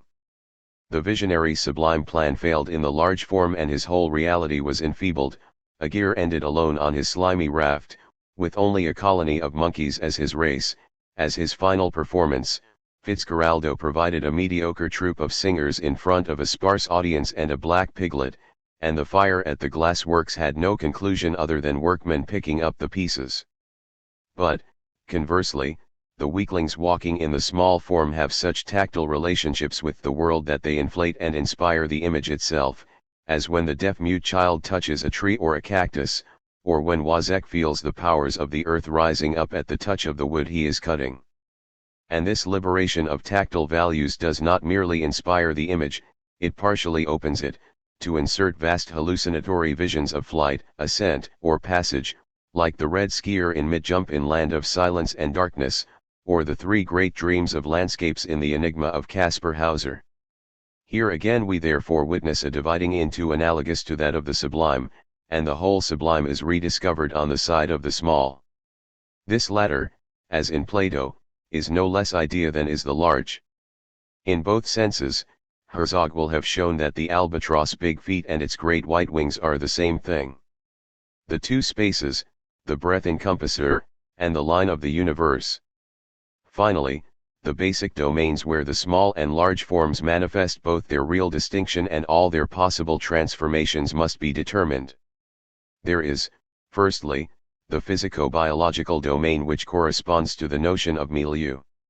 For this, in a first sense, designates the interval between two bodies, or rather that which occupies that interval, the fluid which transmits the action of one body on the other at a distance. We therefore find ourselves in a characteristic aciform. But the milieu then designates the ambience or the encompasser which surrounds a body and acts on it, even though the body reacts on the milieu, an SAS form. We move easily from one sense to the other, but the combinations do not erase the distinct origin of the two ideas, the one belonging to a mechanics of fluids, the other to a bioanthropological sphere. 251. The mathematical domain which corresponds to the notion of space also gives rise to two distinct conceptions. A conception which starts off from a set whose structure is given, in order to determine a univocal place and function of the elements which belong to that set will be called global. It is an ambience space which can undergo certain transformations in relation to the figures which are submerged in it, SAS. The local conception, on the other hand, starts off from an infinitesimal element which forms, with its immediate surroundings, a fragment of space, but these elements, or these fragments, are not linked up to one another as long as a line of connection by tangent vectors has not been determined. It will be noted that the two conceptions are not opposed like the whole and the part, but rather as two ways of constituting their relationship. 252. It is a case of two spaces which are different in nature and do not have the same limit. The limit of the first would be empty space, but that of the second would be disconnected space whose parts can link together in an infinite number of ways. There are nevertheless conditions under which one can move from one space to the other, and the two limits are themselves reunited in the notion of the any space whatever. But these are spaces which are very different in origin and conception. If the Western had a pure geometrical representation, the two aspects which we have analyzed would correspond to these two spatial forms. Thirdly, we will consider the aesthetic domain which corresponds to the notion of landscape. Chinese and Japanese painting invoke two fundamental principles: on one hand the primordial void and the breath of life which permeates all things in one, unites them in a whole, and transforms them according to the movement of a great circle or an organic spiral; on the other hand, the median void and the skeleton, the articulation, the joints, the wrinkle or broken stroke which moves from one being to another by taking them at the summit of their presence, following a line of the universe. In the one case it is the union which counts, diastole and systole, but in the other it is rather the separation into autonomous events, all of which are decisive. In the one case, the presence of things is in their appearing, but in the other presence itself lies in a disappearing, like a tower whose top is lost in the sky and whose base is invisible, or like the dragon concealed behind the clouds. 253. The two principles are certainly inseparable and the former is dominant. It is advisable that the strokes should be interrupted, without the breath being, that the forms should be discontinuous without the spirit being. All the art of execution is in fragmentary notations and interruptions, although the aim is to achieve a total result. How can one paint the pike without discovering the broken line of the universe which links it to the rock it brushes in the depths of the water, and to the reeds of the bank where it lurks? But how can one paint it without animating it with the cosmic breath, of which it is only a part, an impression? Even so, under both principles, things do not have the same sign, and spaces do not have the same form, sinsons for the breath or the spiral, vectors for the lines of the universe, the single stroke and the wrinkled stroke. Eisenstein was fascinated by Chinese and Japanese landscape painting, because he saw in it a prefiguration of the cinema. 254. But in the Japanese cinema itself, each of the two great directors closest to us has given priority to one of the two action spaces. Kurosawa's work is animated by a breath which fills the duels and battles. This breath is represented by a single stroke, both as sinson of the work and as Kurosawa's personal signature. Imagine a thick vertical line which runs from top to bottom of the screen, which is crossed by two thinner horizontal lines, from right to left and from left to right. In Kagemusha this is the envoy's magnificent descent, constantly diverted to left and right. Kurosawa is one of the greatest filmmakers of rain.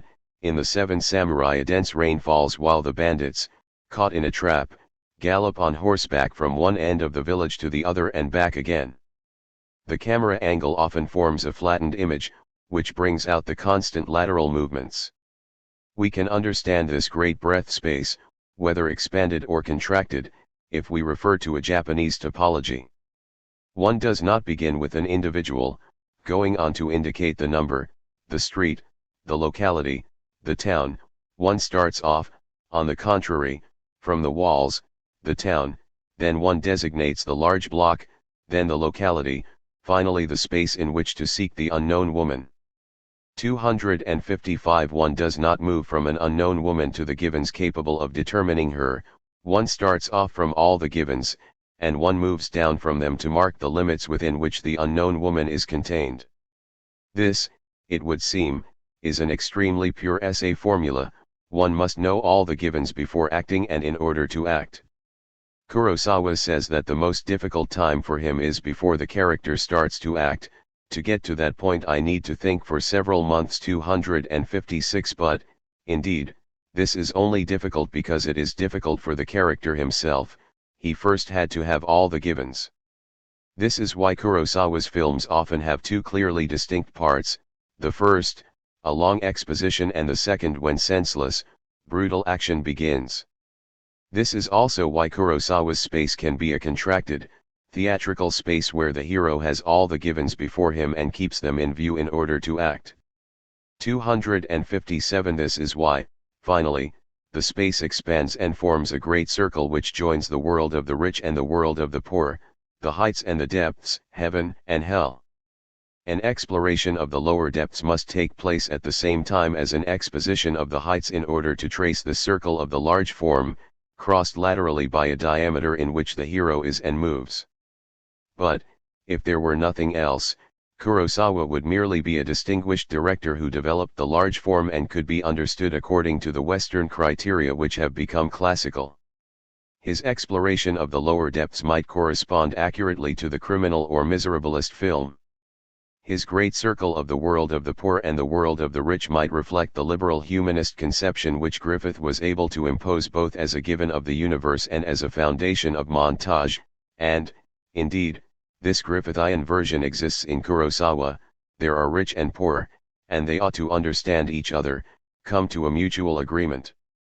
In short, the requirement of an exposition before the action would correspond exactly to the essay formula, from the situation to the action. Within the context of this large form there are, however, several aspects which bear witness to a profound originality which can certainly be linked to Japanese traditions, but which may also be attributed to Kurosawa's own genius.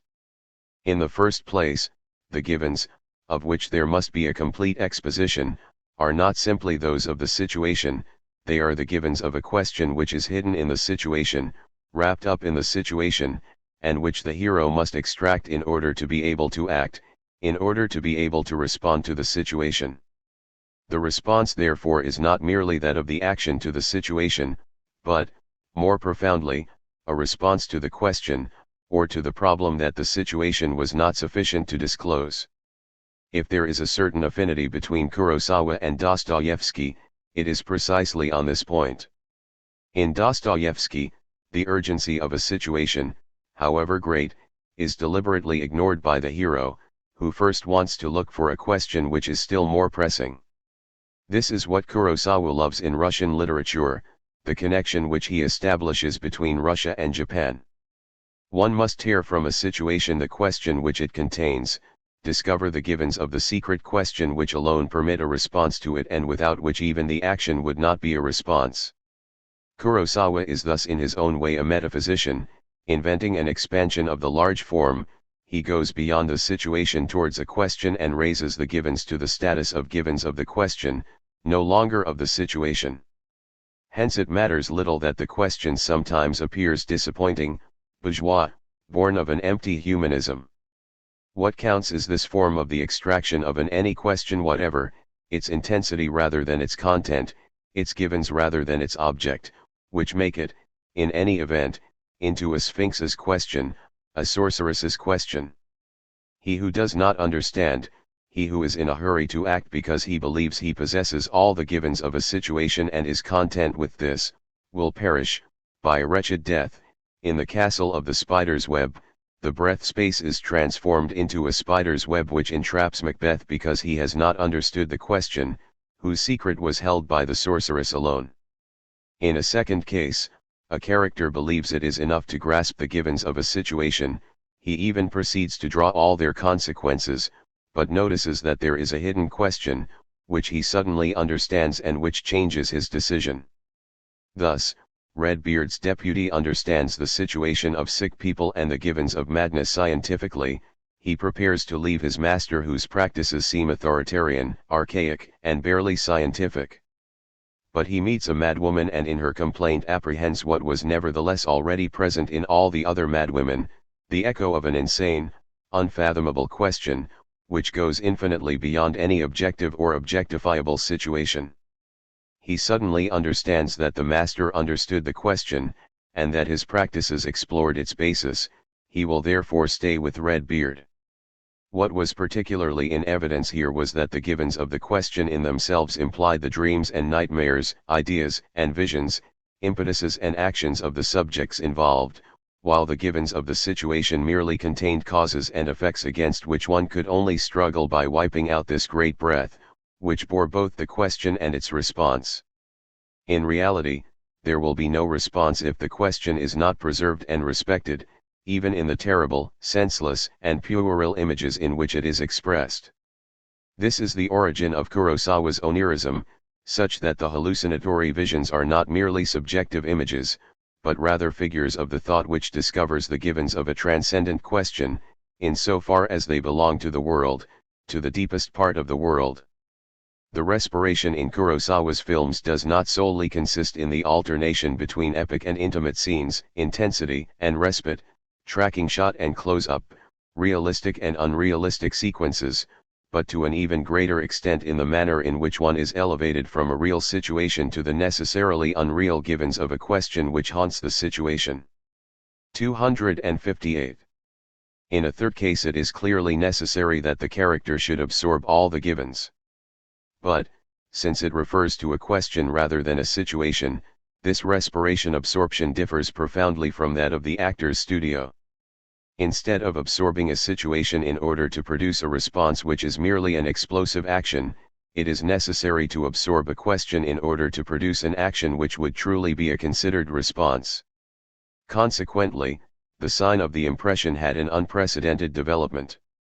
In Cage Musha the double must absorb everything surrounding the master, he must himself become impression and pass through the various situations. One might say that Western films have taken up the same theme.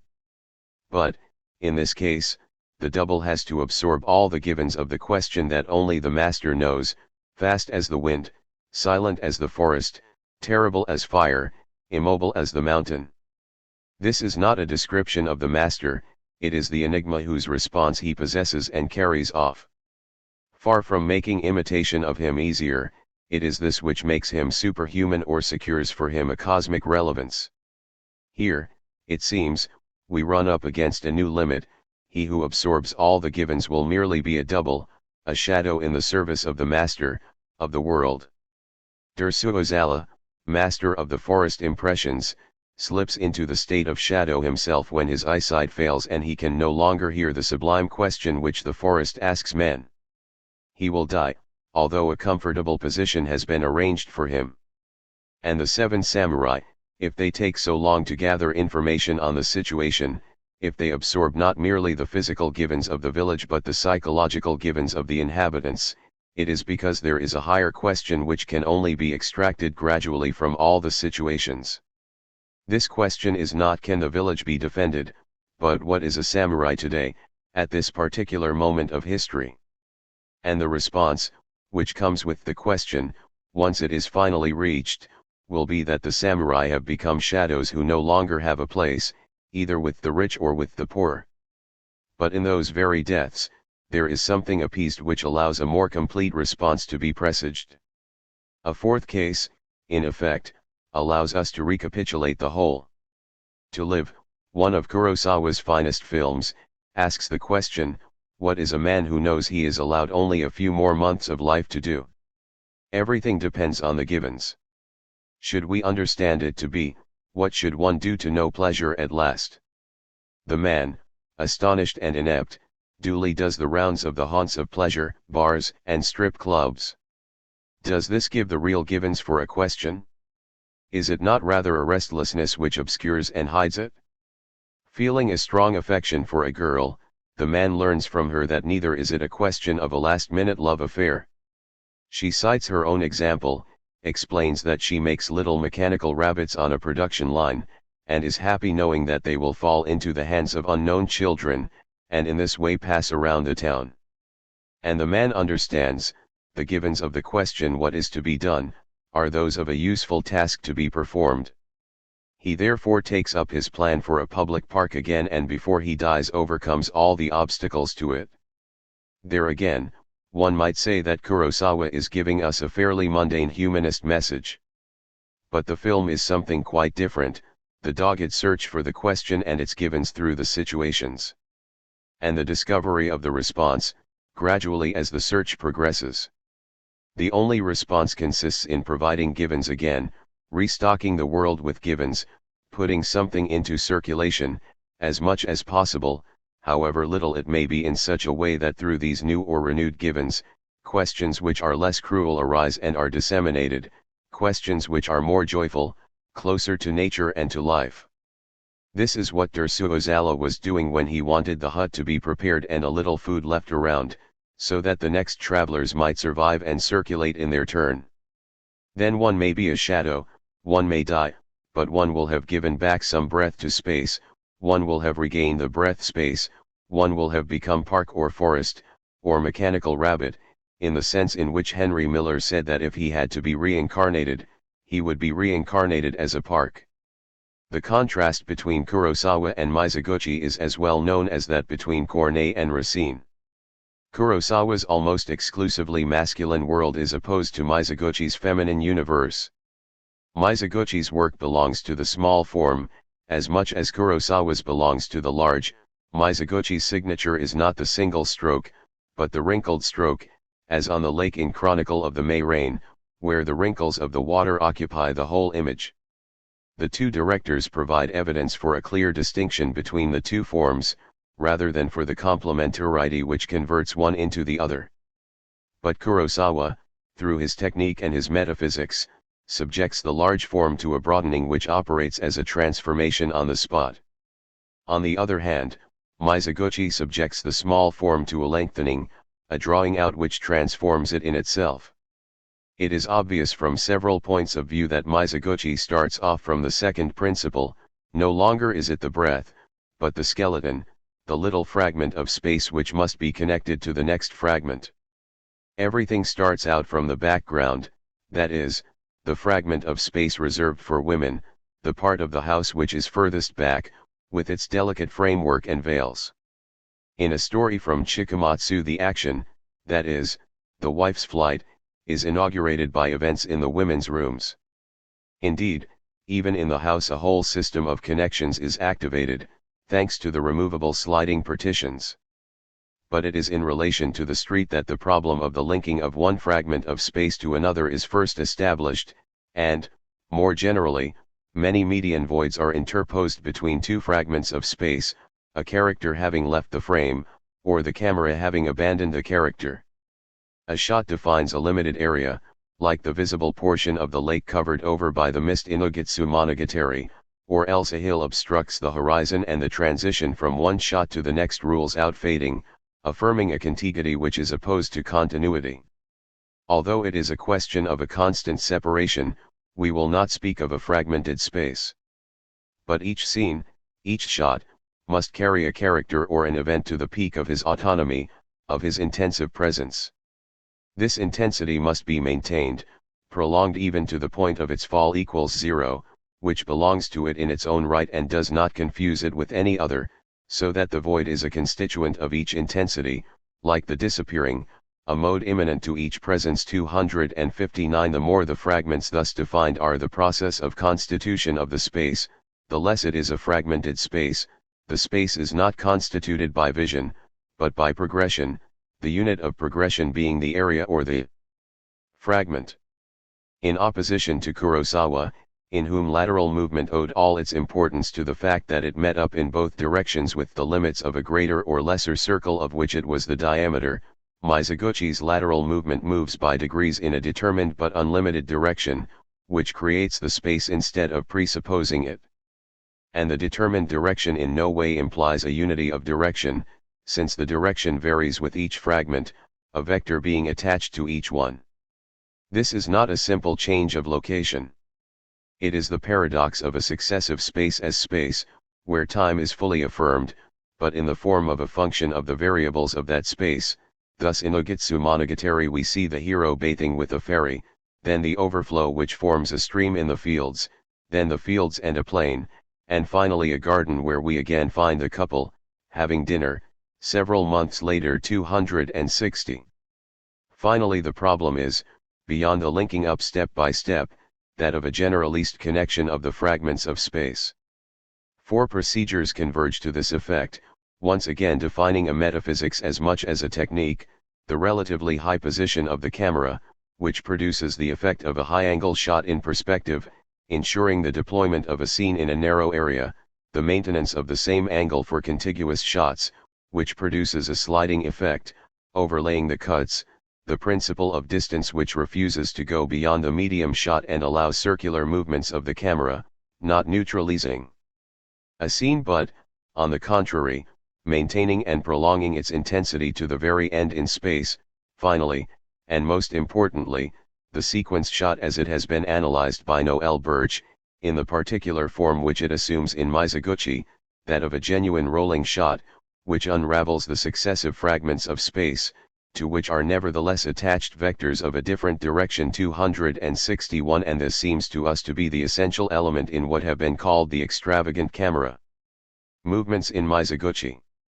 The sequence shot ensures a sort of parallelism of vectors with different orientations and thus constitutes a connection of heterogeneous fragments of space, giving a very special homogeneity to the space thus constituted. In this unlimited lengthening or drawing out, we touch on the ultimate nature of the space of the small form. It is indeed no longer any smaller than that of the large form. It is small by its process, but its immensity derives from the connection of the fragments which compose it, from the placing in parallel of the different vectors, from the homogeneity which is only formed progressively. This is the origin of Mizoguchi's interest, at the end of his life, in cinemascope, his intuition that he might draw from it new resources, as a function of his conception of space. This conception is therefore that of the wrinkled stroke, or the broken stroke. And the wrinkled or broken stroke is the sign of one or several lines of the universe, the ultimate nature of the slope of space. It was Mizoguchi who attained the lines of the universe, the fibers of the universe, and who constantly traced them in all his films. In this way, he gives the small form an incomparable range. It is not the line which unites into a whole, but the one which connects or links up the heterogeneous elements, while keeping them heterogeneous.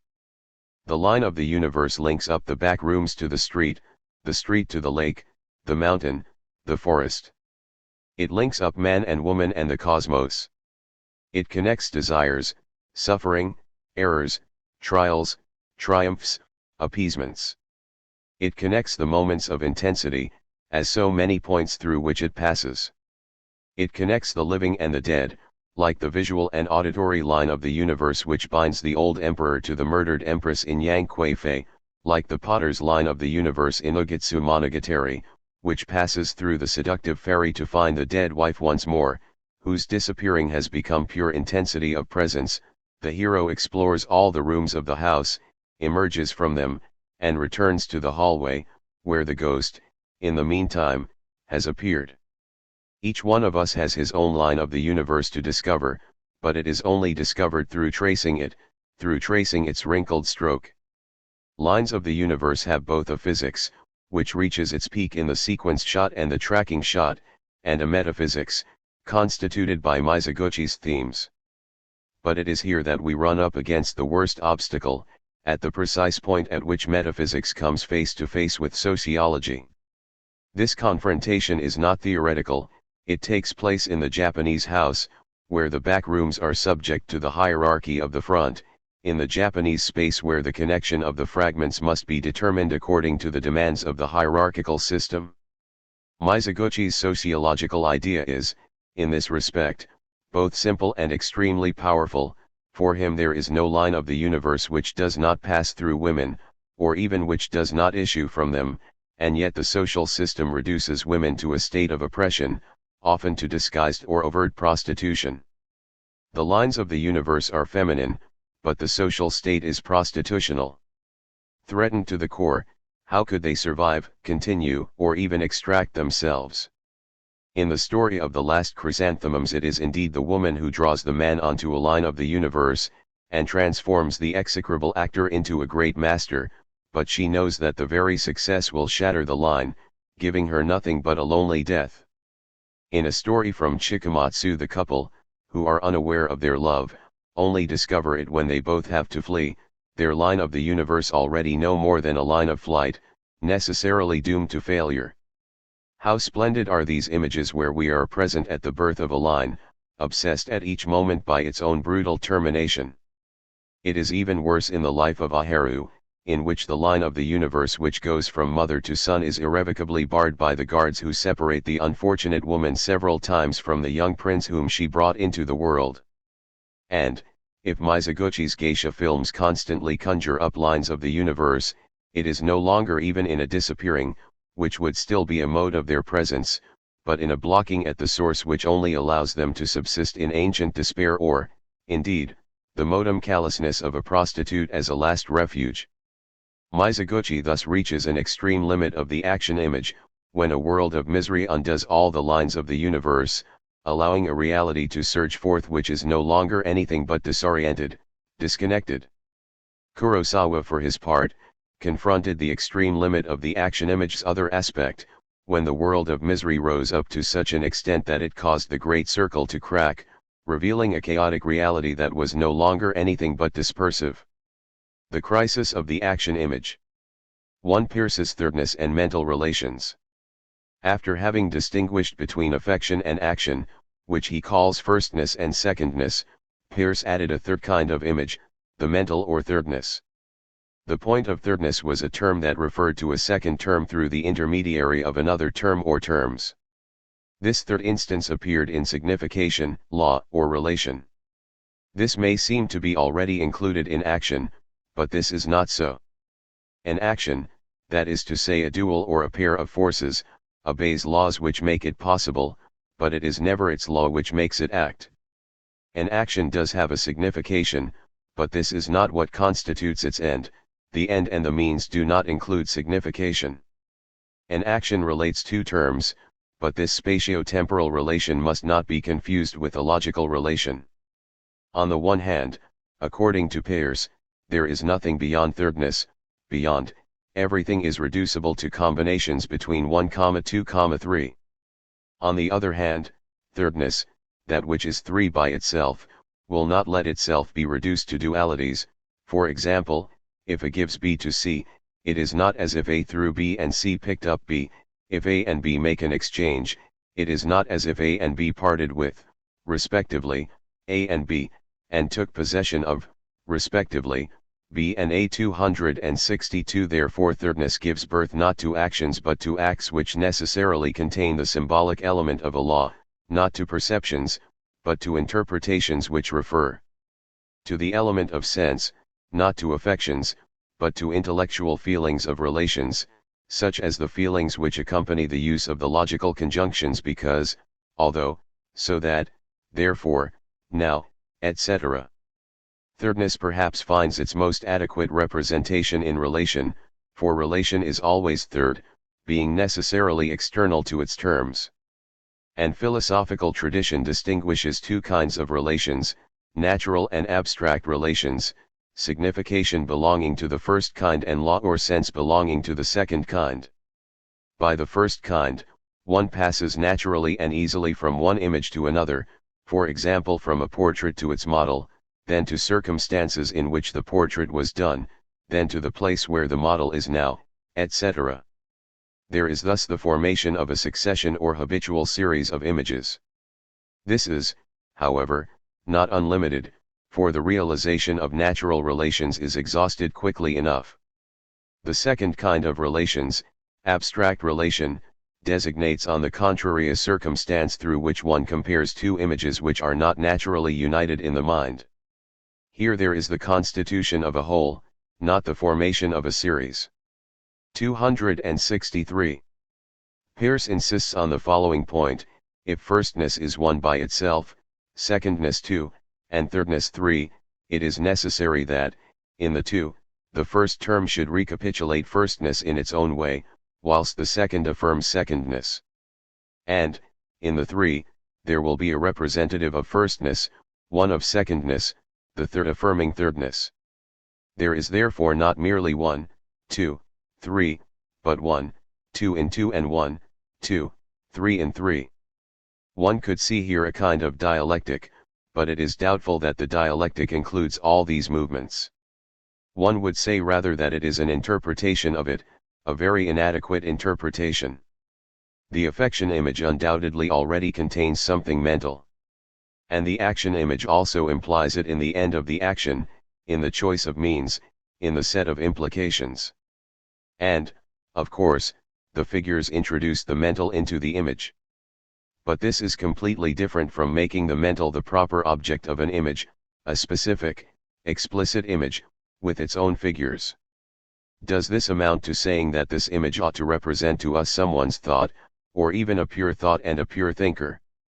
Obviously not, although attempts have been made in this direction. On the one hand, the image would become really too abstract, or ridiculous. And on the other hand, the affection image, the action image, already contained quite enough thought.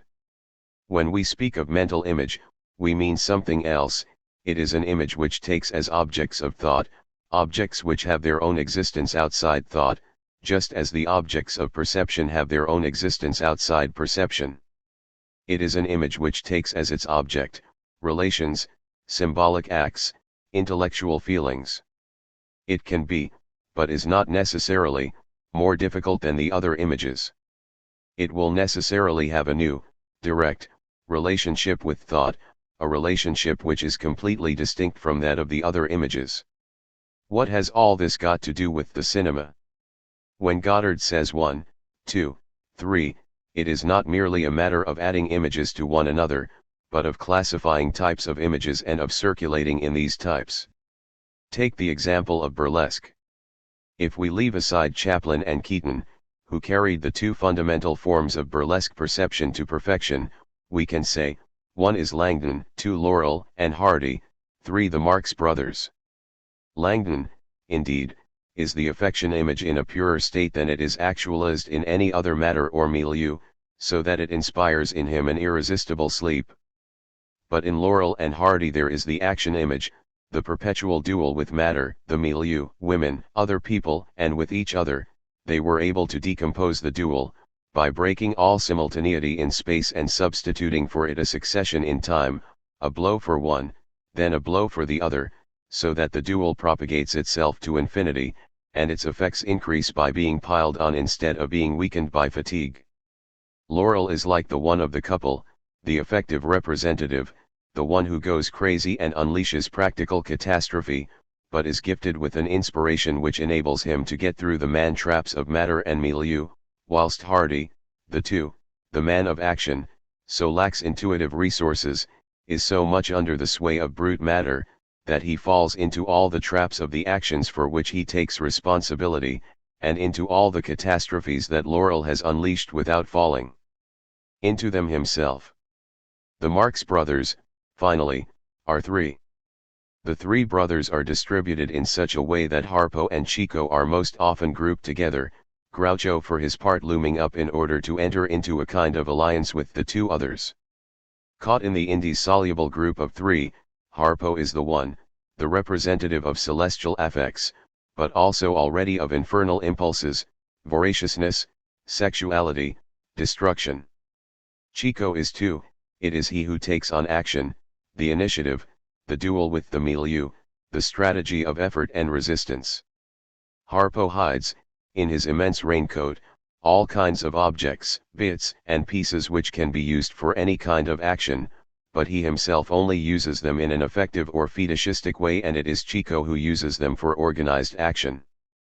Finally, Groucho is the man of interpretations, of symbolic acts and abstract relations.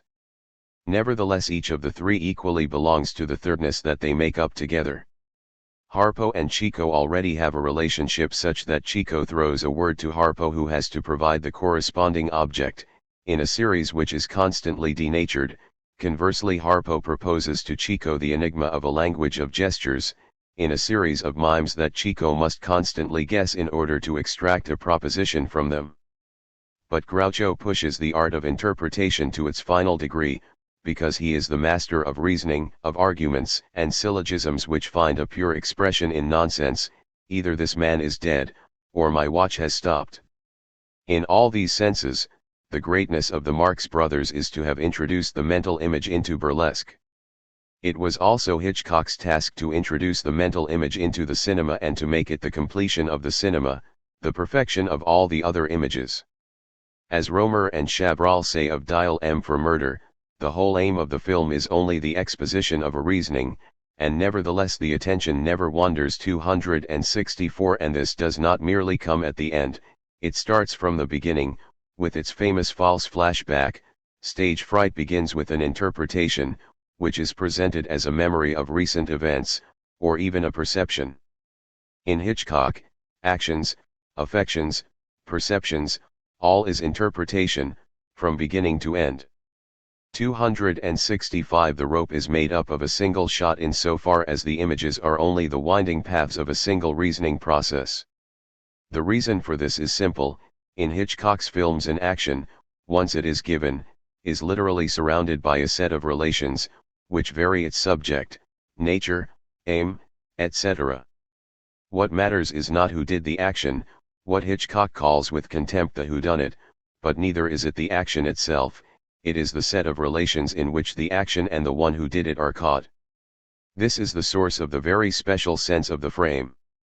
The sketches for framing, the strict delimitation of the frame, the apparent elimination of the out of frame, are explained by Hitchcock's constant reference, not to painting or the theater, but to tapestry making, that is, to weaving.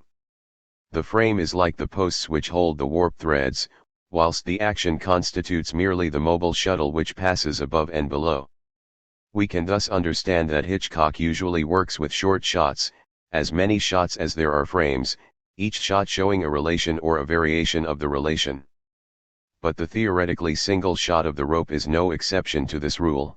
It is very different from the sequenced shot of Wells or Dreer, which tends in two ways to subordinate the frame to a whole, whilst Hitchcock's single shot subordinates the whole to the frame, being content to open this frame lengthways, provided that it remains closed breadthways, exactly as in a weaving process producing an infinitely long tapestry. The essential point, in any event, is that action, and also perception and affection, are framed in a fabric of relations. It is this chain of relations which constitutes the mental image, in opposition to the thread of actions, perceptions, and affections.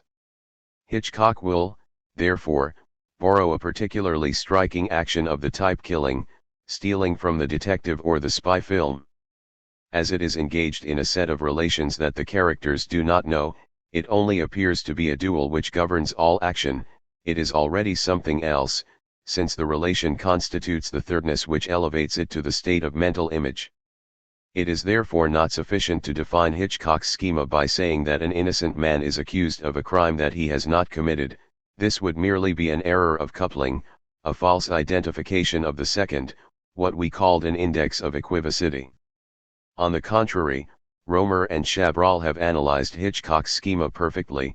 The criminal has always done his crime for another, the true criminal has done his crime for the innocent man who, whether we like it or not, is innocent no longer. In short, the crime is inseparable from the operation by which the criminal has exchanged his crime, as in Strangers on a Train, or even given and delivered up his crime to the innocent, as in I Confess. One does not commit a crime in Hitchcock, one delivers it up, one gives it or one exchanges it. In our view this is the strongest point in Romer and Chabrol's book. The relation does not simply surround action, it penetrates it in advance and in all its parts, and transforms it into a necessarily symbolic act. There is not only the acting and the action, the assassin and the victim, there is always a third and not an accidental or apparent third, as a suspected innocent would simply be, but a fundamental third constituted by the relation itself, the relation of the assassin, of the victim or of the action with the apparent third. This perpetual tripling also takes over objects, perceptions, affections. Each image in its frame, by its frame, must exhibit a mental relation. The characters can act, perceive, experience, but they cannot testify to the relations which determine them. These are merely the movements of the camera, and their movements towards the camera. Hence, the opposition between Hitchcock and the actor's studio, his requirement that the actor acts in the most simple, even neutral, way, the camera attending to what remains. This remainder is the essential or the mental relation. It is the camera, and not a dialogue, which explains why the hero of Rear Window has a broken leg. It is the camera in Sabotage, which means that the woman, the man, and the knife do not simply enter into a succession of pairs, but into a true relation which makes the woman deliver up her crime to the man. 266 In Hitchcock there is never dual or double, even in Shadow of a Doubt, the two Charlies, the uncle and the niece, the assassin and the girl, both appeal to the same state of the world which, for the one, justifies his crimes, and, for the other, cannot be justified in producing such a criminal. 267 And, in the history of the cinema, Hitchcock appears as one who no longer conceives of the constitution of a film as a function of two terms, the director and the film to be made, but as a function of three, the director, the film, and the public which must come into the film, or whose reactions must form an integrating part of the film. 268. There are many excellent commentators on Hitchcock, and there is no need to decide between those who see him as a profound thinker, and those who see him merely as a great entertainer. There is, however, no need to make Hitchcock a Platonic and Catholic metaphysician, as do Romer and Chabrol, or a psychologist of the depths, as does Duchet.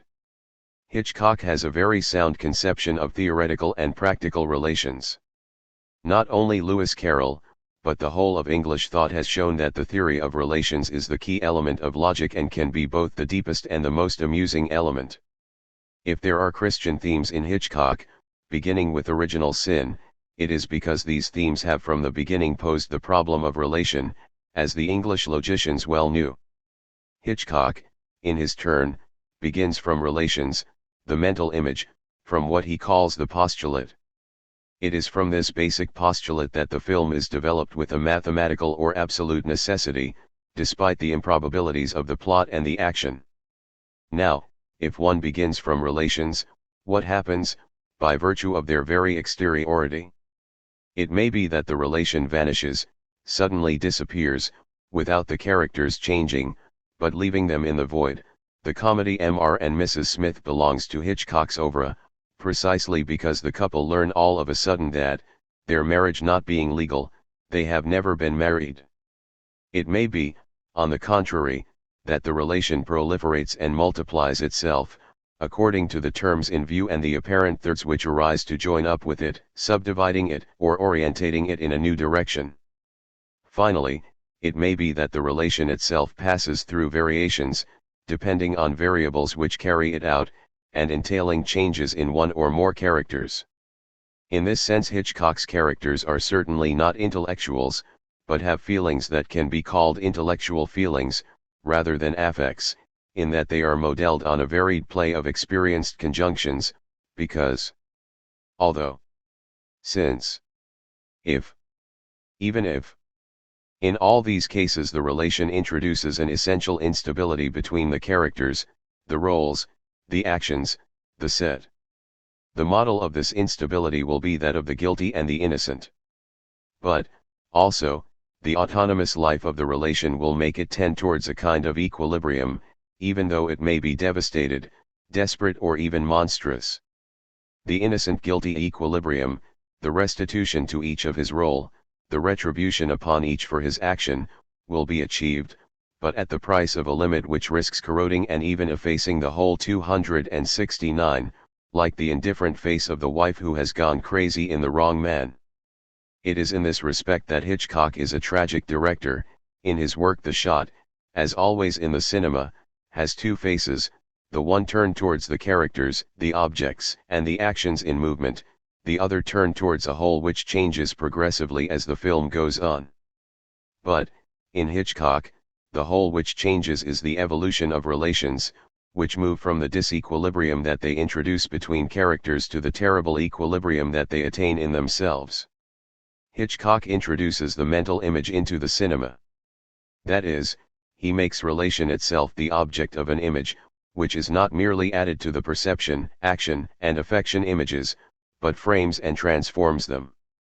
With Hitchcock, a new kind of figures appear which are figures of thoughts. In fact, the mental image itself requires particular signs which are not the same as those of the action image. It has often been noticed that the detective only has a mediocre and secondary role, and that indices have little importance.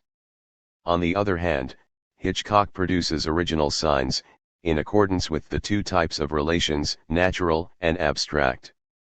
In accordance with the natural relation, a term refers back to other terms in a customary series such that each can be interpreted by the others. These are marks, but it is always possible for one of these terms to leap outside the web and suddenly appear in conditions which take it out of its series, or set it in contradiction with it, which we will refer to as the demarque. It is therefore very important that the terms should be completely ordinary, in order that one of them, first of all, can detach itself from the series. As Hitchcock says, the birds must be ordinary birds. Certain of Hitchcock's demarques are famous, like the windmill in Foreign Correspondent whose sails turn in the opposite direction to the wind, or the crop spraying plane in North by Northwest which appears where there are no crops to spray. Similarly, the glass of milk made suspect by its internal luminosity in suspicion, or the key which does not fit the lock in Dial M for murder. Sometimes the demarque is constituted very slowly, as in blackmail, where one wonders whether the cigar buyer is, in the normal way, part of the series client choice preparations lighting, or if he is a master blackmailer who is using the cigar and its ritual in order to provoke the young couple. On the other hand, and in second place, in accordance with the abstract relation, what we will call a symbol is not an abstraction, but a concrete object which is a bearer of various relations, or of variations of a single relation, of character with others and with himself. 270 The bracelet is such a symbol in the ring, like the handcuffs in the 39 Steps or the wedding ring of Rear Window. Demarques and symbols can converge, particularly in Notorious. The bottle gives rise to such emotion in one of the spies that it springs out of its natural wine-cellar dinner series, and the key to the cellar that the heroine holds in her closed hand bears the set of relations that she maintains with her husband from whom she has stolen it, with her lover to whom she will give it, with her mission which lies in discovering what there is in the cellar. We see that a single object, a key, for example, can, according to the images in which it is caught, function as a symbol or as a demarque. In the birds, the first gull which strikes the heroine is a demarque, since it violently leaves the customary series which unites it to its species, to man and to nature, but the thousands of birds, all species brought together, grasped in their preparations, in their attacks, in their moments of rest, are a symbol. These are not abstractions or metaphors, they are real birds, literally, but which present the inverted image of men's relationships with nature, and the naturalist image of men's relationships between themselves. Although demarques and symbols may superficially resemble indices, they are completely different from them, and constitute the two great signs of the mental image. Demarques are clashes of natural relations, and symbols are nodes of abstract relations. Inventing the mental image or the relation image, Hitchcock makes use of it in order to close the set of action images, and also of perception and affection images.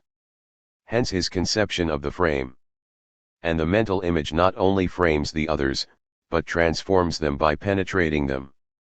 For this reason, One might say that Hitchcock accomplishes and brings to completion the whole of the cinema by pushing the movement image to its limit. Including the spectator in the film, and the film in the mental image, Hitchcock brings the cinema to completion. However, some of Hitchcock's finest films give us a glimpse of a fundamental question. Vertigo communicates a genuine image to us, and, certainly, what is vertiginous, is, in the heroine's heart, the relation of the same with the same which passes through all the variations of its relations with others. But we cannot forget the other, more ordinary, vertigo, that of the inspector who is incapable of climbing the bell tower staircase, living in a strange state of contemplation which is communicated to the whole film and which is rare in Hitchcock. And in Family Plot the discovery of relations refers, even if jokingly, to a clairvoyant function. In a still more direct way the hero of Rear Window has access to the mental image, not simply because he is a photographer, but because he is in a state of immobility, he is reduced as it were to a pure optical situation. If one of Hitchcock's innovations was to implicate the spectator in the film, did not the characters themselves have to be capable, in a more or less obvious manner, of being assimilated to spectators? But then it may be that one consequence appears inevitable: the mental image would then be less a bringing to completion of the action image, and of the other images, than a re-examination of their nature and status. Moreover, the whole movement image which would be re-examined through the rupture of the sensory motor links in a particular character. What Hitchcock had wanted to avoid, a crisis of the traditional image of the cinema, would nevertheless happen in his wake, and in part as a result of his innovations. To the origin of the crisis, Italian neorealism and the French New Wave. But can a crisis of the action image be presented as something new? Was this not the constant state of the cinema? The purest action films have always had value in episodes outside the action, or in idle periods between actions, through a whole set of extra actions and infra-actions which cannot be cut out in montage without disfiguring the film. At all times too, the cinema's potentialities, its vocation for changes of location, have caused directors to wish to limit or even to suppress the unity of action, to undo the action, the drama, the plot, or the story, and to carry further an ambition with which literature was already permeated. On the one hand, the SAS structure found itself called into question. There was no globalizing situation which was able to concentrate itself in a decisive action, but action or plot were only to be a component in a dispersive set, in an open totality. Jean Maitri is right in this sense to show that Deleuze, script writer of Germain Dulac's La Fête Espagnole, already wanted to plunge the drama into a multiplicity of facts, none of which would be principal or secondary, so that it could only be reconstituted following a broken line lifted from among all the points and all the lines of the whole of the Festival 271. On the other hand, the structure ASA was subjected to an analogous critique. In the same way as there was no previous history, there was no preformed action whose consequences on a situation could be foreseen, and the cinema could not transcribe events which had already happened, but necessarily devoted itself to reaching the event in the course of happening, sometimes by cutting across an actuality, sometimes by provoking or producing it. Comali has shown this very well. However far the work of preparation in many directors goes, the cinema cannot avoid the detour through the direct. There is always a moment when the cinema meets the unforeseeable or the improvisation, the irreducibility of a present living under the present of narration, and the camera cannot even begin its work without engendering its own improvisations, both as obstacles and as indispensable means. 272 These two themes, the open totality and the event in the course of happening, are part of the profound Bergsonianism of the cinema in general. Nevertheless, the crisis which has shaken the action image has depended on many factors which only had their full effect after the war, some of which were social, economic, political, moral, and others more internal to art, to literature, and to the cinema in particular. We might mention, in no particular order, the war and its consequences, the unsteadiness of the American dream in all its aspects, the new consciousness of minorities, the rise and inflation of images both in the external world and in people's minds, the influence on the cinema of the new modes of narrative with which literature had experimented, the crisis of Hollywood and its old genres. Certainly, people continue to make SAS and ASA films, the greatest commercial successes always take that route, but the soul of the cinema no longer does. The soul of the cinema demands increasing thought, even if thought begins by undoing the system of actions, perceptions, and affections on which the cinema had fed up to that point. We hardly believe any longer that a global situation can give rise to an action which is capable of modifying it, no more than we believe that an action can force a situation to disclose itself, even partially. The most healthy illusions fall. The first things to be compromised everywhere are the linkages of situation-action, action-reaction, excitation-response, in short, the sensory-motor links which produce the action image. Realism, despite all its violence, or rather with all its violence which remains sensory-motor, is oblivious to this new state of things where the senses disperse and the indices become confused. We need new signs. A new kind of image is born that one can attempt to identify in the post-war American cinema, outside Hollywood. In the first place, the image no longer refers to a situation which is globalizing or synthetic, but rather to one which is dispersive. The characters are multiple, with weak interferences and become principal or revert to being secondary. It is nevertheless not a series of sketches, a succession of short stories, since they are all caught in the same reality which disperse them. Robert Altman explores this direction in A Wedding and particularly in Nashville, with the multiple soundtracks and the anamorphic screen which allows several simultaneous stagings. The city and the crowd lose the collective and unanimous character which they have in King Vidor. The city at the same time ceases to be the city above, the upright city, with skyscrapers and low-angle shots, in order to become the recumbent city, the city as horizontal or at human height, where each gets on with his own business, on his own account. In the second place, the line, or the fiber of the universe which prolonged events into one another, or brought about the connection of portions of space, has broken. The small form ASA is therefore no less compromised than the large form SAS. Ellipsis ceases to be a mode of the tale, a way in which one goes from an action to a partially disclosed situation. It belongs to the situation itself, and reality is lacunary as much as dispersive. Linkages, connections, or liaisons are deliberately weak. Chance becomes the sole guiding thread, as in Altman's quintet. Sometimes the event delays and is lost in idle periods, sometimes it is there too quickly, but it does not belong to the one to whom it happens. And there are close relationships between these aspects of the event, the dispersive, the direct in the course of happening and the non-belonging. Cassavetes plays on these three aspects in The Killing of a Chinese Bookie and in Too Late Blues. We could call them white events, events which never truly concern the person who provokes or is subject to them, even when they strike him in his flesh, events whose bearer, a man internally dead, as Lumet says, is in a hurry to extricate himself.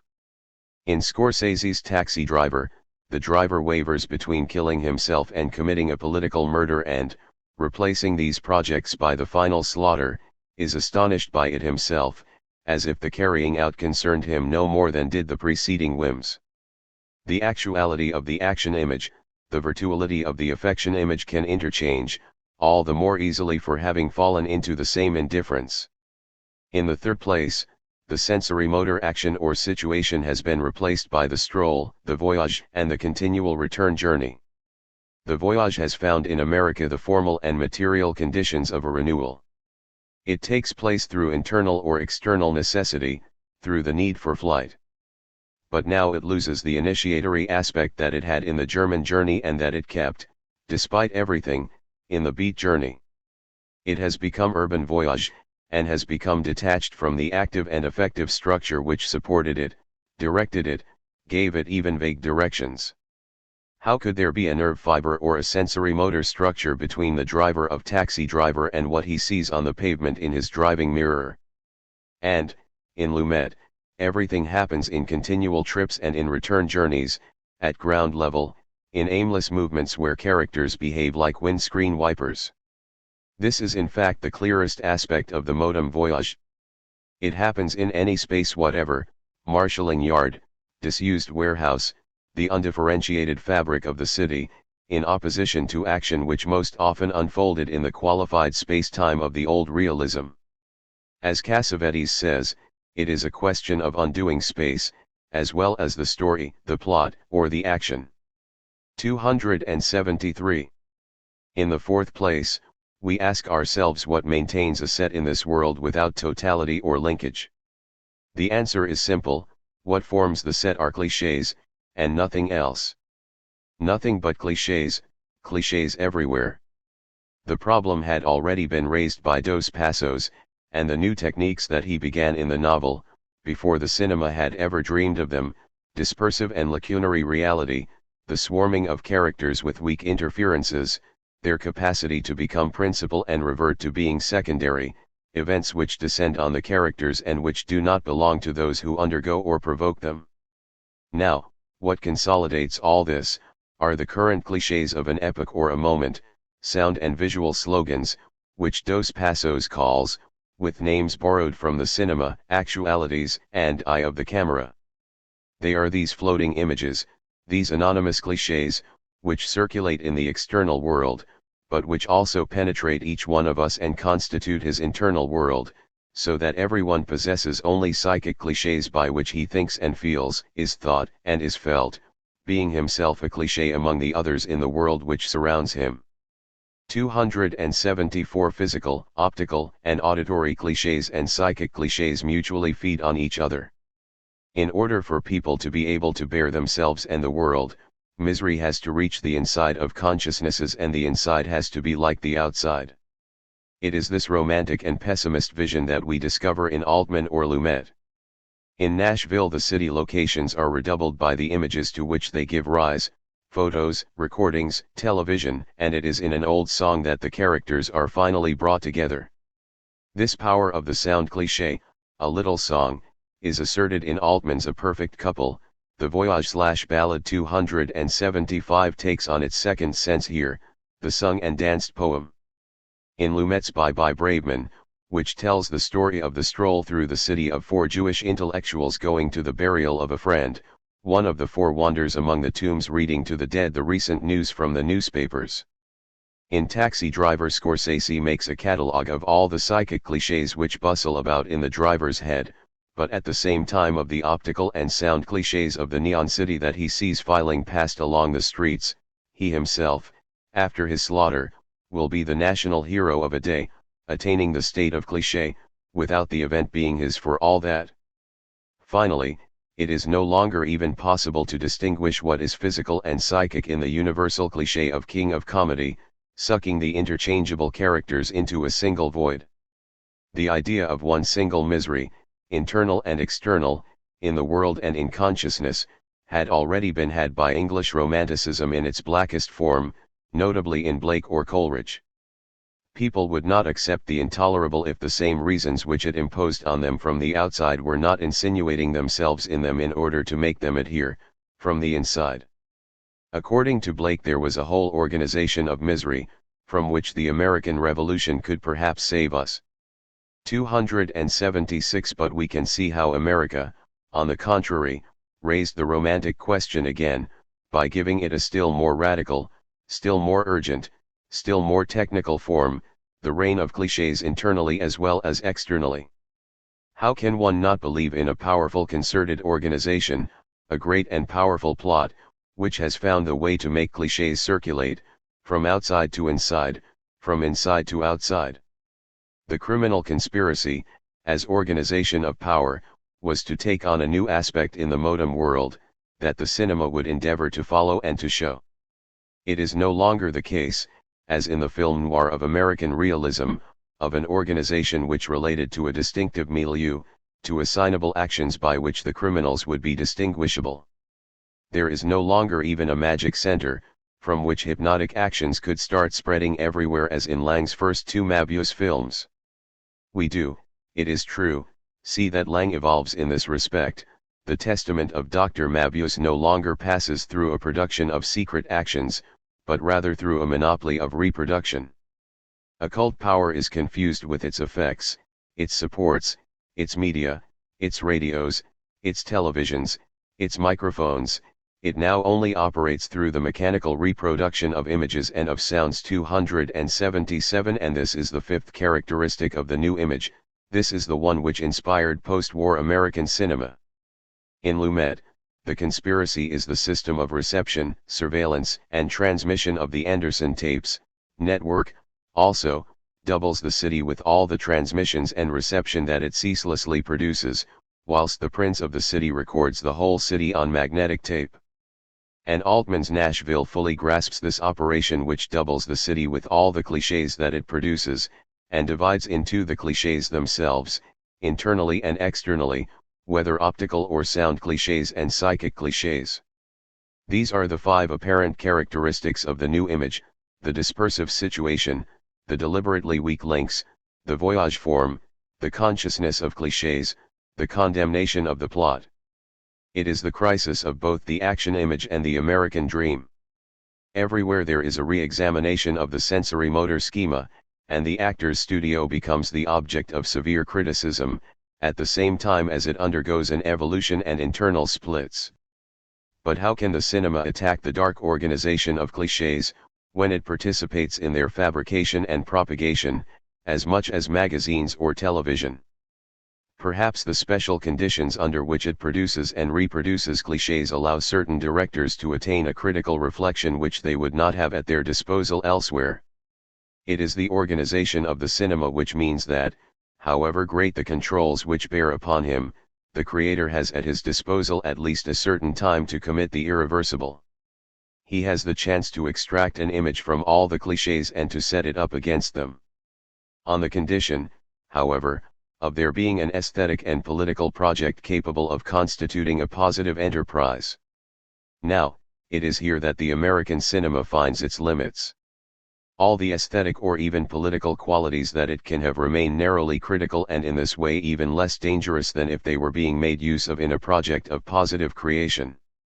Then, either the critique swerves abruptly and attacks only a misuse of apparatuses and institutions, in striving to save the remains of the American dream, as in Lumet, or it extends itself, but becomes empty and starts to grate, as in Altman, content to parody the cliché instead of giving birth to a new image.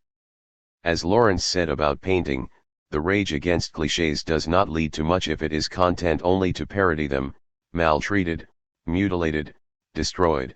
A cliché is not slow to be reborn from its ashes. 278 In fact, what gave the American cinema its advantage, the fact of being born without a previous tradition to suffocate it, now rebounded against it. For the cinema of the action image had itself engendered a tradition from which it could now only, in the majority of cases, extricate itself negatively. The great genres of the cinema, the psychosocial film, the film noir, the western, the American comedy, collapse and yet maintain their empty frame. For great creators the path of emigration was thus reversed, for reasons which were not just related to McCarthyism. In fact, Europe had more freedom in this respect, and it is first of all in Italy that the great crisis of the action image took place. The timing is something like, around 1948, Italy, about 1958 France, about 1968, Germany. Towards a beyond of the movement image. Why Italy first, before France and Germany? It is perhaps for an essential reason, but one which is external to the cinema. Under the impetus of de Gaulle, France had, at the end of the war, the historical and political ambition to belong fully to the circle of victors. The resistance, therefore, even when underground, needed to appear as the detachment of a regular, perfectly organized army, and the life of the French, even when full of conflict and ambiguities, needed to appear as a contribution to victory. These conditions were not favorable to a renewal of the cinematographic image, which found itself kept within the framework of a traditional action image, at the service of a properly French dream. The result of this was that the cinema in France was only able to break with its tradition rather belatedly and by a reflexive or intellectual detour which was that of the new wave. The situation in Italy was completely different. It could certainly not claim the rank of victor, but, in contrast to Germany, On the one hand, it had at its disposal a cinematographic institution which had escaped fascism relatively successfully. On the other hand, it could point to a resistance and a popular life underlying oppression, although one without illusion. To grasp these, all that was necessary was a new type of tale capable of including the elliptical and the unorganist, as if the cinema had to begin again from zero, questioning afresh all the accepted facts of the American tradition. The Italians were therefore able to have an intuitive consciousness of the new image in the course of being bomb. This explains nothing of the genius of Rossellini's first films. But it does at least explain the reaction of certain American critics who saw in them the inordinate pretension of a defeated country, an odious form of blackmail, a way of making the conquerors ashamed. 279 And above all, it is this very special situation of Italy which made possible the enterprise of neorealism.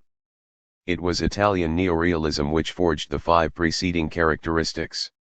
In the situation at the end of the war, Rossellini discovered a dispersive and lacunary reality, already in Rome, open city, but above all in Pisa, a series of fragmentary, chopped-up encounters, which call into question the SAS form of the action image.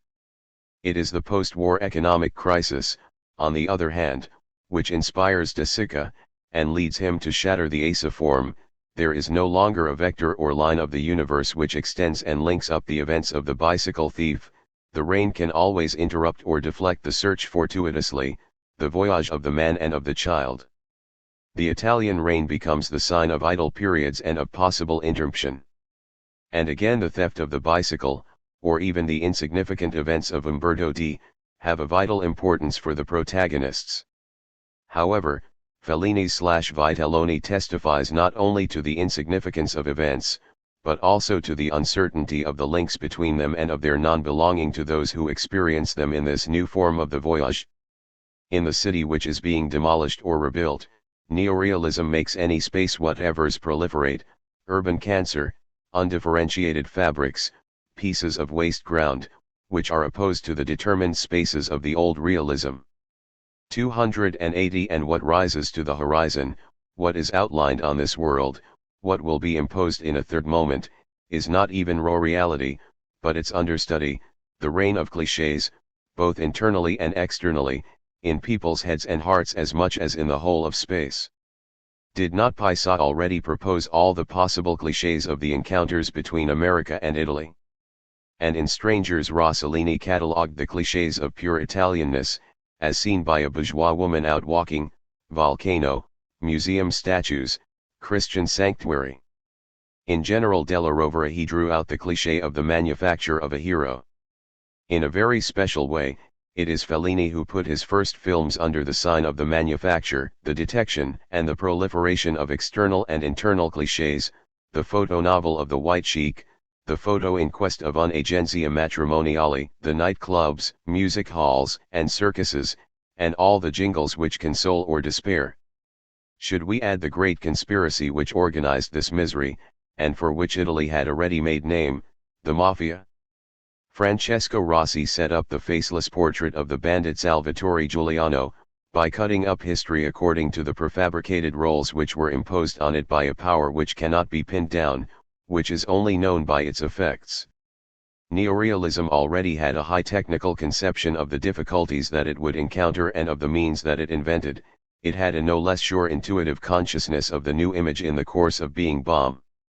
It is rather by way of an intellectual and reflexive consciousness that the French New Wave was able to take up this mutation on its own account.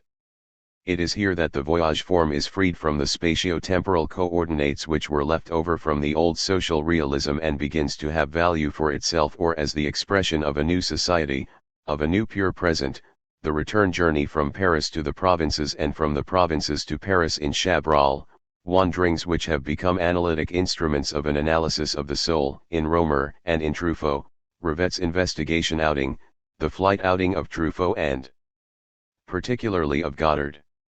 In these we see the birth of a race of charming, moving characters who are hardly concerned by the events which happen to them, even treason, even death, and experience and act out obscure events which are as poorly linked as the portion of the any space whatever which they traverse. Rivette's film title is echoed by Pigui's song formula, Paris belongs to no one. And, in Revet's l'âme or fou, forms of behavior are replaced by the postures of the asylum, by explosive acts, which shatter the actions of characters as well as the connections of the play which they are rehearsing. In this new kind of image the sensory-motor links tend to disappear, a whole sensory-motor continuity which forms the essential nature of the action image vanishes. It is not only the famous scene in Pierrot le Fou, I Don't Know What to Do, where the Voyage/Ballade 281 imperceptibly becomes the sung and danced poem, but it is also a whole upsurge of sensory-motor disturbances, which are hardly indicated when necessary, movements which make false, slight warping of perspectives, slowing down of time, alteration of gestures. 282 Making false becomes the sign of a new realism, in opposition to the making true of the old. Clumsy fights, badly aimed punches or shots, a whole out of phase of action and speech replace the two perfect duels of American realism. Eustache makes a character in La Maman et la Putain say, the more you appear false like that, the farther you go, the false is the beyond. Under this power of the false all images become clichés, sometimes because their clumsiness is shown, sometimes because their apparent perfection is attacked. The gauche gestures of the Carabiniers have as a correlate the series of postcards that they bring back of the war. The external, optical, and sound clichés have as their correlate internal or psychic clichés. It is perhaps in the perspectives of the new German cinema that this element finds its fullest development. Daniel Schmidt invents a slowness which makes possible the dividing in two of characters, as if they were to one side of what they say and do, and chose from among the external clichés the one that they will embody from the inside, in a perpetual interchangeability of inside and outside. 283 If things are like this, how is it possible not to believe in a worldwide, diffuse conspiracy, an enterprise of generalist enslavement which extends to every location of the any space whatever, spreading death everywhere? In Goddard, Les Petits Soldats, Pierrot le Fou, made in USA, Weekend, with their maquis of resistance to the end illustrate in different ways a plot from which escape is impossible.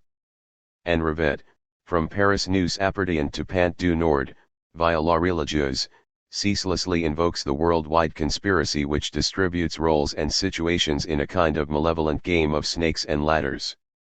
But, if everything is clichés and a plot to exchange and propagate them, the only result seems to be a cinema of parody or contempt for which Chabrol and Altman are sometimes criticized. What do the neorealists mean, on the contrary, when they speak of the respect and the love which is necessary for the birth of the new image? Far from being satisfied with a negative or parodic critical consciousness, the cinema is engaged in its highest reflection, and has constantly deepened and developed it. We will find in Goddard formulas which express the problem: if images have become clichés, internally as well as externally, how can an image be extracted from all these clichés, just an image, an autonomous mental image? An image must emerge from the set of clichés. With what politics and what consequences? What is an image which would not be a cliché? Where does the cliché end and the image begin? But, if the question has no immediate answer, it is precisely because the set of preceding characteristics do not constitute the new mental image which is being sought. The 5 characteristics form an envelope, they are a necessary external condition, but do not constitute the image although they make it possible. And here one can assess the similarities to and the differences from Hitchcock. The new wave could be called with good reason Hitchcocko-Marxian, rather than Hitchcocko-Hawksian. Like Hitchcock, it wanted to reach mental images and figures of thought.